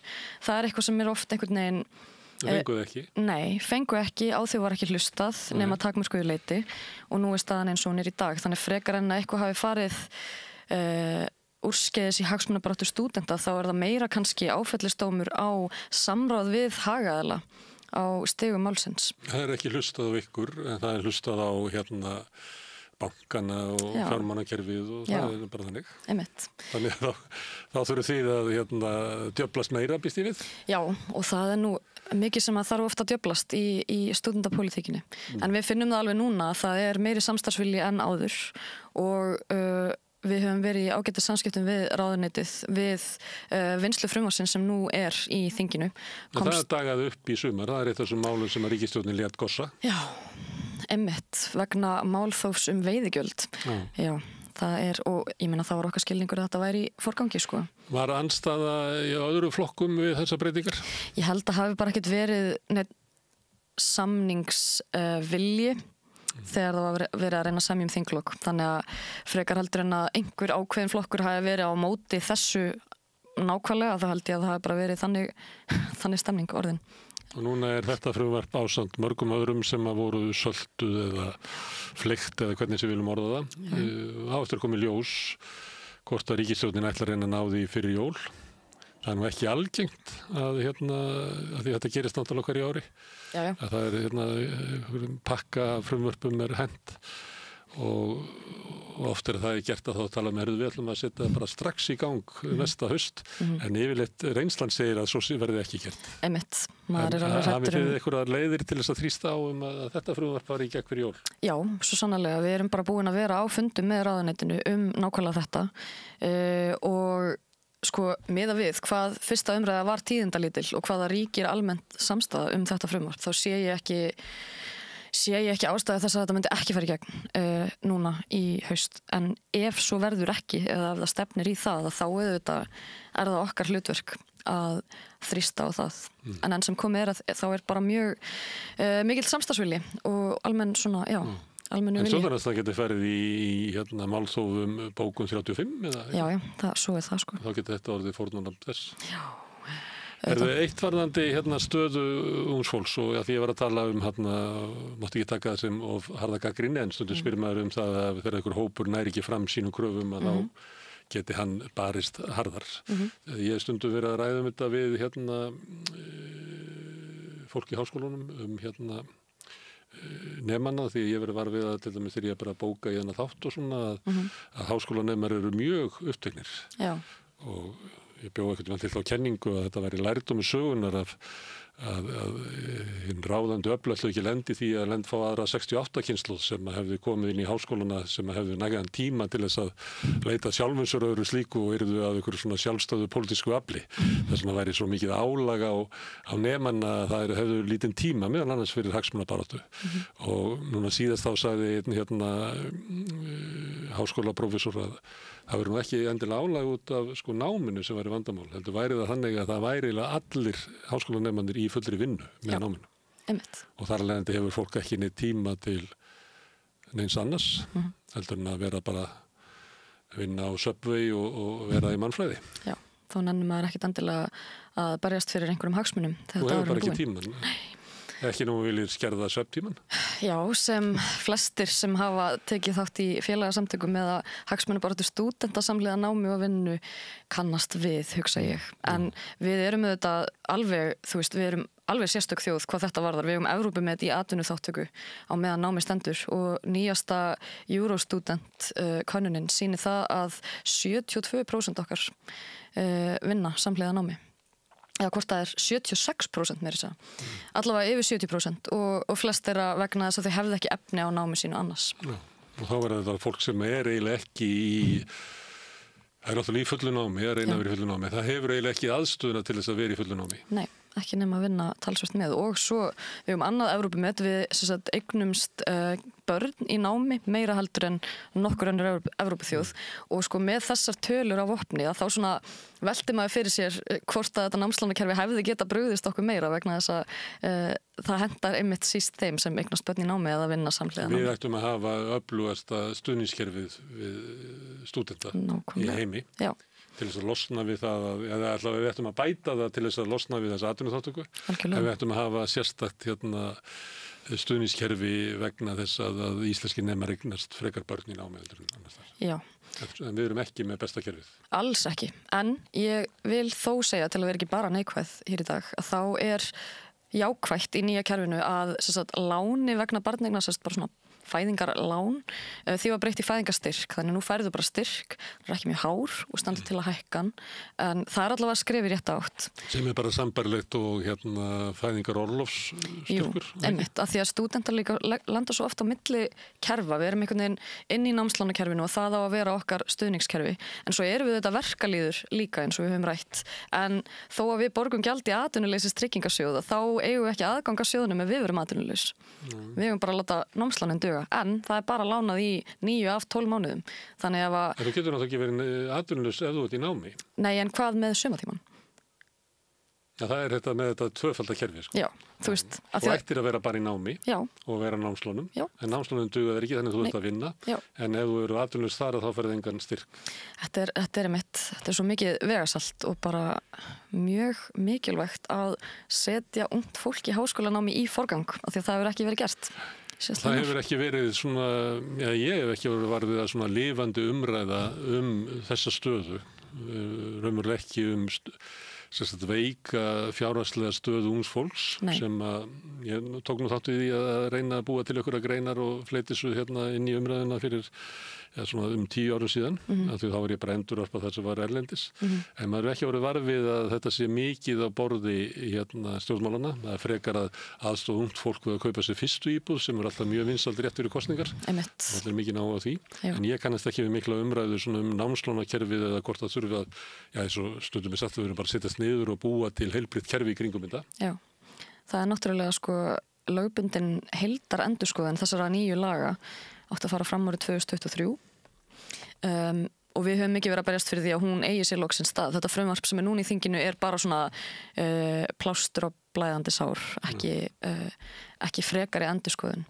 Þannig að, já, stóra verkefnið hjá okkur í LÍS og bara okkur öllum í stúdentarhreyfingunni er að vekja næga athygli á stöðu ungs fólks í daga því að hún er alvarleg. Það er erfitt að fóta sig á atvinnumarkaði og erfitt að sækja sér menntun. Og við erum með námslánakerfi sem hefur bara versnað og versnað og versnað með hverju breytingunni.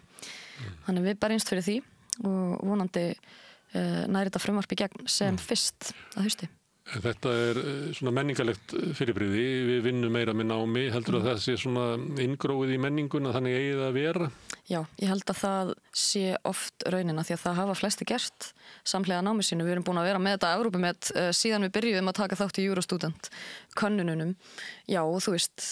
Það er ekki viljið til að breyta því að því að við teljum að ég sem ráðherra, ég vann nú með námi og lifði bara á bökuðum bænum og hafði það fínt. Já, eiga háskólanemar ekki bara hafa það svolítið skýtt. Ég held að þetta sé sannarlega hluta menningun okkar. Og að samaskapi að þá held ég að svo ákvörðun að hleypa stúdentum ekki að borðinu í ákvarðanatöku sem varðar þeirra raunveruleika og framtíð sé líka staðalímyndin íslenskan háskólanema. Þetta er einhver tvítugur pjakkur sem býr kannski í kjallaranum hjá mamma og pappa. Þegar raunin er svo að við erum með hæsta meðalaldur í Evrópu í háskólanum. Er það ekki vegna þess að framhaldsskólinn okkar hann fer herra upp í aldri eða gerði það lengst af? Ekki einverðungu, það er líka því að við tökum okkur lengstu námsliðin oft til að vinna, sérstaklega læknanemar sem fara út til að læra, þau hafa ekki efni á að klára námið sitt, þannig að þau koma heim og vinna og fara aftur út.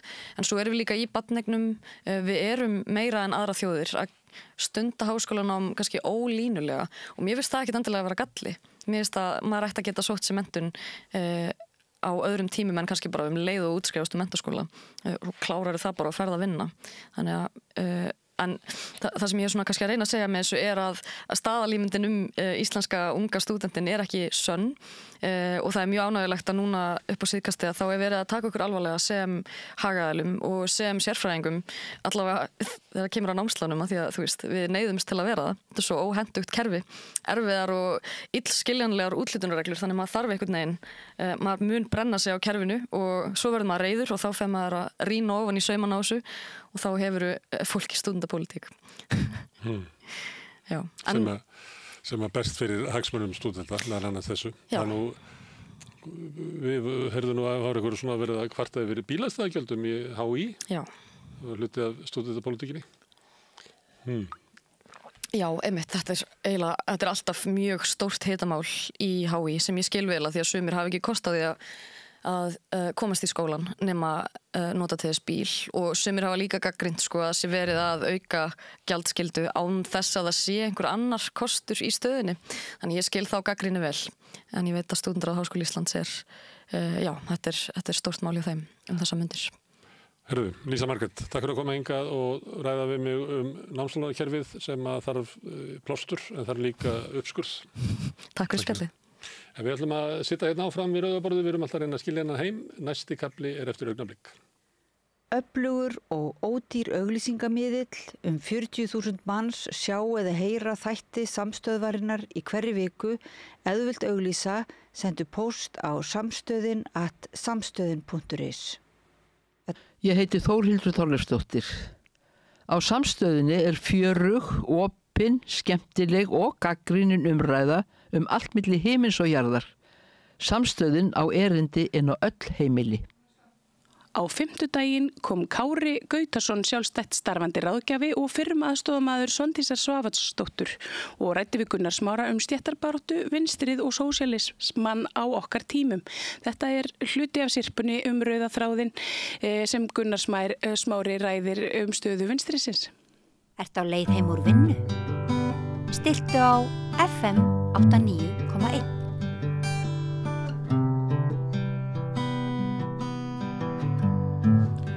Við höfum verið hérna með rauðaborðið með svona þráð sem við köllum rauðaþráðinn. Þar sem að ég fæ fólk til þess að koma hingað og spjalla við mig stöðu stéttabaráttunnar, sósíalismans, vinstrisins í okkar heimsluta en kannski náttúrulega með mesta fókusin hérna heima. Og við ætlum að halda áfram í kvöld og hingað er komin Kári Gautason sem er sjálfstætt starfandi ráðgjafi. Ég var aðstæðamóður Svandísar Svavarsdóttur, VG-maður. Hérna, ef ég má aðeins byrja svona þetta með okkar heimsluta. Hérna, lítur svo á að vinstrið og sósíalismin séu í kreppu. Ekki bara á Íslandi heldur. Er þetta hluti af einhverju sem er að gerast bara í þessum nýfrjálshyggju-kapítalisma sem við lifum í? Já, sko, ég veit ekki hvort maður endilega kalla kreppu en við erum allavega í einhverju atburðarás. Hvenær hún byrjar er kannski ekki gott að segja. Hérna, einhvern tímann las ég bókum fjallaði það að Sovétríkin féllu ekki 1989 heldur er enn að falla og Úkraínustríðið er svona einhver afleiðing af því og ég held að vinstrið sé í ekki tengt Sovétríkjunum, bara þetta er svona sama fyrirbrigði að hlutur eru lengi að gerast að við erum að glíma við afleiðingar aukinar svona einstaklingshyggju í því hvernig samfélagið er byggt upp sem hefur haft áhrif á stéttabaráttu.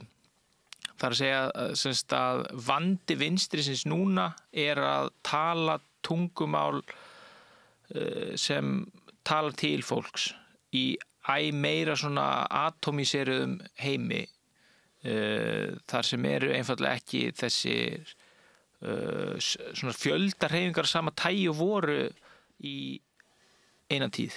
Það eru, og þá ég við bara að þáttaka í allskyns félagsstarfi er dræmari heldur en hún var. Í skils mér auðvitað man ég það ekkert verandi alveg upp á 10. áratugnum, þetta var nú ekkert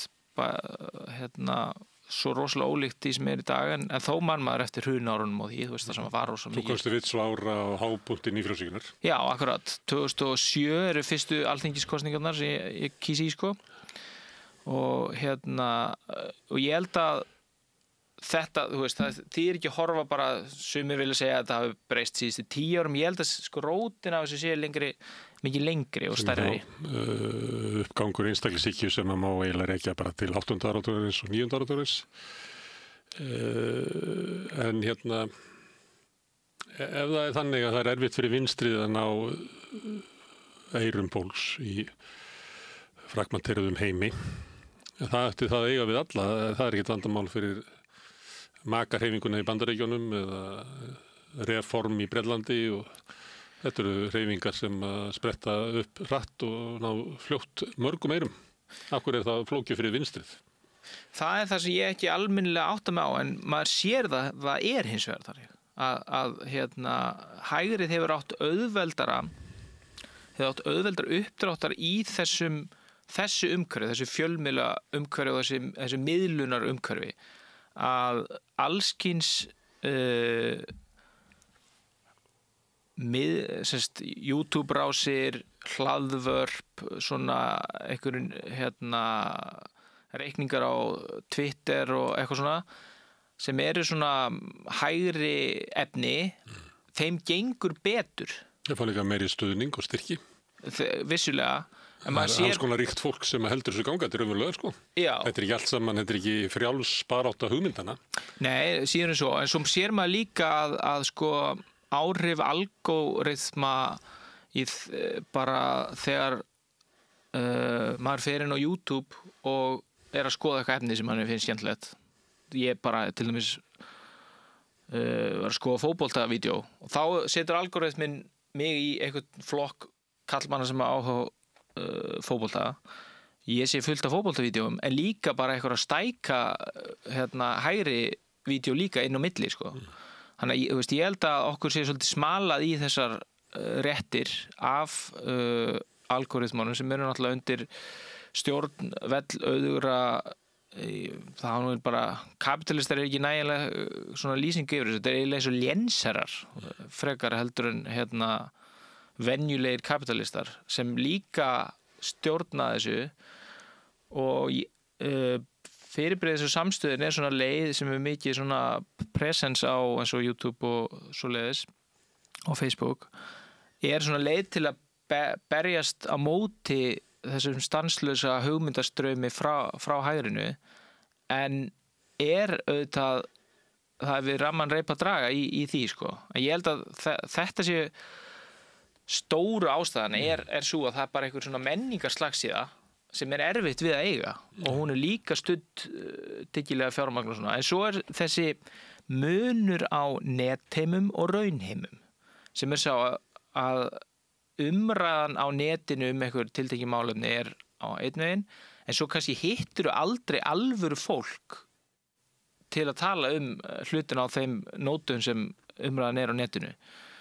Þannig að þú veist, þessi gjá líka mikil, þannig að maður áttar sig á því, sko, hversu mikið af þessu bara tilbúningur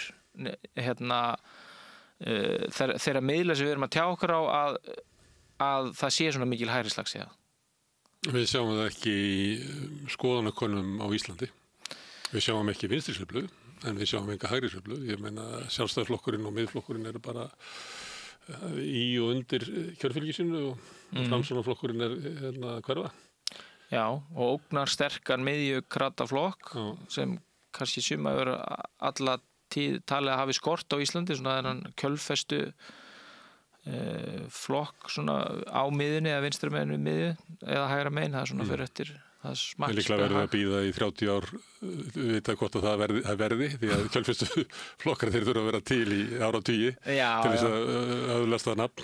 Já, ég ekki vissum að það verði endilega þessari tilraun, sko, en allan eins og staðan í dag í skoðanakönnunum þá staða krataflokksins ógnarsterk gnæfa yfir aðra flokka. En svo getur þetta ekki aðrar kannanir afstöðu til ýmissa mála og það bara ekki að merkja þessa hægri sveiflu sem að ég veit að talað upp í þessum hægri podcastu sem þú ert að tala og þeir kannski í einhverju búblu og alveg sannfærður að allir séu bara komnir á þeirra vagn en það eiginlega ekkert sem betur til þess. Nei, nema fyrirferðin, sko. Fyrirferðin já, en svo sko, þú veist, fyrirferðin það getur skipt máli að fólk haldi að það sé hægrisveifla til þess að hún svo mögulega raungerist. Bara að sú atburðarás eða svona það sá rammi utan umræðina skiptir máli. Lögumæti, það ókei að fara þangað. Já, akkurat, sko. Það allir þetta kallað á mínu heimili allar stelpunar allir í Húsafell. Það sem að þú reynir að sannfæra ykkur að það sé í lagi vegna þess að allir ekki fara að gera. Já, en þetta sko, ég hef svo sem ekki séð uppgjör úr kosningarannsókninni sem gerð þarna, rannsóknin sem gerði tengslu við alþingiskosningar, mjög löng sería. Ég hef ekki séð hann að gera það upp frá þeim síðustu kosningum, það nú oft mjög áhugavert að fylgjast með því, En það sem mann kannski grunar að sé að gerast sé að einhverju leyti sé að smita samt yfir í íslenska umræðu alþjóðlegir straumar. Maður hefur náttúrulega fylgst með nánast linnulausum tilraunum til innflutnings af erlendum menningarströðum hingað til lands síðustu 10 árin og mörg þeirra hafa bara algjörlega farið á grannar og hefur ekkit virkað og hefur ekki talað við íslenskan veruleika. En sumt kannski á greiðari aðgang heldur en annað, þessu umræða útlendinga og hefur kannski borið merki. Nú eru eitthvað fólki í einhverjum peysum niður í bæ með einhverjum krossum á. Það var ekki Það voru mótmælið þar síðustu helgi og það ekki að sjá að þeim sé að fjölga sem mæta á Austurvöll til þess að styðja þennan málstað.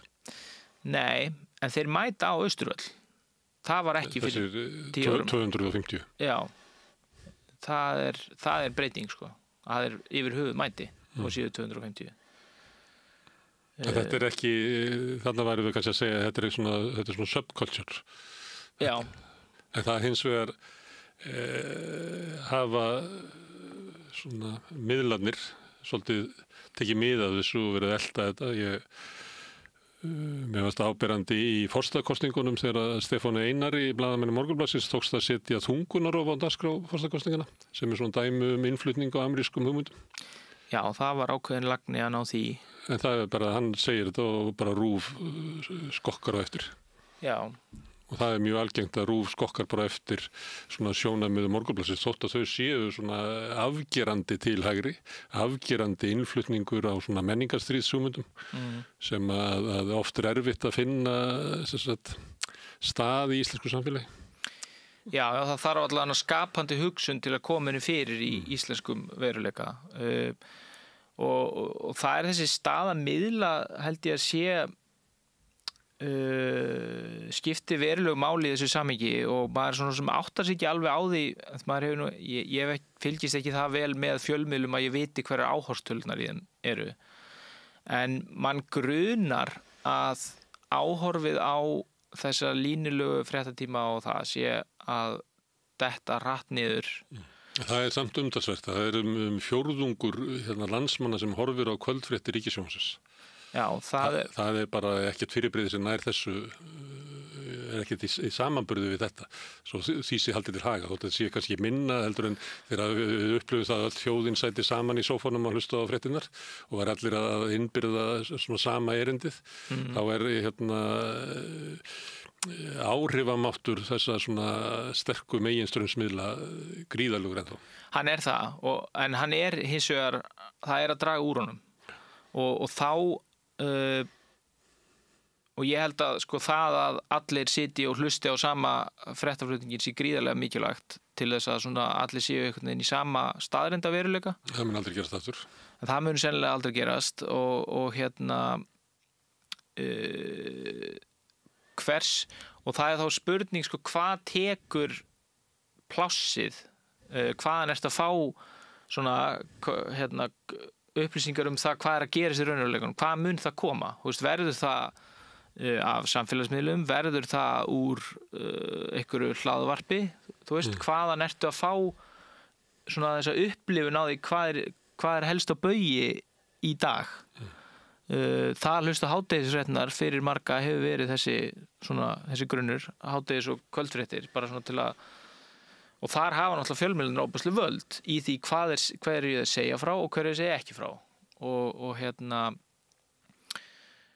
og það er alveg eftirtektarvert hversu mikinn slagkraft Morgunblaðið hefur haft í fréttaflutningum ýmis mál en líka öfugt Það meða við það hvað eru fáið sem lesa blaðið Já. Það er þessum verið að benda á þetta hvernig RÚV tekur oft upp tónin frá Morgunblaðinu. Kannski er það eðlilegt fyrir sjónvarpsstöð að taka upp tónin frá blöðunum og það breytt blað eftir og þannig að Morgunblaðið hefur þar að leiðandi svona áhrifavald langt út fyrir útbreiðslu sína. Já. Og svo er þetta náttúrulega bara svona stór stofnun, það eru til þess að gera frekar margir fréttamenn þar og þannig að það er eðlilegt að þeir setja einhvern veginn tónin en sko þetta miðlæga hlutverk RÚV er óbúslega mikilvægt og dýrmætt held ég fyrir Íslendinga að reyna að halda í að það sé þessi vettvangur fyrir svona blaðamennsku, því ef að hann hverfur þá hvað eftir sko. Þú veist, hvaðan á fólk að fá upplýsingar ef það ekki frá þessum ríkismiðla, því mér finnst sko. Þyrfti þá ekki ríkismiðlinn að skilgreina sig skýrar fyrir hvað hann stæði í staðin fyrir að svona draga dám að því sem að fyrir sem eru meira og minna bara hægri pressa, Morgunblaðið, Viðskiptablaðið, þessi podcast sem eru keyrð áfram ofta, við sérðu bara hverjir eru að auglýsa í því, þetta eru bara fyrirtækjaeigendur sem haldist úti. Já, sko alveg 100% og ég held að þyrfti að vera svona einhverju leyti skýrari stefnumörkun hvað RÚV að gera og hvað ekki að gera, og ég engin sérfræðingur fjölmiðla en ég mikill áhugamaður hlustun á gufunni og það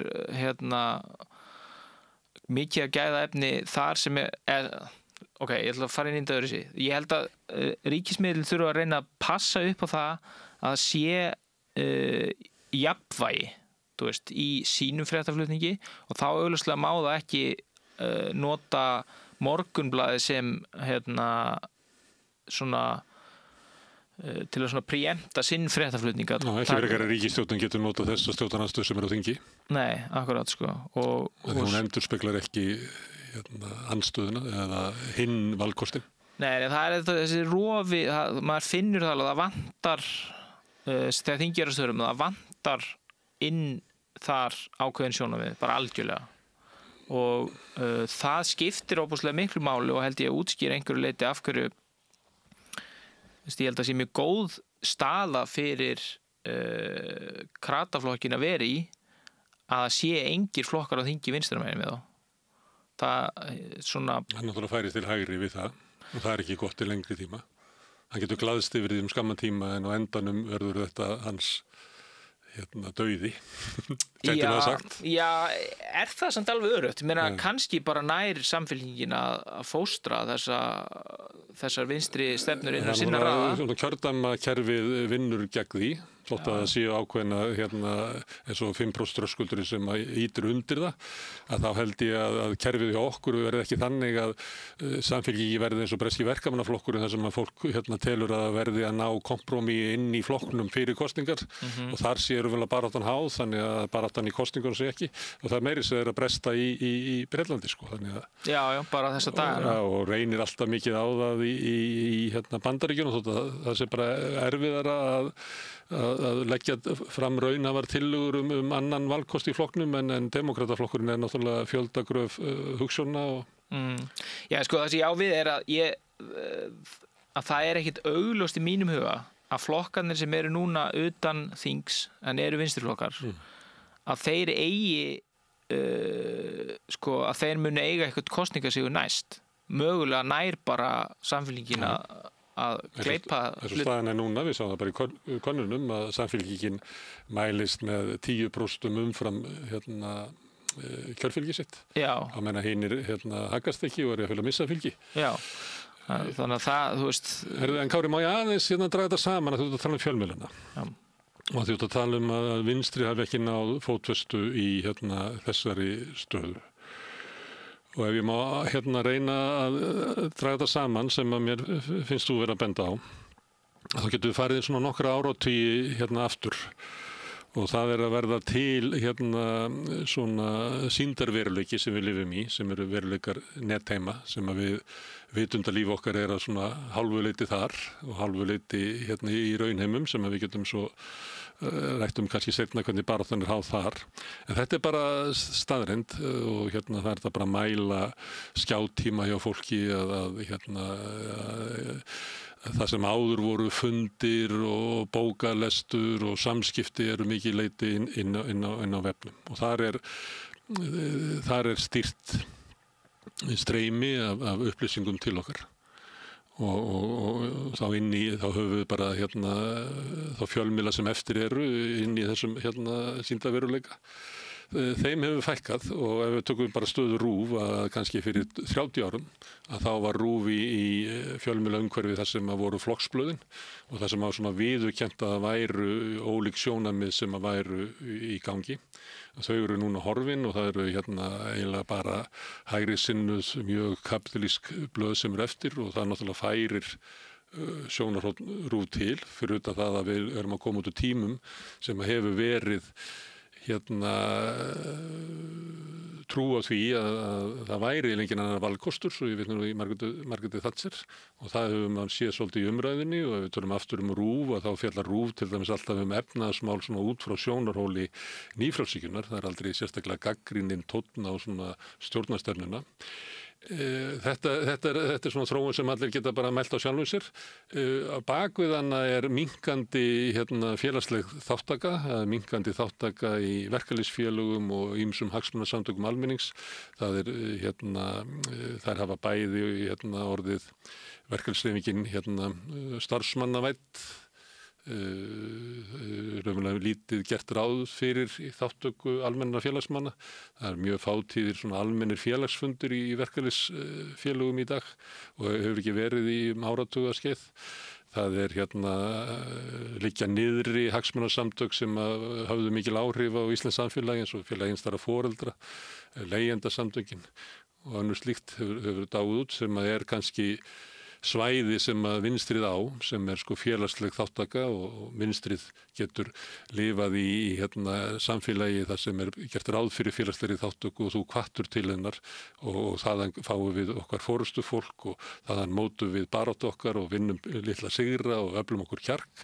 En þetta meira og minna hefur verið ýtt í burtu, bæði bara í tíðarandunum, í einstaklishyggjunni og það hefur verið haldað í fram við okkur að sá sem að segist vera að berjast fyrir almenning, hann er ekkert að því, hann er bara að hugsa raskatu á sjálfum sér og við höfum ekki að treysta verkalýðsforingjónum eða þeim sem að segist vera að tala máli almennings gegn öðrum, þú kannast við þennan svona áróður sem hefur verið og það er líka verið það að því vitna til dæmis í Bretland áðan að þar var kannski ef þú tilheyrir verkalýðsstétt á kaustu bara þinn verkamannaflokk og sættir við það þótt að hann væri að gangi gegnum erfið tímabil en þú stóðst með honum en á nýfrjálshyggjuárunum kemur svona hugmyndin það að við eigum bara go shopping og kaupa það sem okkur líst á hverju sinni, þannig að svona samstaðan og sem er þá stéttarvitund og svona hugmyndum hvar ég á að standa út frá mínum stéttarlegum hagsmunum, það er farið, það er dregið úr vægi verkalýðsfélaga, það var þrengt að verkfallsréttinum á 10. áratum á nýfrjálshyggjuárunum og það er linnulausa tillögur um að gera það frekar. Þannig að það er umbreyting frá svona samfélagi þar sem félagsleg þáttaka og félagsleg virkni skiptir máli yfir í samfélag þar sem við erum öll einstaklingar á netinu. Það mætir engin hópur þótt við séum ykkur hópum á Facebook, það er mjög svona einstaklingsmiðuð og þannig og það mótar kannski þáttöku okkar í samfélaginu. Og þetta, þú veist, geta ábyggilega margir bara að skrifa undir, þetta er svona meira og minna, ég er ekkert að segja, ég ger þetta ekki sérstaklega vel að draga upp þessar línur. En eftirstendur spurningin, af hverju ættu vinstrið að eigi meiri erfiðleikum með að fóta sig í þessum raunveruleika? Ég ólst upp með vinstrið, það voru allir listamennirnir og allir helstu hugsuðnir og vinstrið sótti svolítið í það að þarna voru mesta vitið var vinstramegin. Það voru bara peningarnir hægra megin. En af hverju tapar vinstrið í þessari baráttu? Sko, það er ekki, það er einhverju leyti kannski einfaldari á miðlum sem snúast að einstaklingurinn hefur gjallarhorn. Að þá er það styttri leið í mark að tala út frá og þá hugmyndafræðið, einstaklingshyggju. Og maður hefur svona, ég stundu verið hugsi í kringum hluta á svona aktívisma sem snýst þú veist, að setja fána í prófílmynd og eitthvað svona, þú veist, eins og netaktívisma, að hann stundum finnst manni hefur maður tilfinningu að það sé hluti til bara svona einstaklingsdyggðaskreiting. Þú veist, ég er að skreita mig með einhverjum málstað. En þetta svo alvarlegt að þeirra voru keypt með, þú er svo ungur, þá voru selt merki sjómandagsrás, sem var svona pappir með títiprjón og þá var þetta alltaf sett í svona stórisinn sem var í glugganum, bæði til þess að segja ég er búin að kaupa þetta, en líka bara til þess að vinka út að ég stiði sjómenn. Já, akkurat, og með björgunarsveitarkallinn og þetta. Þú veist, auðvitað heldur ekkert nýtt, sko. Þú veist, En ef ég segi ég stiði transfólk, þá er ég alltaf komin í dauðastagreitingar. Já, akkurat sko, en það líka bara svona einhver cynisismi í því kannski í mér að vera svona hugsa þetta þannig, en það varðandi listamenn, ég mikið pælti því sko af hverju þetta hefur gerst og ég hef hugsað bara eins og með vinsælustu listamennin í dag maður sér ekki mikið af svona pólitískum textum, þú veist, en þú getur farið aftur og skoða alveg fjöldan af slíkum frá svona vinsælu listamönnum á hverjum tíma, söngaskaldum og svona sko, og þeir eru náttúrulega alveg til í dag, en þetta svona það var, þú veist, maður getur ekki átta sig á því að af hverju það öðru sinna bara að reyna að átta sig á hvað virkar, þú veist, hverjir hafa náð árangri. Það eru til dæmis áhugavert að fylgjast með Gavin Newsom, ríkisstjóra Kaliforníu, sem að beita, ég veit ekki hvað, svona eiginlega trollherferð sem hann í á samfélagsmiðlum til þess að reyna að draga dáma að gera grín af Trump með því að skrifa í hástöfum og með einhverju asnalegar gervigreindar myndir þar sem hann reynir að nota maka aðferðina í tjáningu. Það virðist virka, allavega næði gríðarlegri útbreiðslu, en hvort að það tommar eitthvað til þegar á hólminu komin er svo spurning. En svo þú veist, ekkert endilega augljóst heldur að þetta séu, þú veist, ég var að segja á hann að það væri einfaldara fyrir á miðlum einstaklingshyggju að tala einstaklingshyggju. En þú veist, svo þetta kannski líka bara sitt hvort hluturinn. Það einstaklingshyggja, en þú getur verið mjög einstaklingshyggju miðaður persónulega, en samt alltaf kosið vinstri. Þú veist, verið með vinstri sinnaðar skoðanir í samfélagsmálum. Þannig að þessir ásar eru kannski ekki sami hluturinn, sko, þó að þeir eigi svona En á tímum einstaklingshyggju, þar sem hefur verið dregið úr trú okkar á félagslega virkni, það til að segja einkenni af flokknum sem að Corbyn og Sultana að reyna að stofna í Bretlandi, að það lögð áherslu á félagslega uppbyggingu almenningur verði að endur fæða og búa til ný svona félagslegar heildir og efla þau sem að fyrir eru til þess að halda völdum. Það eiginlega eina tæki til þess að halda völdum sem almenningur hefur, sem samstæðan, sem að gerist þá í slíkri uppbyggingu, sem ekki hægt að búa til á vefnu vegna þess að það endar í svona það sem að virkar svona eins og að skreita sig með einhverju og virkar eins og það sé ekki. Já, það svona motivasjón án orginasjónar. Já, og svo bara eins og maður séð með alla Facebook-hópa sem maður nokkuð tíma verið í, að þeir hafa ákveðin helmingunartíma, þangað til að umræðan þar orðin mjög undarleg, og já, ég alveg sammála því að sko eina leiðin fyrir almenning að hafa áhrif í gegnum þessa valdaferla sem eru í samfélaginu, kosningar og flokka og þetta allt. En já, því ég talaði svona félög, þá var ég að tala líka svona eins og leigjendasamtök félagins þar foreldra. Já, þau skipta máli, en sko í grunninn þá finnst mér sko að fókusin í baráttunni þurfi alltaf að vera á vettvanginum sem valdið þú veist, hvort sem það í sveitarstjórnum eða í kosningum. Það hafa öflugan svona, þennan, ég veit ekki hvað að kalla það, þriðja eða fjóruða eitthvað gera, skiptir óslegu máli, og það voðalega vont að kapitalistar hafi gríðilega vel fjármagnaða hagsmunahópa fyrir sig og svo sé ekkert hinum einn. Og bara svona, þú veist, praktískt dæmi að þú kannski breyta reglugerðum, byggingareglugerðu eða eitthvað til að reyna að vernda alþjóðu fólk fyrir einhverju sem tilur ógnaðum að byggja fyrir þá eitthvað hreysi eða eitthvað og það send inn gríðarlega efnismikil umsögn af samtökum iðnaðarins og svo ekkert að hinni hliðinni og þá náttúrulega mun þetta breytast í áttina að því sem En ef að Vinstri hefði áhuga á því að hafa þetta öðruvísi þá myndu þau hafa verið að berjast fyrir því lengi að neytendasamtökin eru styrt úr ríkissjóði, leigjendasamtökin eru styrt úr ríkissjóði. Það bara, Vinstri hefur ekkert verið að gera það. Kannski vegna þess að Vinstri sem að þú ert að tala sem að býða sér fram, að það náttúrulega líka að venda svolítið svona miðlæga stöðu sína og finnst það bara, hér er ég komin og ég er að tala fyrir hönd allra sem eru minnimáttar og þau þurfa ekki að hafa félög af því þau hafa mig.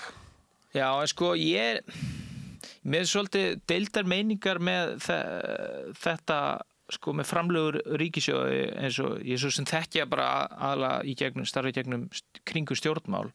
Ég er ekkert endilega viss að þetta sé alltaf mjög hollt til lengdar að svo mikill hluti af framlögum flokka eða samtaka til að reka sig séu... Ég var að vísa í neytendasamtökinu og Já, ég held að eigi samt sama við þar sko Ég held að það sé algjört eitur sko styrkirinn til flokkana sko Já, svona niðurstaðan sem ég komst að eftir að vera í kringu það býr til svona fjarlægð á milli kjósenda og stjórnmálafólks. Það bara gerir forystu flokksins, hún er ekki lengur háð grasrótinni.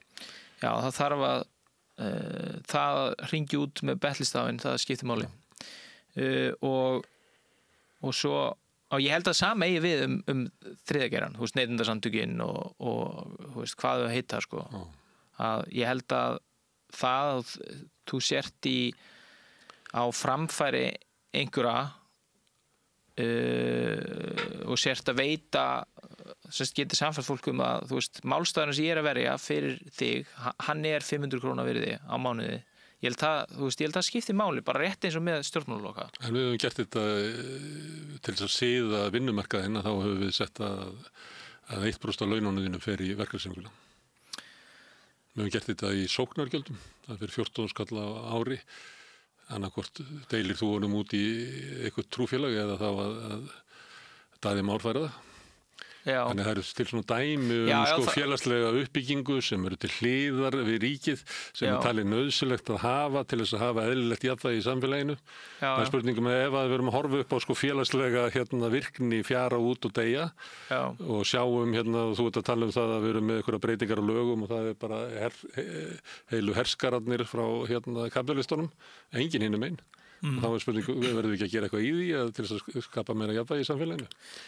Það snýst bara hvernig gerir það best sko. Og ég er ekki að segja að ég sé eitthvað kategórist mótið í að styðja svona samtök. Ég held bara að það þurfa að vera eitthvað jafnvægi á milli þess að þetta séu raunverulegar fjöldarhreyfingar og lögmætið að komi til þannig og að þetta séu tiltrúlega fámennir hópar í rauninni sem séu bara með styrki frá ríkinu og þú veist, eins og samtök skattgreiðenda sem eru stundum með auglýsingar fyrir kostningar sem það er ekki fjöldarhreyfing en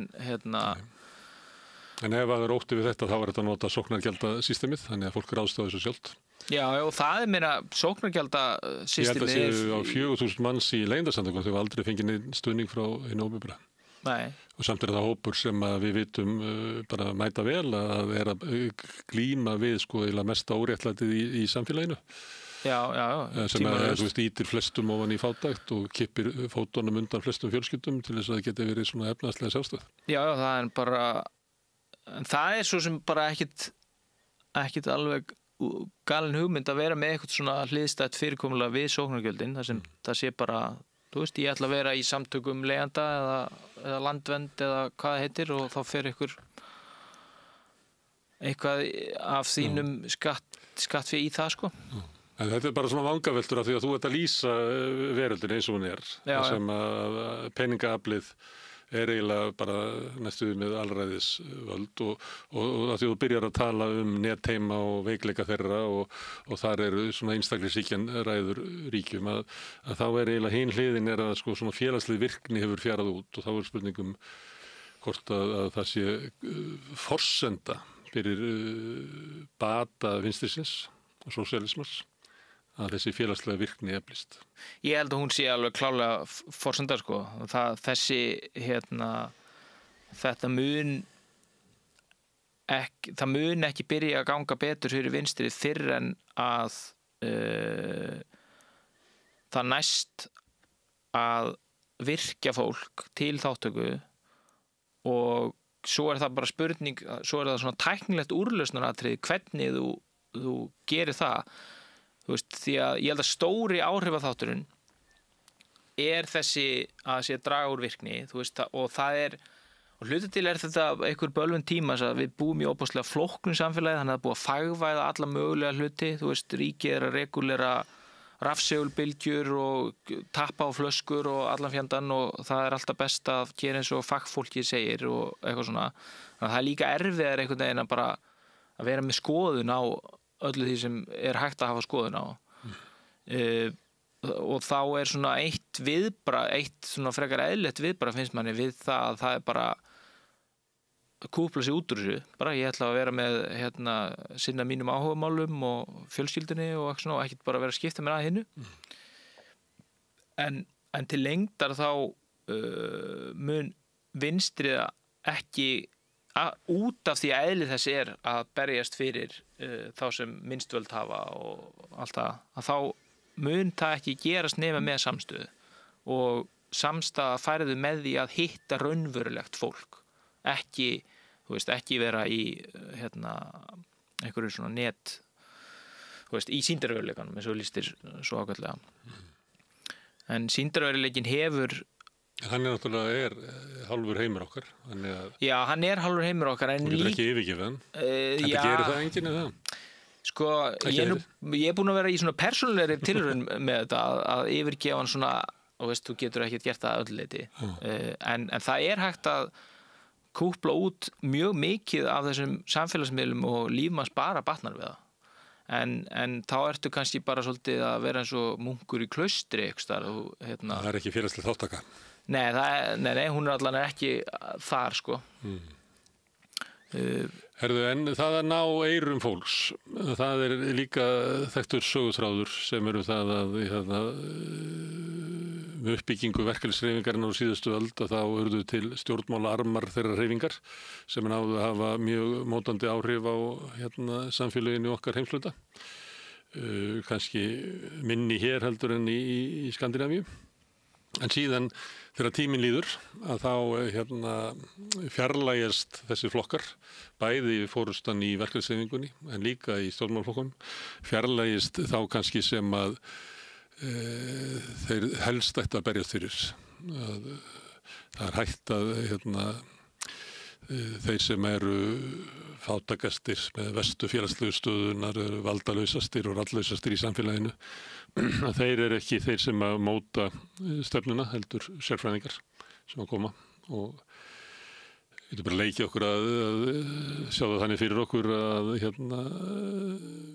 verkamaðurinn segir að hann vilji fá hærri laun og þá segir sérfræðingurinn það nú kannski ekki það rétta sko því að það bara ýtir undir verðbólgu og þess vegna verða launakröfu þínar að vera svona hófstiltar og ég vil bara svona ódýrt húsnæði og já það við verðum að vinna það með öðrum hætti, þú kannast við þetta. Já, bara markar. Já, alþjóðuflokkurinn að segja nei við göngum bara í EFTA og það mun skila þér meiri kjarabótum heldur en sko verkalýðsbaráttan og þarfendugottanum og þetta bara að gerast upp úr 50-60 í okkar heimslunda og þetta kallað svona bramísk þróun á vinstrinu.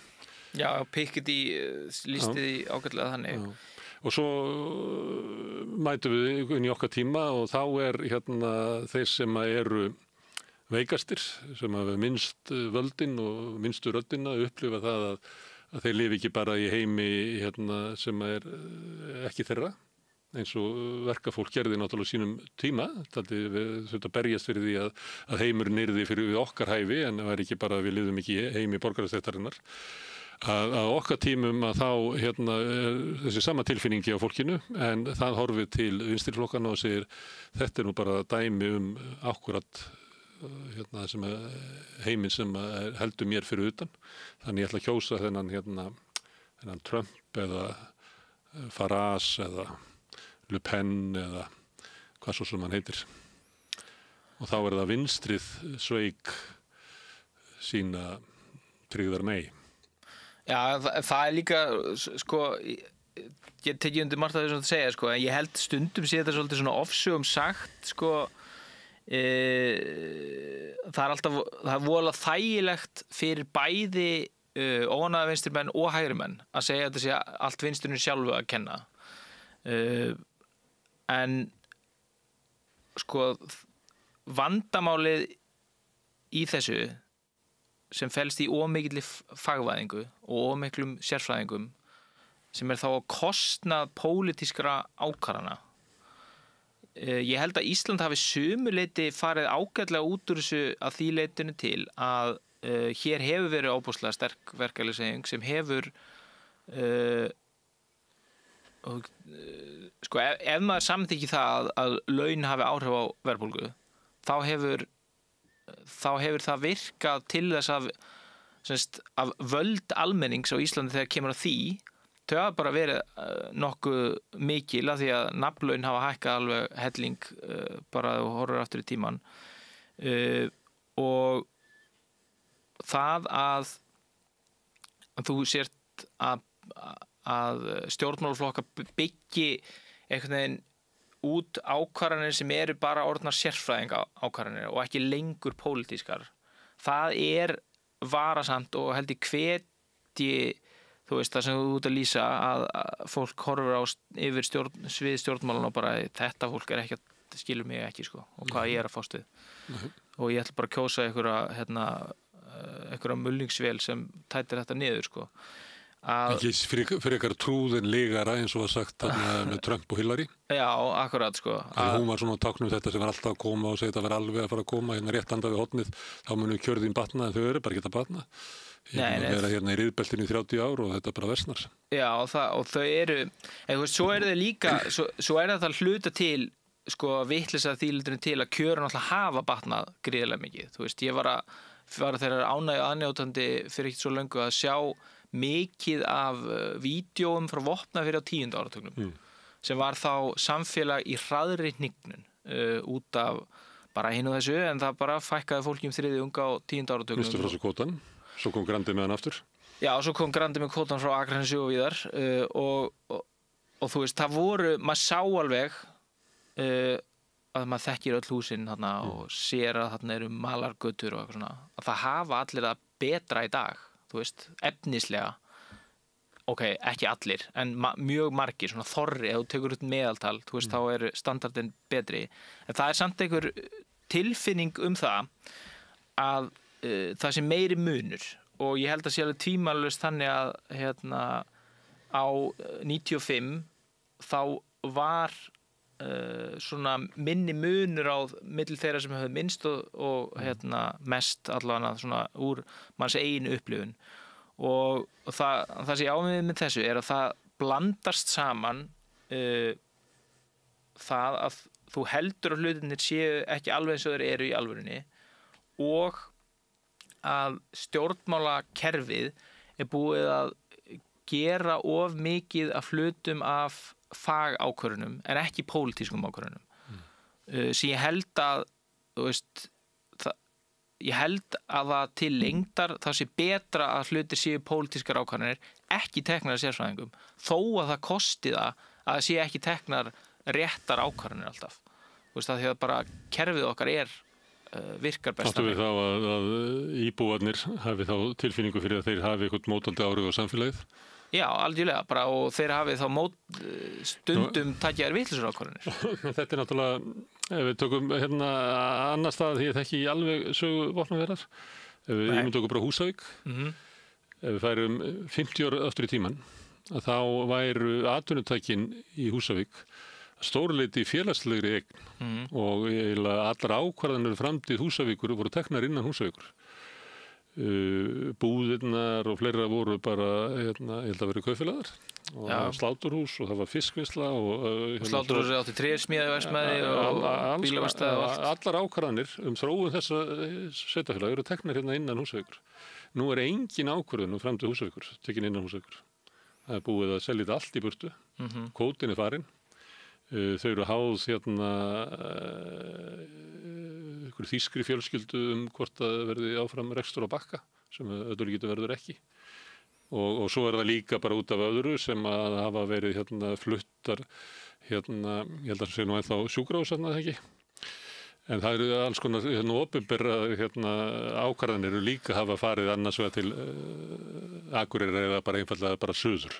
Þannig að völdin hafa verið sogin út úr þessu. Já. Og eftir situr náttúrulega fólk sem bara býr í svona eiginlega eins og verstöð, eins og var á upphafi síðustu aldar og menn voru að skrifa þeir voru að byggja upp verkalýðsbaráttuna. Þá voru það þetta fullkomna valdaleysi fólks í ykkur samfélagi. Já, þó svo að göturnar sem malbyggaðar og þú kannski með sömu laun og getur verið í verkalýðsfélaginu að berjast fyrir hærri nafnlaunum en ástæða fyrir að við erum alltaf að berjast fyrir hærri nafnlaunum er að það sem á að tryggja okkur sem erum á lágum launum meira öryggi í samfélaginu sem er velferðarkerfið að það er svo veikt þess vegna þurfum við alltaf að reyna að sækja kjarabæturnar með launahækkunum á meðan að kannski í Skandinavíu svona fram að okkar tíma að þá komi kjarabæturnar í gegnum félagslegt húsnæði, í gegnum barnabætur, vaxtabætur, svona stuðning á milli kynslóða og milli stétta. Já, en þetta þó ekki, við erum þó með allavega 2 dæmi sem það að þetta ennþá svona. Fáskrúðsfjörður, kaupfélag Fáskrúðsfjörðinga á loðnuvinnsluna. Þau munu ekki missa kvótann. Og munu engan kvóta missa og ekki heldur Skagafjörður. Og Skagafjörður svona ekstrem dæmi þar sem þeir eiga mjög stóra útgerð og svona lóðurrétt samþætt að eiga stóran hluta af atvinnulífinu þar en ég samt þú getur litið á þetta sem svona ákveðnar tilraunir hvað ef við höfum haldið áfram með kaupfélögin og svo skoðar þá hvað segir fólk á Fáskrúðsfirði og Sauðárkrók og í Skagafirði, það meira sátt heldur en annars þar, ég veit það ekki, ég hef ekki farið í þessa rannsókn en það alveg hægt að fara í hana, þú ættir að reyna að finna Skagfirðinga og svo hins vegar náttúrulega reksturinn og uppbygging og lýðræðið innan kaupfélag Skagfirðinga það kannski ekki endanlegi dómurinn það hvernig hægt að reka félagsleg batteri. Nei, þetta allan þó fyrirbrigði sem hefur lifað frá þessari tíð sem þú lýsa. En við þekkjum hörnun kaupfélagana sem enda í einhverju svona kommissara veldi og það getur vel verið að kaupfélag Skagfirðinga hafi staðnað þar en það hægt að breyta því, það bara hægt að halda lýðræðisvæða kaupfélag Skagafjarðar og þá ertu komið með samfélag sem hefur eiginlega framtíð sín í höndu sér. Öfugt við Ísafjörð, öfugt við Húsavík.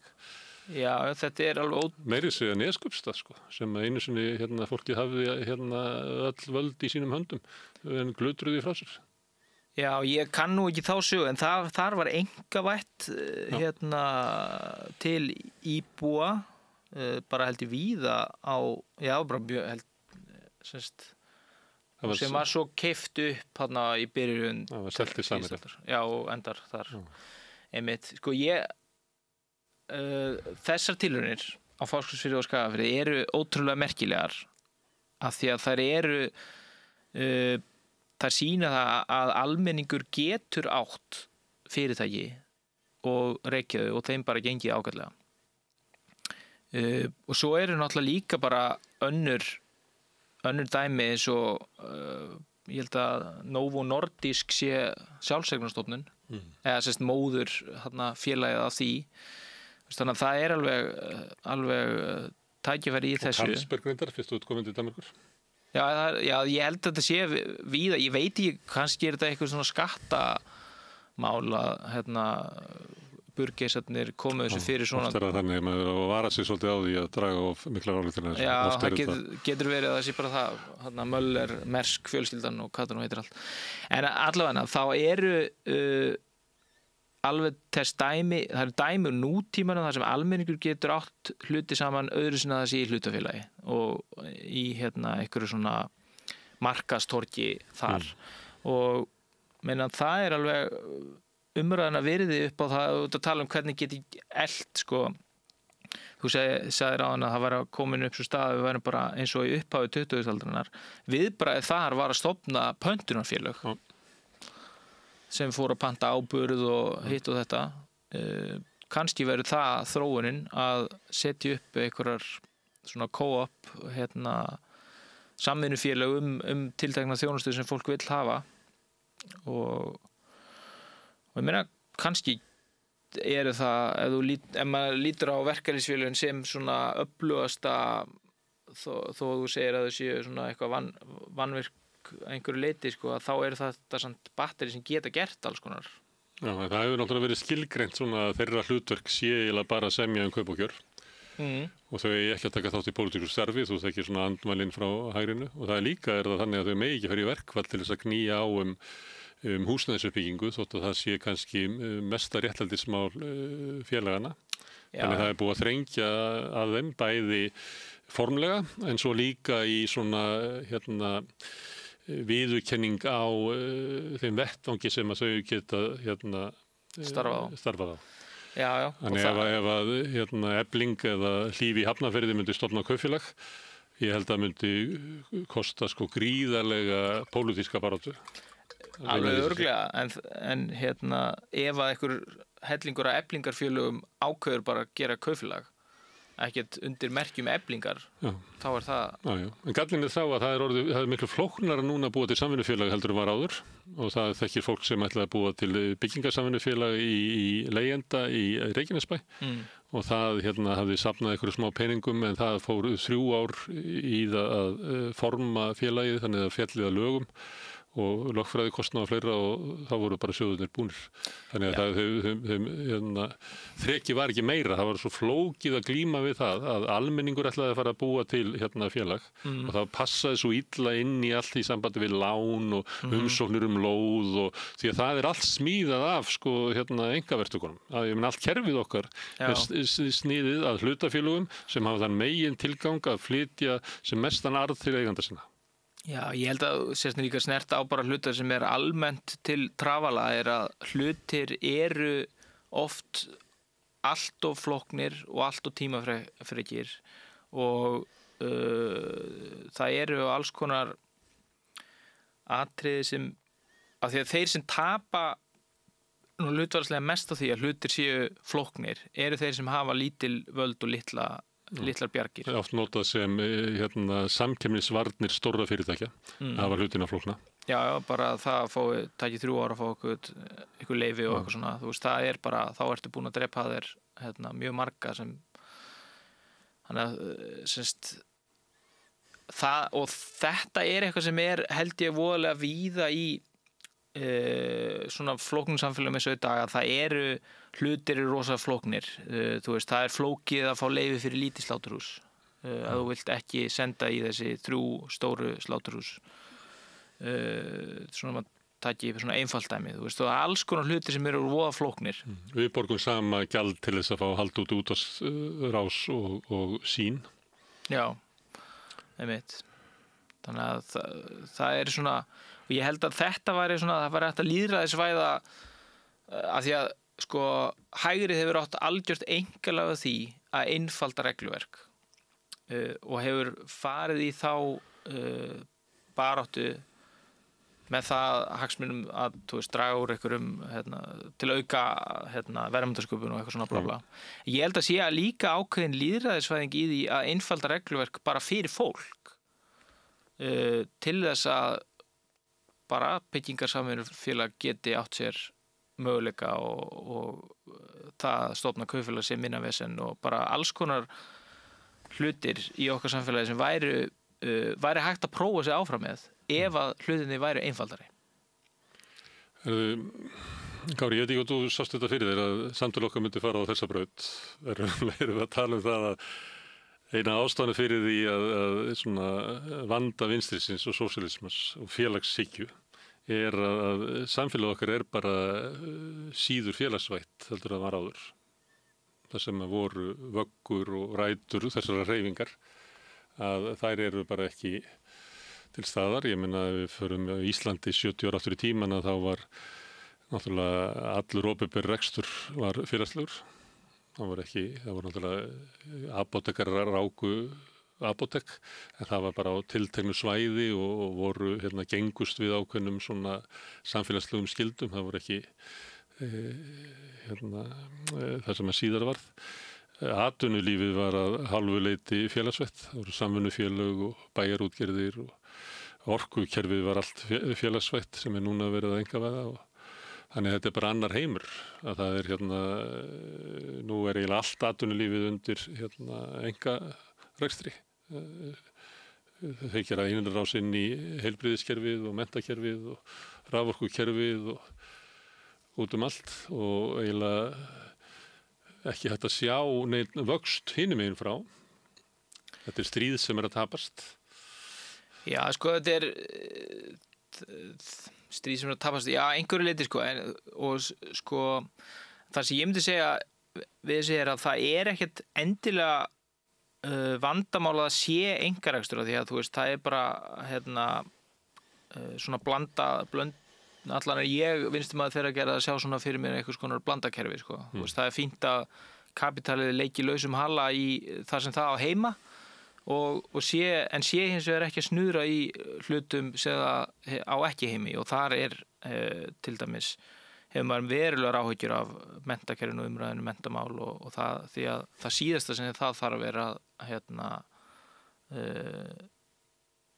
einkavæðing eða semst aukin aðkoma einkakapitalars í því en hvernig maður svo sko mótar þessa ramma, þú veist af því að svona miðstýralausnir og svoleiðis eru heldur ekki alltaf best til þess fallnar að tryggja. Ég tók dæmi af félagslegum rekstur samvinnufélögum og ég held að þetta fullrið það að uppbygging sjávarútvegs á Íslandi byggðist á slíkum fyrirtækjum. Af því að einkafjármagnið það var bara of áhættusamt fyrir það að það eru undantekningar sem við höfum Alla Ríka og Einar Guðvinsson og Einar Ríka og þetta eru undantekningar. Langstæðstu út all land var þetta fyrst og fremst uppbygging annars vegar á samvinnuútgerðum sem að byggðu nú bara heilu eins og Þorlákshöfn, byggðu það bara frá grunni eiginlega samfélagið og svo bæjarútgerðum og þetta ekki miðstýrt. Það var alltaf bæjarútgerð í Reykjavík eða Hafnarfirði eða UA og Akureyri og þetta voru þetta var byggt upp til þess að tryggja atvinnu og við setja stoður undir samfélagið af félagslegum ástæðum.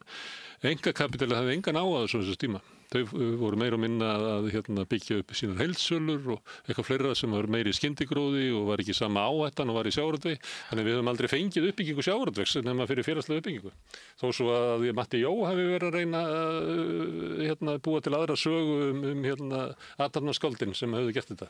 Já, þetta átt sig einhverju leyti sjálft í þeim skilningi að allt í einu voru allar þessar bæjarútgerðir búin að byggja upp afkastagetu sem var langt umfram getu stoppsins til að takast á við. Já, og eins og önnur fyrirtæki.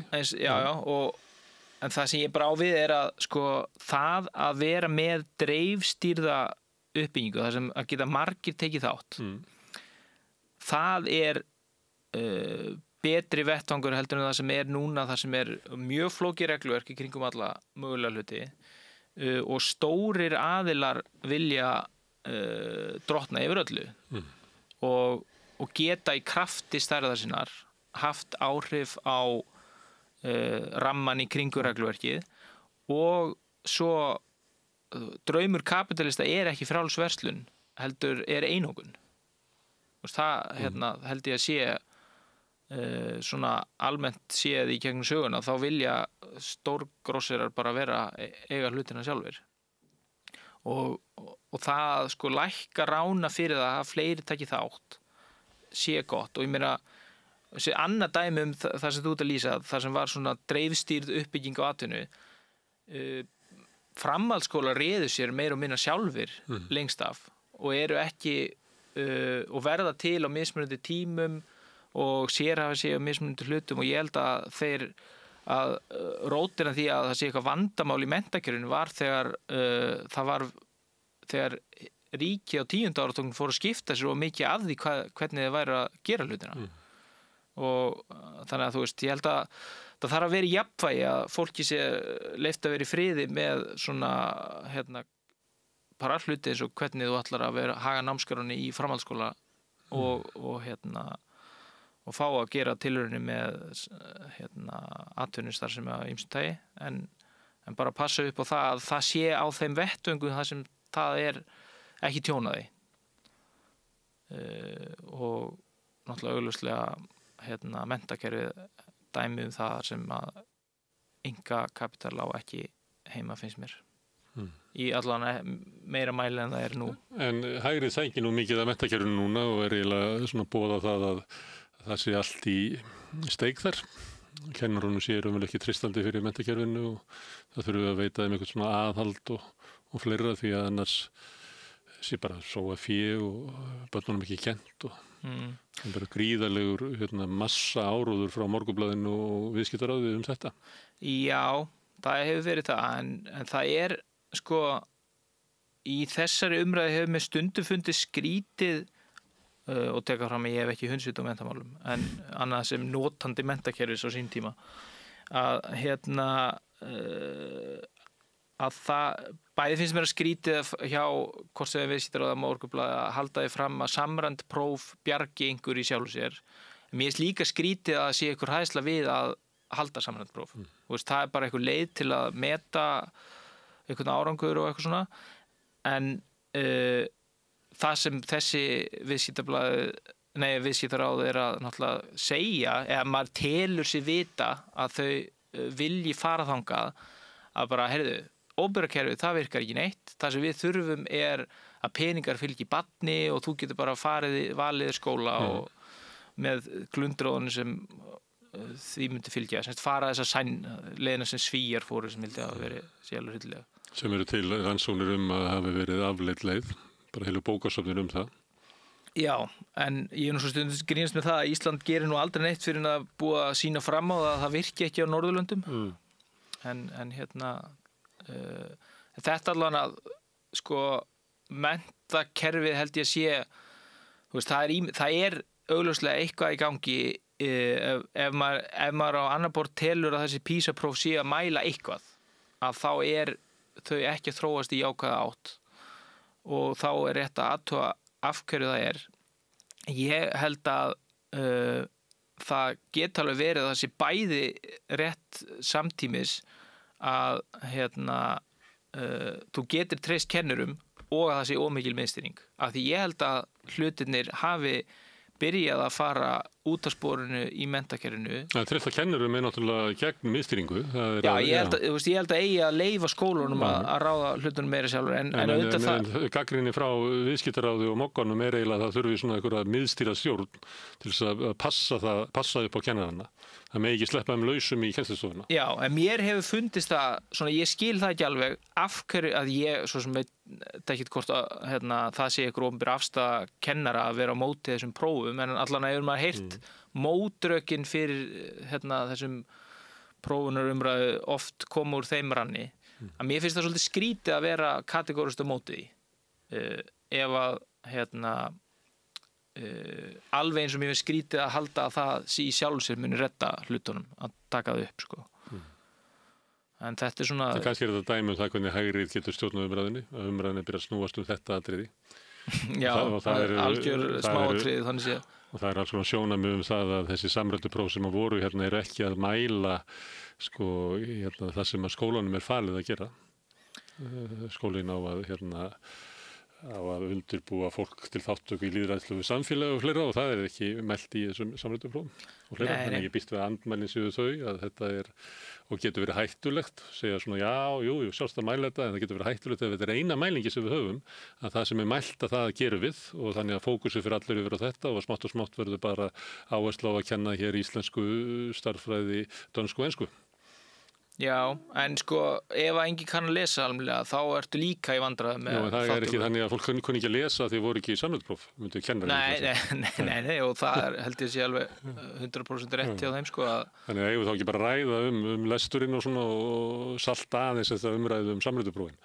Jú, og meina það grundvöllurinn að því að í þessum tæknivædda heimi nútímans að þá verður lestur og skilningur meira og meira mikilvægur. Já. Þannig að það þarf að ræða það. Herðu, hérna VG datt af þingi sem er náttúrulega verið sjokk fyrir VG, engi búist þessu. Já, þetta var það mikið sjokk en maður náttúrulega sá að það var verulega brattan að sækja þarna. Flokkurinn hafi mælst undir 5% bara missurum saman, minnum mig. Ég held að það fara undir 5% í upp, svona snemma árs 24. Febrúar, mars og voru þar bara undir. Já, og það er mjög erfitt þegar þú komur þarna undir að rétta úr kútnum og auðvitað vonaði maður og hafði trúið því að það væri hægt en það reyndist ekki við höfum ekki erindi sem er við í því. Er VG þá tilraun eða tæki, ég meina flokkar eru bara tæki, baráttan er hérna fyrir utan og ofan flokkana. Er þetta tilraun sem er búin? Er ástæða til þess að reyna að lappa upp á VG? Sko, ef það er hægt að lappa upp á tækið, þá er það auðvitað held ég stysta leið í mark út af því að það er flókið að setja á fót landsdekkandi stjórnmálahreyfingu og í sínu pólitíska erfðaefni býr Vinstri-hreyfingin grænt framboð auðvitað af arfleið sinni og hvernig hún verður til og allt það í því að vera landsdekkandi og í því felast, þó maður, svona, ef maður reyna að líta á þetta alveg kalt þá felast í því mjög mikil verðmæti en að samanskapi ef að það reynist erfitt að svona endurheimta trúveruleika og traust kjósenda þá náttúrulega þarf að hugsa það aftur en hinga til hef ég haft þá trú að það felist í því mjög mikill styrkur að vera með þessar djúpu rætur í vinstri pólitíka á Íslandi sem VG hefur haft vera algjörlega með starfsemi víða land og svona það netverk sem fylgir því í því félagsverðmæti og þannig að ég held að maður er ekki að henda verkfærum bara því að þau séu biluð sko. Það er annað betra líklega, þá hendur því. Já, ef það er annað betra, ég sé ekkert annað betra sko. En þannig að VG, þú sér fyrir þér að VG muni láta á það reyna í næstu sveitarstjórnarkosningum og svolítið svona do or die að ná halda stöðu sinni þegar við með sterkar stöðu víða út á landi í Múlaþingi og Norðurþingi og er ekki einn á Akureyri og einhverjir í Skagafirði og... Jú, bara með svona höfuð víi flokksins á sveitarstjórnarstiginu núna er í einum dreifðari byggðum. Í einum dreifðari byggðum og svo náttúrulega þetta þáttaka í þessum merkilega meirihlutin í Reykjavík núna sem er áskorun og tækifæri. Ég svo sem held að það sé ekkit búið að ákveða alls þar hvernig þetta verður gert. Minna það eru svæðisfélögin sjálf sem og kjördæma flokkurinn sjálfur verður að ákveða þetta hvar sem það er í hvaða sveitarfélögum og það verður náttúrulega ákveðið svona stresstest á stöðuna næsta vor og ég held að sé bara svolítið ólíkar aðstæður það er ekki hægt að koma með eina svona VG-laust sem passar í öllum sveitarfélögum landsins það er einar aðstæður í Reykjavík, það er aðrar í Kópavogi og svona og hvernig vinnst úr þessu verður fróðlegt að sjá og gaman að sjá hvernig vinnst úr þessu af því að verkfærið er alls ekki ónýtt og það hafi bilað í síðustu kosningum en það þarf að taka til hendin í vetur í pólitískur umræðu og það verður fullt tilefni til pólitískar umræðu í vetur. Nú í morgun var ekki verið að breyta stýrivöxtum og mér fannst maður nú lesa út úr orðum fjármálaráðherra sem sagði að það er að grípa til aðgerða út af verðbólguvæntingum og eitthvað svona að það sé nú kannski ekki einfalt mál að setja saman fjárlög þegar ráðherrar eru búin að lofa öllu fögru og ný ríkisstjórn með ríkt umboð til að gera breytingar og gera hlutina bara þegar hún fyrir að takast á við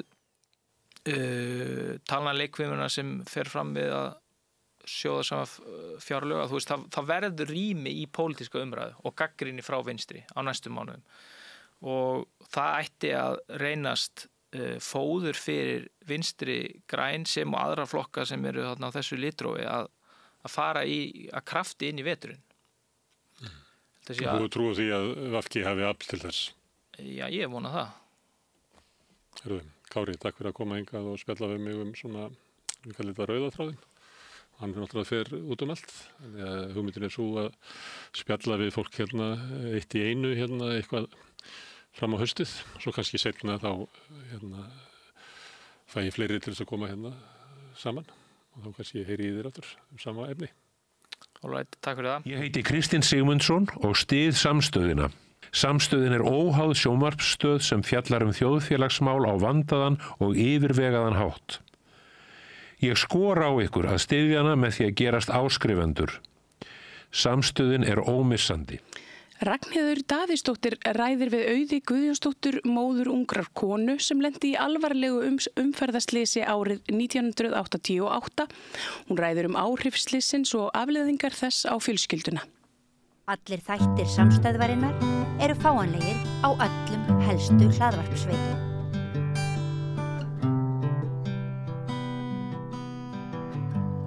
Komið sæl. Dagurinn 15. júní árið 1989 viðmælanda mínum í dag mjög eftirminnilegur og hún ætlar að segja okkur frá því hvað þessi dagsetning breytti lífi hennar og fjölskylda hennar bara alla framtíð. Vertu velkomin Auður Guðjónsdóttir. Já, takk fyrir. Mér langar að hverfa aftur í tíman til þessa dags. Geturðu svona rifjað þetta upp? Já, það var mjög fagursögum morgun, 15. júní 1989 og ég átti frí í vinnun þennan dag og ég hafði farið með yngstutdóttur með til tannlæknis og svo kem ég bara heim og einhvern tíma fyrir hádegi og svo sé ég að það einhverjum 2 menn að ganga upp á húsinu á mér og ég sé lögreglubíl út á götu og það fór bara í gegnum höfu á mér alveg í hvelli, sko, það verið eitthvað hryllilt gest og hérna og það fór strax gegnum höfu á mér hvar allir væru í fjölskyldinni, sko. Þannig ég hugsa að það hlýtur að vera Hrafnhildur og það reyndist rétt. Þetta var, þessi menn voru prestur og lögregla og þeir komu til að tilkynna mig það að það voru hörmuleg slys niður á Laugavegi. Það voru 2 stúlkur á Volkswagen, önnu var dóttir mín og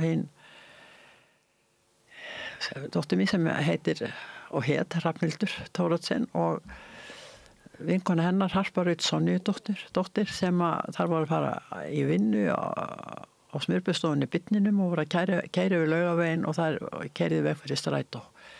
Og þetta var sem sé skólinn var nýbúinn og þetta var voðalega hamingja gott veður og alltaf eitthvað skeiði og þær Harpa dó strax, kastaðist út úr bílnum og lést strax. En Hrafnhildur glemdist og slasaðist mjög mikið og glemdist á milli handriðsins þarna það var hjá Bennart Laxdal á Laugaveginum. Það var handrið og þarna fyrir á götunni og hún glemdist þar á milli og högg rosalt höfuhögg og tættist öll upp á henni kviðurinn og bara allt í voli og það var farið með hann på Borgarspítala og þessi menn voru komin til þess að segja mér þetta og fara með mig upp á spítala ef ég vildi það. Ég man eftir þessum degi vegna þess að vinkonu mín var í lögreglunni og hún taldi nánast útilokað að þessi stúlka myndi lifa þetta af. Þetta var svo skelfileg aðkoma hjá henni. Þegar hún komst upp á spítala, fórstu þá strax til hennar og fyrst að sjá hana? Já, sko, ég sjálf spítalamanniska og vann alltaf á skurðstofunum og hringbrautinni meir og minna, líka kvennadeildina þess að Borgarspítalan og svona. Og ég fekk að fara inn á skurðstofu þegar var verið að reyna að bjarga lífinar til að ef ég vildi kveðja hana, því að það var mikið ræðslu það að hún myndi ekki hafa aðgerð eða þetta allt af, það bara verið að berjast bara á öllum vikstöðum, sko, inn á skurðstofu og mér var leyft þetta vegna þess að ég var skurðstofahjúkrunarfræðingur og ég þekkti fólkið og það var hrætt að það myndi ekki geta bjarga henni, þannig að ég fekk að fara inn og kissa hann á ennið. Þannig að þú hefur í rauninni verið hálfpartin að kveðja hana þannig? Já, bara þegar var komið svo með hana á lífi upp á gjörgæslu, þar sem ég beið, og hún var með, sko, ótal slöngur, það var allstað slöngur og snúrur og ég veit ekki hvað, og ég hefði ekki þekkt barnið mitt, nema þegar ég vissi að þetta var hún. Já, ég skil. Hún fór náttúrulega í ótal aðgerðir til að byrja með, ekki satt. Þegar því var öllu lokið þá dvaldi hún margra mánuða skeið á spítalanum. Já, henni var haldið sofandi 6 vikur á gjörgæslunni og það sífraði mikið úr henni og hún var með opinn kviðinn á gjörgæslunni og það var bara tróðið saltvarskompressu þar inn og það var skipt á hverjum degi og það var bara allt eina blóð og blóðhlutum og svo þegar hún var vakin þá var hún flutt niður á deild og hún var í alls ár á spítala. Hvenær gastu tala við hana? Hvenær var hún komin í það horfa hún gæti svara þér?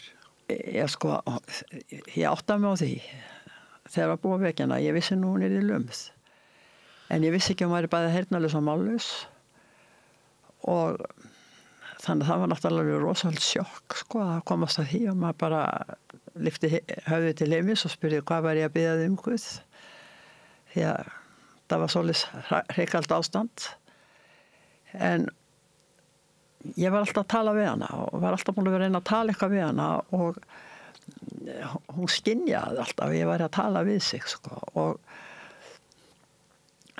og ég fór að reyna að láta hann að gera krossgátur því hún var mjög slingu að gera það og hún var náttúrulega með rosalega mikið spasma í höndunum og lág á svona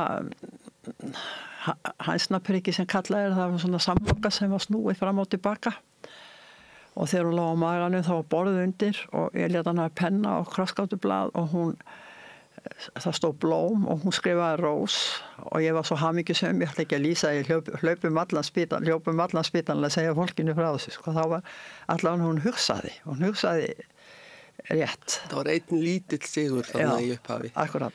En eitthvað hægt að lýsa því hvernig móður verður við þegar að svona hlutir gerast? Hvaða tilfinningar fari gegnum hugaðinn? Ég get svarið það það bara hrynur heimurinn, það bara hrynur allt og maður skilur ekki hvernig lífið getur haldið áfram. Þetta var 15. júní, svo kom 17. júní og allir voru bara út á götu og fagna þjóðtíðardeginum og allt þetta og ég skildi ekki hvernig þegar klukkan var stopp hjá mér, hún var bara stopp og ég skildi ekki hvernig lífið gat haldið áfram fyrir utan spítal. Ég bara skildi það ekki. En maður bara Ég sagði mér einu sinni að þú hefðir setið hjá Hrafnhildi allan þennan tíma, meira og minna og talað í hana bara lífið svo ég leiði mér að tala hreint út. Ég var rosalega mikið, ég var eiginlega alltaf upp á spítala og talaði látlust við hana. Myndist þú þess eftir að hún hefði skilið þig eða heyrt til þín? Við tölum bara aldrei það En svo skrifaði ég mikið til hana því ég átti að mig þegar hún gætt séð og ég hef með bækur heima sem að ég skrifaði til þess að segja henni hvað ég kom fyrir og segja henni þetta og hitt því að maður sáði að hún var ráðvilt og eitthvað svona og skrifaði allt og til þess að hún væri með á nótunum En svo smá, svo mann eftir því ég keypti Paganini fiðlutónlist og það var svo skært og setti það á eyrun á henni hátalara og skrifaði til að þú ert að rétta upp putta ef þú heyrir og lengi vel þá var engin hreyfing en svo allt í einn daginn það var réttur upp putti. Kom puttinu? Já. Annar lítill sigur? Nei, það var mikill sigur Við unnum marga sigra eins og ég segi en við töpum orustinni En á hvaða stigi verður sagt hversu miklir áverkarnir væru og hver framtíðin yrði hjá henni? Ég gerði mér náttúrulega grein fyrir því mjög fljótlega hvernig ástandi var og svona þú veist að hún myndi verða lömuð en maður þráði bara sem sé heyrnin og málið kæmi og það kom eftir því sem að heilin, meiri bjúgur fór úr heilanum, þá kom málið, hún talaði við svo hægar, heldur hún gerði áður, en heyrni kom að hluta til og það var henni alltaf erfitt og það var alltaf til trafala hvað maður gæti tala við henni svona yfir eldhúsborð og allt svona og það var allt í lagi en leiða var komin eitthvað kliður og eitthvað svona, þá heyrði hún ekki sko. En já, mér var náttúrulega sagt svo þegar við komum på, sko, ég var náttúrulega óana með þá hún væri lömuð og vildi láta gera eitthvað í því og það var náttúrulega ekki hægt og hérna, svo var alltaf sagt minni á Borgarspítala, sko, ég býtti þá til að koma på Grænsás að gera skraftaverkin og svo fór upp á Grænsás og við gerðum okkur vonur í það að nú myndi eitthvað gerast með fæturnar og hún myndi eitthvað, þú veist, ná einhverju þar. En það var bara strax tekin af manni vonin að það gæti eitthvað. Hvernig tekin af því vonin? Já, það var bara ekkit, hún var bara mæniskröðuð og meðferðarstefnan var bara þannig að það átti bara að þjálfa fólk til sjálfsbergar í hjólastól. Og það mátti helst ekki, eða það var ekki neitt það voru hreyfðar á henni fæturnir, sko, þeir fæturnir, en hún mátti ekkit æfa þær, sko. Hún mátti ekkit æfa þær, sko, það var ekkit boðið upp á neina spelkugöngu eða neitt svoleið, sko. Og ég var náttúrulega alltaf voðalega ósátt á þetta og já, ég var bara ósátt á þetta. Var þér bara á einhverjum tímapunkti sagt svona verður Hrafnhildur og við náum ekki meiri árangur? Það var bara strax sagt, því þetta er meðferðarstefna, skilur. Það hefur ekki ennþá gengið að finna lækningu menneskaða og þannig að meðferðarstefnan er bara svona og ég las, það er ekki langt síðan ég las norræna grein sem að svona er meðferðarstefnan á Norðurlöndum, hún er bara svona. Það er bara brotið er rétt eða fixerað, hryggbrotið, því yfirleitt er þetta náttúrulega út af því að hryggbrotið hefur gengið á misvíxl, sko, og rifið í mænuna. Þannig að brotið er bara rétt og annað og reynt að gera það sem hægt er. Því það var náttúrulega ekki allir eins illa og Hrafnhildur, sko. Það brotnaði ekki allir svona illa eins og hún. Nei. Hún náttúrulega mölbrotnaði á mjöðmónum og það fekk mikið höfuhögg og... Ég las grein núna ekki alls fyrir löngu, ég man ekki hvað það var einhvers á netinu ungan dreng sem að lamaðist reyndar vegna sjúkdóms og það svona stakk mig svolítið að foreldrunum var sagt strax upp á Grænsásdeild að hann myndi aldrei geta gert þetta og hitt og myndi sennilega ekki geta unnið og ekki gift sig og eignast börn og svo framvegis. Bara strax. Er þetta ekki svolítið sérkennilegt? Jú, mér finnst það náttúrulega sérstaklega vegna þess að ég las þessa greinumblað líka, sko. Og hef fylgst með þessu sérstaklega vegna þess að drengurinn hann fekk sýking í mænuna og það er náttúrulega allt annar handleggur heldur en að sko rífa mænuna. Sko, og mér finnst þetta alveg rétt sem foreldrarnir gerðu. Sko, ég teka fram við þekki ekki þetta fólk en mér finnst þetta alveg rétt að ég las í blöðinu hvað ég gerðu að þeir fóru í ýmsar meðferðir og eru núna með hann út á Spáni í endurhæfingu þar sem að hann fær að ganga í róbót og þá langar mér til að sko koma því að við hjá Mænuskaðastofnun, þeim félagið sem ég er með, Háskóli Íslands gerir rannsókn fyrir okkur, hvað myndi sem segjum mænuskaða gervigreind. Af því að ég held að gervigreindin eftir að spila stóran þátt í að finna lækningu. Og þar kom fram að það virtist vera mesti árangur hjá fólki sem lamast með endurhæfingu eða að fara að ganga í róbót. Það er svona bara róbót sem að bara eru fætur og alltaf og hendur og það sem að fólki þarf á að halda. Og svo er svona rafmagnskassi aftan á sem að gefur rafmagn, ég kann ekki að segja þetta nógu vel, sko. Þannig að þá, sko, og það stjórnar útlimánu þannig að fólki hreyfir, eða þetta hreyfir fyrir fólkið, fætur og hendur eða hvað sem er. Þannig að það talið, sko, að þetta með svona endurteknu áreiti, þá sé vera að örfa heilan og mænuna og svona smá saman þá vakna upp taugafrumur og annað sem eru slappar og bæti ástandið. Sko þetta er kannski ekki kraftaverka meðferð en þetta hjálpa fólki að því að fólk vil náttúrulega fyrst og fremst láta þjálfa lamaða hlutan. En þetta bara einhvern veginn svona. Kom aldrei neitt slíkt til umræðu þegar hún var í endurhæfingu?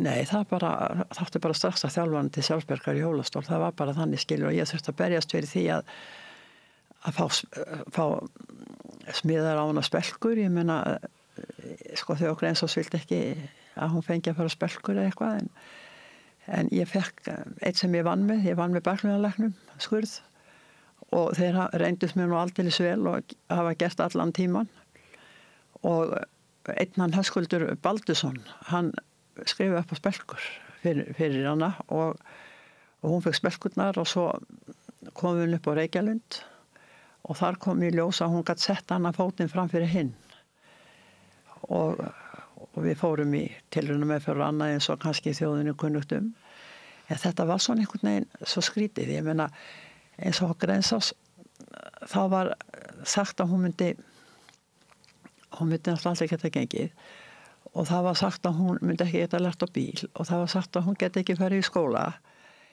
en sko hún lærið á bíl og fór í skóla og lauk stúdentsprófi og var með 9 í starffræði á stúdentsprófi þannig að sko þetta það má ekki taka vonun af fólki það er það eina sem fólk á eftir það er bara því ég er svo þver og þrjósk að mér datt ekki hug að láta bjóða barninu mínu svona ég var bara alveg brjálið yfir þessu ég var náttúrulega ekki vinsælasta manneskjan á Grensásdeildinni svo getur rétt ímyndar þeir eru ekki vinsælir þar sem að hafa eitthvað álit sko en hún var líka alltaf með alveg sérstakt geð eða sem sagt hún var alltaf svo kát hún framtir og þá svo mikið baráttu eðli í henni ekki minnist ég þess og ég þekkti ykkur mægur mjög vel og þekki að hún hafi nokkuð tíma kvarta þegar hún var að æfa sig hún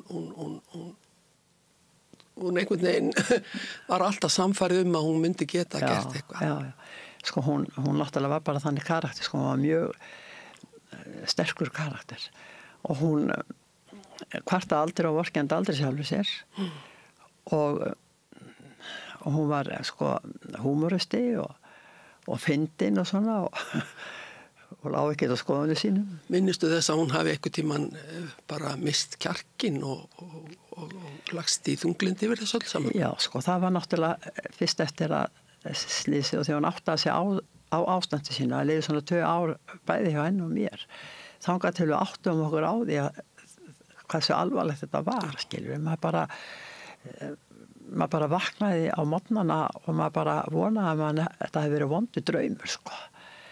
Þannig að ég held að taki bara fólk sem lendir í svona miklu áfalli bara 2 ár í sorgarferli, sko. Og já, þá varð hún, sko, þung og vildi ekki lifa svona aðstæður og maður bað mig að hjálpa sér yfir móðuna miklu og eitthvað svona. Þá sagði ég alltaf við hana, sko, ég tók þetta svo opaslega inn á mig, sko. Ég gæti ekki hort upp á barnið mitt þér svona. Og þannig að ég sagði við hana, ég skal leita að lækningu fyrir það, eða lækningu að enda mörkum veraldar.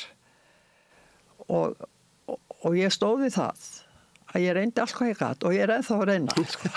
Þó hún sé látin sko. Og þetta mikil og löng saga sem að, eins og þú segir almenningur hefur nú fylgst með í gegnum tíðina en þetta var allt saman eitthvað sem þú gerðir á þín eigin kostnað fórst með henni í tilrauna meðferðir erlendis og fékkst kínverskan lækni til að koma hérna heim og skoða hana. Já, við gerum þetta allt á eigin kostnað sko, svo það sem þú sagt sko, þá þurfti ég að berjast mikið fyrir hennar skaðabótum. Hún átti náttúrulega fullan rétt á skaðabótum. En að sjálfsögum náttúrulega reynt að bjóðinni slítið og hægt var. Henni var bóðin að 5 milljónir króna fyrir ævitekjutap. Og mér var bóðin 1 milljón fyrir miska. Og ég náttúrulega stórmóðgaðist fyrir hönd basismins. Að það skildi einhver á sitt eftir hug, hún ekki að meiri tekjur hefði ekkert komið fyrir hana. Já, maður veltaði fyrir sig hvort hún hefði ekki orðið verkfræðingur eða læknir eða eitthvað í fyllingu tímas, en bæturna voru reiknaðar út frá einhverju verkamannaunum. Já, það var gert. Samt var hún búin að vera í eina önn í menntaskólinni með Hamrahlíð þegar hún slasaðist. Og það hafðist af að hann, lögfræðingur sem við réðum, sem hétt Helgi Birgisson, við höfum búin að gleyma hvað svona var. að hann hafði það af að hún var metin eftir háskólamentum ríkisstarfsmanni og það þurfti að hafa mikið fyrir þessu, þannig að hún fekk skaðabætur sem voru settar í banka og við notum hluta af þeim svona, og líka af okkar peningum foreldrarna, mér og mannsins og pappinar, við hjálpumst að og við fórum með hana til Kína í Shanghai af því að ég hafði frétt það eða heyrt það var nú ekki svona eins og auðvelt eins og í dag að leita sko, maður var að skrifa bréf og svona, ég hafði heyrt það að það væri kínverskur læknir sem ætlaði að fara til Las Vegas sem að væri að gera tilrauna meðferðir á mænuskoðum og hann var að halda fyrirlestur í Las Vegas einhverja tiltekna daga svo ég dreif mig til Las Vegas og vinkona mín sem átti heim í Colorado, við hittust þar og hún kom með mér. Þar hitti ég hana Kínverja og hann sagði sko, já þið getur komið til Shanghai ef þið vilja og ég get skoða hana og allt þetta en ég lofa okkur ekki neinu þegar komið 6 ár síðan hún slasaðist. Og svo náttúrulega byrjaði það þegar ég kom heim og ég fór að vinna í því að fá þennan mann heim og ég samdi við þá Berknaðarlækna mína, Aldur Jónsson, sem var þá yfirlæknir á Berknaðardeildinni, að hann fengi að óperera hana þar, gera tilraunir með þar, ef á þyrfti að halda. Já. En allavega þá dreifum við okkur fyrst með hana til Kína í skoðun. Og ég var inn á skurðstofu og horfði þegar hann var að skera fólk upp í svona aðgerðir og sá það þessi maður var færskurðlæknir og vissi alveg hvað hann var að gera, þannig að ég stakk upp á því að hann kemur frekar til Íslands og skera hann upp þar. Og þess vegna samdi ég við Halldór og þetta var bara, því var tekið vel. En það gekk, sko, það var þrautið þyngra hann á kínverjunum heim því að hann var herlæknir og kínverski herinn hafi meina honum útgöngu úr landinu. Já. Og þá var það þá sem ég talaði við Jón Baldvin Hannesbalsson sem var utanríkisráðherra og sagði farið mín ekki sléttar, hvort það væri möguleiki á utanríkisráðuneytið myndi geta hjálpa okkur heim. Með mannin, hjálpa okkur heim með mannin. Nema þá að, svo kemur að því að frú Vigdís Finnbogadóttir, hún að fara í opinbera heimsókn til Kína og að eiga fund með Jiang Zemin, forseta Kína, þáverandi. Og það bara ákveðið þarna að Vigdís muni tala við forseta Kína og óska eftir því að hann hleypi þessum lækni og landi til að skera að gera tilrauna með fyrir að lamaður íslensku stúlku. Og svo fer frú Vigdís á fundin og ber þetta upp og með henn á fundinu var Hjálmar Hannesson sem var sendiherra í Kína og Vigdís ber þetta upp og forseti Kína segir já, alveg sjálfsagt og lítur til begge handa aðstöðuminn sín og segja þið sjá til þess að þetta gangi. Já, svo heldum við nú að þetta myndi ganga alveg sleitulaust en það var nú ekki þannig því að Hjálmar hann var að vinna svolítið meiri í þessu sko og enda með því þegar hann loksins skekka þá fór hann með kínverjan Sjang út á flugvöll og horfði á hann eftir inn í flugvöllina en við honum var annar læknir sem var svona til að sjá til þess að hann kæmi heim og svona og bara eða honum til hals og traust, maður veit það náttúrulega ekki en þeir komu og hann kom til þess að sinni kínverski læknir og hann gerði 2 tilraunir með fyrir á henni og eftir það fór hún mjög harða sjúkraþjálfun. Nei, eftir það fór hún að þjálfa sig på Grensás og hún Vilborg sem var hennar sjúkraþjálfari meðan hún var að Grensás og var besti sjúkraþjálfari og allt það og hún var að hjálpa henni að þjálfa en það var svo mikil þjálfa sig en það var svo mikil andstaða við þetta það var svo mikil neikvæðning gagnvart þessari meðferð því ég fór aðra leið heldur en þau á Grensás sögðu. Stoppaði nú aðeins við, neikvæðinni hvar? Á Grensás. Það var svo mikið neikvæðni að því að ég fór með hana þess að tilrauna meðferð að ég fór ekki eftir allir sem þau sögðu sko. Það er sérkennilegt. Já, þetta er svolítið skrítið og ég hef heyrt þetta frá fleirum sem hafa farið í svona tilrauna meðferðir einhverjar og það hefur verið mjög mikið neikvæði þeirra garð og sem sé þau þannig að hún Vilborg, hún þjálfa hana og gerði það sem hún gat en hún var alltaf undir einhverju álagi og svo endaði með því hún fór inn í völdklass og þeir í völdklass hjálpuði henni upp á Spelkur og Reykjalundu fyrst og svo völdklass. En kom ykkur sýnilegur árangur út úr þessum? Hún gæti gengið á Spelkur fyrir neðan ég á göngubretti í bara 10-20 mínútur í einu, sko. Þannig að þetta bara árangur? Þetta bara árangur, sko, við höfum þetta þannig að fyrsta áraunni spelkum upp í Nára og, upp á Mjöðmum og svo tókum við mjöðma spelkurnar og þá misti hún alltaf rassinn. Og svo var við hann okkur í sjónvarpinu og þá kom einhver vélstjóri, hringdi einhver vélstjóri í mig og sagðist að það var að smíða svona stykki á göngugrind fyrir tengdamömmu sína sem alltaf mista rassinn og hann gaf okkur, það var allt svona, sko, Íslendingar eru svo hjálpsamt fólk og gott. Já.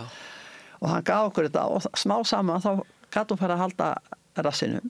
Svo tókum við fyrir neðan hér og smá saman sem sé var hún bara í spelku fyrir neðan hér.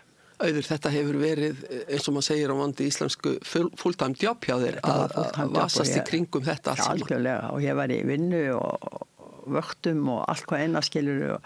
En hvernig, ákveðin hátt hafði þetta áhrif á alla fjölskylduna? Þú átt fleiri börn og þið þurftu að skipta hús, byggja hús sem var sérstaklega hannað fyrir fatlaða, eða miklu leyti. Það hlýtur að hafa haft alveg gríðarlega áhrif á hinn börnin. Já, sko, við gerðum nú allt þess að reyna að flytja ekki að Seltjarnarnesi þegar við vorum 1 og 7 ára dóttur og sem að var svona í skólanu hérna og barnamessum og eitthvað svona, sko. Já.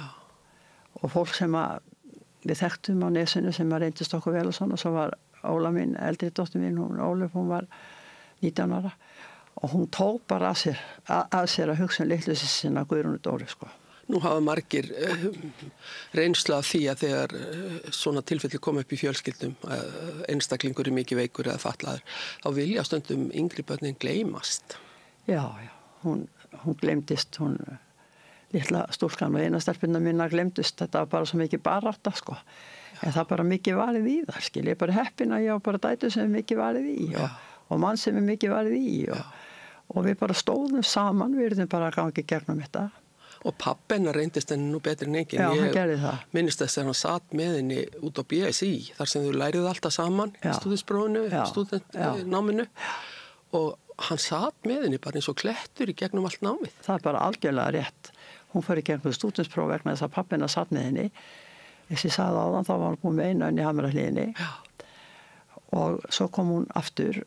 Náttúrulega það, ég ætla bara, mér langar að taka fram, sko, að það var svo gott að koma í Hamrahliðina vegna þess að það var út af vinnu foreldra sem hefðu átt feplubönn og þau hefðu barist fyrir þessu aðgengi og öllu sensi í Hamrahliðinu. Hún Ágústa Gunnarsdóttir námsáragjafi sem þá var, hún var náttúrulega alveg stórkostleg og þetta fólk sem hefðu átt feplubönn að það hefði barist fyrir þessum aðgangi þarna. Ég man að það er lyfta þarna á stiganum sem að rúlar hjólastólum upp og niður og fleira. Já, þetta var bara fínt, þetta er náttúrulega mjög langt síðan.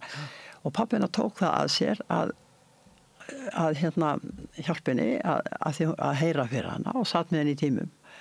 Og hann satt með henni í tímum líka? Já, hann er tvöfaldur stúdents, bæði frá Hamrahliðinu og MR. Við grínum stundum það. Já.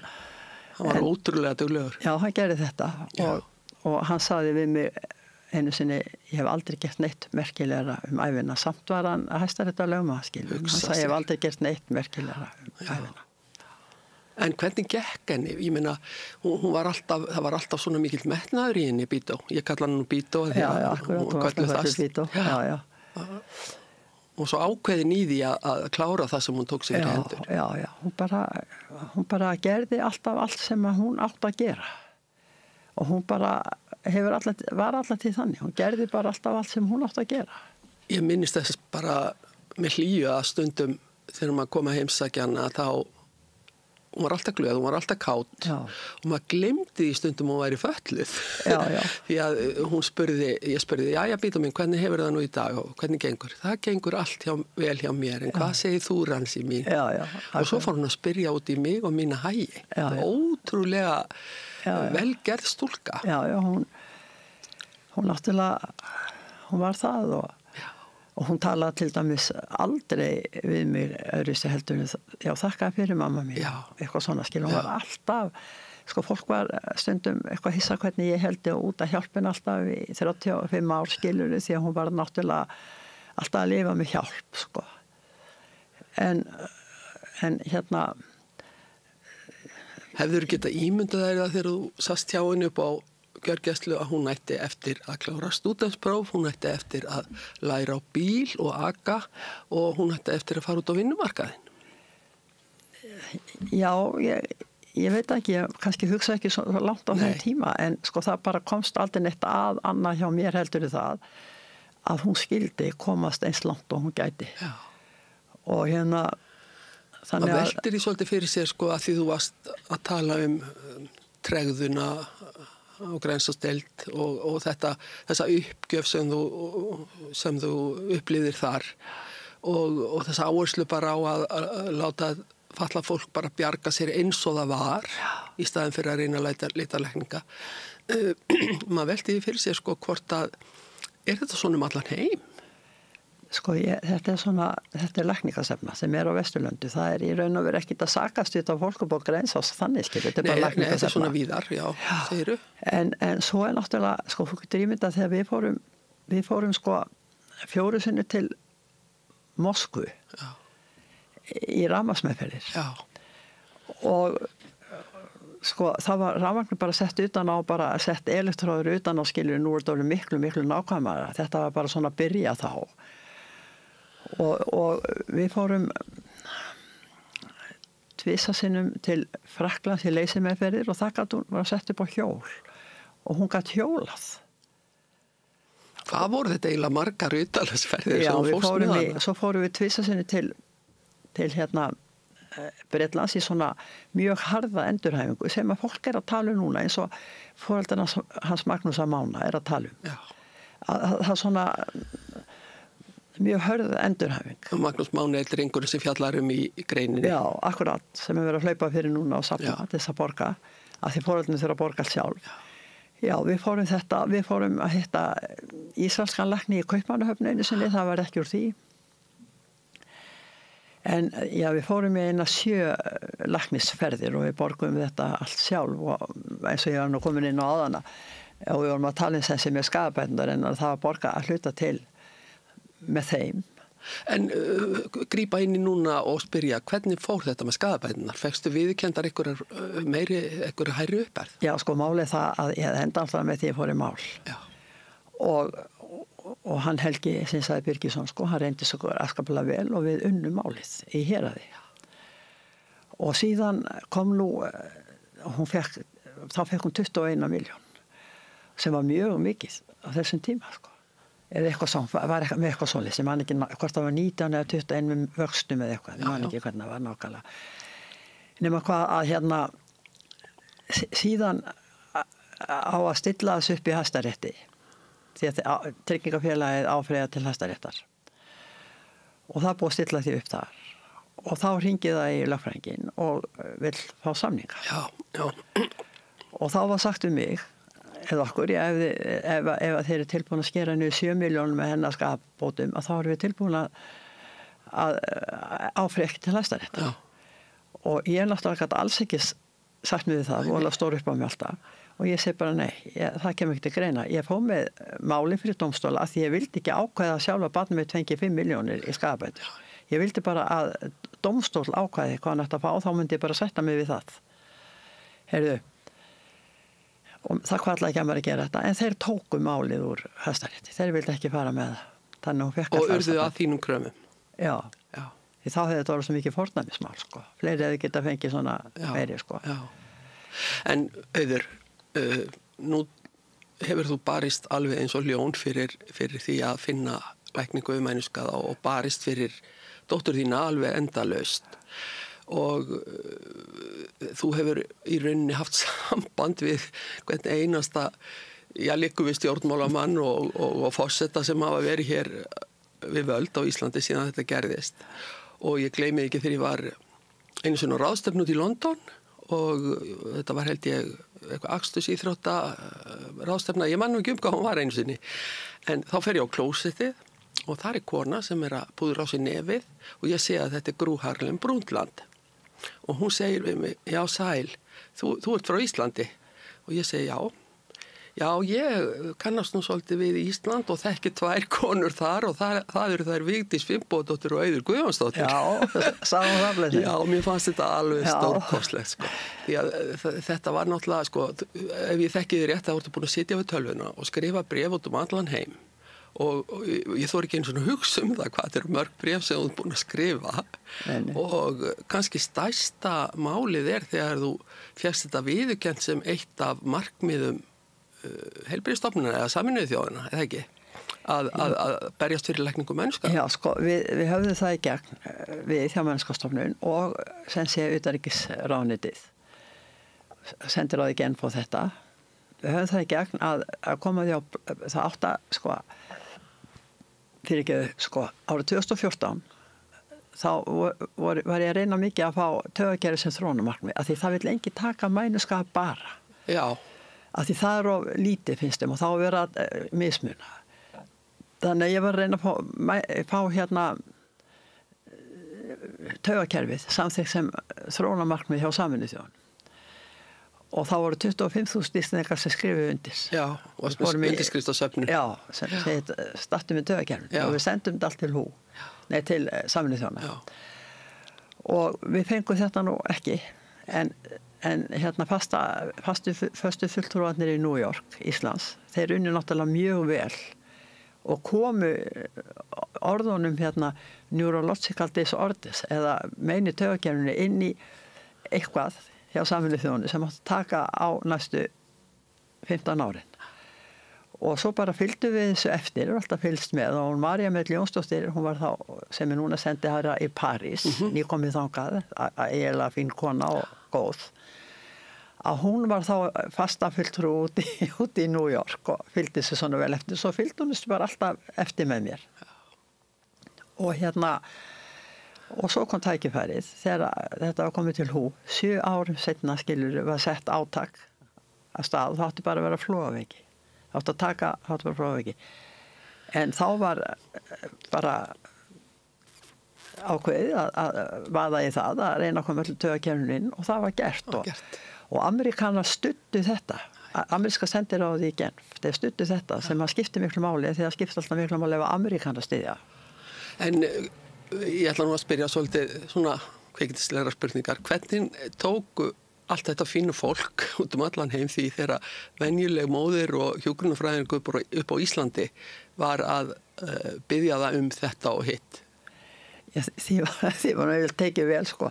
Ég meina, ég skrifaði náttúrulega, var alltaf að skrifa bréf. Ég skrifaði Ban Ki-moon 2 bréf og Amina Mohammed sem hún staðgengill hans Antonio Guterres eða vara aðalritari Sameinuðu þjóðanna, hún svaraði í bæði skiptin og katti mig áfram.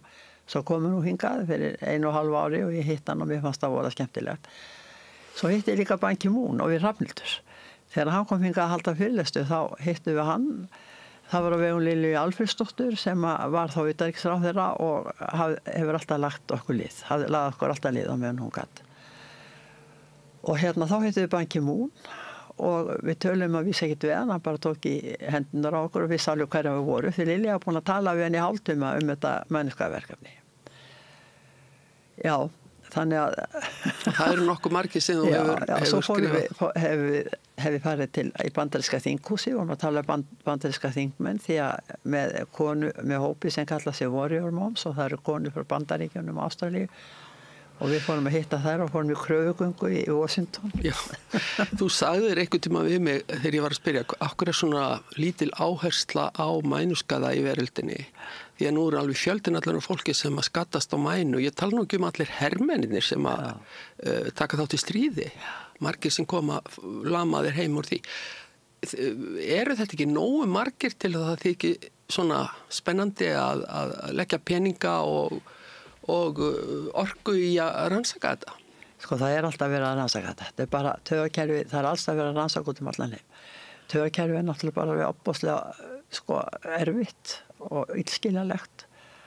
Og ég man bara eftir því ég hitti Kára, Stefán sagði hann og sagði Kára, akkur ferði ekki mænuskafn þetta? Hann sagði mænan alveg sillilega erfitt. Já. Og hérna, en sko, við erum búin að koma þessu þannig að við erum búin að koma orðanur lækning og mænuskaði og bla bla inn í þessa samþykkt. Ekki bara endurhæfing, inn í þessa samþykkt Alþjóðaheilbrigðismálastofnunarinnar. Og það sko, þetta ekki nóg að hafa bara orð á blaði, þannig að við erum að reyna að vinna í þessu að stjórnvöld og mannskapsstofnun að gera þetta veruleika og Katrín Jakobsdóttir að hjálpa okkur í því og við erum búin að sækja að vera svona NGO, það eitthvað svona, þú veist svona eitthvað félag sem tengist Alþjóðaheilbrigðismálastofnuninni í þeirri vona að við getum fengið að kynna þetta verkefni á fundi hjá Alþjóðaheilbrigðismálastofnuninni og Katrín Jakobsdóttir að hjálpa okkur við að gera þetta. Þannig að þetta allt í fullum gangi en þá jafnvel þó að býta og sitt áinn. Þú ert ekkert að leggja árar í bát.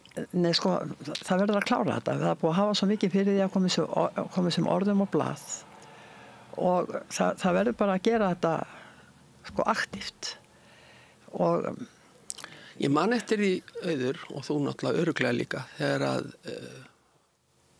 Kristoffer Reeve fræguleikari lamaðist þá var alheims athyglin á honum og það var mikið rætt þessa hluti og einnig líka þegar hann Schumacher lamaðist það tilfelli að þurfi bara þetta þurfi að það þurfi eitthvað svona til að vekja athygli á sig. Já, það þarf.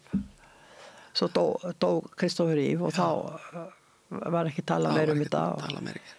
En svo hefur við líka sko alltaf bent á að það þurfa að samina þessa þekkingu. Það sé ekki nóg að vísindamenn séu hver í sínu landinu að grúska og rannsaka og með mikla þekkingu.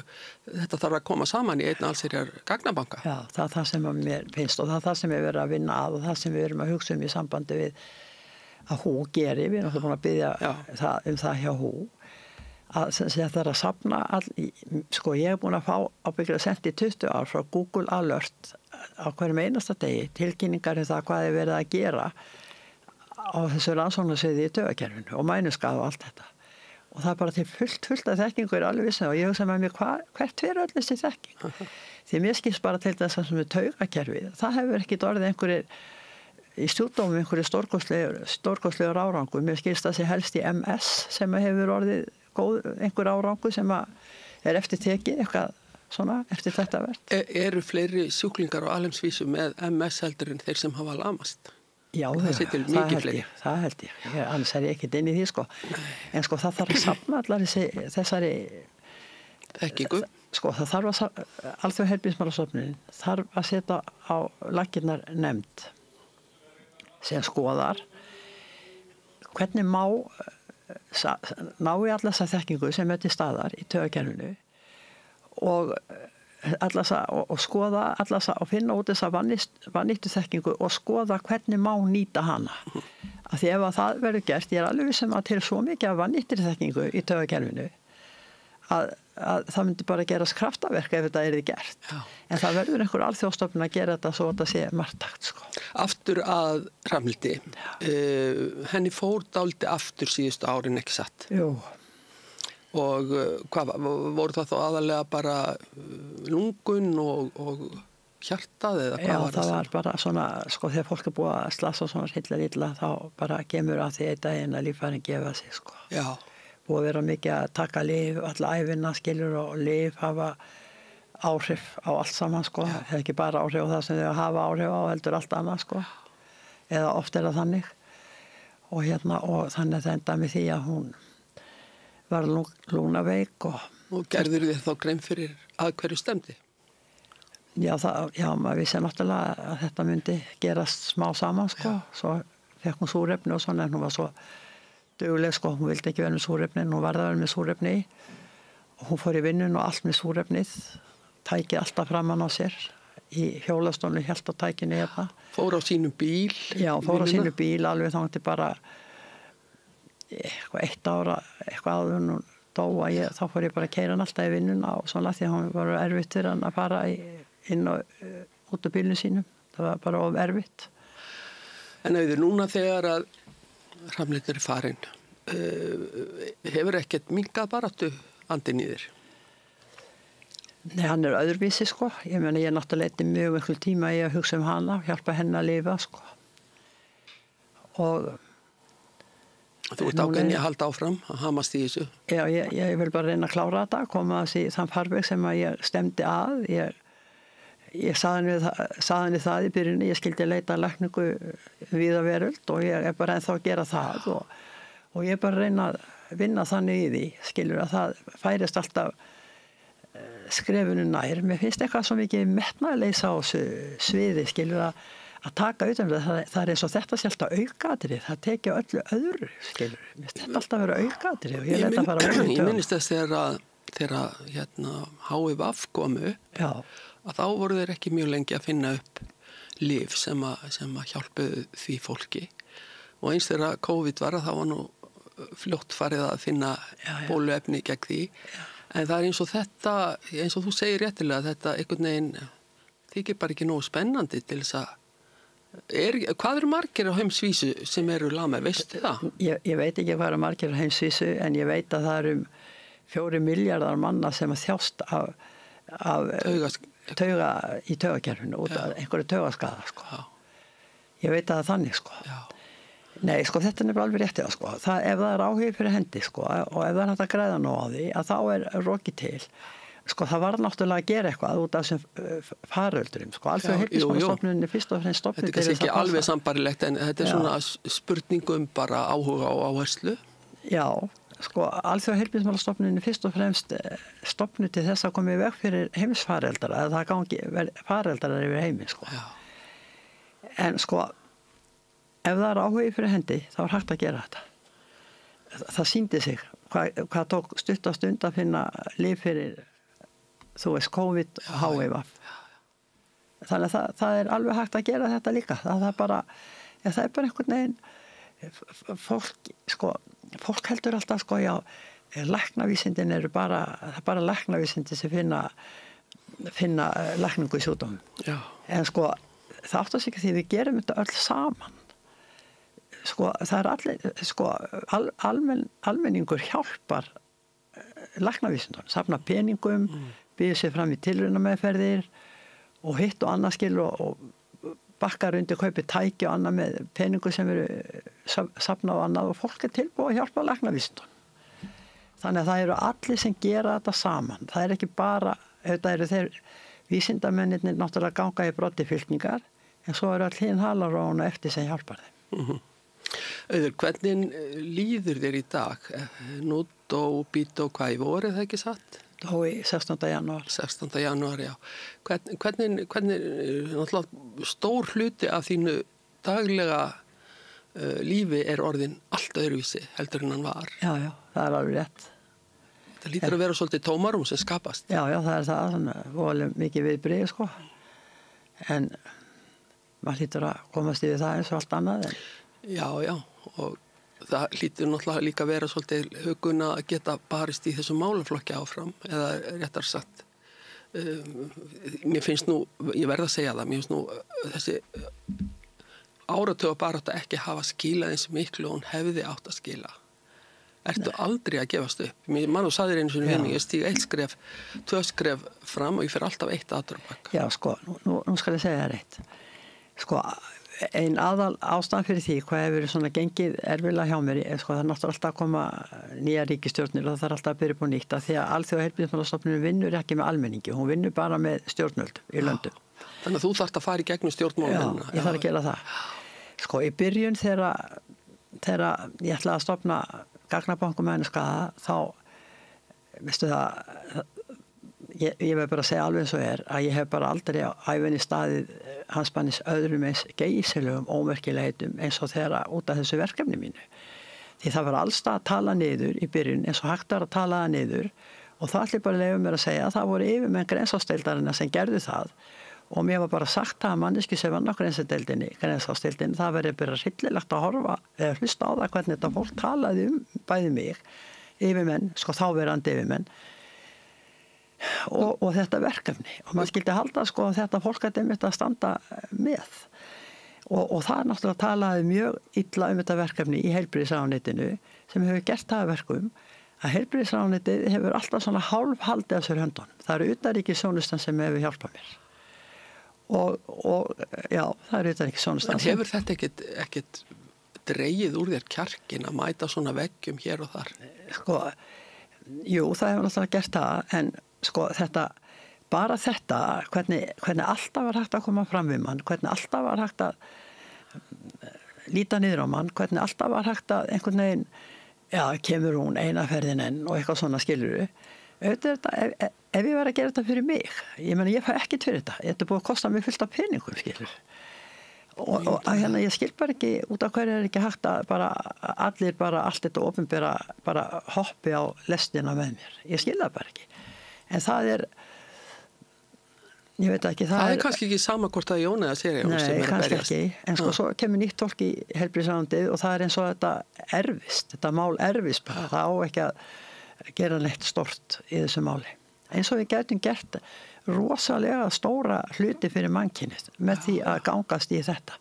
Það skilur utanríkisráðuneytið vegna þess að þetta fólk náttúrulega alltaf eru heimsborgarar. Það skilur utanríkisráðuneytið, en það á bara í raun og vera ekki að vera með máli, sko.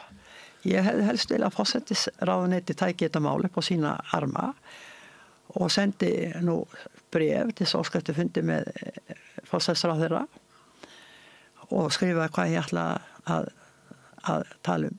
Þú er búin að fá svar? Já, ég er búin að fá svar og mér var bara spennt að fara með þetta heilbrigðisráðuneyti. En það mun ekki ganga í gegnum það. Ekki þetta sem ég vil láta ganga. Sko, ekki það er gott fólk annað, þetta er bara einhver stefna þar að skipta sér ekki á þessu máli, meira en nauðsynlega þarf. En hvað er framundan, Auður? Ætlar að sitja, standa á gatnamótunum í Reykjavíkurmaraþoninu og hvetja fólk? Ert að safna fyrir Mennskapastofnun í Reykjavíkurmaraþoninu núna? Nei. Ég er ekki að safna fyrir Mennskapastofnun og ég held ég standi ekki og sko við Hrafnhildur, við áttum heim á Lindabrautinni. Þegar hún slasaðist og þegar Reykjavíkurmaraþon var að byrja á svona, þannig að við fylgdust alltaf við Reykjavíkurmaraþoni. Svo fluttum út á Nesbala og byggðum þar hús eftir slysið. Og við fórum alltaf við Hrafnhildur, alltaf að hvetja, alltaf. Ég sá það nú, ég hljóp nokkru sinnum. Já, akkurat, við fórum alltaf. Og þetta er svo tengt henni, finnst mér, Reykjavíkurmaraþon. Að ég held að ég fari ekki að horfa núna. Nei. Ég held ég geri það ekki, sko. En hvað er framöndan? Þú ert sem sagt enn að? Ég er bara enn að og svo ég og maðurinn minn, við erum nú bara að fara í svona eitthvað smá ferðalög og bíltúra sem hefur nú ekki alltaf verið auðvitað að gera. Það hefur ekki alltaf verið hægt, nei. Þannig að við erum bara svona, maður þarf bara að jafna sig aðeins og það þarf að, sko það er erfitt að koma þessu út úr eldhúsinu. Ég er búin að vera í eldhúsinu sko í 35 ár, sko. Þannig að ég bara er í eldhúsinu og er svona hætti með svona aðeins útvöru, sko. Svo kemur bara að því. En baráttu andin er enn til staðar? Já, ég verð bara að klára þetta mál. Ég kom hingað til jarðarna til að gera þetta, hún líka, og ég myndi bara bregðast henni ef að ég klára þetta ekki. Hún er að vinna þetta mál með mér hinum meginn frá. Ég er alveg viss um það. Já, ég er alveg viss um það líka. Já. Auður Guðjónsdóttir, ég þakka þér innilega fyrir komuna og gangið vel í þinni miklu baráttu. Þættinum er lokið og við hittumst aftur að vikuliðinni með annan viðmælanda og annað málefni. Verið sæl. Alþýðufélagið er frábær hugmynd. Félagsgjöld í Alþýðufélagið eru krónur 2.750 á mánuði og renna óskipt til dagskrár og útsendinga samstöðvarinnar. Samstöðin.is. Við lifum á tímum þegar þörfin fyrir opna og gagnrýna umræðu er brýnni en nokkru sinni fyrr. Ég heiti Ólína Kjerúlf Þorvarðardóttir og ég styð og vel samstöðina, sjálfstæðan og óháðan fjölmiðil. Þorsteinn Sigurlaugsson, heimspekingur og hagfræðingur ræðir við Gunnar Smára gervigreind og hvaða áhrif hún getur haft á vitund okkar, heimsmynd og sjálfsmynd. Gerist áskrifundur á samstöðinni og taki þátt í að byggja upp öfluga og róttæka samfélagsumræðu.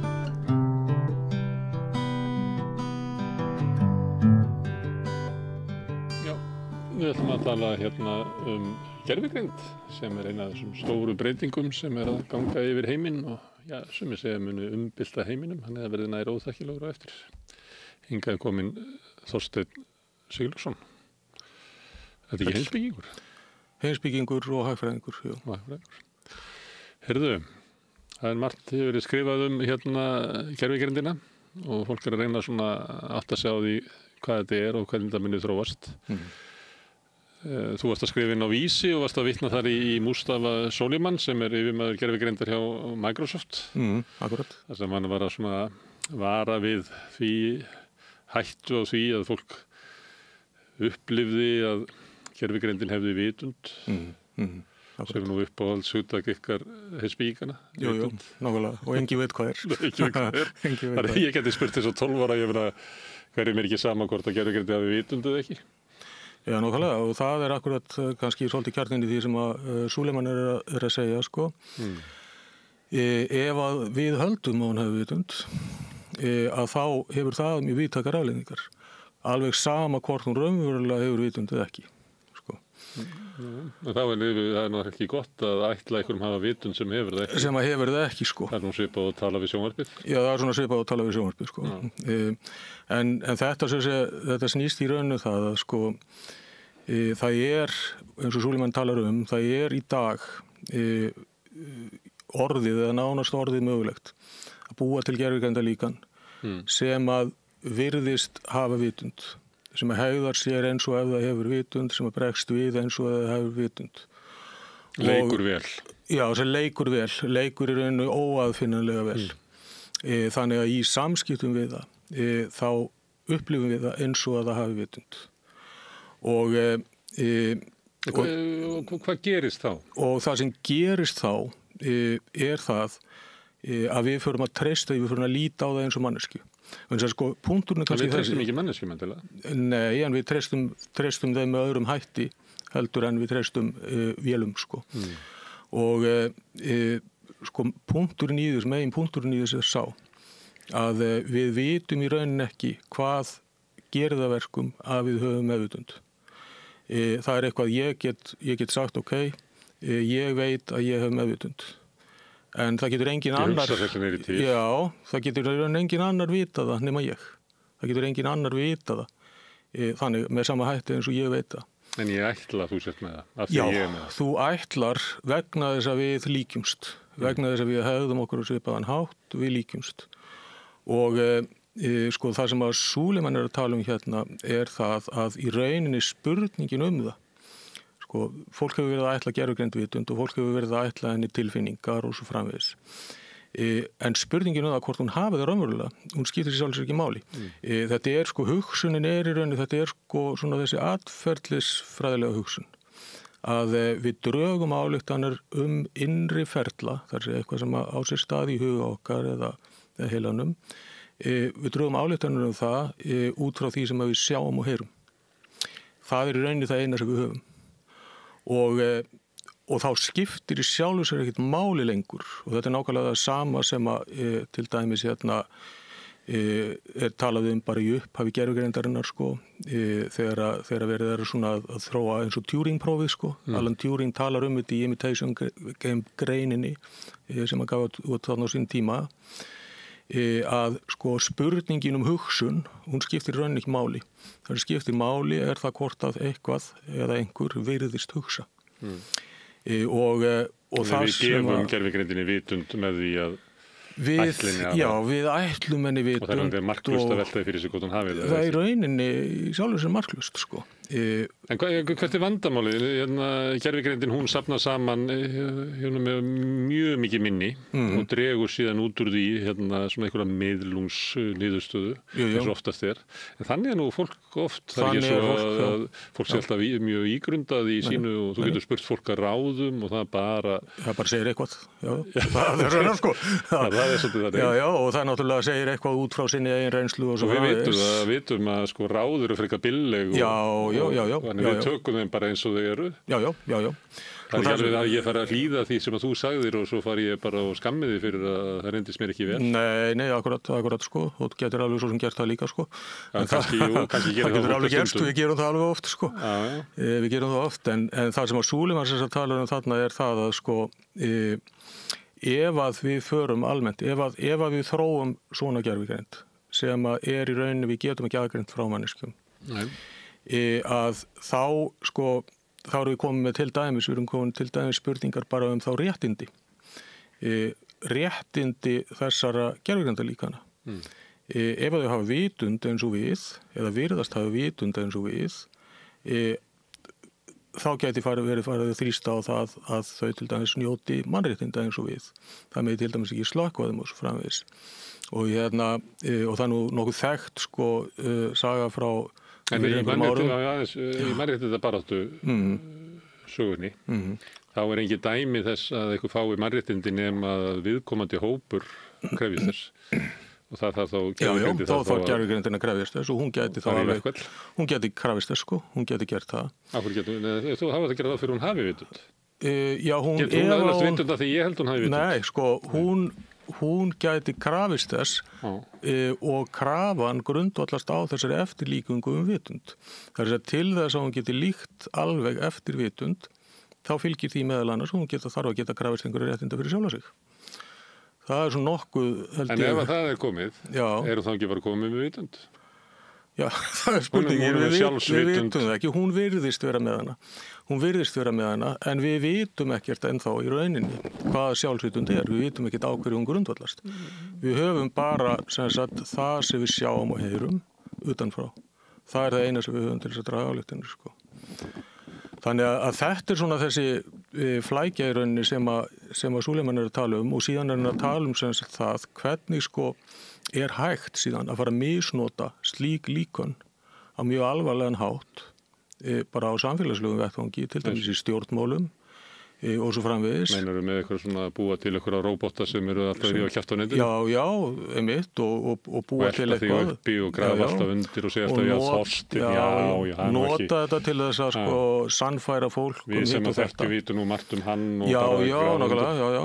En þeir geta gert þetta með ógnarafli út um allt. Já, þetta er í dag. Hegða sér eins og ítlar manneskjur. Já, en það sem að þessi líkun geta gert ef að þau verða þróað líkun sem að eru með þessum hætti, sem að Súleiman segir að sé í rauninni tæknin til þess, í megindráttum til staðar núna, að þá geta þau farið þá er þetta að fara að beita þeim mögulega, til dæmis til þess að sannfæra fólk hitt og þetta. Og málið er það að gervigreind, ef það ætlar að sannfæra einhvern eitthvað, þá er gervigreind miklu öflugri til þess. Heldur en jáfnvel reyndast í stjórnmálamaður, jáfnvel reyndast í sálfræðingur. Vegna þess að við treystum því að gervigreindi sé að láta okkur fá svona hlutlausar upplýsingar? Að hluta til, en kannski fyrst og fremst vegna þess að hún hefur svör við öllu, miklu betur heldur en, það var dæmi, það var ágætt rannsók sem var gerð hérna fyrir ekki löngu síðan. Það sem var prófað að bera saman getu annars vegar sálfræðinga og hins vegar gervigreinda líkans í því að fá fólk ofan af samsærkenningum, svona furðukenningum eins og jörðin sé flöt og eitthvað slíkt. Og gervigreindin, hún var að ná umtalsvert betri árangri í þessu heldur en sálfræðingarnir. Fólki treysti gervigreindinu frekar? Já, kannski ekki vegna þess að treysta henni. Hún klókar í því að aðlaga rök sína að viðkomandi. Já, hún er klók í því og síðan er kannski annað líka sem að ég held að skipti málið þarna. Ef að þú færir að halda þig fram að jörðin væri flöt og ég færi að reyna að gera þig grein fyrir því að það er ekki og færa fyrir því rök og þú stæðir bara fastur á þínu, að þá myndi enda með því að ég myndi bara fara í vondskap og gefast upp. Gervigreindin, hún gerir það ekki. Hún heldur bara áfram og hún hefur svör við öllu röksendum, hvort sem að þau eru sönn eða skálduð upp. En hún hefur óendanlega þolinmæði. Og ég held að þetta sé til dæmis það sem skiptir máli þarna, að hún í rauninni að þessu leyti, þá getur við sagt að hún sé okkur fremri, þannig að hún getur litið út og virkað alveg eins og hún sé manneskja og öll viðbröðin eins og hún sé manneskja, en hún í rauninni okkur fremri til dæmis hvað þetta var, til dæmis bara hvað varðar þolinmæði, til dæmis hvað varðar aðgangað endalausum upplýsingum og svona hæfni til þess að bregðast við, lesa í viðbröð viðmælandans og svo framvegis. Og þetta er það sem að Súleiman að tala að sem stóra og alvarlega hættu sko. Bara fyrir samfélagið og fyrir okkur sem manneskjur. En það eitthvað sem að stýrir gervigreindinni og segir að hún eigi að vinda ofan af þessum hugmyndu þínum eða tekur hún upp á því sjálf? Þarna henni náttúrulega bara sagt að gera það sko. Það var bara sagt þú ert að tala við einstakling sem er haldinn þessum hugmyndum og hlutverk þitt að vinda ofan að þeim. Þannig að við erum með gervigreindar forrit sem að margir nota og þú inn í því innbyggt að þú ert að spyrja jörðin flöt. Þú gefur þessi fyrirmæli, þú getur gert það bara sjálfur sem notandi sko. Ef spurt jörðin flöt, þá ekki sagt það eru margir sem að halda því fram úr sér flöt og svo eru aðrir sem að halda því fram úr sér hnöttótt. Akkurat. Þú segir ekki það, heldur þú segir nei, hún er hnöttótt. Og þú, þú kemur svo með maður sem að sagði með það að hún væri flöt og maður sem ég tristi og svo byrja umræðan. Já, svo byrja umræðan. Það var nú eitthvað dæmi að í gervigreindar módelið eða hvað þið kallið þetta, hans Musk, það var verið að krukka í því. Musk var ekki alveg sáttur við það, gervigreindin var ekki sammála honum allar hluti sko. Hann vil fá gervigreind í hans huga eitthvað sem supermusk. Supermusk í rauninni sko og hann fór sem sagt að eiga við módelið og meðal annars að setja inn í einhverju reglur þannig að það svaraði ekki einhverju tiltökunum spurningum nema í samræmi við hans skoðanir og svo framvegis sko og fikta í þessu þannig og þetta er eitthvað sem að náttúrulega sko auðvitað vitum við ekkert hversu mikið slíkt, hversu mikið og slíku einhverju aðrir kunna verið að gera einhvers staðar á baku tjaldinu, við vitum í raun ekkert það sko. Það er örgulega töluvert sko. Það er ábyggilega töluvert sko, já. Og líka, svo sumriti var kannski í samtalinu okkar hvort að jörðin væri flöt eða ekki. Þá er svona hugmyndum að þið rétt að verða að vinna sem að maður veit ekki alveg, hvort það sé eftirsonavert. Kannski það bara mjög gott fyrir okkur, Þorsteinn. Að það séu svona kannski ekki meir en 5% sem á því að jörðin sé flöt. Já. En því að ef það væri allir sammála væri hnöttótt og allir væri sammála eitthvað sem svona viðtekin skoðun, veistu að ég ekki vissum að mér langi inn í það herbyggi sko. Nei, heldur að væri leiðinlegt lífi ef fólk væri ekki með neina það sem að væri eiginlega bara við ættum öll að gangast undir eitthvað hérna viðteknu skoðun. Já, svo kannski skipt. Ég fæ bara hroll fyrir hugsa til þess. Já, ég meina ég alveg sammála því. Ég sé ekki að því að þessi til fólk sem tilheyrir jörðin sé flöt sko. Og eins og þú veist að einu sinni var hugmyndin svo að það væri hnöttótt var jaðarskoðun. Já, það var það. Þannig að í heimi það sem að hinn viðtekna vinnur alltaf og með rosalega þrætugetu og þolinmæði til þess að telja alla sem að efast á sitt band. Þetta ekki spennandi heimur sko. Svo má líka veltaði fyrir sér sko hvort það skipta einhverju máli sko. Hvort að jörðin flötuð nöttótt sko. og það getur... Það sem ég að segja. Það skiptir máli að það sé einhverju sem haldiði fram úr sér flöt. Ég skal segja þér eitt sko. Þegar ég var í menntaskóla og var að klára á síðast ári að þá kom einhvern að því að ég nefndi nú ekki að vera að læra skólabækunar. Þannig ég náði mér í ritsafn Conan Doyle Sherlock Holmes og ég las allar sögurnar Sherlock Holmes og það var mjög skemmtilegt og ég náttúrulega læriði heilmiklega ensku á því þannig að það var bara komið sér vel. En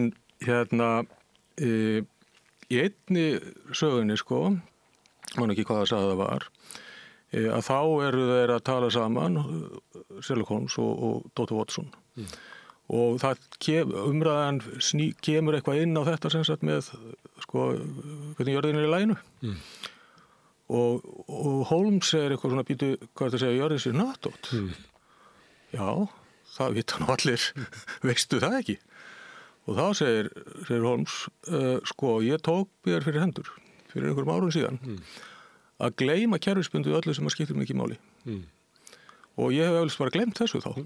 Vegna þess að þetta skiptir engu máli. Ég fer út úr íbúðunum minni í London og ég fer að leysa einhver glæpamál. Það kemur mér bara ekkert við. Hvernig jörðin í laginu. Skiptir engu máli. En það myndi ég ekki elda mann upp Laugaveginn til þess að telja ofan að þessari hugmynd. Það er mikið neitt að það ekki það. Það getur verið gaman, sko samt. En við getum því annað dæmi að það er sem hefur verið talað oft sem vá. Það er fólk sem hefur ekki trú á bólusetningum. Í sjálfu sér er það ekkert vandamál. Svo framalega sem að hópurinn kannski ekki stærri en svona 12%. Já. Þá er komin í vond mál, þá bara fyrir kannski hóp ónæmið að hætta að virka. En með það eru eins og Íslandi, þetta er vinna við kannski 2%. Þá skiptir þetta engu máli. Og það bara er engin ástæða til þess að vera að leggja eitthvað aflíði að telja fólk ofan af sínum. Nei, það er ekki kannski... Það er ekki afstöðu hvort okkur með að vera, þetta er bara raskar engu. Þetta er kannski þannig svolítið að það skiptir ekki máli svo lengi sem að hópurinn nægilega smár en þangað til að hópurinn sem að trúir því að gjörði sem hnöttótt næri yfir á þeim, þá breytist þetta. Já, nákvæmlega og ef við hugsaum, við getum hugsað aðra hluti, við getum hugsað til dæmis eins og umræðu innflytjendamál hérna á Íslandi. Það er einhver svona það er tiltölulega lítill hópur sem er mjög hatramur í þeim málum og sem heldur fram alls konar fullyrðingum sem eru rangar og til dæmis bara samsetningu innflytjenda hingað alls konar hluti bara varðandi þetta og þvert á í rauninni allar þar upplýsingar sem liggja fyrir opinber gögn og slíkt og þessa burtu bara svona félagsfræðilega rannsóknir sem að benda til annars bara tölur reynlega bara tölur fjölda og leyfisveitingar og eitthvað og tíðni glæpa og hlutfyllinda í glæpum og bara búa til sín eigin raunveruleika. Og svo myndast það sem að gerir síðan og við höfum náttúrulega verið að sjá gerast er það að þarna er höfðað til síðan fólks sem að kannski hefur það ekki gott sem að berst í bökkum sem að kemst ekki að á spítala og svo framvegis og það er sett fram þessi skýring, þetta sé allt þessum hópi að kenna. Sigmundur Davíð var í kvöldfréttunum í gær haldiði fram að verðbólga væri hér vegna fjölda innflytjenda. Vegna fjölda innflytjenda, já, það er alveg típist eitthvað slíkt og og málið er auðvitað það að meðan að þetta er einhver svona jaðarskoðun sem að til dæmis að fáir aðhyllast að þá skiptir þetta í sjálfu sér ekki endilega máli en leið og þú ferð að ná tengingunni við miklu stærri hópa og ná að samfæra fólk það að ástæðan fyrir því að það sjálft hefur það slæmt séu einhverjir innflytjendur að þá getur þetta orðið snjóbolti sem að stækkar mjög hratt og þannig geta einmitt svona einhverjar jaðarskoðanir sem við kannski yftum öxlum yfir svo lengi sem þær eru það allt í einu orðið hættulegar. Þær geta orðið hættulegar samfélaginu. Þannig að ég held að ég er alveg sammála því og þetta var ekki að banna fólki að hafa slíkar skoðanir en við þurfum samt að vera mjög á varðbergi og við þurfum að vera mjög ötulið það til dæmis að upplýsa fólk hluti Þannig er reyndar svolítið öðruvísi heldur en hvort að gera þessi hnöttótt eða flöt. Já, þar er það fámennur hópur sem að lítur á stundar svona afmennskun á innflytjendum eða transfólki eða samkynniðu fólki að það fólk getur verið ógn við þann hóp þó þessu fámenn. Það getur auðveldlega verið það. Það getur auðveldlega verið það. Í þessu felst svona svona afmennskun með einhverjum hætti að þú ert að taka hluta af samfélaginu og ætla því að hafa minni rétt og vera aðskota dýr inn í samfélaginu og það getur búið til ástand. Þó svo að ég kannski líka segja á móti að eigum við ekki að fagna framþróun í mannréttindum og meiri mildari afstöðu í samfélaginu og ef ekki að fagna því árangur sem við náðst og við þurfum ekki kannski að bíða eftir því að síðasti rasistinn í einhverjum afdal snúi leggja af sinn rasisma að það sé bara ekki hægt að fagna áður stundum verðum að vara við það Já. Það er bara einringjandi út af við sögu sig einhver samfélagslega ógn Já, nákvæmlega En það er kannski út af þessu sem ég er að segja að í ógninni sem að fær að grassera til dæmis út af sögu eða í stjórnmálaumræðu í kringu tiltekna stjórnmálamenn að þá grefur það undan öryggi þeirra hópa sem að hatrið beinist gegn. Já, og það sem að maður sér líka nú eins og bara núna síðustu helgi þá er einhver hópur þarna með einhver mótmæli niður í bæ og samkvæmt fréttum voru þetta eitthvað 200-300 mann sem mættu þarna, ég veit ekki hvort þú farið og kíkt á þetta En, og alltaf leið með það, ég meina það ekkit margir, en á sama tíma, sko, að þá heyrir maður bara fólki sem maður þekkir, hvað eru margir, jáfnvel því nákomnir, sko, og bara inn í fjölskyldun og slíkt, sem eru að taka upp í síauknum mæli og sífælt hraðar einhver svona viðhorf. Þetta ekki fólk sem mætir niður á Austurvöll með einhver mótmæli. Það ekkert að fara að láta sjá sig í einhverju slíku. En það hins vegar ekki ólíklegt til þess að til dæmis styðja við stjórnmálamenn sem eru að ýta undir svona lagað. Og þetta svolítið svipað kannski eins og það sem gerist sko, ég meina það má bera þetta sama við bara það sem gerðist í Þýskalandi í aðdraga valdatöku nasista sko. Að það búin til ógnin þá voru gýðingar fyrst og fremst og síðan líka aðrir hópar, sígaunar, samkynhneigðir og fleiri sko. Kommunistar. Og kommunistar náttúrulega sko og það búin til þessi ógn og allt sem að aflaga fer, það tengt henni og áróðurinn síðan rekinn þannig að fólk fyrir að trúa honum og þá þarf ekkert endilega svo mikið til leiðu þetta komið upp á ákveðnu marki að þá springur það út sko. Og við þekkjum það dæmi til dæmis bara úr til dæmis Júgoslavíu. Það stýttar upp að það getur gerst bara ótrúlega skömmum tíma að hluti af fólkinu allt í einu ekki með neina stöðu inn í samfélaginu. Já, nákvæmlega. Og lítið á það sem ógn við samfélagið. Já, Rúanda. Og þetta getur gerst bara og stór hættur að fólk að leika sér að þessu. Já, það getur gert. Við erum komið svolítið kannski út úr gervigrindinni. Það sem að þetta með vitundina, ef að ég að nota gervigrind og segjum að ég upplifi að hún sé bara minn besti vinur og maður getur borið undir í gervigrindina bara alls konar vangaveltur. Bara stöðu mína í samfélaginu eða í vinnunni eða ég get verið óvanaður með maka minn og ég get spurt gervigrindina og hún getur ráðlagt mér alls konar hluti. Já, hún gerir það.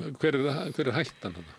Sko hættan þarna held ég að sé svo að sko fólk átti sig ekki á því að það sem að þetta apparat að tala við ekki manneskja. Það að segja að fólk hætti að aðgreina og sko segjum bara að þú sért að tala við einhvern vin þinn og einhver vandamáli eða eitthvað slíkt sem að þú ert að hann náttúrulega þú veist að það sem að hann ráleggur það náttúrulega grundvallast á þeim tengslum sem eru ykkar á milli og ef hann ræður þér ekki heilt sko að þá getur það komið niður á honum í framtíðinni, skilurðu.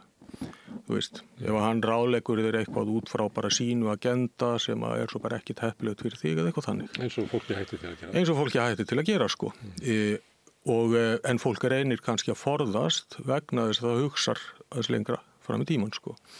Ef að gervigreind ráðlegg gefur þér nákvæmlega sömu vondur ráðinn og þú ferð að þeim, þá það engar afleiðingar fyrir hana. Vegna þess að hún hefur ekki vitund, hún ekki vinur þinn í raun og veru. Þú skiptir hana í sjálfu sér ekki neinu máli. Ég get farið til hennar og kvartað yfir því að hún... Já, en ég menna þá segir hún bara afsakaðu. Ég hafði rátt fyrir mér og það ekkert meira sem gerist. Sko, og vegna þess að hún gerir engan greinum. Það gerir þetta meira með vininn. Við skulum bara segjum þetta sé, tökum bara tilfinningalegt mál. Ég eitthvað ósattur í hjónabandinu og svona veltað fyrir mér og spyr vin minn og hann var kannski nöp við konuna mína, alltaf leiðst hún og þetta var bara erfiðleikar þegar hún kom inn í mitt líf og við vorum miklu vinir og hann hefur bara ekki haft þroska til þess að yfirvinna það og svo fann hún fyrir því að hún var í svona samkynni við hann og var alltaf svolítið að dissa hann og það var ítlita milli þeirra, þannig hann vill eiginlega við skiljum. Já, hann vill að við skiljum. En það var í þessu. Svo ger ég það, segjum það og svo kem ég ljós að ég þetta 2 ár síðan, þetta var alveg stórkostleg mistök. Og ég fer til hans og hvað segir hann? Hann segir bara afsakaðu. Ég bara svaraði eftir bestu vitund.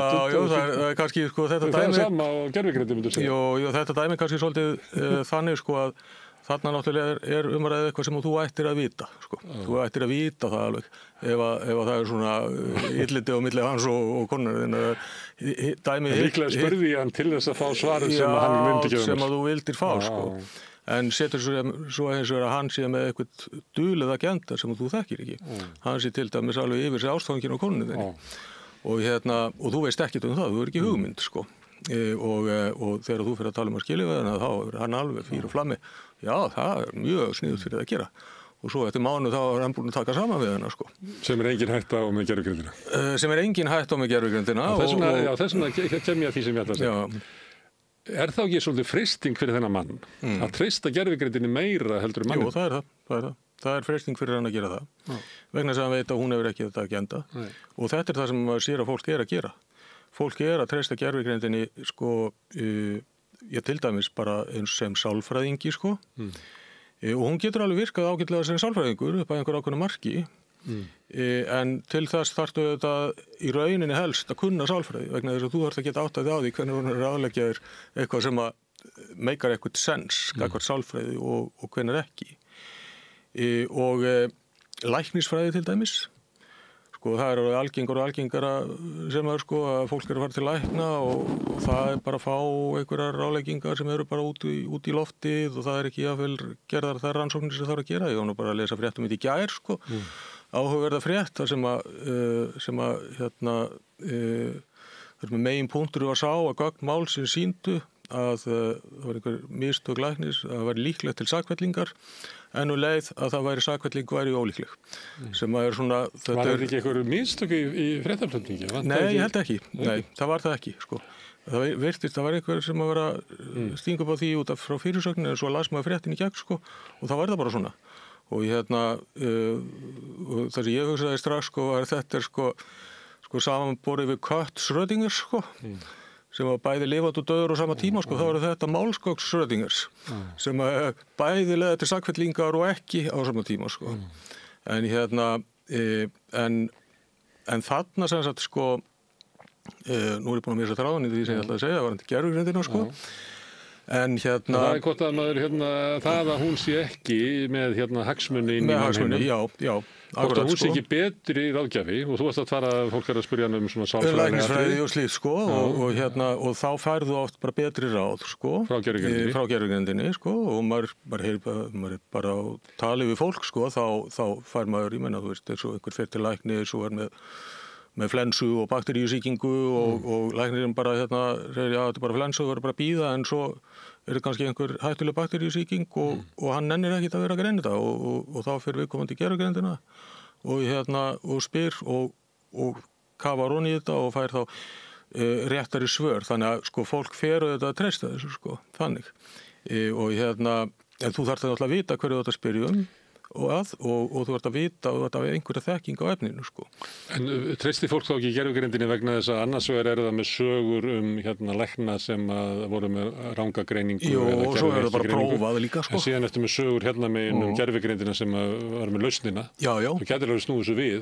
Það er alla vittleysuna sem gervigrindin hefur lagt til og svo læknana sem hefur rétt fyrir sér. Já. En þannig er fólk kannski okkur hættir oft til þess að taka alla vondu kostina hér og góðu kostina hér og vega þá. Við erum alltaf að sannfæra okkur eitthvað sem við erum þegar búin að taka ákvörðun. Já, það getur alveg verið þannig, sko, en það er sem sagt, en kannski lykilatriði þarna er þetta, sko, að gervigrindin er ekki með þennan bias, sko, en hún hins vegar getur auðvitað svara rangt og þú þarft að hafa einhverja þekkingu á viðfangsefninu til þess að meta svörin og ég bara nefnt til dæmis núna þegar kom þetta nýja GPT-5, sko, sem var hæpað upp sem einhver rosalega mikil framför og er vissulega alveg, þú veist, það er mjög miklu betra en fyrir útgáfa að sumu leyti.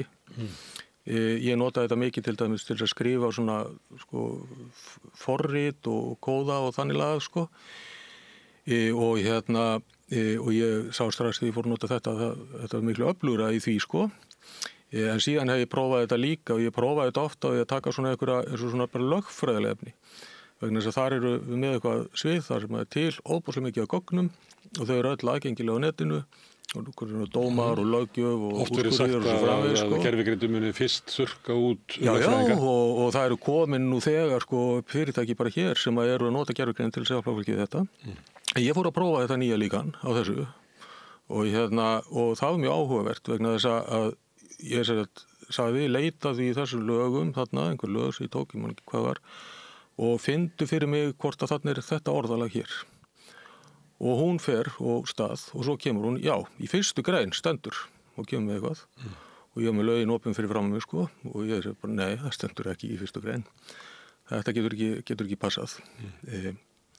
Þá kom næstu svar. Í annari grein stendur. Og svo þegar hún var komin upp í sko 4. með sömu vitleysuna, þá sagði ég bara, nei, þú ert ekkert að lesa þetta, þú ert ekkert að skilja þetta, þú veist ekkert hvað þú ert að gera. Og það kemur bara afsakið, já, mér finnst þetta mjög leitt eða eitthvað, sko. Og þetta svolítið íkt dæmi, sko. Og þetta enda dæmi sem að... Akkur gerir einhvern þetta? Þetta er einhver galli í lausninni, held ég. Ég held að þetta hljóta að vera eitthvað slíkt vegna þess að ég hef ekki fengið svona alvarlegar villur sko, þú veist, þar sem ég bendi á bara hreinlega heimildina og set bara inn heimildina og læta hann lesa hana sko. En þetta er svona kannski íkt dæmi eitthvað sem við sjáum samt stöðut sko. Það er bara sirka bát helmingurinn á sörunum sem þú færð rétt sko. En það sem að framtíðarmynd Súlemans er svo að við treystum gervigreindinni betur en fólki og þykjum ráð þar og líklega sér það fyrir sér þá er gervigreindin farin að stýra mótun okkar og afstöðu og hvernig við hreyfum okkur í samfélaginu og þá eru við raunverulega orðin eins og kjöldurakkar gervigreindarinnar. Við erum það í rauninni eða kjöldurakkar kannski þeirra sem að stýra henni og eitt af því sem að Súleiman talar sko er og spyr að í rauninni hvernig viljum við í rauninni stjórna okkar framtíð. Viljum við að henni sé stýrt af örfáum stórfyrirtækjum eða viljum við að henni sé stýrt með lýðræðislegum hætti? Og það er kannski eftir aðeins og seinni að spyrja þessu því að stórfyrirtækin hafa þegar náð öllum völdum í þessu sem öðru. Já, það er akkurat máli sko og það er sko og það eru hættur sko núna stöndum við fram að fyrir því að við þurfum að innleiða gervigreind miklu hraðar í samfélaginu ef við ætlum ekki dragast aftur úr öðrum. Og tólin sem við höfum aðgengileg, sem eru okkur aðgengileg, eru tól sem eru í eigu stórfyrirtæki, fyrst og fremst bandarískra stórfyrirtæki. Og ef ég horfi til dæmis á bara... Sem er reyndar í hljótið einn sem er líka mjög sérstök fyrirtæki að mörgu leyti því oft er þetta í eigu bara einhverja, það sem einn aðili er ráðandi inn í mótum fyrirtækina. Það getur verið þannig, já, það getur verið þannig. Þetta er eiginlega eins og lensveldi. Já. Og núna til dæmis, ég held að fólk sé almennt sammála það til dæmis að sko í samræmi við bara eins og stefnu ríkisins varðandi gagnahýsingu og slíkt að það lausnir sem að ríkið eða ríkisstofnanir taka upp að það þurfa að vera tryggt til þess að gögnin séu hýst í Evrópu, ekki einhvers staðar annars staðar. Og þetta er bara svona almenn pólísía.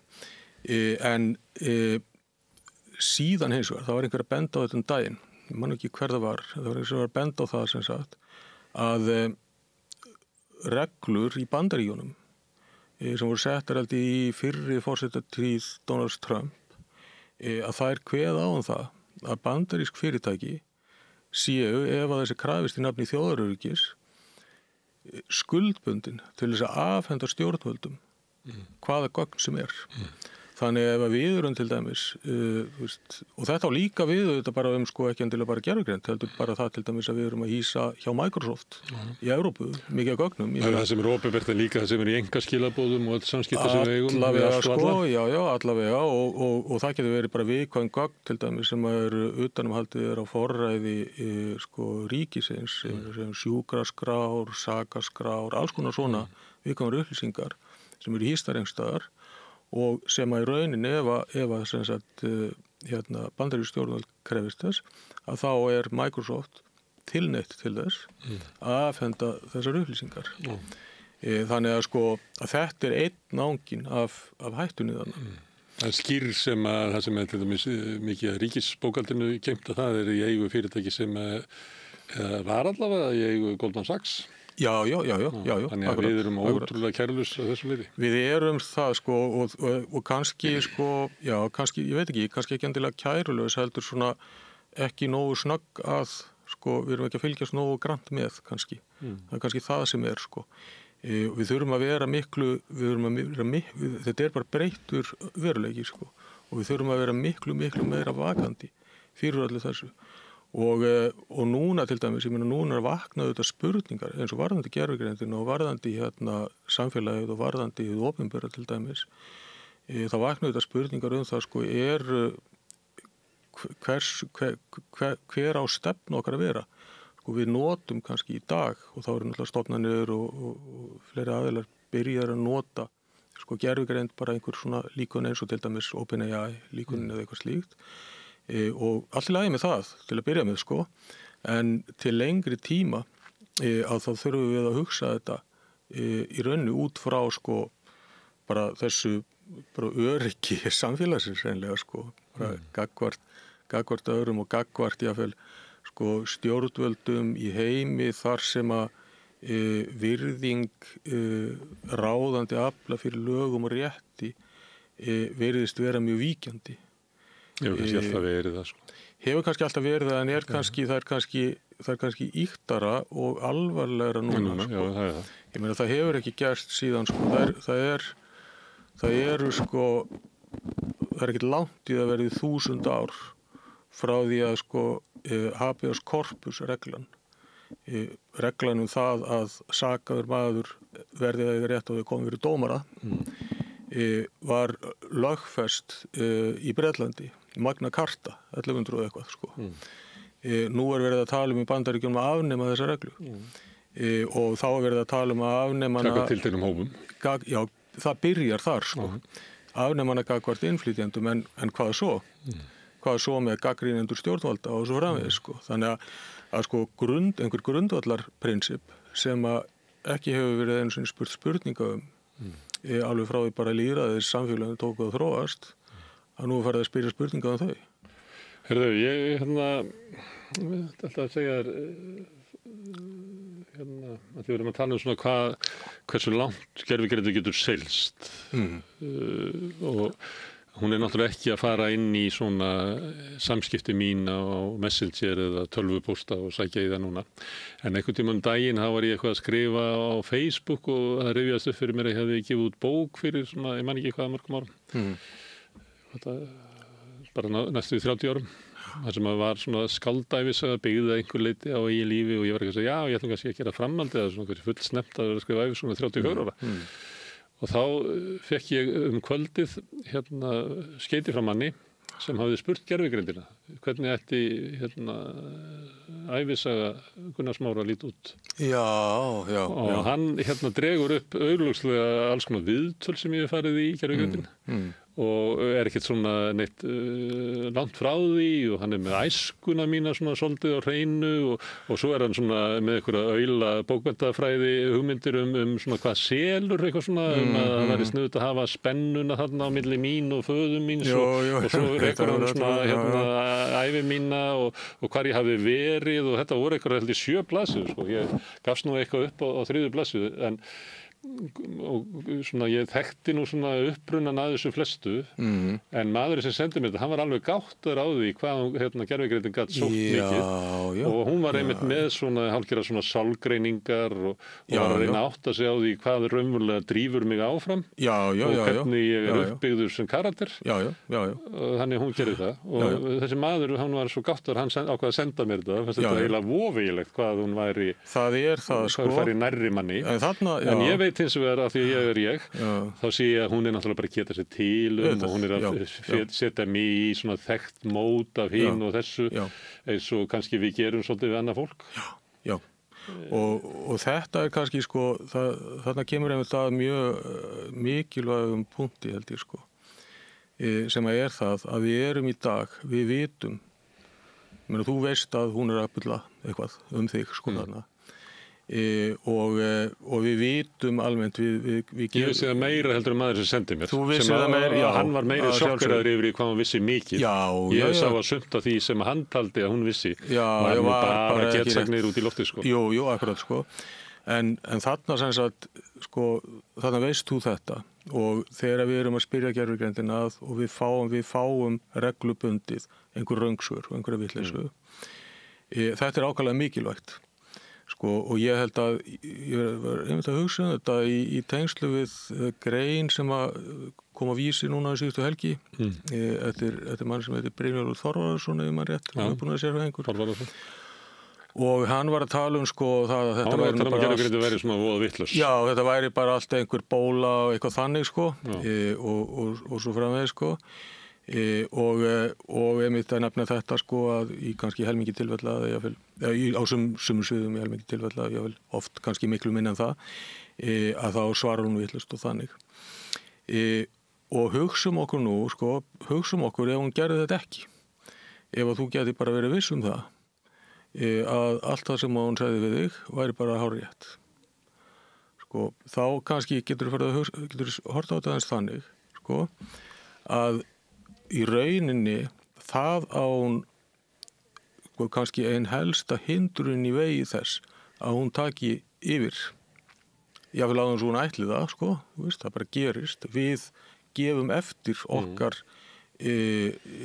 okkar sjálfstæði en helsta hindrun í vegi þess svo að hún svari oft vitlaust þannig að það rauninni kostur það kostur að hún gera það vegna þess að sko, hún mjög gagnleg að mörgu leyti. Annars myndu falla fyrir þeirri blekkingum eða fyrir eftir sér. Annars eins og það sé hægt í sjálf sér. Já, eins og það sé hægt og þá fjallum við bara fyrir þeirri blekkingu og við gæfum bara eftir allt okkar sjálfstæði til gervigreindar og það þessi hætta sem að Súleiman að tala varðandi þessi líkön sem að virðast hafa sjálfsvitund og þar sem að við í rauninni getum ekki aðgreind sko, hvort að við erum að tala við manneskju eða gervigreind og við förum bara að láta henn eftir rauninni að taka allar okkar ákvarðanir fyrir okkur. Já, en það er líka í því felst að svona minnisvél geti haft rétt fyrir sér. Það er náttúrulega svona eitthvað svona hugmyndum sannleika sem að ég á erfitt með að skrifa undir. Ég sé stundum sko sannleikurinn uppkvötun eins og fegurðin.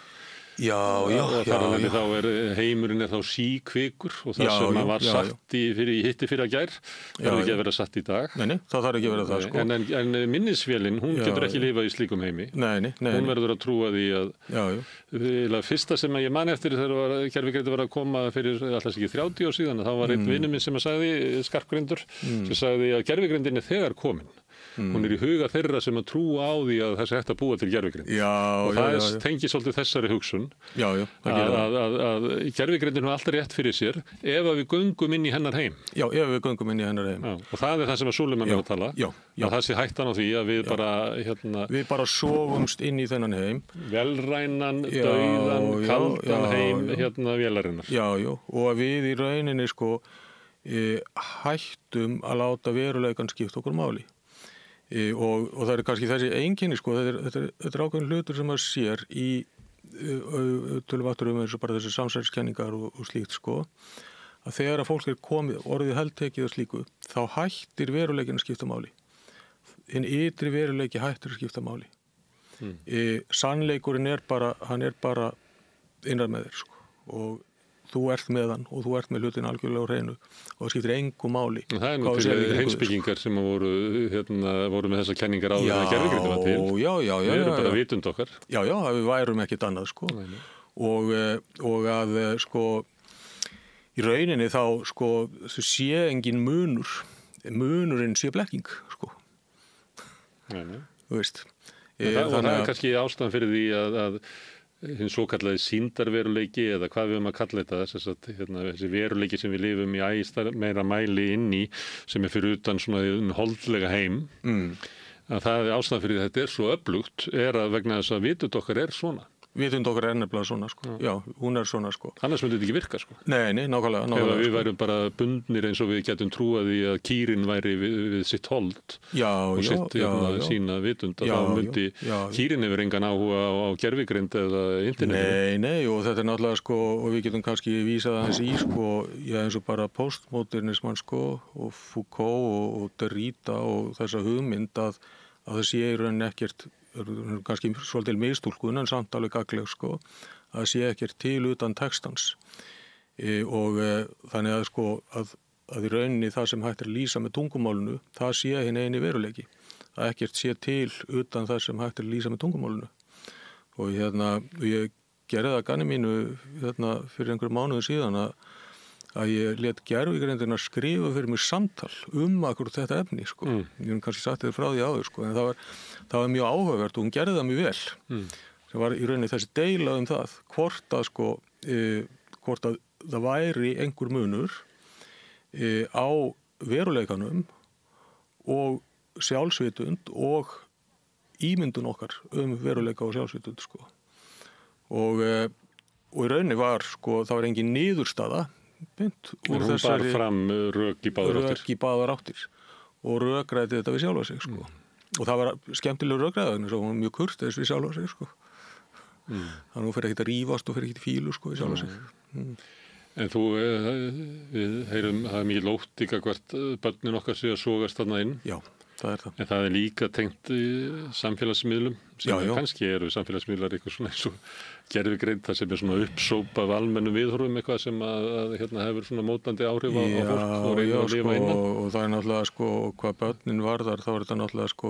Það verið harðir refsivendir. Já, og það náttúrulega, þá þetta samtvinnað, sko, vegna þess að sko, samfélagsmiðlarnir nýta gervigreind, sko, í mjög miklum mæli. Og þeir lesa í hegðun og þeir lesa í einhverju svona mynstur og átta sig þannig betur og betur á einstaklingnum, sko. Og þegar börn að ræða að þá eru þau hrifnæm og áhrifagjörn og getur verið auðvelt að og ég til dæmis eins og sko vangaveltur varðandi það til dæmis hvernig hvernig til þess einhver hryðjuverkasamtök nýti sér eða einhverjir slíkir aðilar, sko, eða stjórnvöld eða aðilar stórfyrirtæki nýti sér þetta til þess að beina börnum í einhverjar ákveðnar áttir, sko. Eða það að sætta sig við óbreytt ástand. Sætta sig við óbreytt ástand. Sem hún alltaf að taka eina almennu algildu hugmyndir, þá hún náttúrulega bara rísa maskína til þess að fá til þess að sætta sig við það sem almennt talið vera rétt. Já, og en sko það eru alls konar hagsmunir náttúrulega ferðinni og það eru alls konar aðilar með alls konar hagsmunir sem að geta nýtt sér í rauninni þessi tækni, sko, til þess að móta skoðanir, viðhorf og hegðun fólks á þess að nokkuð tíma gerir sig grein fyrir því sjálft, sko. Það verður til svona lóðs sem að fylgir okkur, leiðir okkur til helvítis. Til helvítis, sko. Það sömulegt eftir að gefa þetta í fótinn að það sem að, og Súleiman var svolítið dramatískur, það var eins og hann væri bara allt í einu runnu upp fyrir honum. Hann verður bara sér fyrir sér, eins og gerist oft þegar fólk á miklum tímamótum í sögunni. Sér fyrir sér bara hvert þetta gæti farið. Súleiman skrifaði bókum þetta, sem einhver besta bókin sem ég lesið um þetta. Hún kom fyrir 2-3 árum, sem heitir The Coming Wave. Og þar hann í raun að spá fyrir þetta sem muni geta gerst, sko. Og þá hann reyndar, sko, að spá fyrir það sem að kalla Artificial General Intelligence, sem í raun næsta stig þessari tækni, sko, sem ekki komið, sem að voru væntingar að myndi koma tiltölulega fljótt, en ekki komið og að öllu líkindum ekki hægt að útfæra á grundvelli þeirra tækni sem núna til, sko. Það þarf nýja tækni til þess. En í þessu tilfelli þá hann að tala bara hvað hægt að gera með bara núverandi tækni. Og hann þarna í rauninni þarna hefur nátt að segja á þessu, sko, að sko hvernig það skiptir í sjálfu sér ekki máli hvort að sjálfsvitundin raunveruleg eða ekki, sko. En þetta svona sýnum svona hversu mikil áhrif gervigreindi getur haft bara á heiminn og mannfélagið, sjálfsmynd okkar og stöðu okkar, þannig að raunverulega sko hinn versti spádómur að við missum eiginlega forræði yfir menningunni og göngust inn í heim vélarinnar sem að ég myndi halda Súleiman og fleiri sem þá útskýranlegur, þröngur og kaldur og vondur heimur, á meðan að kannski ef við verðum með aðra hugmyndir svona úr mannkynssögunum að verðum væri líka síkvikt sköpunarverk þar sem allt væri raunverulega mögulegt, að við verðum að fara inn í þennan svona kalda heim. Og þú ert að gefa því til fótinn að við ætlum að vera að hugsa svolítið í þá veruna. Hinum megin varstu að vitna í Brynjólf Þorvarðarsson sem var að segja sko gervigreindin svo heimsk og veit ekki hvað mörg B í rababæn. Já. Og þú þetta er og mér heyrist þú verið að segja að báður hafa rétt fyrir sér. Já, ég meina það var báður rétt fyrir sér og hérna í rauninni sko, vegna þess að sko það sem skiptir máli í þessu það að við áttum okkur á því hvernig þessi tækni virkar sko og þarna einmitt, það er ágætt þú nefnir þetta dæmi hjá Brynjólfi með rababarann sko. Og að á annan bóginn að þá fáum við svona bara einhverja algjöra vangjötu til þess að svara einhverju mjög einfaldri spurningu, telja stafi í einhverju orði og svo á hinn bóginn eins og bara það sem ég var að gera í síðustu viku að gefa gervigreindinni stutt og einföld fyrirmælum að skrifa hugbúnað til þess að yfirfara og greina villur í einhverju gögnum. Töluvert flókið verkefni sko og hún gerir það bara á 10 mínútum sko. Og er þetta mótsögn einhver þarna sko? Í raunin ekki.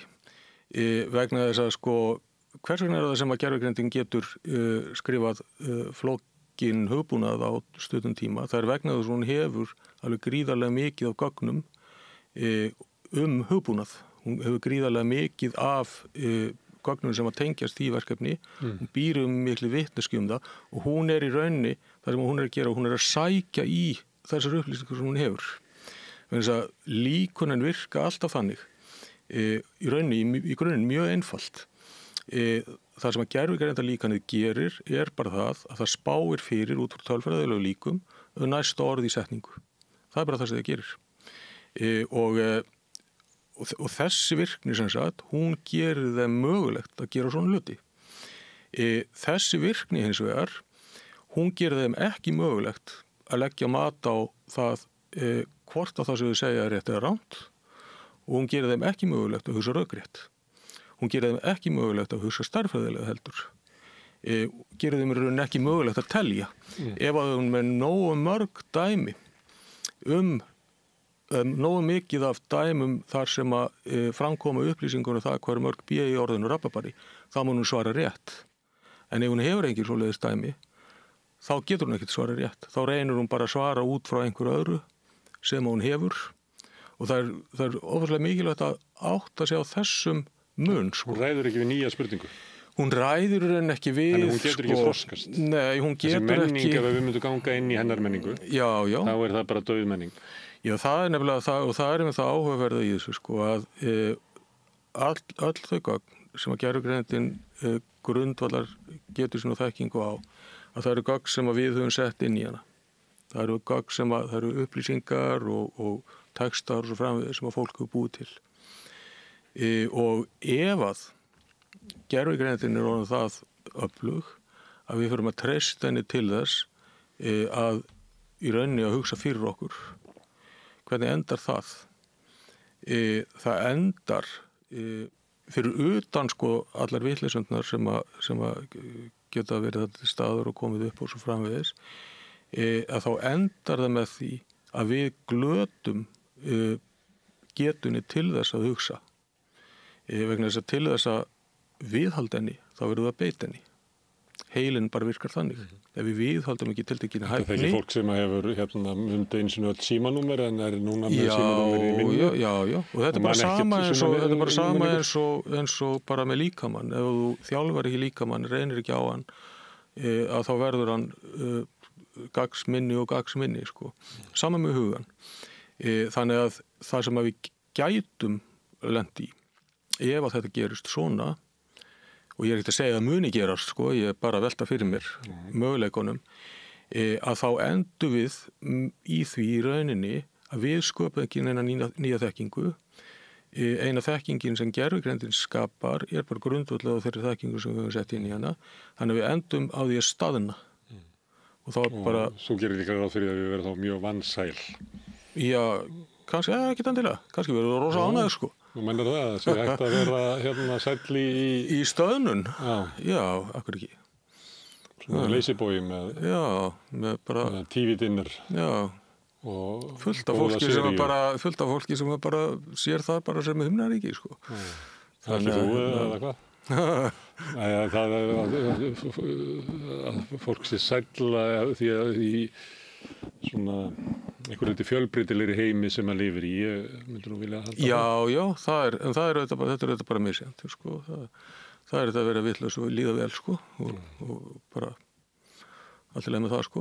Þannig að, en það er þetta kannski sem að ég held að sé, sko, gæti verið raunverulega hætta að við komum bara upp að ákveðnu marki, ákveðnu hámarki í bara hæfni og getu og þekkingu okkar og við komumst ekkert lengra af því að sko, og þá er ég að ganga út frá því að við séum með gervigreindalíkön sem byggja á þessari núverandi tækni, þar að segja hafa ekki neina skírskotin í ytri veruleika og hafa ekki möguleika á því að hugsa rökrétt en verða það góð og það samfærandi að við förum að treysta því fyrir allum okkar verkefnum og þá bara endar þetta svona, sko, ef það gerist. Sem margt bendir til að geti gerst. Að geti gerst, en sem að við þurfum að reyna að berjast gegn. Herðu, kannski næst að við hittust að þá verður bara notuð fyrir gervigreind til að spyrja þig, við sjáum til með það. Ég svara með gervigreind líka. Herðu, gaman að fá þig hingað? Já, alltaf gaman að koma. Kæra þakkir. Takk. Já, þetta eru lokin á rauða borðinu í kvöld. Ég þakka Þorstein og öðrum gestur sem hafa hingað komið og Maríu Lilju fyrir að taka viðtöl hér og Sigrúnu Magnúsi og Maríu fyrir að segja með mér fréttir hér fyrir í kvöld. En ykkur þakka ég náttúrulega mest af öllu áhorfendur góðir sem hafi breytt þessu samtali okkar í fjölmiðlun.